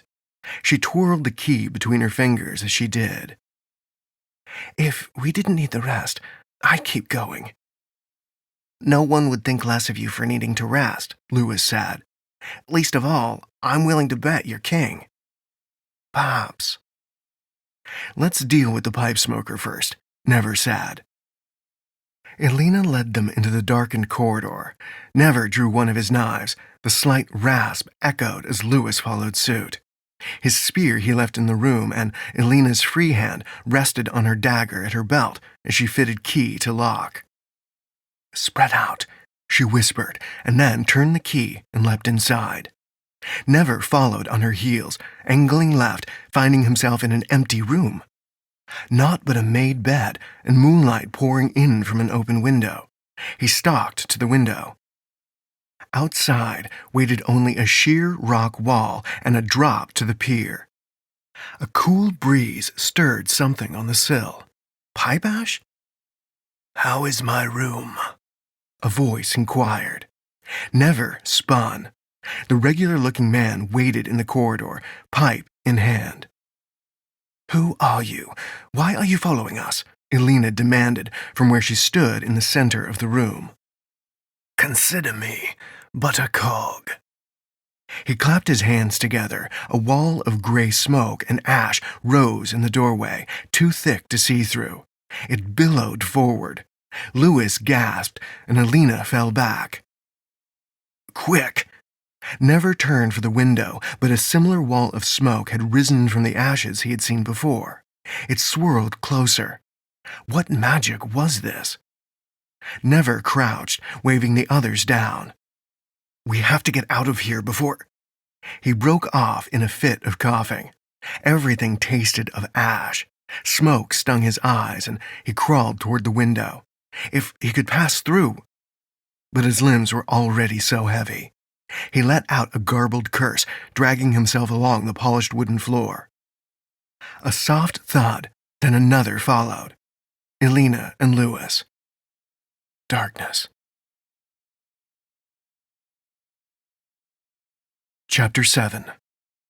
Never woke with a start. Morning light crept beneath heavy curtains in a small room of stone. Still the Bluestone Inn, or elsewhere. He drew in a rasping breath, raw throat, and when he tried to move, ropes tightened around his chest and wrists. Bound to a chair. Nothing really beat the classics when it came to interrogating a prisoner. As if on cue, a dark figure rose from beside the window, pulling the curtain open. Sunlight blasted Never's face. He squinted against it, a growl rising from his tender throat. "That's just childish," he said. The silhouette chuckled. "Perhaps." Pipe smoke, almost sweet but acrid. "Who are you? What do you want, Pipe Man?" "Call me Cog. That will suffice." "Very well, Cog. Where are my friends?" Never asked. "Elsewhere." Never strained against his bonds, then blinked down at wedges of cloth arranged between the forearms of his skin and even shins and knees. "Yes," the man said. "I'm taking precautions, just as your brother suggested. I am aware of the gift you and he share, and I wouldn't want you to rub your skin raw and have you bleeding, just in case. And I will tell you, your friends are alive." Snow. Snow had arranged the capture. "Bah, you already have all the advantages. And what does my brother want?" The man leant forward, his plain features resolving from the light and offering a glimpse of the angry scarring on his neck. His smile was weary. "What do any of us wish for? Answers." Never groaned. "If I must be captured again, can't you do away with the rhetoric and the posturing?" "Captured again?" "Attempted capture. Thugs with poisoned darts. Some of your work, I suppose." "Not I. Perhaps your brother." "On the river, then. You followed us." "Of course. My master wished for me to watch and wait for you." Master? Never had to swallow before he could speak again. "Listen, don't let his ego fool you." "Fool? No. You and he are the living link between man and God. I know my place. As I've already explained, I'm a mere cog in a greater machine. It is of comfort, truly." Never frowned. Living link. Grand, but hardly true.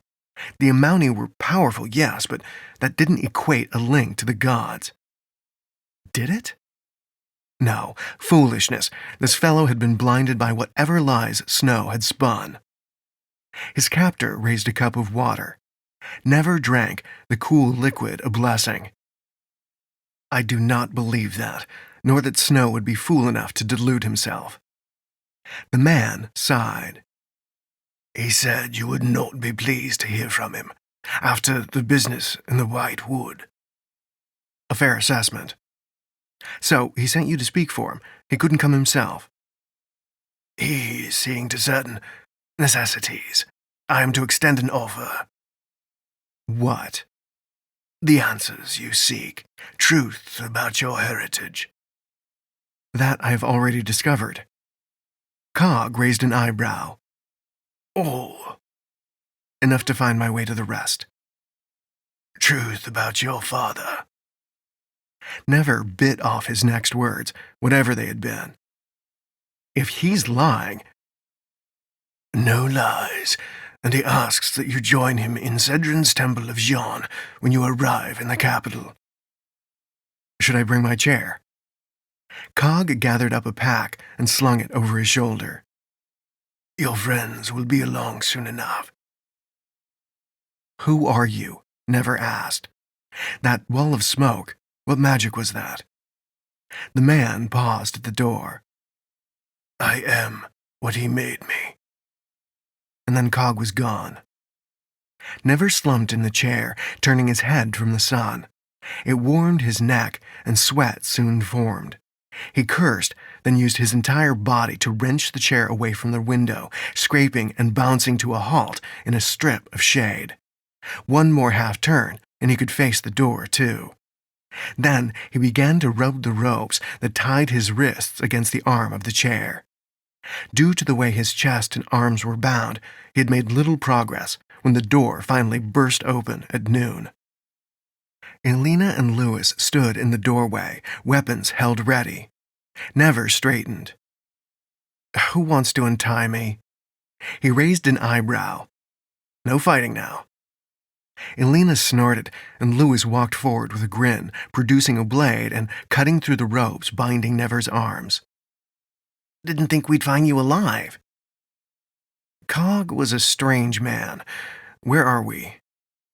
In an old watchtower above the Bluestone, Elena said. Oscar doesn't man it anymore. Cog? Louis asked. That's what he called himself, and it doesn't make sense to me either, Never said. And what the man claimed was disturbing. I am what he made me. Snow had given Cog his magic. How? It wasn't possible. For humans. Never stood when Louis finished the last of the bindings. Thank you both. Let's return to the river, catch up to Cog. Catch up? I assume he's heading to City Cedrin. Never rubbed some feeling back into his limbs and stepped out into the sunshine. A short path crossed a tiny plateau overlooking the chimney of the inn below and the deep blue ribbon of River Rinsa where it cut through the stone hills. To the west lay their back trail and a distant hint of the long falls above the green of the forest. Toward the east waited more gray hills, quickly swallowing up the river, and beyond them, in turn, the pale purple peaks of the Volhan Mountains, before which lay City Cedrin, invisible for now. You didn't pass him on your way up? Never asked. He'd have been long gone by the time we woke, Louis said. That wasn't just smoke. Whatever it was, he did. My head still aches.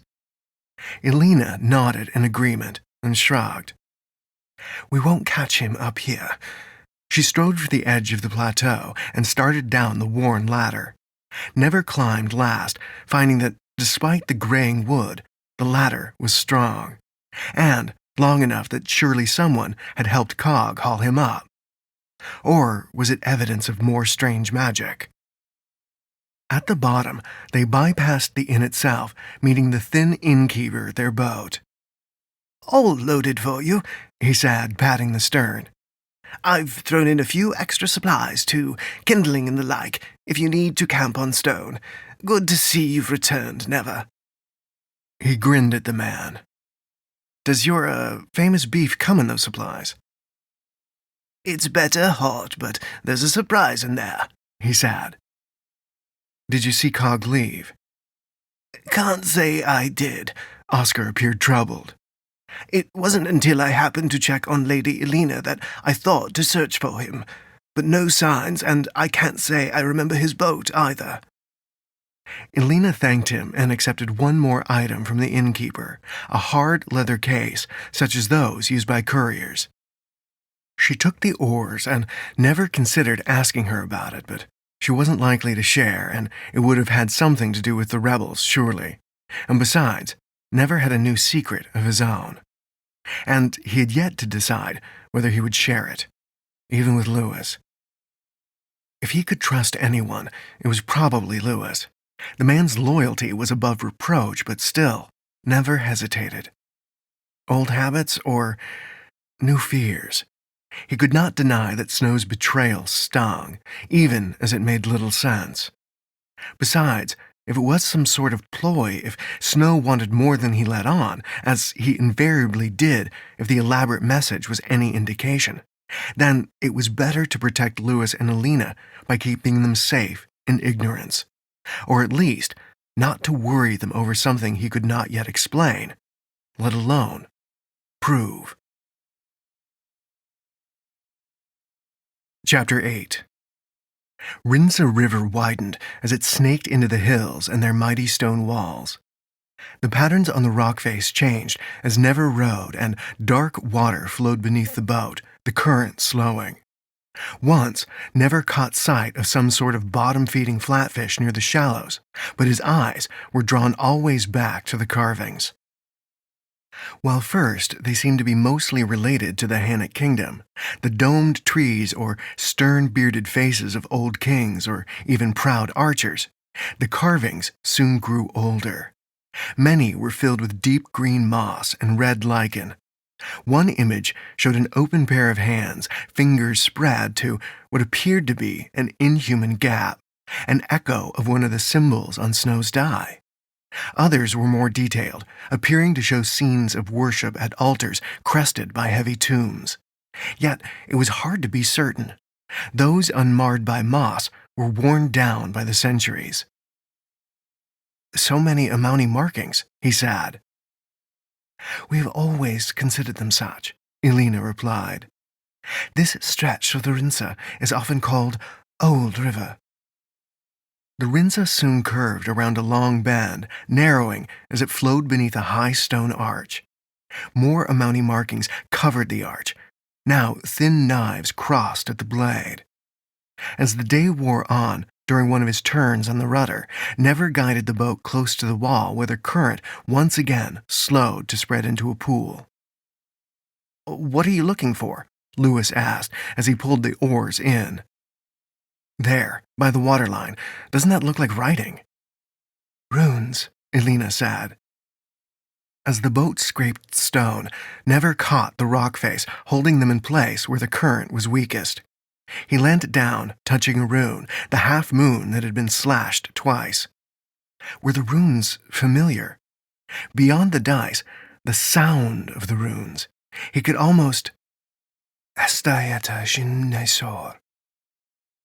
"What does it mean?" Lewis asked. "I have no idea," he said, but the words lingered. Estayeta Jin Nisor.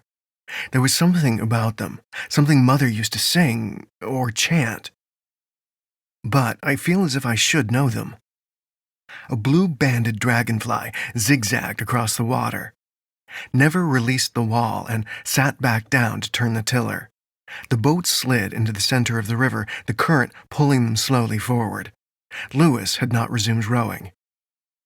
"Keep going," Elena said. "We cannot tarry." Lewis nodded, putting the oars back into the water. 3 days yet to the city." Elena nodded. "Will you search for the prince first, or head for the palace?" Never asked. "The palace. Prince Jennison should be there already." "And if not, if Karloff could not find him?" Never asked. "Or worse, if King Noak is already lost?" Her eyes flashed. "Then I will find whoever is responsible, and Bakana War God help them." "We will help you," Never said, to a point. Lewis nodded. "Thank you both." "Do you still suspect the nobles, Baron Denark and whoever else?" "Gadus, and yes, but we have no proof. For now, only Gadis's not very secret desire to rule. I suspect he hopes the Vidir will set him up as a ruler beneath them when or if they seek to expand their empire further. Jennison may know more by now. Then we row on, Never sad. By evening, Never had taken another turn at the oar and was now lowering a slab of rock across the mooring rope and turning back to the campsite with a sigh. Not that it was much of a sight, an uneven depression beside the river, littered with old, damp leaves from elm trees growing high above. The same leaves spotted the river, like gold and green flecks, bright against the black of the water as darkness continued to fall. They ate a cold meal, Oscar's leftovers, which were very agreeable, and sought rest early. Never lay back, cloak beneath his head. The stone was hard under the bedroll, but his shoulders and back ached from all the rowing. It was a joy simply to be still. A small weight rested against his chest, and he reached into an inner pocket. Smooth as glass, he retrieved the object. The tiny figure within the orb stood straight, one hand shaded as if searching for something. An apt pose, little fellow.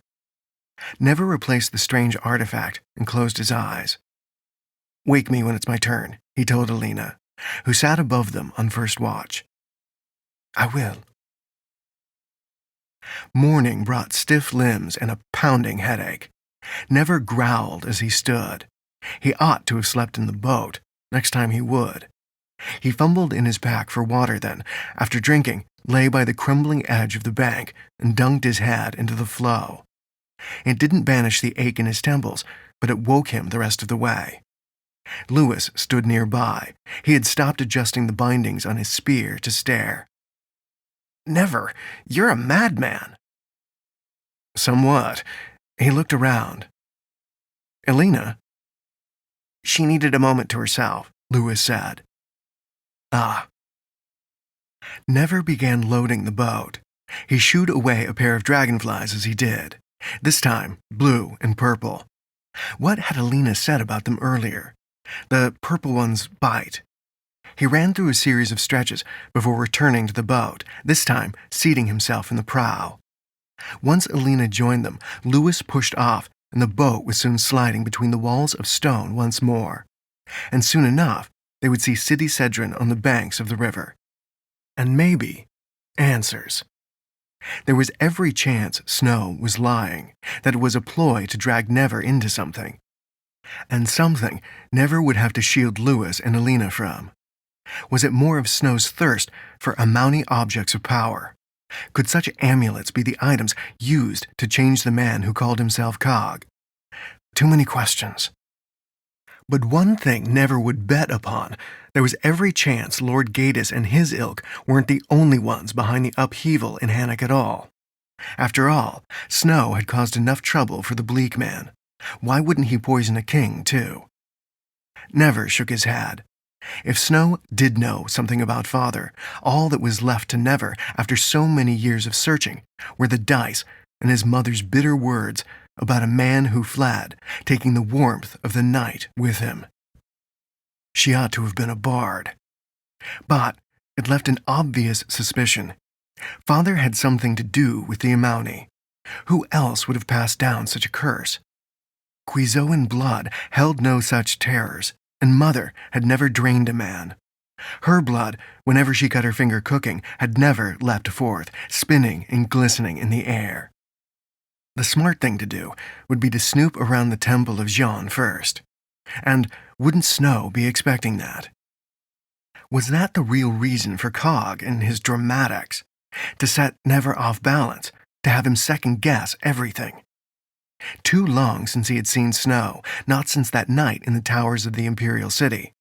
The last time he had seen Zia, too. Damn you, brother. He had no choice but to walk in expecting duplicity, even if Snow had no true reason to harm him. Never waved at another dragonfly that had swept over to hover near his hand. Bigger than others he had seen, its body was black with a bright gold head. Its wings almost hummed. The insect flew up behind him. A moment passed, and then a splat. He twisted. Elena was wiping the blade of a dagger on the gunwale. Never did that dragonfly bite you? No. Did it land on you? No, what's wrong? Lewis had paused in his rowing. Elena stood, shielding her eyes against the sun where it bounced from the river's surface. They're poisonous, worse than the purple ones. Too many bites, and you could die. Their feet carry the same poison, though less. What do we do? So long as we're not approaching a nest. She trailed off, eyes widening. Never spun back to the water. A cloud of black and gold insects poured from the rocks ahead. Several smaller groups led the pack, but in all, they had to total hundreds. Gods be damned, what do we do? Elena was tearing through her pack. This isn't their season. I don't think they're aware of that. Finally, she pulled flint and tinder. I need kindling. What? Never gaped at her. The smoke. They don't like the smoke. The humming buzz of the swarm grew. Never turned back to Elena. We can't set the boat on fire. Can we just jump into the water? Lewis asked. He had one oar across his knee and the other held like a club. Unless you could stay beneath for hours, they'll just bite our heads. Never growled. Cog could have used his fancy magic to deal with the dragonflies. The insects were closing in. It's not going to work. Water exploded. A huge, glistening body of mud-coated gold roared from the river, twisting and snapping at the swarm. It hung in the air a moment, scales catching the sun, and then the giant fish crashed down. Waves rocked the boat, and the splash dumped half of the river on them. Never spat water and soggy leaves, blinking furiously. The swarm of dragonflies had fled, those that had not been devoured, black trails streaming away from the boat. Many of the insects had fallen and were struggling on the river's surface. Some strayed near the boat, but a trembling Lewis swatted at them with his oar. Never exchanged a glance with the younger man. What had happened? Had a giant fish truly saved them? It must have taken up a third of the width of the river. The single glimpse Never got of its mouth convinced him it could have swallowed the boat whole. But the swarm was scattered, for now. The fish had saved them. Chapter 9. How do we know that monster won't return for us? Lewis asked. He glanced to the dark water often, made blacker by the tall stone around them that continued to block much of the sun. Heat still found a way down to the water, bouncing from the hard-baked rock. But after being doused with half the rinsa, it was a welcome warmth. Elena continued to row, her face sad. We don't. Never sighed. Of course we don't. We just have to blindly keep on and hope, don't we? No trails from here on, and a month detour to go around, maybe more, she said. I won't wait that long. Noack might be dying. So might we soon, Lewis said. Yes. He leant back against the tiller, expression dark. Never took a swig from his flask. Hard to blame Lewis for being upset. The giant could return at any time. River Rinsa remained wide, and they continued to pass through a series of pools, each seemingly deep enough to hold anything. Never narrowed his eyes at the surface himself. Had that been a flash of gold, deep down? Did you see the mud? He was old, Never said, tapping a finger against the boat. Only a few more hours. We can survive this, Elena replied. Maybe. He's had his fill of insects and he won't care to follow us, Never continued. And perhaps he was saying it to bolster his own confidence. For truly, what could they do against such a foe? It would be exactly like the gods to throw such a thing in his path. No one answered. Never kept an eye on the water as the boat surged ahead. Was Elena rowing harder than usual? Good. Yet the water remained calm. The current pulled their vessel toward a shadowy part of the river and into a sharp curve, the walls almost turning in on themselves like a horseshoe. High up on the walls, dark shapes were attached. Huge banks of dry mud with circular openings. "I didn't think dragonflies lived in mud nests," Never whispered. "The gold ones do," Elena said, her own voice hushed as she rowed, her strokes softer through the river. Lewis swallowed, but no insects appeared. Ahead, the Rinza snaked in the opposite direction, curving like an S, and then it opened up again, streaming between columns of stone that rose up from the river's center. Some were thin and others hogged half the river. Never worked the rudder constantly. On one of the columns lay more markings, only they were Hannock writings. "What did they say?" he asked. Elena sneered as she spoke. "It's a lie, an old lie. It says Noack's line is the line of thieves and usurpers." Never adjusted the tiller again, angling between two short stump-like rock formations. "Political adversaries?" "So they think themselves, but the pathless ones are not in contention for the throne. They simply wish it was so. This would have been written when Noack was young." "No one thought to remove it?" Lewis asked.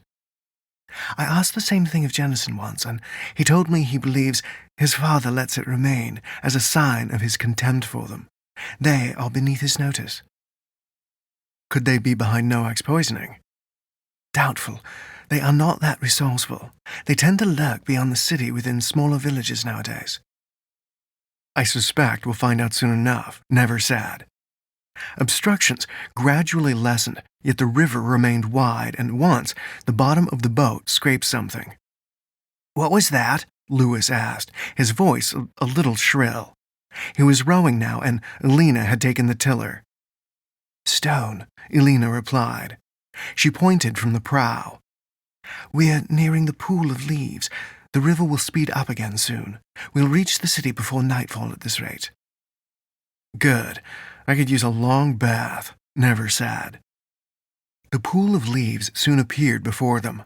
The stone walls had begun a gradual slope, and now more elms grew along the ridge, dropping more and more leaves. They littered the surface, bunching up beyond the current. The walls of stone and hills had become a line of trunks towering over them nonetheless. The pool itself was vast, almost like a small lake.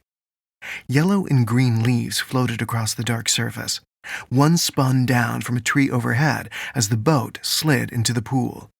It slowed, and Lewis pulled a little harder on the oars. A stretch of water this size, it was the perfect home for a large fish, and with a glance at the others, it was clear everyone was thinking as he. He stared into the water. Too dark. Halfway across, the boat rocked. Something had rippled the water deep below. "Faster!" Elena cried. Lewis strained at the oars, but the boat rocked again. This time it tipped to one side. Never clung to the wood, countering. "We need to drive it off." Gold surged up from the depths beneath them. Elena wrenched the rudder, and the boat shifted as a scaled monster surged free, water spraying from its body. It had the look of a catfish, though its eyes were large orbs and its body was more vibrant in color, even if its underbelly was whitened with age and remained streaked with mud. The fish completed its arc, plunging into the water, drenching them once more. The small boat was tossed about on the wave. Never struggled for balance. His heart thumped within his chest. What could they do? He had barely steadied himself when the fish struck the boat another glancing blow, flinging him into the river. Black devoured him. It pressed against his limbs as he kicked for light. The power of the monsters passing beneath him tossed him off course. He flailed. Gods, it would eat him alive. Something caught his leg. His heart leapt against his chest as he kicked, but the fish dragged him deeper into the cold depths. The light above dwindled, receding as black swallowed it up. His lungs strained, and he scrambled for a knife and stopped.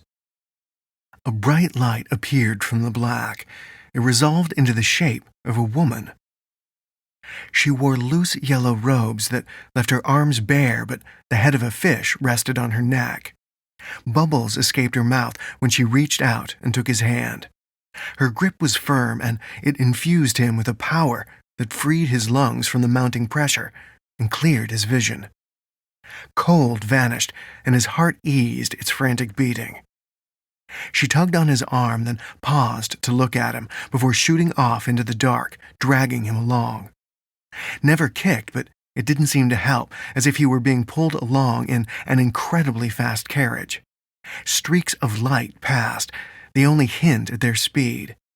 He no longer worried about the giant fish, and who was to say this new creature wasn't the fish? There was no true sense of direction to the traveling, whether deeper, forward, or closer to the shore. He had no idea. "We travel to the preparation chamber, master." The voice spoke in his mind. While it appeared female, it seemed flat. The lack of emotion was complete, as if only a dry echo remained of the old words, long since lost to time. And yet, had she truly called him master? "Of course you are, master." Never shivered. The lights changed, darkening to purple. Were they close to the so-called preparation chamber? "Yes, we have left the birthing pool." "How far is the chamber? Will my air last?" "As long as I will it, master. Maintain your hold, and you will remain safe. We are quite near." Never gripped her hand as they sped on. The lights were changing again, purple warming to orange. Against the black, the stripes were near dazzling. "What is the preparation chamber?" "It is the end point of the causeway. You have traveled it many times." "Truly?" "Of course. Be ready for landfall. The vestibule will be attended." The darkness snapped to light, and he found himself in a wide chamber lined with a confusing array of red and white tiles set in dozens of unfamiliar patterns. While the white tiles were luminous, there was not enough light to read by. Behind him, steps led down into black water that filled a small cave, but there was no sign of his guide, nothing beyond the suggestion of yellow fading away. The fishwoman was gone. He'd have no more answers. He took a step into the room, and his boots didn't squelch. He patted his clothing. "Dry." His voice echoed. He strode forward. What strange magic had he been pulled into now? The chamber was not empty, but aside from its walls and floors, there was only a thin podium that blended with the wall, decorated as it was in the same pattern. For the promised attendant, there was nothing on the stand, and pushing and pressing on it had no effect. No menace lurked within the place. Instead, a sense of peace settled over him. More peace and the notion that time slumbered. Never ran a hand along the tiles near the podium, pausing at a slight depression. He prodded the tile, and a click followed. A door slid open, revealing a stair which was, unsurprisingly, one of red and white tiles. It stretched up for an unfathomable distance, patterns making it impossible to judge. Surely it was a hopeful sign that it led up. He had to be beneath the river somehow, or the earth even.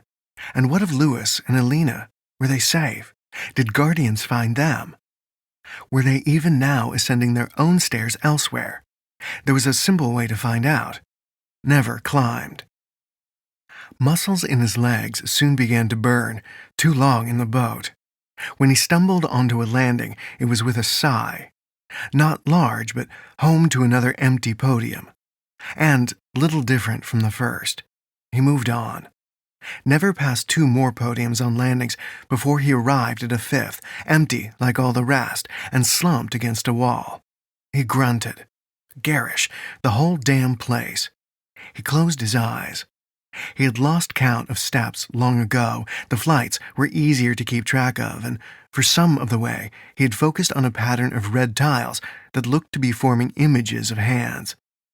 clasped, pointing, set in fists, opening, fully opened, gripping a variety of objects, making shapes with thumbs and other fingers, in all manner of poses, but they disappeared into the roof and ran back down the opposite wall by the third landing. "It is time for the offering, master." Offering never rose. A glowing man of red stood beside the podium. Similar to the yellow guide from before, long robes left his arms bare, but his head was not a fish. Instead, a bird of prey regarded him with sharp eyes, its smooth beak still. "What do you need?" "The customary offering is required." The man-thing's voice was as empty as the woman's beneath the river. The man raised a hand, palm out. Not unlike the Amouni mural from the Amber Isle. Never drew his blade and pierced the skin of his finger, then let a drop fall to the guide's hand. Blood glowed, then faded into the skin. "The offering is acceptable." The birdman stepped aside, and a line of bright silver appeared, as if slicing through the wall. When it opened, bright light stood in its place. What lies beyond? "The preparation chamber, of course." "Of course," he said, struggling to keep a certain amount of sarcasm from his voice. The attendant began to fade, as if the tiles were drawing him into their mysterious shapes, leaving Never alone with the bright silver light. Beyond could lie anything, but if the Amouni created it, surely there would be no danger to one of their own. But a question remained. Preparation for what exactly? Never stepped into the light. Chapter 10. Silver light faded. In its place appeared a circular tiled chamber lined with steel tables, narrow as cots. Each sloped toward the center of the room. The tables curved in at the top, a thin strip extending up to become a circle for a head to rest upon. If that was indeed the purpose. A wide dais waited in the center of the room, its base lined with white tiles, each with a single rune in the center. Some had that familiar tug at his awareness, as if he knew the language, yet no meaning followed. He climbed onto the dais and craned his neck. Above, a cylindrical shaft of black extended into the ceiling. It seemed to match the proportions of the dais, but beyond that, he found no clues to either's use. The tables were a similar mystery, unused for decades, longer. A thick layer of dust covered their surface, each cloaked in time's debris, all save one. Beneath the dust was a dark stain. It lined the edges at a point where a man's shoulders would have lain. Blood. Rust. Blood was more likely, typical of Amouni transfers, certainly according to the murals and his own experience. Did that mean the preparation chamber was for transfer knowledge? To ready themselves for what? He bent by a loose tile where it rested beneath the table. A grate lay beneath, half covered by the loose tile. Only a hand's width, it was fixed to the floor and coated with more dark stains and dust. Just how much excess blood was involved in a transfer? Never exhaled as he rose and followed the wall, pausing at a deep alcove. Within lay a door, but its silver handle would not turn. He pricked his forefinger again, and it opened at his bloody touch. Inside, another tiled room. This contained stools made of steel set at tables with shelves, each empty save for an array of knives. Many appeared ceremonial with ornate carvings along the blade or hilt. One familiar rune from Snow's die, the thumb and forefingers spread, but others were longer, more complex. One item, which he first mistook for a knife, did not have a ceremonial appearance. A blunted hook rested on the end of a tool, perhaps the length of his forearm. "And what in the name of the gods are you for?" he asked one before returning it to the shelf. Another alcove led to a passage of dark stone, a small square of light waiting at its end. He lengthened his stride. Was there a way out of the place? Perhaps there'd be another guide waiting for him. One could hope. Instead, a walkway with a rail circled a huge, domed chamber of blazing light. It speared down from the roof in the crisscross of beams. He shielded his eyes. The dome was made of 3 pieces, dark stone, white tile, and clear quartz, through which the sunlight burst. Like the Amber Isle. Across the way stood more railings, but no doorways he could discern. But below, far below, stood a huge black something. It appeared to be buried beneath an enormous array of sheets, cloths, and canvas, even tied down with iron pegs. Despite all the light focused upon it, the shadows remained deep, hints of the thing's shape indistinct. Did its edges waver in the light? He had to look away. It was vast, that much seemed clear. From beneath the coverings exuded a sense that answers lay beneath. Answers beyond those offered by the isle, perhaps beyond any snow could hold, beyond even Mother had she survived. Such answers seemed to lie just out of sight. And yet, he could not bear to look directly at it for long. Never broke into a jog. He circled the room, one hand on the guide rail, the other checking the wall for doorways, for stairwells, anything, but he found nothing. All answers, all promise, lay beyond his reach. There was no way down. He could not climb, for there was no ladder, no stair, and he could not leap such a distance without killing himself. What manner of cruelty is this? He spun, casting his words up to the roof. Guide, where are you? Master. A guide appeared before him, this man, or creature, dressed in white robes, muscled arms bare. An owl's large yellow eyes regarded him unblinkingly. Is there a way for me to reach the floor here? Beyond your own means? Never frowned. What did the fool mean? Yes, a stair or a ladder. The stair. Of course, this way. He followed the guide back around the room to a halfway point where the creature held a hand before a section of wall that appeared no different to any other. A silver glow spanned from wall to hand, and a section slid open, revealing another stair. It climbed up in plain white, with a silver stripe in the center of each step. And this leads down to the center of the dome? This is the stair. I mean there, he pointed, to whatever is below the coverings. The stair would take you outside. Shall I seal it once you leave? Never opened his mouth to try and explain again, but stopped. Maybe it was better the secret was buried for now. After all, he would soon know precisely where on the Rinsa River the underground Amouny rooms lay. Hopefully, not too far beyond the pool of leaves. He could return with tools and rope, with supplies and knowledge attained from the library.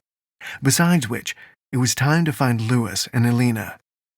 But to seal it might keep someone like Cog from entering, or anyone else for that matter.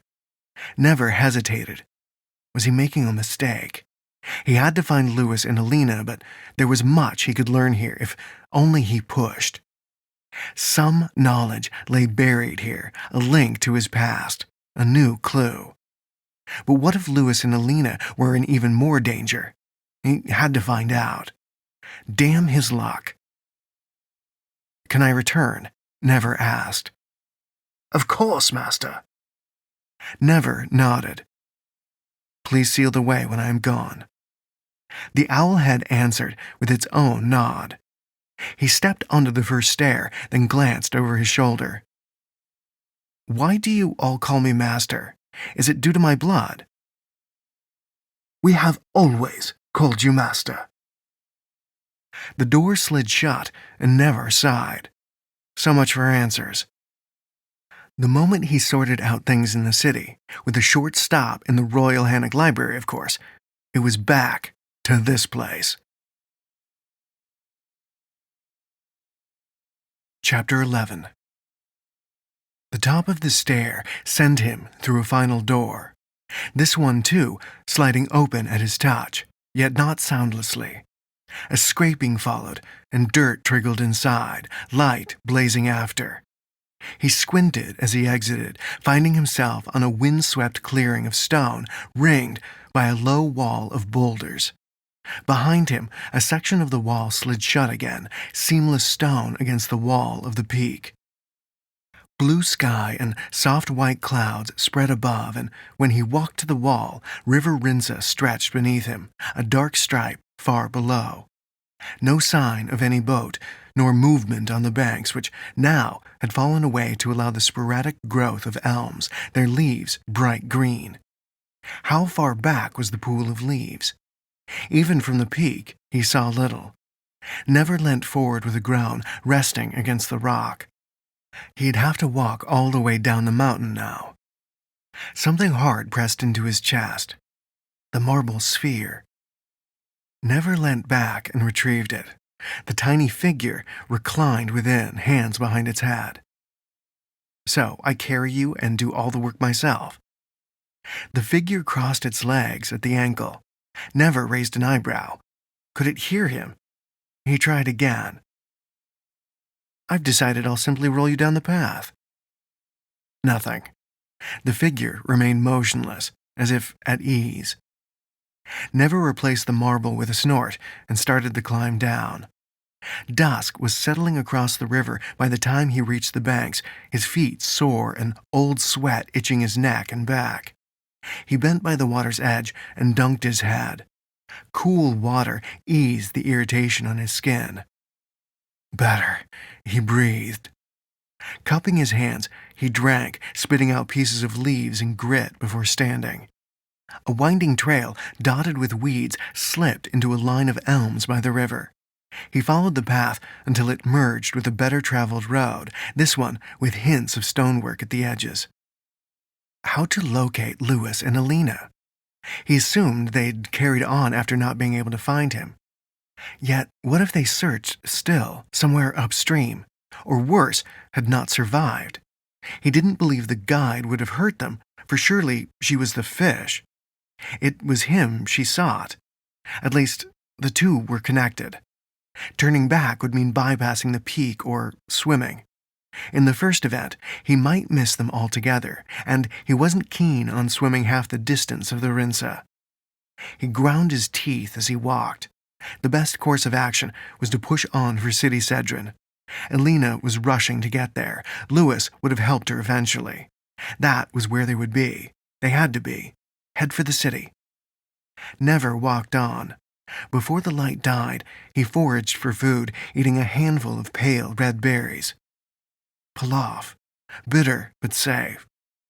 When the dark, beating through the treetops grew too heavy, he sought shelter in a small depression set off the road, wrapping himself in his cloak. He growled at the pile of leaves he had gathered for his head when a bug tickled his neck. Sleep. That's what he needed now. When dawn crept through the branches, he returned to the river, kicking out kinks in his legs, then sated his thirst. It did little to ease the giant hole of emptiness eating its way through his stomach, but it was nothing he hadn't dealt with before. Many times. Eating lean was just a part of the romance that came from wandering on a decades-long search for the truth. By mid-morning, hoofbeats echoed up from behind. He stepped back. A rider slowed his mount, a steaming black mare who stamped a forefoot when the traveler came to a halt. A fair-haired Hannock with a trimmed beard, he nonetheless bore a worn look, from cloak to glove to eye, though the man's blade seemed of fine quality. "Well met, stranger. Tell me if you've come that way. What news from the city?" His Marlosi was impeccable. "I travel as you, sadly, and can offer no news." "A shame." He paused. "Would you walk with me a moment, nonetheless?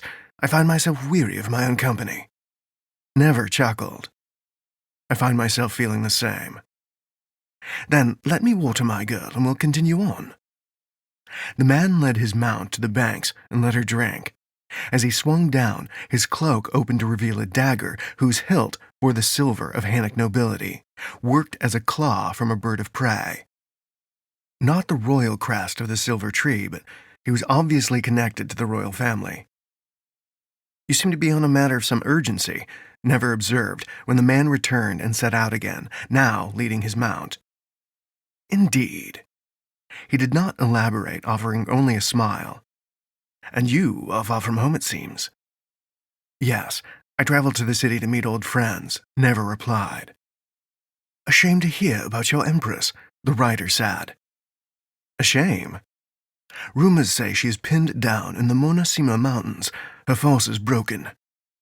Never frowned. It was more than a shame. Empress Christina was a bright, kind girl. She certainly deserved better, but there was nothing he could do. Not from Hannic, and not as one man, a Mountie or not. The Vidia must have a significant part of the empire under their control then. "Our report suggests so. Only Triata and a few minor holdings appear to stand unconquered.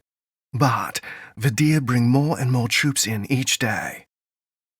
Trieta, the northern city, dispersed much of the nation's grain. Perhaps no surprise it still held out, garrisoned as it was. "Do they trouble you here in the south?" The man shook his head. "We watch them." "I hope so. I think we all know how hungry the Vidia have become." "Truly." The man patted his horse's neck. "Forgive my curiosity, friend, but I would ask one more question." "Please do." "Have you followed the river long on your travel?" "A fair time now, yes." "Do you perhaps recall seeing a group of 3 travelers in a boat? They would not appear as fishermen." "I've only seen fishermen thus far," Never said. He glanced at the river, moving the hand hidden from the noble's view to one of his knives, though he did not draw it. "A shame," the man said. "Are they fugitives?" "That I cannot say." The Hannic paused, mounting his steed, which had cooled somewhat. "How far to the capital?" "At your pace, you ought to reach it not long before dawn." "Good." Never had moved his hand from his knife. "I could use a decent meal." "And I." The man kicked the flanks of his horse, breaking into a trot. The two were soon lost to the trees, and Never rubbed his stubble. Was the noble friend or foe? He had left a little swiftly, perhaps, and hadn't identified himself. Something about the man was too amiable, and there was the comment about the Empress. Was it a subtle jibe? Was the man working for, or was he one of the nobles Alina had warned about? Gaius or another one? Those that sought to benefit from the Vidia invasion, those who sought the throne?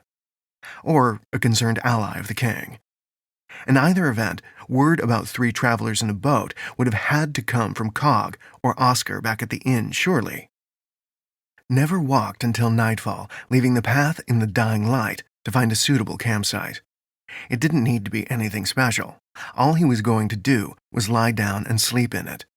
No food, and the idea of rubbing sticks together to cook a big hunk of nothing didn't appeal either. Instead, he found a space where 3 trees gathered and arranged some leaves before making his way to the river. There he drank once more, a futile effort to fill the now familiar emptiness rumbling in his stomach, then started back. Something glowed between the trees in the distance, a flicker of firelight. Who? The rider from earlier, Elena and Lewis. He crept toward it, placing each step with some care. Still, with so little light, he could not avoid breaking a twig, something which occurred mere paces from the edge of the firelight. 2 figures rose, blocking the light.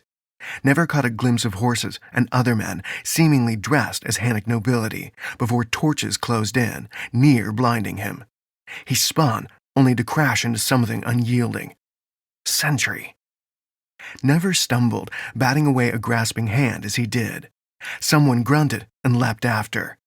Hands caught Never from behind, and a voice said something in Hannic, the chill of steel pressing against his throat. The meaning was clear. He remained still. "Do you speak Marlosi by chance?" he asked. "I do," his captor said, and dragged him toward the firelight. Never complied. It could have been worse. They might have killed him at first sight. Two of the men pushed him down onto a log, each standing at a shoulder, while a third warrior divested Never of his knives, then bound his wrists. "No move," he said. Never nodded. Across the fire, a tall man sat rifling through a pack. His blonde hair was orange in the firelight. He wore a small mustache, as was still fashionable among some Hannock nobility. "Speak, traveler," he said. His Marlosi perfect, but with a formal inflection, not unlike the writer from earlier in the day. But the two men were clearly different. This man appeared more handsome, despite the wariness clear on his face. "Who are you, and where do you go?" My name is Never. I'm traveling to City Cedron to meet my brother." Something smacked into the back of his head. Never glanced back to one of the guards, who was frowning down at him. "Am I not permitted to have a brother?" The man raised his hand, but a short order from across the flames stopped the fellow. "Enough. Let him continue, Tobin." Never grinned at the man. "Tell your friend he missed one of my knives, in my left boot." The man who had been searching him for weapons grunted, retrieving another blade and dumping it into the pile he had made. 7, all in all. It should have been 8, but he lost one in the river, it seemed. "You are well armed, Never," the leader said, "if that is what you wish to be called." "These are dangerous times, and Never is truly my name." The Hannock noble regarded him a moment longer. Then he sat the pack aside and moved around the fire, bending before Never. A longsword was belted at his waist, its hilt and pommel covered in plain black wrappings. Concealing his crest, or something even more telling? "Your true purpose, Never. Quickly." "I seek my brother, Your Highness." The man's eyes widened, and then the ground rushed up to meet Never. Something heavy fell atop him, grinding his cheek into the loam. Never cursed. A good guess, after all, even if they didn't seem thrilled with his deduction. "Who are you?" the prince asked. The rasp of steel followed, and Never twisted his neck. But all he was afforded was a slightly better view of logs burning red in the fire. "I am who I claim to be." "Why is your brother in City Cedron?" "I go there to find out." "Or perhaps you are both spies." That was enough. Time to put a stop to the interrogation before they tried to get creative. "If you could help me find Alina, I'm sure she'd vouch for me. We've been traveling together for some time." Silence. Someone hauled him up to his knees by the shoulders, so he again faced the prince. "Where is she?" "On the river. We've traveled together since Lannan. We sent Karloff ahead." The men exchanged glances with Prince Jennison. "Karloff has not been seen. Where on the river?" "Ahead of me. I was thrown from our boat. She's worried about King Noak. She would have continued without me." "Your Highness, he might still be a spy," one of the men said. Jennison glanced at the man. "I am aware." To Never, "If what you say is true, you won't mind traveling with us as our guest." "I would not, but I do wish to meet my brother." "If he is a patient man, you will have the chance," Jennison said. "But first, there is something we must attend to. You will make yourself useful." "How so, Your Highness?" Never asked. He could afford to be gracious if it kept him his head, even if the prince was a little curt, or if Never was being honest with himself, tedious. "At dawn. For now, eat and rest." The prince motioned to one of his men, who knelt to untie Never. The man jerked on the ropes, grunting as he worked. "Don't think this means we trust you, stranger." He grinned. "I haven't decided to trust you either." The soldier flung the rope to the ground. "Just keep your mouth shut, will you?" He stomped after his prince, no doubt to complain. Never rolled his shoulders and cast about for his knives, all gone. "You still might get them back," a voice said. A short man sat on a log, tossing a pair of die with lazy throws. Like his fellows, the Hannock soldier was dressed in nondescript greens and browns that suited the forest, but also like the others, his weapons were wrapped by black coverings. Further, like most of his companions, this man's Marlosi was clear. That would be welcome, never sad. And don't worry about Nils, he's always like that. Must be a wonderful companion to have around a campfire. I take it he's at least good with his bow. The man grinned. That he is. He tucked his die away and stood. Let's get you something to eat, then. Never followed the man to his saddlebags, where he rummaged around and drew out salted beef and dark bread. That'll have to do for now, he said. Rest of us have already eaten. No trouble. It looks more filling than water and berries. Never returned to the log and devoured the food. He had just sat back when the prince reappeared, setting sentries and instructing the rest of the men, perhaps a dozen in all, to take their rest. There was more. The man mentioned Karlov, but never couldn't understand well enough. Hopefully, the prince was sending someone to look for him. It was not a good sign that Karlov had not been seen. The prince continued, and the man with the dice translated for Never. At dawn we strike, ending our long search. Be ready, for we do not stop until every last traitor is eradicated, and when we return, those who assisted Gadus in any way will be put to the sword. His vassals will be stripped of their land and homes, from tailor to apprentice, no matter the role. He finished in a near shout. He took a breath. Now, rest, and be at peace with what we do, for it is the will of the true king that we fulfill tomorrow. The remaining men muttered agreement. Prince Jennison approached Never. You will help us, or you will be killed as a spy, understood? The prince looked to Never's translator. Finn, if he gives you any reason to doubt his story, kill him. The man strode away. Finn chuckled. Looks like I've got first watch. Never raised an eyebrow. Do you think he had considered falling asleep a reason for you to kill me? He's in a fair mood, so probably not. Good. Never found a patch of earth that appeared soft enough yet not so close to the fire as to steal someone's spot, then stretched out. Branches and leaves obscured the stars above.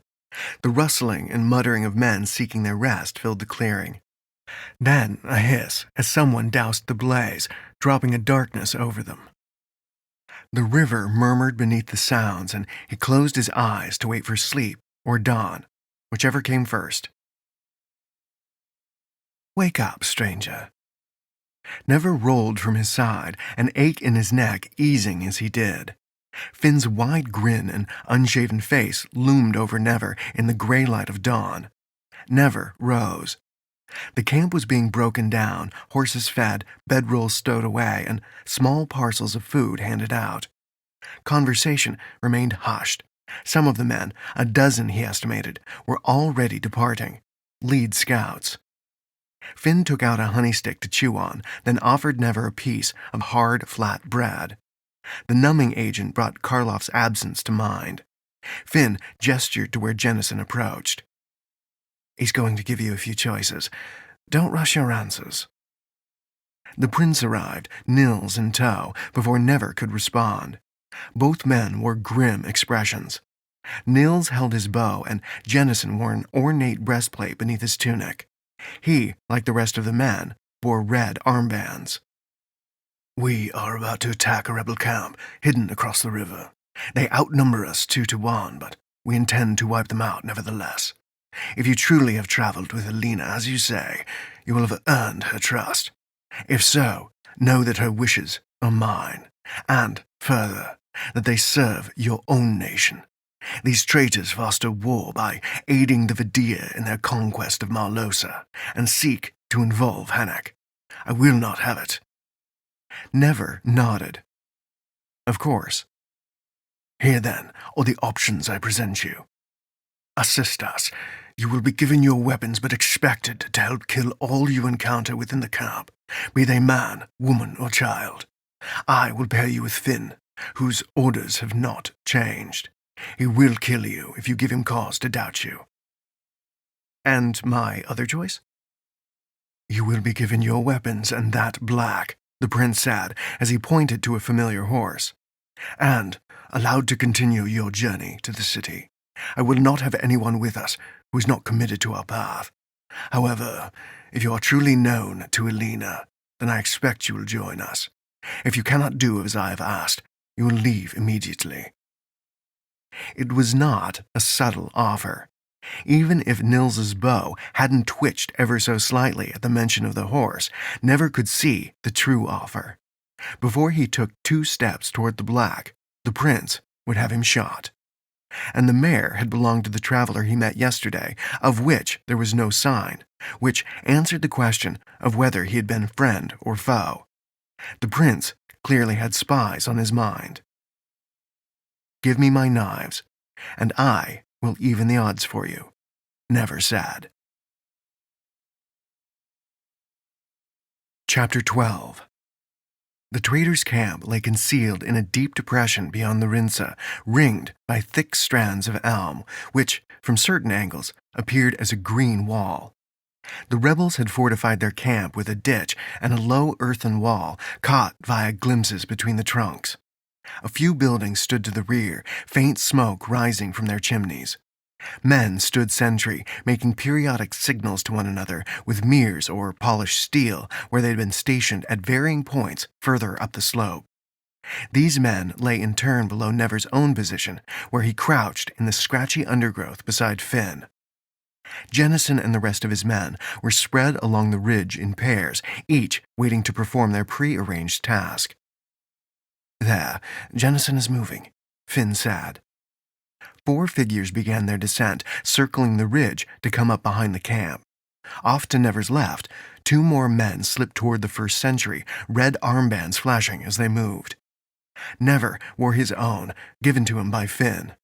In the heat of the battle, it might have been feasible for Jennison's men to need to identify their comrades at a glance, but Never, being the only man from Marlosi, ought to have stood out anyway, for better or worse. Still, it paid to be careful now and then. "Hurry up," Finn whispered, eyes fixed on the men converging upon the first sentry. As yet, the trader hadn't noticed Jennison's man creeping closer, but it wouldn't be long. Yet the sentry's head turned at a sound Never couldn't make out. One of Jennison's men stood and released an arrow, all in one motion. It struck the sentry in the chest, and then the second raider fell upon him. Jennison's man snatched up the piece of polished steel and, using a tree as partial cover, angled it back toward the camp. He passed his hand before it rapidly, giving a blinking quality to the light, emulating a distress call. Another sentry further down the slope raised an alarm. Never blinked. What are they doing? Finn slapped him on the back. Exactly what we want. Look. He pointed to the rear of the enemy camp. Jennison and his men were creeping closer, benefiting from the distraction at the camp's entryway as more and more men came to the earthen wall, some with bows, others holding pikes. One rear sentry kept his post, but Jennison dragged the man to the forest floor. When the prince rose, alone, he continued toward the rear buildings, its ditch cut deep within the tree line. The 4 attackers were soon lost from sight. "Our turn," Finn said. Never caught his arm. "Wait, what is happening?" "The prince is going to drive the Lord Gatus and his scum toward us, funneling them through that gate, where we can pick them off." "How?" "Fire." Never stiffened. "That's madness. He could burn half the forest." "Maybe, maybe not. Come on." Finn pulled him along the bridge and down a narrow animal trail a little ways. "Here, now we wait." "For what? To be burnt to cinders?" Never asked. "Trust him," was all Finn said. "I'm glad one of us does," Never muttered. Yet he couldn't simply flee. Finn was friendly enough, but the man wasn't going to let that happen, and any sudden movement might draw fire from the camp. Trapped. He sighed. His best chance was to win the battle, and battle tended to be one of those things he preferred to avoid, since there was an abnormally high chance of dying in them. Below, men were calling to the now dead sentry, but Jennison's fellows simply continued to flash the signal. Finally, the sentry began his approach, weapon drawn. A rebel from the compound dashed from the protection of the wall, taking the second sentry's position. "Fool," Finn muttered, but he was grinning. The traitor continued his climb, eyes roving as he neared the trap. Unaware, the second of Jennison's men had already outflanked him. An arrow sped across the distance between them, and the rebel dropped. More cries of alarm came from the camp, someone shouting for Lord Gatus, and another ordering men into the trees, and yet a third voice arguing with the other two. Confusion and alarm, exactly what Jennison wanted. Yet it did seem like there were more than a score of traitors in the camp. Something had changed, or Jennison had made a mistake, but close to 30 men now gathered in the dirt courtyard between buildings and tents. Finn muttered a curse. "I can't turn back now." Black smoke billowed from the camp's rear, rising from 4 positions at once. Orange tongues of flame flashed between buildings, and by the time the first cry of alarm was raised, half the first building was alight, with the others not far behind. What makes it burn so quickly? "Jennison has pitch back there," Finn said, slipping further down the slope. "Now, it's nearly our turn." The prince's archers were already firing on the men at the walls as a large man in heavy armor strode from one of the burning buildings, roaring orders. Lord Gatus, it seemed. Men sprang into action, some seeking water, others trying to slip around the spreading flames, while yet more headed out the gate and into the trees, weapons ready. Never sighed. Jennison's ambush was sprung, but would they be able to finish what they had started? Already smoke was spreading across the camp, obscuring their vision. Finn had angled their path toward a small group of Hannock traders. He led, throwing a knife into the man, and then swung his sword with a battle cry. Never covered Finn's flank by slashing at the man who had caught the knife in his shoulder. Never cut into the fellow's arm and then drove his other blade into the rebel's chest as the man spun in response to the first cut. Blood flowed. Never's own blood stirred, but he turned for another enemy. Finn stood over 2 bodies, a small cut in his forearm trickling blood. Never ignored the pulsing in his veins. Not this time. Finn waved down the slope with his sword as a billow of smoke passed. More figures struggled below, bowstrings snapped, and flames roared, ash and fire rising to tangle in the canopy. Never leapt after Finn, pulling another knife as he did. The battle waged over several fronts, he knew that, but it was constricted to his own world of smoke and tree trunks. He soon lost sight of Finn, pushed back along the slope by a group of 3 men, 2 with pikes. He felled one with a throw, but the other 2 spread to flank him. One of the Hannock bore a graze on his forehead, as if he had fallen in the smoke perhaps. No, he didn't need to use it. Never gave ground, ducking from a pike thrust, then spinning to use a tree for cover. The pike slammed into the bark, and the man cursed. The weapon was caught in the wood. Never sprang forth. He slashed down, severing arteries in the man's forearm, then twisted away from the second man's sword. Never sidestepped as he flipped a knife to throw, and something caught his foot. Never crashed to the loam. He scrambled over a body, red sash tied around the arm. The swordsman followed, leaving the pikeman somewhere in the drifting smoke. Never found one knee as the traitor attacked again, sword clashing with his parrying dagger. Never slashed out with his second blade, and the man sprang back. The rebel was breathing hard, coughing from the smoke. Never's own throat burned. He found his feet as the pikeman reappeared, one arm tied with a makeshift bandage and the other gripping his pike. Unpleasant odds. He feinted a throw with one of his knives, giving them pause. Yet they advanced, driving Never back. One man grinned, and Never frowned as he circled. What would... Pain erupted in his side. The forest spun as he was cast to the ground. Something white-hot had been lodged in his thigh. Then a figure was upon him, clawing at him with bloody hands. Never fought a wild-eyed bearded rebel, his wound sapping at his focus. But he dropped a blade to catch his enemy's wrist, only for his other arm to be pinned by the man's knee. The Hannock sat astride Never's chest and raised a hammer taken from his belt. Blood surged.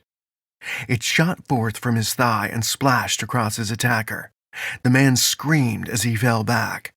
Already, the bearded rebel's own blood poured from his hands, his face white above the spray of crimson. He scrambled back across the leaves, rolling away as if to escape, but it was too late. Never found his feet and halted the flow of blood from his hip with a cutting motion of his arm. Then he flipped a knife into hand, sliced into his opposite palm, and flung a string of red at the closing pikeman and his poorly bandaged forearm. Blood met blood. The hunger was so great now that the pikeman's legs turned to water. The man collapsed, clutching at the blood spurting from his arm. Never snapped his wrist, breaking the flow, and spun. But the swordman had already fled, his stampede of footfalls lost in the screams and shouts. A wave of impressions and memories washed over him. Big hands covering his own as they showed him how to hold the hammer, where to aim at the glowing band of metal on the forge. Yet, interrupting this moment, came a pair of smiling eyes as a young Hannock woman laughed and then spun into a dance across a grassy hill, her pale pink dress twirling around her legs. "Enough!" Never cried. He fell back against a tree, grasping for air. Smoke thickened. Somewhere, fire roared. The blood flow from his thigh continued to seep, and the protruding dagger didn't help.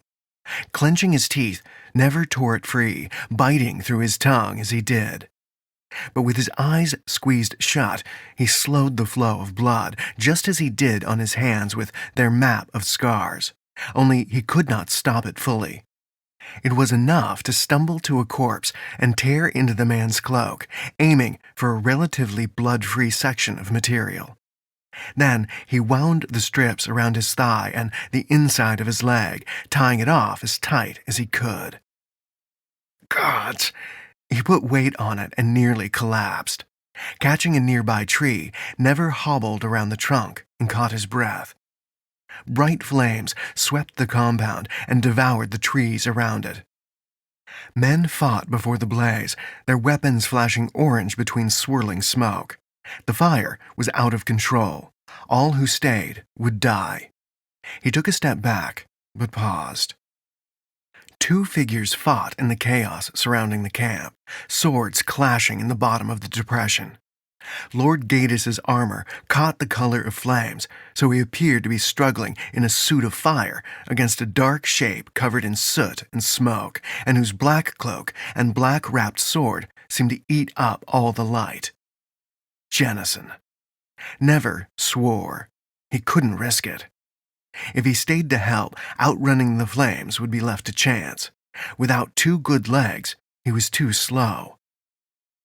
And yet, saving the prince would put the man deeply in his debt, and he'd have the run of the Royal Hannock Library, surely, and any other resource he might desire.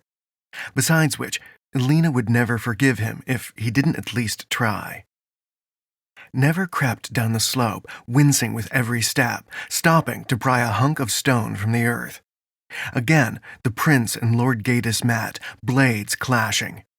Gadis was the heavier of the two, bearing down on Jennison, but the prince was quicker, twisting out of a lock and pivoting to slash at the man's armor. The blow had little effect, and when they crossed swords again, Jennison was thrown back, tripping on a log. Gadis charged after the fallen prince and raised his blade. Never hurled the hunk of stone and collapsed. The rock crashed into Gadis's side, knocking him off balance. Jennison struck, snake-like, with his blade, driving it up through a chink in the lord's armor. Gaius fell back with a roar. Jennison rose and followed the man down, pulling his full weight on the sword. Gaius's body twitched, and then he was still. The prince heaved a sigh and then spun, surveying the forest. Never signaled from where he sat. Darkness crept up on him, and he swallowed, his throat raw. Flames rose behind the prince, and the man started forward. Never sank to the ground and saw no more. Chapter 13. Never woke to hushed voices and a rhythmic jolting. Sun beat against his back, singeing his neck as he laid slumped against someone's back, a tunic of green, and the strong scent of animal sweat. Horse? He straightened until something tugged on his wrists. He blinked, eyes slow to adjust. Tied to a horse. Never? Lewis's voice. That was whose back he leant against. "I'm awake," he croaked. He twisted his neck. Other men rode the forest trail around him, weary-looking fellows, still wearing their red armbands. Most also bore bandages and bloodstains on their clothing. One man's hair had been burnt down to his scalp. The fire. He twisted again, and a flash of pain ran up his side and down his leg, radiating from his thigh. Even so, the pressure on his bindings seemed firmer than his makeshift bandages. Someone had obviously cared for him. Above the trees, distant now and barely visible from his awkward vantage point, a great plume of gray and white smoke burrowed into the sky. How big was the blaze now? Had any of the traitors escaped? Finn. He glanced around. There. Finn rode off to the side, speaking with Nils. He recognized a few other faces, but not everyone had survived. Ahead, a woman rode with Jennison. Elena. "What happened?" he asked Lewis. "As I understand it, you saved the prince and then collapsed. Somehow Jennison and most of his men escaped the fire. They got you downriver, which is where we met. Elena noticed the smoke, and we turned back to investigate. She was fully expecting you to be involved," he said with a laugh. "Only at the edges this time. The fire was Jennison's idea. He's, driven. He claims not a single one of Lord Gaius's men escaped." "I can believe that." Never peered ahead. "How close are we to the city?" "Not far. Want me to untie you?" "Yes, but I don't know about my thigh." "I think you'll manage. Elena checked you over, said you were healing quickly. Actually, she said too quickly, but I don't see how that's a bad thing." "Let's find out." Lewis pulled the horse off the road and dismounted, where he started on the knots, keeping Never in place. Once free, Never swung his good leg over the horse and slid down, letting Lewis catch him. He winced at his landing, but his first step wasn't too bad, nor the next. The stiffness and pain were enough to know he wasn't breaking into a run anytime soon, but he could walk. He crossed the path and back and smiled to himself. This is good. Better than good. He was healing faster than normal, which wasn't normal at all. In the past, minor cuts had healed swiftly, all part of the curse. Yet proper wounds always behaved properly. Was the curse changing? Another question for Snow, perhaps. "How far to the city?" Never asked when he returned. "Maybe an hour. You'll see it when the trees thin," Lewis said. "I can probably handle most of that," Never said. "It'll be good to stretch out." Lewis took the reins and walked their mount, the same black Never had been given, and the two set out after the rearguard of Jennison's party. He took time to craft a story of being dragged away from the pool of leaves by the giant fish and driving it off with his blood. Lewis had accepted that easily enough. Another lie, but even though Lewis deserved the truth, it was safer for him not to know the whole truth. "When I surfaced, I sought the shore and climbed free. I was lost in the hills, but I did find something I want to revisit," he admitted. Something from the Amouni? Yes, but best not to discuss it here. I don't want to concern the Hannock. Or alert them. How did you and Alina fare? After the boat capsized, we dove for you, but there was no trace. I thought you were gone, he said, glancing away. We kept looking, but eventually we had to continue toward the city. The boat was in one piece, and Alina was sure, as a Mountie, you would survive somehow. If she's right, my cursed heritage is good for something, it seems, he said with a grin. By the time the city came into view, Never's thigh was aching, and he had to lean on the saddle where they paused on a gentle crest. Beyond the last few trees, crouched on the banks of the now sluggish Rinsa, waited City Cedron, the Silver City. Its blue stone towers stretched high above the walls, black tiles on the peaks, and snapping flags of green, the silver tree upon its center. From a central tower's balcony hung a draping of silver that shimmered in the afternoon sun. The Rebirth Festival, Lewis said. The streets are already full of performers. Before the city gates, old stone piers were filled with small boats and larger river craft, sails like white waves breaking slowly in a gentle breeze, skipping off the water. Sweating men unloaded wares and marched it to waiting wagons, which in turn joined the flow of people passing through the gates, the huge wooden beams reinforced with steel. Further on, other roads joined the path Never stood upon, and farmers and folks from the forest headed toward the city, yet others filled boats that kept a parallel course from the river. The press of green, brown, and yellow clothing at the gate was visible even at a distance, spotted with the occasional white or gray of a sailor's canvas smock. Rebirth, that sounds familiar.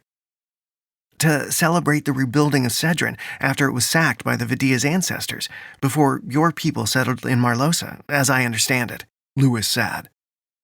Oh, yes, rebuilt by King... something. Sounds like a shoe. King Sandal. Sadinal. Right, King Sandal, as I said. Never grinned. He glanced at Lewis. You're rather well informed on your ancient Hannock history? Alina told me, Lewis said with a grin. Never chuckled, then glanced to where Alina rode beside Jennison, seemingly deep in conversation. Have you spoken with the prince, Lewis? Little. He seems formal.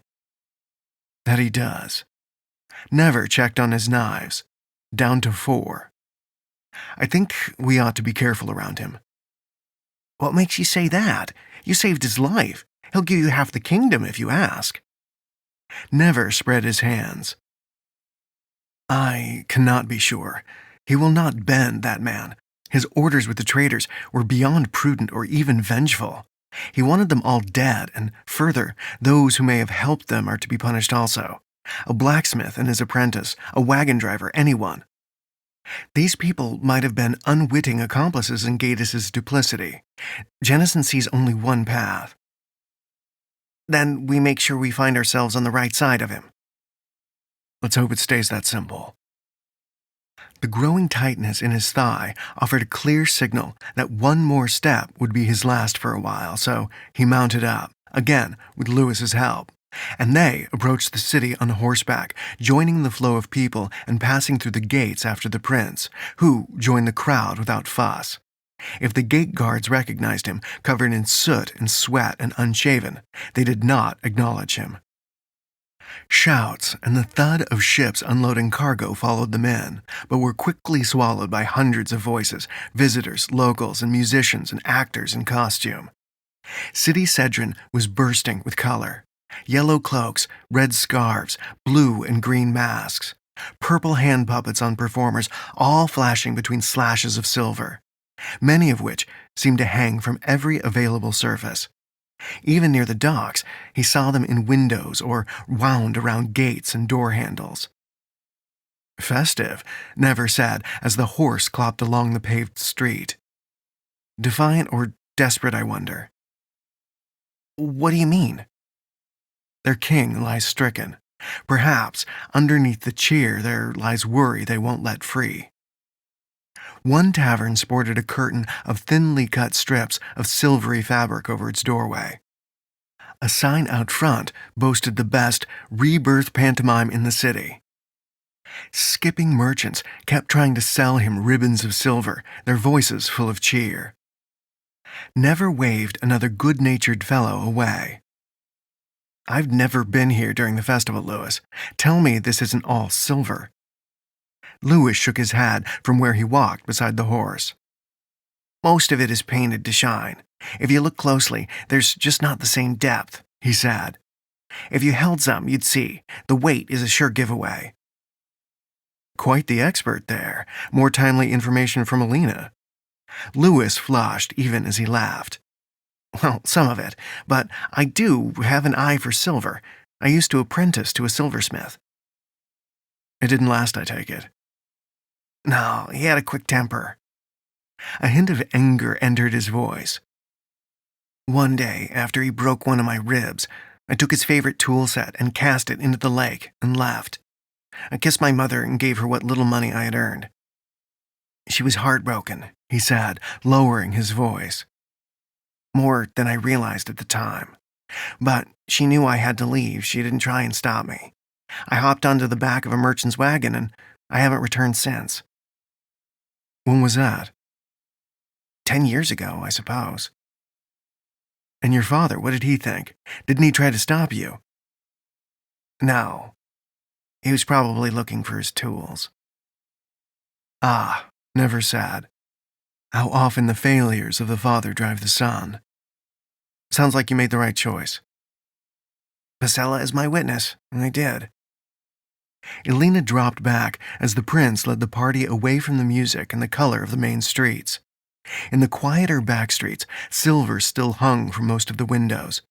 The streets sloped up to a row of fountains that stretched in a wide corridor, one with multiple entries and several exits.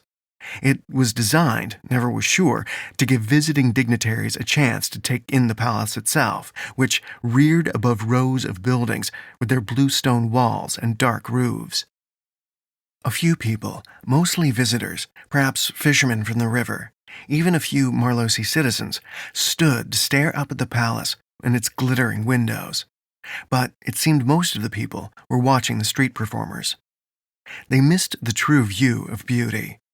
Years had passed since he had last seen the Hannock Palace, but it was just as impressive as ever. It was not built for war. Bright domes rested beneath the central tower.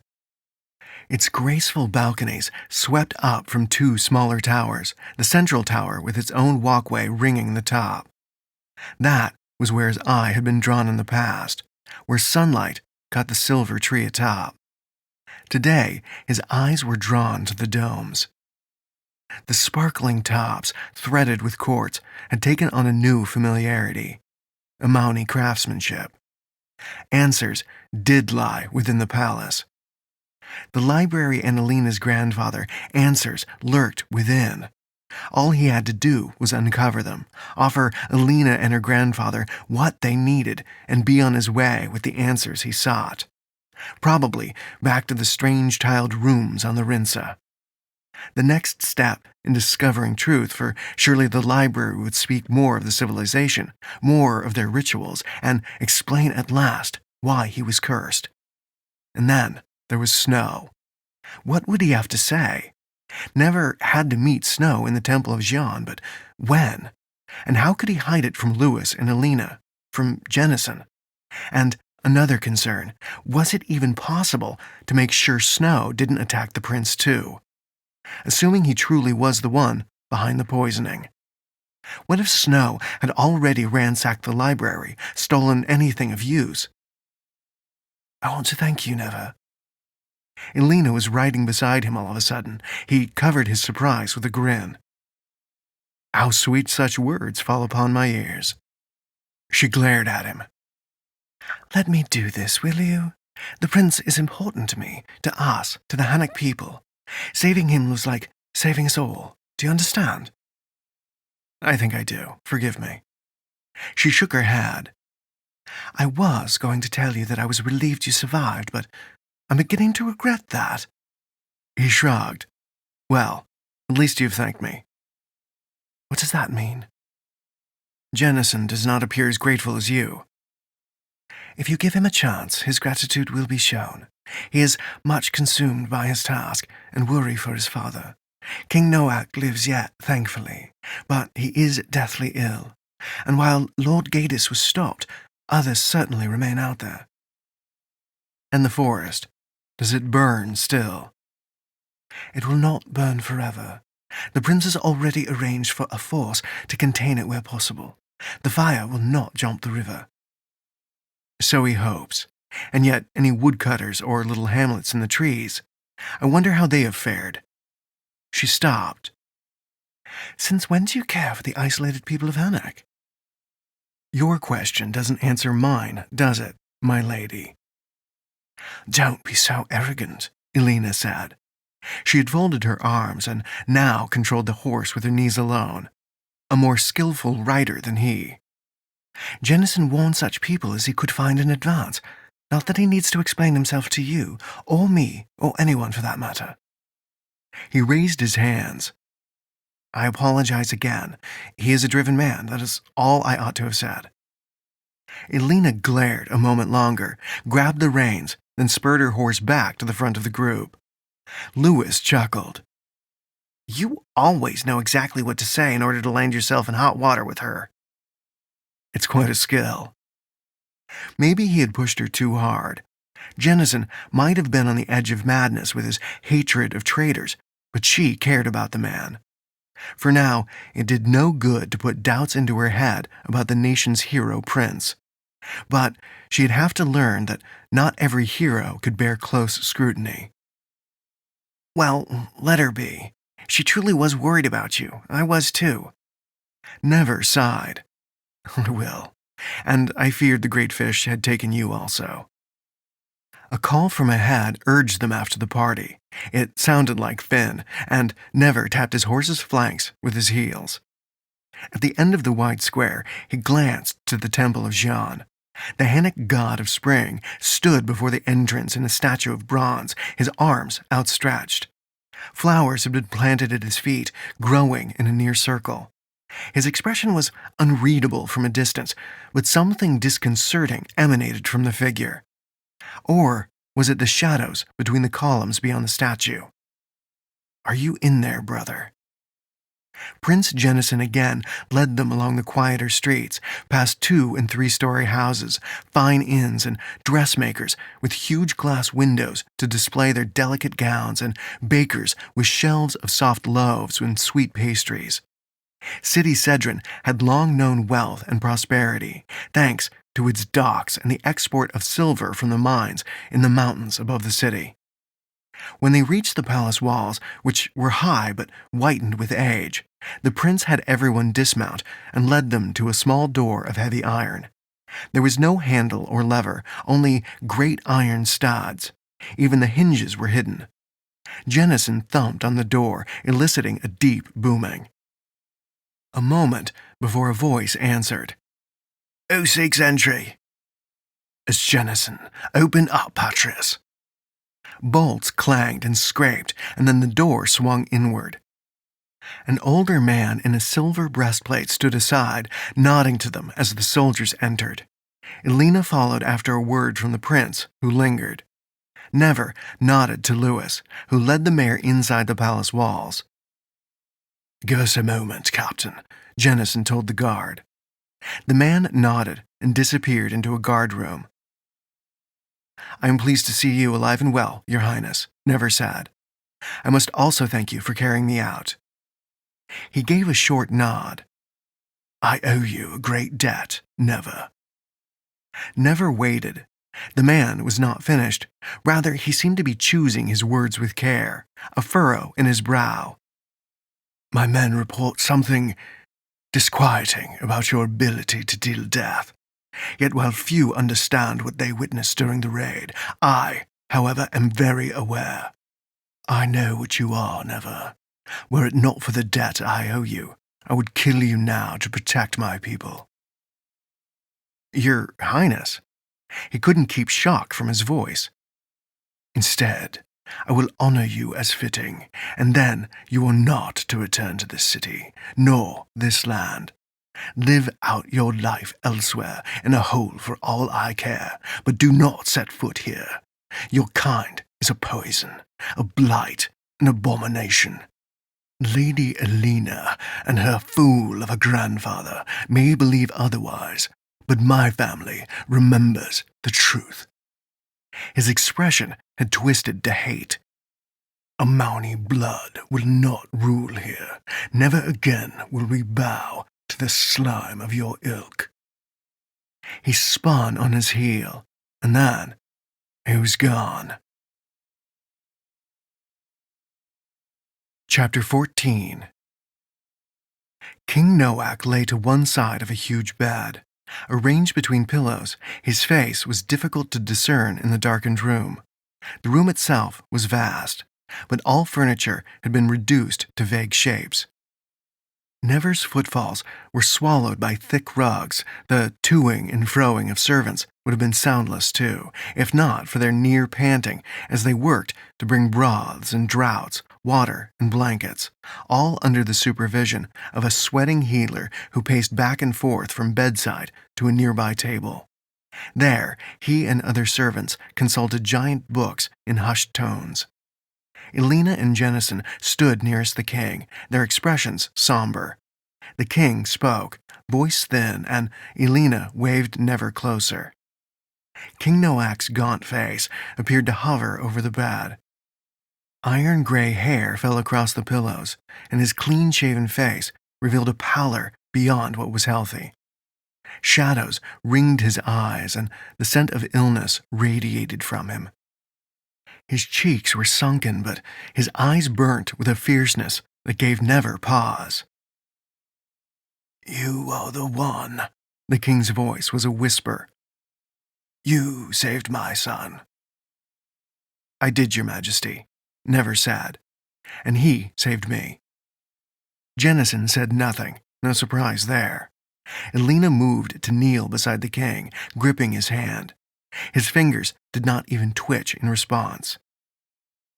"You have my gratitude and that of our kingdom," the king managed, then closed his eyes, chest rising and falling.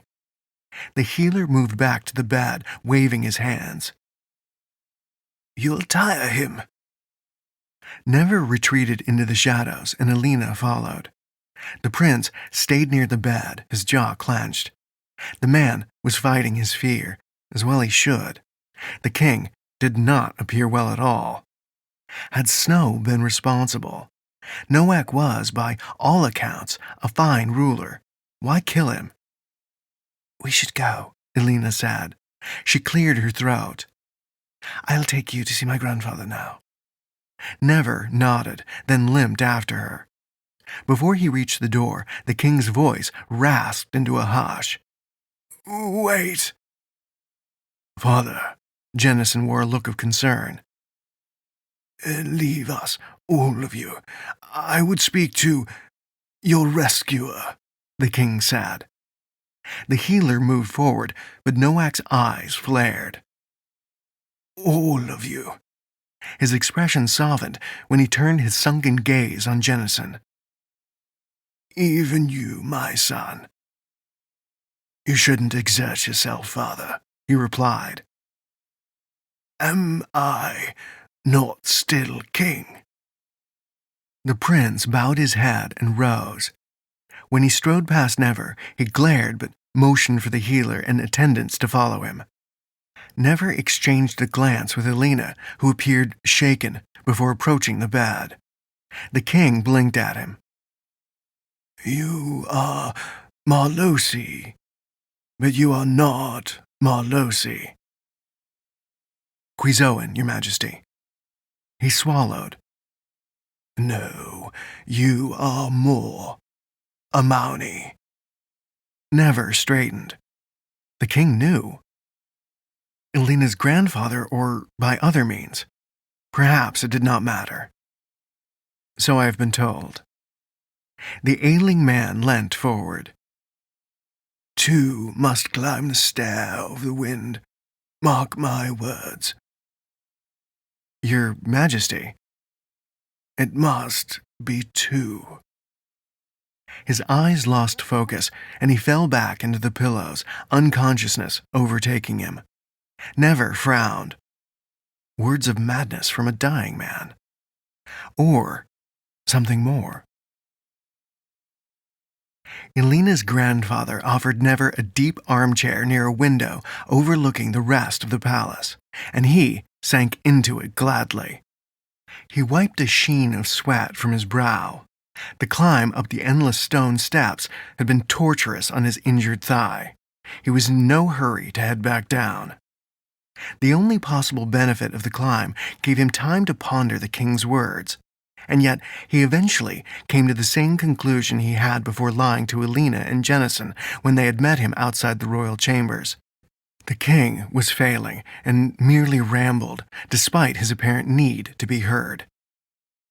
Oliver's tower offered a view of the adjacent central towers and their arched walkways, the courtyard milling with nobles in their pale finery, a measured contrast to those in the streets beyond, and the glittering domes with their quartz-streaked roofs. Light played within, thin stripes of rainbow reflected into the sky. "Can we bring you water or wine, Never?" Oliver asked. His scratchy voice was kind, and his wrinkled expression one of worry. He pushed the long sleeves of his gray robe back, searching for a cup on a cluttered table, deft fingers navigating vials, pots and small instruments whose use Never could not guess. "Don't fuss over him, grandfather," Elena said, her face still drawn. "He'll be fine." He frowned at her. "He is descended of the Amauni, young lady, and that is enough for me." Never straightened in the chair. "Please, I'd hate to cause a quarrel." And to that same end, he kept Jennison's cheery warning to himself, for now. Oliver waved a hand. "Don't mind us." He produced a cup and then bent at a barrel that had been mounted beside one of the benches, twisting the brass tap and filling the cup. "Try this and tell me your story. I may better be able to help." Accepting the cup, Never inhaled a sweet scent, then tasted the wine. Fruity. "It's very pleasing," he said, "but I fear I know little of my own story." "Your parents?" My brother and I did not know our father. Mother rarely spoke of him. Snow believes he was a mercenary. I seem to remember him holding a needle and thread. He shrugged. His father was a shadow, nothing more. She died when we were boys, at which point we named each other and left our village. He frowned in confusion. "That doesn't sound like Quizone custom." No, another of Snow's ideas. It seemed right. Elena leant closer. "And your real name?" He smiled. "Is Never. At least, until I learn otherwise. I do remember Mother telling us that we were more than other children, but I don't know why she held off on naming us." "So she knew your heritage," Oliver said. "Yes. I couldn't have known what she meant, of course, but I discovered soon enough. I know I said that Snow and I left, but we were driven from Quizon, fleeing a hail of stones." "A cruel fate," Oliver offered. "We survived by relying on each other. For a time, it was Snow's singing skills, working in small inns for meals as we traveled Marlosa. After being robbed one time too many, we soon decided that learning to fight would be more useful. We joined a merchant train and traveled north, learning the blade under the watchful eye of the master. To us, he was a grand fellow, dashing, skillful. No task was too great, no problem too small for his attention. He gave a rueful smile. And he could be ruthless, too. Once, early, he caught us with a stolen spice bread and tied us both to the nearest tree and rode off. Hours without water or respite from the biting ropes. That night, he returned to free us, saying nothing the whole time. I do not know what made him turn back. Never shifted his leg into a different position with a sigh. There have been days, years, when I cursed him for doing so. Had I died then, maybe. Never chuckled and shook his head. In any event, we never stole from him again. Years later, Snow came to believe that the merchant was in fact Cantamol the thief.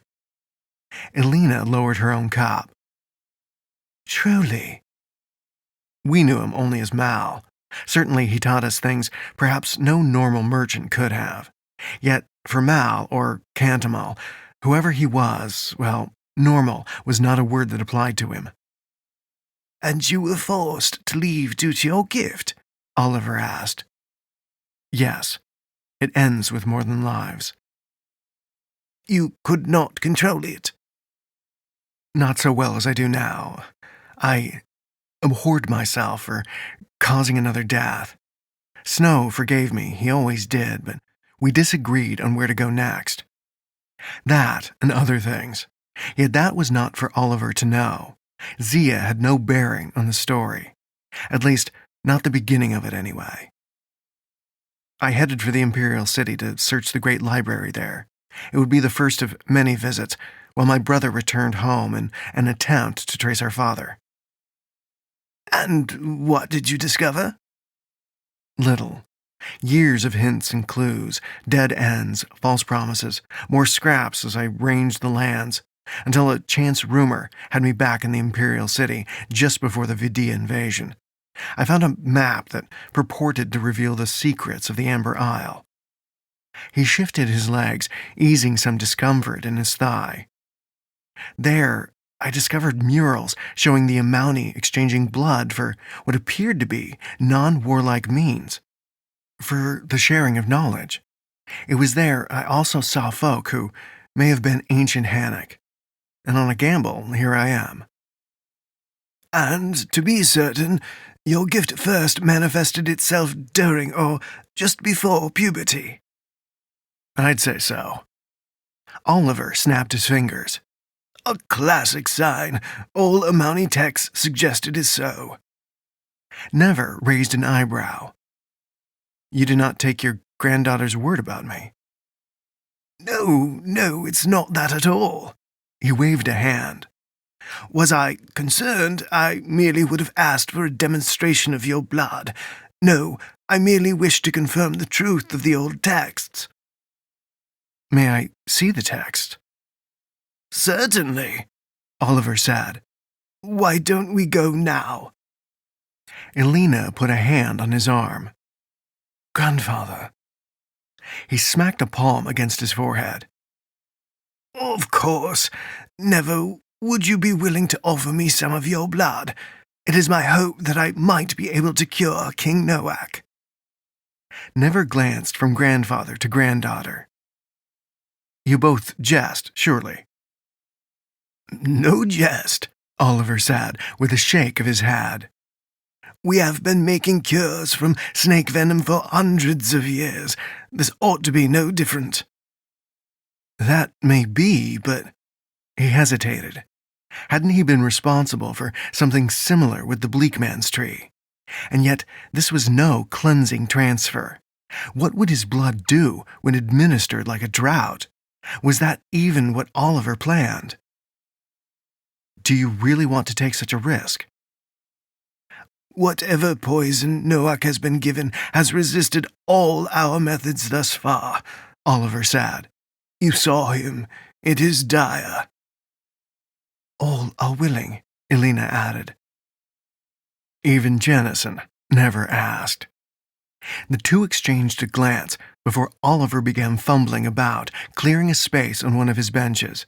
Neither spoke and never frowned, another bad sign. We have no choice, Elena said. Nothing else has worked. The prince understands that we may fail, yet if we do not... Jennison's warning hardly needed to echo. To Never, it was as fresh as if the man had spat the words mere moments before. If the offered blood didn't save the king, no prize for the man who guessed which poor fool would take the blame. The very same words would surely amount to a dagger in Elena's heart. She still saw the hero, it seemed. "How long will the process take?" Never asked. "Whatever I draw tonight, I will need to test. Nothing I can create will be ready before the morrow," Oliver said. Very well. It gave him time to visit the library, and if something did go awry, time to flee if needed. And he'd need the head start with his thigh still giving him trouble. And time to find Snow, too. The old man drew forth a blade and a thin glass vial. "Can you direct the flow once I've made the cut?" I believe so. Never pushed back his sleeve and bared a forearm. Oliver held the glass close to the skin, then pushed the blade into Never's arm, opening a vein with a sting. Blood ran. He forced it into a thin, steady stream, filling one and then a second vial as Oliver waved for another, which Elena supplied. Her expression was one of fascination, yet discomfort lay there too. "That should be sufficient," Oliver said. Never closed the flow and wiped a tiny red pool with a bandage, which he wrapped quickly. "I pray to the gods, all of them I might add, that my blood is what the king needs," he said. "Thank you, Never." Oliver's eyes fixated on the blood he held up to the light of the window. "I will need some time before I can be sure. While you wait, let Elena show you the library." "And find you something to eat," Elena said. "You must be hungry now. We could find Lewis. I left him in the kitchens." Never pushed himself out of the chair, wincing. "Actually, is the library closer?" "I'd say yes. Why?" "Do you think you could convince someone to send something? I don't think my thigh could handle 2 trips." A partial lie. If something changed and Oliver came up with a cure quicker than expected, and it failed, best to have already seen the library. She reached out, taking his arm as she helped him out of the room and down the steps. "Of course. Forgive me." He had to admit it was a welcome assistance, even if her sudden solicitedness seemed a little out of character. His leg ached, and a tiredness had crept up on him. "You're very hopeful," he said. "There is much in our legends about the Amani suggesting grand healing was possible." "With blood?" "Yes, but Grandfather has not been able to test any of the scriptures. How could we?" "Indeed." He ground his teeth when his foot slipped. Elena caught him. "But I fear for your king if my blood is your only hope." "We have to trust the Amani of the past." He said no more, instead saving his breath for walking. At the bottom, Never leant against a wall. The pain wasn't growing worse, but his strength was not holding up. "I need a little time," he said. "I understand." When he could push himself forward again, Elena led him down several corridors. Windows ringed with silver, this time true silver. Paintings of forests, portraits of bearded kings, and ornate doors merged into one memory, until Elena finally produced a silver key and placed it into an equally silver lock in 2 heavy doors. It clicked open, and she revealed a well-lit entry room, wherein a man in gray robes rose from a desk where he had been writing with quill and ink. "Welcome, Lady Elena and guest," he said smoothly after glancing at Never. "Can I assist you today?" "Lamps only, Rodeth." He bowed. "Certainly." From behind his desk, he lifted 2 cold lamps from shelving concealed beyond a panel, not unlike those favored by the Amani, and handed them over. "Simply shake to activate the glow." Never did as instructed. A pale blue light rose. He shook again, and it grew brighter. Impressive, and not unlike his blue stone, it seemed. Rodeth opened another door, and then Never was limping into the library itself, dwarfed by huge shelves that extended deep into the darkness. Elena lit her own lamp and motioned for him to follow. Finally. So close now. Surely new answers lay within. He had to force himself to slow down, to go easy on his wounded leg. Their footfalls echoed on the stone floor. He passed shelves with ladders and huge stool-like structures on wheels. Once, a man robed as the first stood before a book-laden shelf, removing and replacing books, after first sprinkling a faint dust over the covers. To eat up any moisture trapped between covers, Elena explained. She soon came to a halt and reached for a ladder, moving it to a new shelf. She rested it against the slabs of wood and glanced over her shoulder. The order of pages likes to keep the Amani texts out of reach. You do have ladders? She paused, one hand on a rung.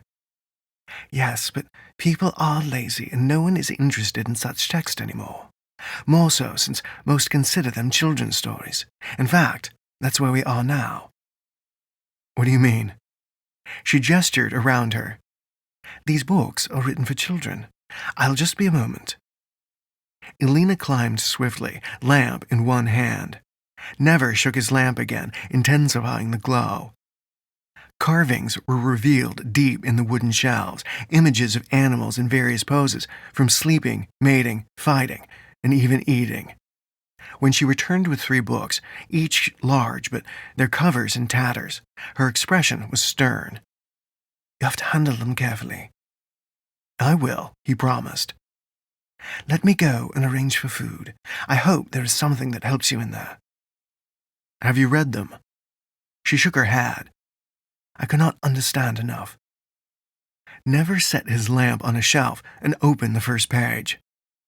Unfamiliar runes covered the parchment, like those on the river or his die. He sat on the lowest rung of the ladder and took the page between thumb and forefinger, turning it with care. It cracked as it moved, yet held. Still, the runes did not mean anything. He clenched his jaw, thwarted again. Each page was the same, black ink of nothing, nothing, nothing, nothing. Blood surged, but he took a deep breath and placed the book aside, taking up the second. Yet all was the same. He earned no more than a sense of familiarity. Halfway through the 3rd book, the runes changed. They grew smaller and less ornate, more broken. He even saw what could have been the 5-pointed leaf. And these words gave impressions, images, emotions, if not a language he could read. Darkness, flickering firelight, skulls loomed in the walls of a cavern that had been besieged by a snowstorm beyond. A man stood in the cave, and in each hand there floated, was that right? A sphere of blood. With these spheres, the man faced a tall figure. Slender, skin taut over bones, and eye-holes deep slits in a gray face. When it moved, the gray face blinked in and out of sight, limbs hard to trace. Yet the man did not falter, for he knew if he failed, the lands would be devoured by the dry slithering and clacking of the gray face and their thirst for organs. The images faded and never lowered the book. What were the gray face? Chapter 15. Footsteps approached. Elena carried a tray with a plate of steaming meat and green vegetables, soaking in a gravy that looked rich enough to make his mouth water, to which his mouth complied. He set the book aside and accepted the tray, lifting fork and knife with a breath of thanks. She laughed. Has it been that long? I don't know, but this is wonderful, he said around mouthfuls. The vague chill that the gray face had given him was gone, banished by the food's warmth. Have you learned anything? Little so far. I cannot read it, though some passages trigger images. And that has helped? Not truly. All he had been given was a new trouble to worry over, should such things even exist. With the spheres of blood, that was something to ponder. How was such a thing possible? Could it truly be used as a weapon? But I've not searched every book. You haven't. There are 6 more which compromises our entire library of Amani texts. impressive nonetheless. When Never finished the plate, he sat back, warmth spreading from his stomach. It even took the edge off the dull ache in his thigh. His eyes grew heavy. Please compliment the palace cooks in whatever way you deem fitting for a god among cooks. She snorted. You must be delirious from pain. He heaved a heavy sigh. It's not too bad. But perhaps a little sleep was a good idea. He could read more once he had rested, and Oliver wasn't going to administer the king's possible cure until tomorrow's dawn at least. That was time enough. He could take a few hours, then read into the night. Is there a bed nearby? You've been given a room next to Lewis's. Think you could walk a little more? I'll manage. He stood and tested his thigh while Elena returned the books. The dark spines slid back into place with a whisper. By the time he reached the room and collapsed onto the bed, he was sweating again. Elena left him with a pitcher of water, and he thanked her before unlacing his boots. Yet that was as much as he bothered with before collapsing back again. The bed was soft enough to rival a cloud, surely. Never closed his eyes. Elena had her instructions to wake him come evening. That would be enough time to read a little more and warn Lewis that he'd be taking leave of the palace for just a short while. Enough time. He woke to someone looming over him, a hand on his shoulder. The figure gave him a hard shake. Never, you have to leave. Elena. He blinked, darkness beyond the window. What time is it? It doesn't matter, she hissed. I've already sent Lewis to wait for you at the Silver Bells Inn. It's 2 squares east of the palace. Is something wrong? Never asked, as he rose, thigh protesting. Elena tugged him across the room. It didn't work. He was dying. We had to try something. Everyone could see there was no other choice. Everything had failed. He was fading right before us. Her voice was strained, and tears gleamed on her cheeks. He caught her arm. The king. Your blood. She shook her head. The door burst open. Light from the corridor flooded the room, and Prince Jennison strode inside, sword drawn. A pair of guards followed, flanking the man. Jennison's face was white, and his jaw clenched. Take that man to the dungeon, he snarled. Elena moved to block them. Lady, please stand aside, one of the guards said. Do not impede me, Elena, the prince told her. He tried to warn us, she said. Don't punish him for our desperation. Take me. I forced grandfather to test the blood. Never frowned as he backed up. What had she done? His thigh seemed better for the sleep, but was it up to a fight? And just how badly did Elena want to protect the Amouni line? But the prince shook his head. That is not necessary. Your intent, however misguided, is not under question here. He motioned to his man. Advance. Stop. I don't want to hurt you, Never told them. He flipped a dagger into hand. He was ready now, wide awake now. He'd had enough rest to take a few down at least. Whether you believe me, I did not mean for your father to come to harm. Jennison spat. Do not speak of him.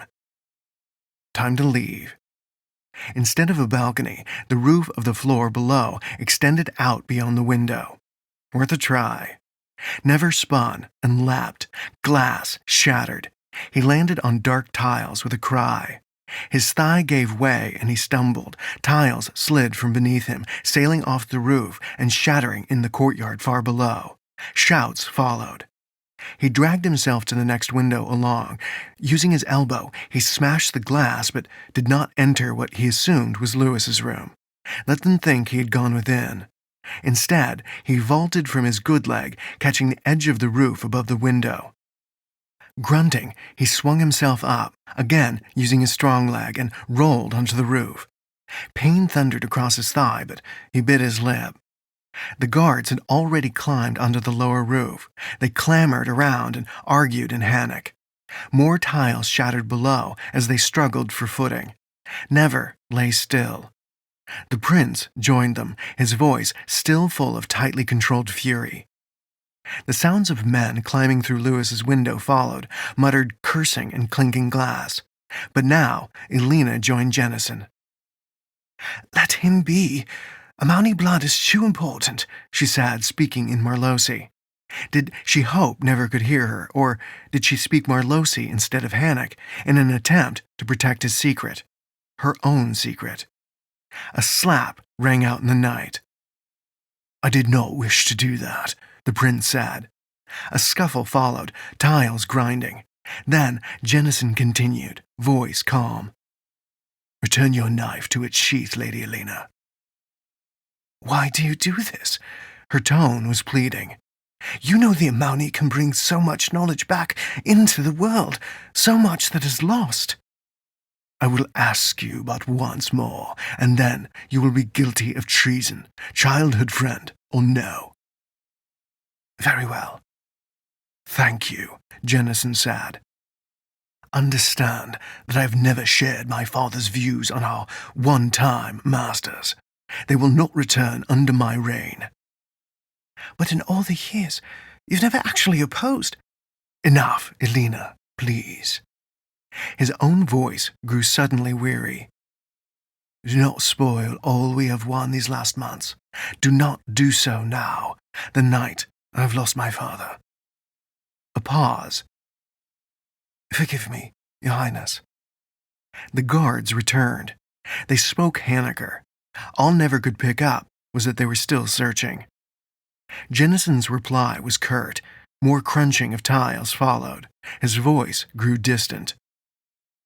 Never waited a long moment before crawling higher, wincing as he moved. On the peak of the roof, he crept as best he could, resting against a chimney. As yet, the search hadn't moved outside. New lights glowed within rooms in the story above him, shouted orders filtering through the glass.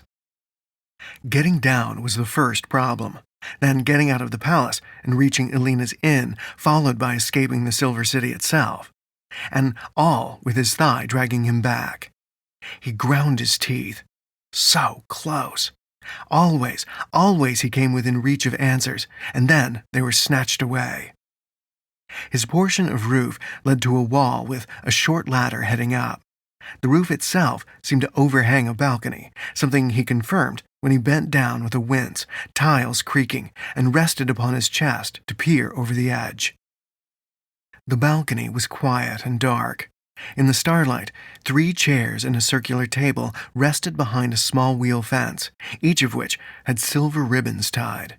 If he could drop down without screaming upon landing, he'd have a chance of climbing further down. Or, if that wasn't possible, entering the palace. Which meant more trouble. But that was guaranteed now in any event.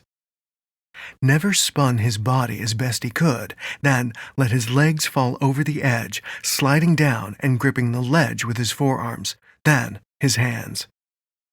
The cold stone of the balcony was pale beneath his dangling legs, but not too distant. He dropped and collapsed. His good leg had given way, a reward for favoring it, and he sucked in a gasp to keep from spitting out a string of curses. He pulled himself up on the fence, then limped over to open the door, crossing from the balcony into a dark room. He moved slowly, hands outstretched as he bypassed the darker shapes of furniture, until he found the opposite door, which, in turn, led to another blackened room. A strip of light low to the floor revealed an exterior door. He started toward it, only for approaching footsteps to send him shuffling toward a divan. He crouched behind. The footsteps stopped, and the handle squeaked. Never held his breath. A cramp formed in his leg below the hip. Priscilla! A little luck was all he asked. Instead, torture. The door closed, and the dark remained. The searcher brought no light. Were they fumbling for a lamp? Soft footfalls on the carpet followed, and still no light other than that which had followed Never in from the balcony. What new treachery was this? He would have to attack. perhaps heaving the divan first. Never eased his leg out, then began to draw a blade, but froze when it caused the soft hiss of metal on the sheath. The searcher stopped.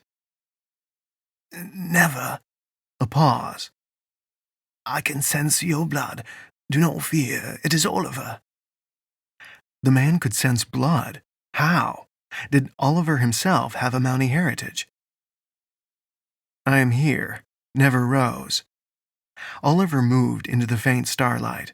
His shadowed face held wide eyes. Thank Clara I found you. Quickly, we must be swift. He produced a heavy cloak, bandages within. Wear this and stoop when you walk. Where are we going? Never asked, as he swung the cloak over his shoulders. He adjusted the cowl and hood so it concealed most of his face. And what do you mean, you can sense my blood? Oliver tugged him back to the door, where he paused, pressing an ear against it. I use the blood you gave me to search for you. There is an echo when a Mountie blood is separated. I simply followed it. He opened the door slowly and never stooped, allowing Oliver to lead him. Not too quickly. You're meant to be infirm. His thigh did not appreciate the awkward movements. No problem. Our destination. An old passage, known to the Order of Clara only. I like it already. Never continued in his stoop, his ungainly walk not entirely falsified as pain in his leg continued to throb. Oliver took him down several corridors and one tortuous flight of steps, leaving him slumped against a wall at the bottom, and then into a darker, rougher set of passages. Halt! A voice commanded. Oliver paused. Be at ease, he whispered. Boots approached, and a Hannock guard, his breastplate polished, appeared. Never, keeping his head down, saw only the man's breastplate and leather gauntlets. Advisor Oliver, who walks with you? The man rested a hand on his sword. It is only your old mother, Captain de Bure, Oliver replied. Something about the old man's voice was different, almost as if two voices were woven together. The second was soft, persuasive. Never tensed. What madness was Oliver about? My mother, Captain de Bure's voice was full of confusion. She is very ill. I am taking her to my rooms to help administer healing. The light in the main passages hurts her eyes due to the fever. Again, Oliver's voice was somehow twin. The softer voice soothed, convincing. The captain bent. Mother? Never met the man's eyes, and the fellow swallowed, a look of worry crossing his face. Then he rose. Please look after her, advisor. It shall be so. The captain left and never turned to Oliver. What just happened? I fooled him with fear-speak. De Bure's mother is actually ill, of course, but he saw what I wanted him to see. And now we must hurry. No more stooping. Once again, Oliver pulled him along.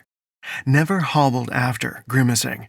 A dozen questions swam about, but he had to save his breath for walking. Oliver finally came to a halt in a new corridor, which met a dead end beyond an intersecting passage. The dead end was more of an alcove with a stand and a silver statue of a domed tree standing upon it. Elena's grandfather moved the stand and traced a 5-pointed leaf before the stone wall. A deep click followed, and then the wall slid open silently, just as in the amber aisle, and the preparation chamber. Darkness beyond. In you go, Never, Oliver said. Head for the Silver Bells Inn. That is where you will find your companion. Oliver, thank you. He shuffled forward and paused. Will you and Elena be safe?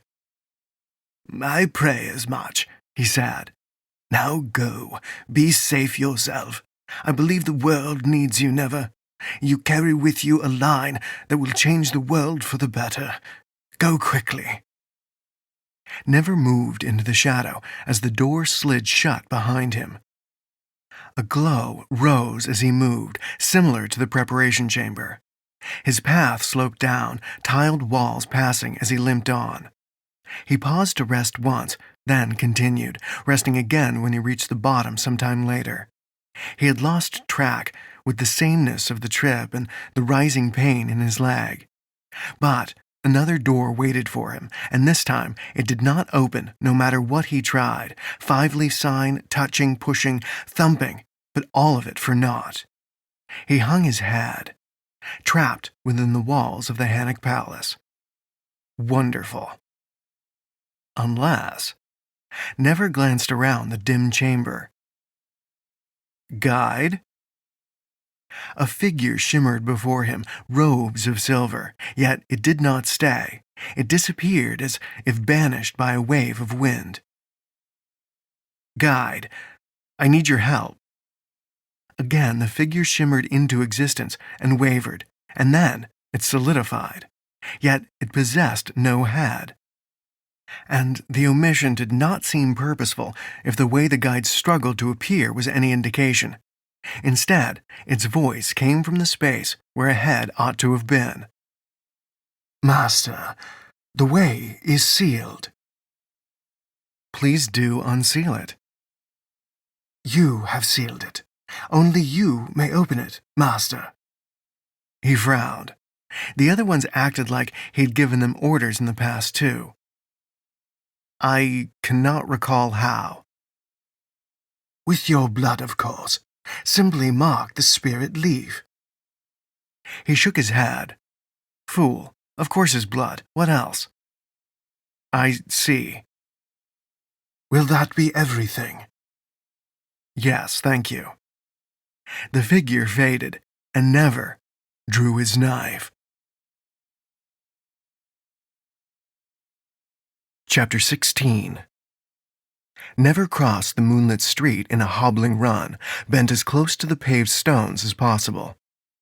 Yet no cries rose, no footfalls followed, and no soldiers burst from behind, where the grinding wall had opened and closed without seam, all at the edge of torchlight cast from the main gates. Old magic indeed. But he was free. The passage leading from the palace left him standing directly before its walls, but at least he was on the right side of them, and in the shadows too, allowing him a chance to take his shambling run east toward the Silver Bells and Lewis.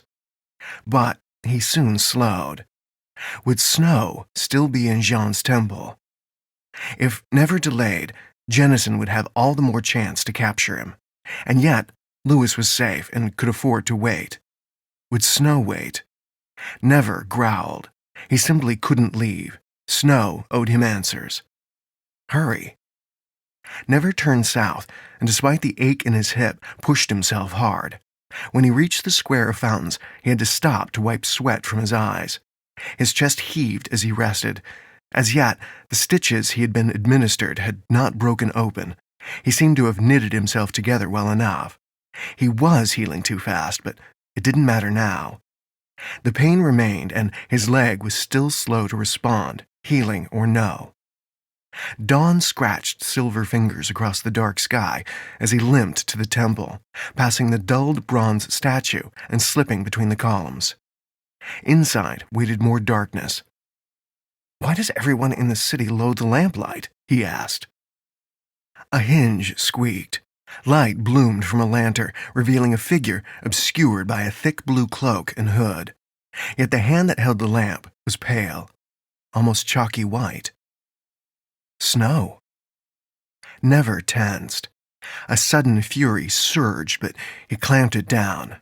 He could have demanded answers about Cog, about the Bleak Man, the cemetery at the Royal City, anything at all about the years they had spent apart. He could have accused Snow of being a fool, a thief, a liar, a killer, a dozen other things. And he should have. But it had been too long since they had parted. Seeing his brother again, everything rushed back. Confusion, relief, familiarity, love, bitterness. The last time they had met, both made promises neither seemed likely to keep. In the silence afterward, Snow's dispassionate stare and Never's accusation echoed across the stony earth between them. Not until a soft rain started to stain the cliffs had Snow walked away, and without a single backward glance. And despite their parting, despite everything before and after, their bond was as strong as ever. It had connected them while apart, and it remained now. The years had not thinned at all. When people hurled stones, it had been Snow who shielded him with his own body, flinching at every blow, eyes blazing with rage. Whenever men and women sneered at Snow for his pale skin or soft voice, Never put them in place with the sharpness of his tongue. It was Snow who cut him down from the gallows one winter, and it was Never alone who had pried open the bars of a roadside cage years later, tears streaming trails in the dust that clung to his cheeks as he lifted Snow's emaciated form free. Few ever stood with them, and no one understood the bond that came from being alone together. Too cursed among a world of eyes glittering with distrust. Snow had saved him, as he had saved Snow. Never swallowed. Brother. It was all he could think to say. Yes. Snow pushed the hood back, revealing a smiling face of white. It was a face not unlike Never's own, perhaps a little narrower of jaw and no hint of a beard, but no doubt Snow still continued to catch the eye of many a young lady. And unlike the albino man Never once saw in a Kiimako market, Snow's eyes were blue. He was not truly albino. He was like Never, something else. A Mountie, yet different again. Snow had aged, too, but it was subtle. A deeper frown line, perhaps, more wariness to go with the chill that lay within his eyes. But Snow only gestured to a nearby bench. Will you sit with me? Your wound must bother you. Never nodded. The seat would be more than welcome, but he couldn't trust himself to speak, and he could hardly afford to show weakness before Snow either, brother or no. Something had changed, a new ruthlessness. Instead, Never simply sat and smothered a sigh as the ache in his leg eased. Finally, he said, You knew I was on my way. Of course, Never. I knew the moment you entered the city. You need to practice the skills of our forefathers, he said. I've been a poor student, it seems. So your own search wasn't for naught. No, it was not. I learned many truths. Never closed his eyes. No doubt he had. And at what cost? To me, no cost. To others, yes. There have been sacrifices, Never. It must be so. Like the king. Never kept his voice even. Snow shook his head. There are many who wished him ill, but I was not one of them. Forget the king, brother. We do not have all night, and there is much I can share with you. He paused. Even the truth about father. Never straightened, meeting his brother's cool gaze. Tell me. First, I must ask something of you. Ah, there it was, as expected. What? I am on the verge of creating something wondrous, brother. Resurrecting is perhaps a more apt term. The Amauni. He waited, gauging Never's reaction. Never did not blink. Then you found the altar of stars. Or perhaps it was the bleak man who told you that truth. No, it was the Ember Isle then, the murals. Weren't they beautiful? The altar of stars. There was nothing he'd come across before. Yes, the Isle. You broke them. There is knowledge I must protect. From me? From others. Snow shrugged. Come, you know who we are now, what we are. Intermediary between man and God. So much more than humanity, and beloved of the gods before they departed. Snow's face was alight. A fervor resided within, a need, a furious need that his cool exterior tempered. Yet it was a wonder steam didn't pour from his mouth when he spoke. Never folded his arms. Where to start with his questions? The gods have departed. Of course. In ages past. All that is left of them is waiting for us to claim. They have abdicated, and we must take up their burden. You and I? Snow narrowed his eyes. There may be others. I have yet to discover them if so, but I am searching. No matter whether it is 2 or 10, but as direct descendants of the last Amauni, it is our responsibility to take all nations under our wing. He paused, a smile returning. To break them down and rebuild them. To what? I spoke clearly, did I not? Never caught Snow by the shoulders. Brother, what is this madness? Poisoning the bleak man's tree and stealing artifacts, twisting the man who calls himself Cog and having him pull that stunt to get me here, and now this rambling about taking the place of the gods. What has happened to you? Snow gripped Never by the wrists, fingers digging. His eyes seemed to blaze ice. Brother, I do not jest. He released Never and stood, robes swirling as he began to pace. You are caught up thinking as a human. You think too small. We Amauni cannot afford that. We must think beyond, above. Do you not see what is happening to humanity, left alone all these centuries?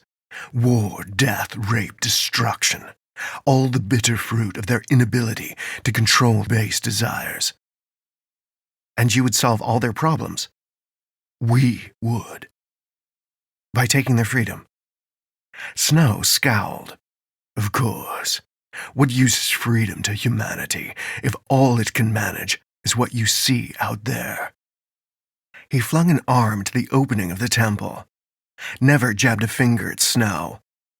We have always looked out for each other, but you have never been this altruistic, brother. Why start now?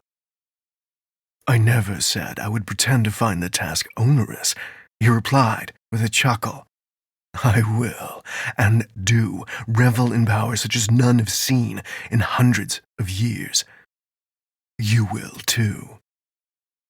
Never flung his arms into the air. Enough.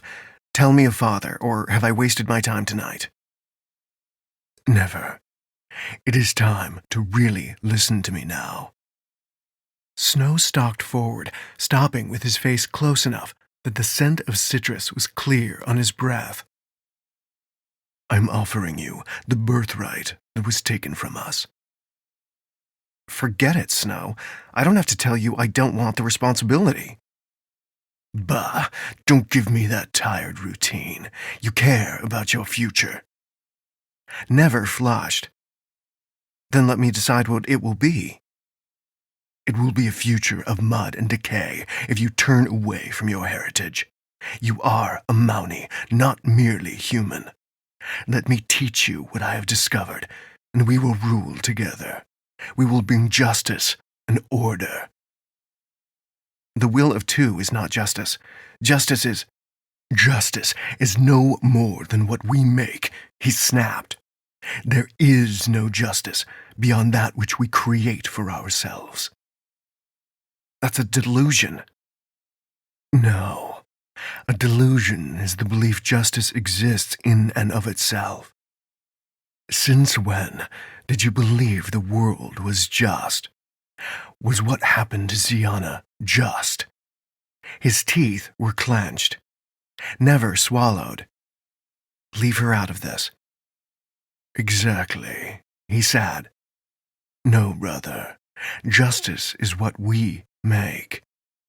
It will be a reflection of what we have been chosen to do. Was poisoning the Bleak Man a reflection of what you have been chosen to do? Killing those who have borne the misfortune of encountering our curse? Was Zia another of these reflections you speak of? Yes, exactly that. Never shoved Snow back a step. Stop. You cannot believe that any more than I do. If Mother could hear such foolishness, she would... Snow's fist cracked into Never's cheek. The blow sent him crashing to the stone, where his head smacked against the floor. He gave a grunt when a heavy weight fell upon him. Snow had one hand on Never's throat, and the other pointed a shaking finger. Foolishness, foolishness! Do you think Mother was given a chance for justice? Do you think the man, the human, who dragged her behind the house and raped her while we cowered beneath her shattered bed, do you think, as you jammed your fingers into your ears and I bit through my tongue, that you felt she was afforded justice by humans? He spat. Do you? Snow sucked in a great breath and burst into roaring. Do you mean to tell me now, brother, that the pitiful sack of bone and blood had ever felt true justice, ever dealt it, ever even knew what it was? Well, did either of us hunt him down and kill him? Did you? Did I? Answer me, brother. Snow was squeezing hard. Bright lights burst before Never's eyes as he beat at his brother's iron grip. But it was useless. Snow's eyes were so wide that tears formed. Never thrashed, finally driving a fist into his brother's side. Snow grunted as he fell away, leaving Never to lie gasping for air. When he could breathe properly, he rose to his hands and knees, glancing over to where Snow had already risen, his face still wild. We're children, Never gasped out. How could we do that? I never even saw his face. Well, I did, brother, and I saw nothing worth trusting. Will you truly tell me that humans are fit to govern themselves? No. He lifted one throbbing leg. But neither you nor I are fit either. Snow offered no answer. He had slowed his own breathing and now closed his eyes, standing still. When he opened them, it was to push the sleeves of his robe back, revealing pale skin glittering with sweat. He drew a knife and sliced into his arm, a red line following his movement. He repeated the motion on his other forearm. Blood ran into his palms, and the knife clattered to the temple floor. Snow exhaled. Behold the birthright that gives us the duty to deliver justice, dear brother. Behold that which you must accept. A red glow blossomed in his hands. It spread, filling the room, tinting Snow's pale face a ghastly color. Something was wrong. Never stood. Snow. His brother thrust both hands into the air. Blood shot forth in twin streams. It hit the roof with a mighty crack, bursting through stone. Light tumbled down with shards of rock, smashing on the floor as Never scrambled back. Snow remained standing, stone crashing down, but not a single piece striking him as he screamed a soundless scream. Yet when he lowered his head, Never saw it was no scream, but a cry of joy and exaltation. Ecstasy, even. And then the flow stopped. He lowered his arms and walked forward, boots splashing through pools of blood. Drops of red fell from the ceiling with tiny splashes. When he reached Never, he bent to one knee. Snow moved and breathed as before, no sign of the terrible blood loss that his body had just undergone. His smile was calm. You are beginning to see now, brother. We are as gods in this age. He placed a hand on Never's shoulder, who flinched. Snow's expression softened. Forgive me. I see now you are not ready to join me as yet. There is more for you to learn, more you must accept, and I cannot do that for you. No one can do that but you, brother. Go to the altar of stars beyond the Marlosianic border in the mountains. Reach it by the new moon. Snow. He stood. Do not tarry here, Never. It may be best if you were at once to your companions at the Silver Bell. They seek you already, and we wouldn't want our old servants to grow suspicious, would we? Chapter 17. The Silver Bell slept. No movement beyond the windows, no sweet light of a warm fire. Just the dull, filtered light falling onto empty chairs and tables, and the shadowy bulk of a bar deeper in. Each table had a small pot of sleeping flowers within. Never leant against the door a moment before thumping on the wood until a large man wrenched it open with a frown. Gods, man, I was on my way after the first one. No need to wake the entire bell. I'm sorry, Never said. I did not know if there was an attendant. I need to find my friend. Do you? Truly, he is Marlosi as I. The stout man folded his arms.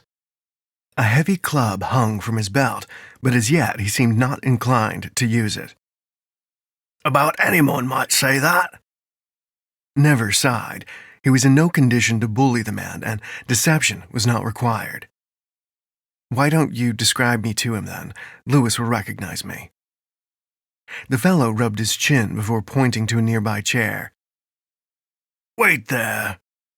Never did as instructed, resting his arms on the table and lying his head across them. Snow. What had become of him? From where did all the madness spring? The bitterness, that was understandable, for the world was not fair. Mother had not been given a chance. Evil did run rampant. And yet, there was so little left of the young man who had dreamt of traveling to the white drifts of Kiimako's highest mountain, or who had protected an injured fox from the sharp beak of a vulture. Snow, who always found a way to lift Never's spirits after being driven out of a town or village. Never swallowed. Would such a simple act of compassion be beyond his brother now? Or had that Snow died, lost in a tide of red rage, resentment, and insanity such as the world had not seen in ages? He says to send you up. The doorman stood before him. Never climbed to his feet, smothering a wince. Hadn't even heard the man approach. Thank you. Fourth door along, left side. At the top of the stairs, he paused once more, then dragged himself into Lewis's room and knocked. The door opened, and Lewis, his face wearing an expression of surprise and his hair a mess, helped Never inside. Here, take my bed. I can hardly believe you escaped. Never slumped under the soft bed, then straightened. The Silver Bell offered clean rooms, well furnished, too. In addition to bed and basin, there was even a mirror beside a small shelf on the wall. Ornate pegs, too. What he suspected the bell did not offer as part of its accommodation was the girl sleeping on a cot across from the bed. Long curls spread across the pillow. Her tunic was still adorned by a pale scarf with silvery threads, her belt with its series of pouches on the floor beside her. Her knife would no doubt rest beneath her pillow. A frown creased her brow even as she slept, and he was reminded again that she was not truly a girl any longer, but nearer now to a young woman. To Zold? Lewis nodded. She was already here when Alina sent me over, working as a kitchen hand for her board. Never raised an eyebrow. For such a proud girl, that must have been a struggle. Why is she here? She said only that the baron she was to marry, what was his name? Floriac? Right, that Baron Floriac was a traitor and she barely escaped with her life. She hasn't said any more. Another spot of darkness to contend with, but perhaps not an unrelated one. To Jennison and Alina's concerns, anyway. We have to take her with us. We do? Where? Yes. My guess is that Floriac is involved in the war. He obviously wants the port of Lenan for the Vidia. He kept his voice low. I won't send her back into that. Her father would throttle me from beyond the grave, and then her mother would do the same. And where do we take her? Louis sat on the chest at the foot of the bed. What of Alina? Never hesitated. How much could he reveal? What was safe to speak of? Louis had been warned about snow, but there was still so little Never knew for certain, even now. Yet there would come a time that Louis might need to know just how much snow was to be feared. To the Altar of Stars. It is an old Amounty place of power or knowledge, or so I've been led to believe. By the texts in the Hannock Library? Yes. The lie would have to serve for the present. It was the best way to protect Louis, wasn't it? Never rubbed at his temples. If it wasn't for the pain in his thigh, the gradual ache in his head would have been quite distracting. Then that is where we will go. Never had to laugh. Still keen to risk your life for the promise of little reward. Louis chuckled. At least a little longer. Then we leave tonight, under the cover of darkness. I need rest. My thigh is still troubling me enough. And Alina? If she returns and wants to travel with us, but I fear she cannot. Her prince will demand her full attention finishing off the traitors. And hopefully that was the last of it, that Jennison would not seek to punish her or her grandfather. If only he had been given more time with the old man in his library. The Order of Clara could have taught him much. As could Snow, it seemed. But perhaps the Altar of Stars would be of use. If nothing else, it would mean another chance to learn more about his past. You must know also that the prince seeks to kill me for what I am. Louis nodded. Alina sent word. And you'll stay? I will. Thank you, my friend. I'll organize supplies through the inn, Louis said. How should we pack? Never lay back on the bed and closed his eyes. Pack for mountain weather, my friend. We're crossing the Fulhan Ranges. Yes. Doubtless Jennison will have people scouring the city for me once he has exhausted the palace. If they follow, we take the Iron Pass. Few will dare pursue us there. You know the pass? I thought those mines were closed. Uncertainty had entered his voice. There is a way, Never said. But we may not need to take the pass at all. I'm hoping Jennison gives up. He blames you for his father's death. Do you really think he will? No. Louis rose with a soft sigh. I'll find some breakfast for me and the girl. I'll wait here then, Never mumbled.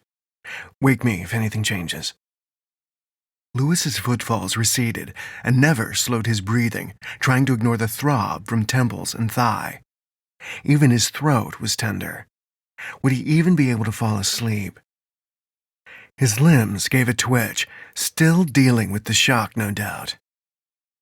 And there was something else keeping him awake, something he could not banish from his mind.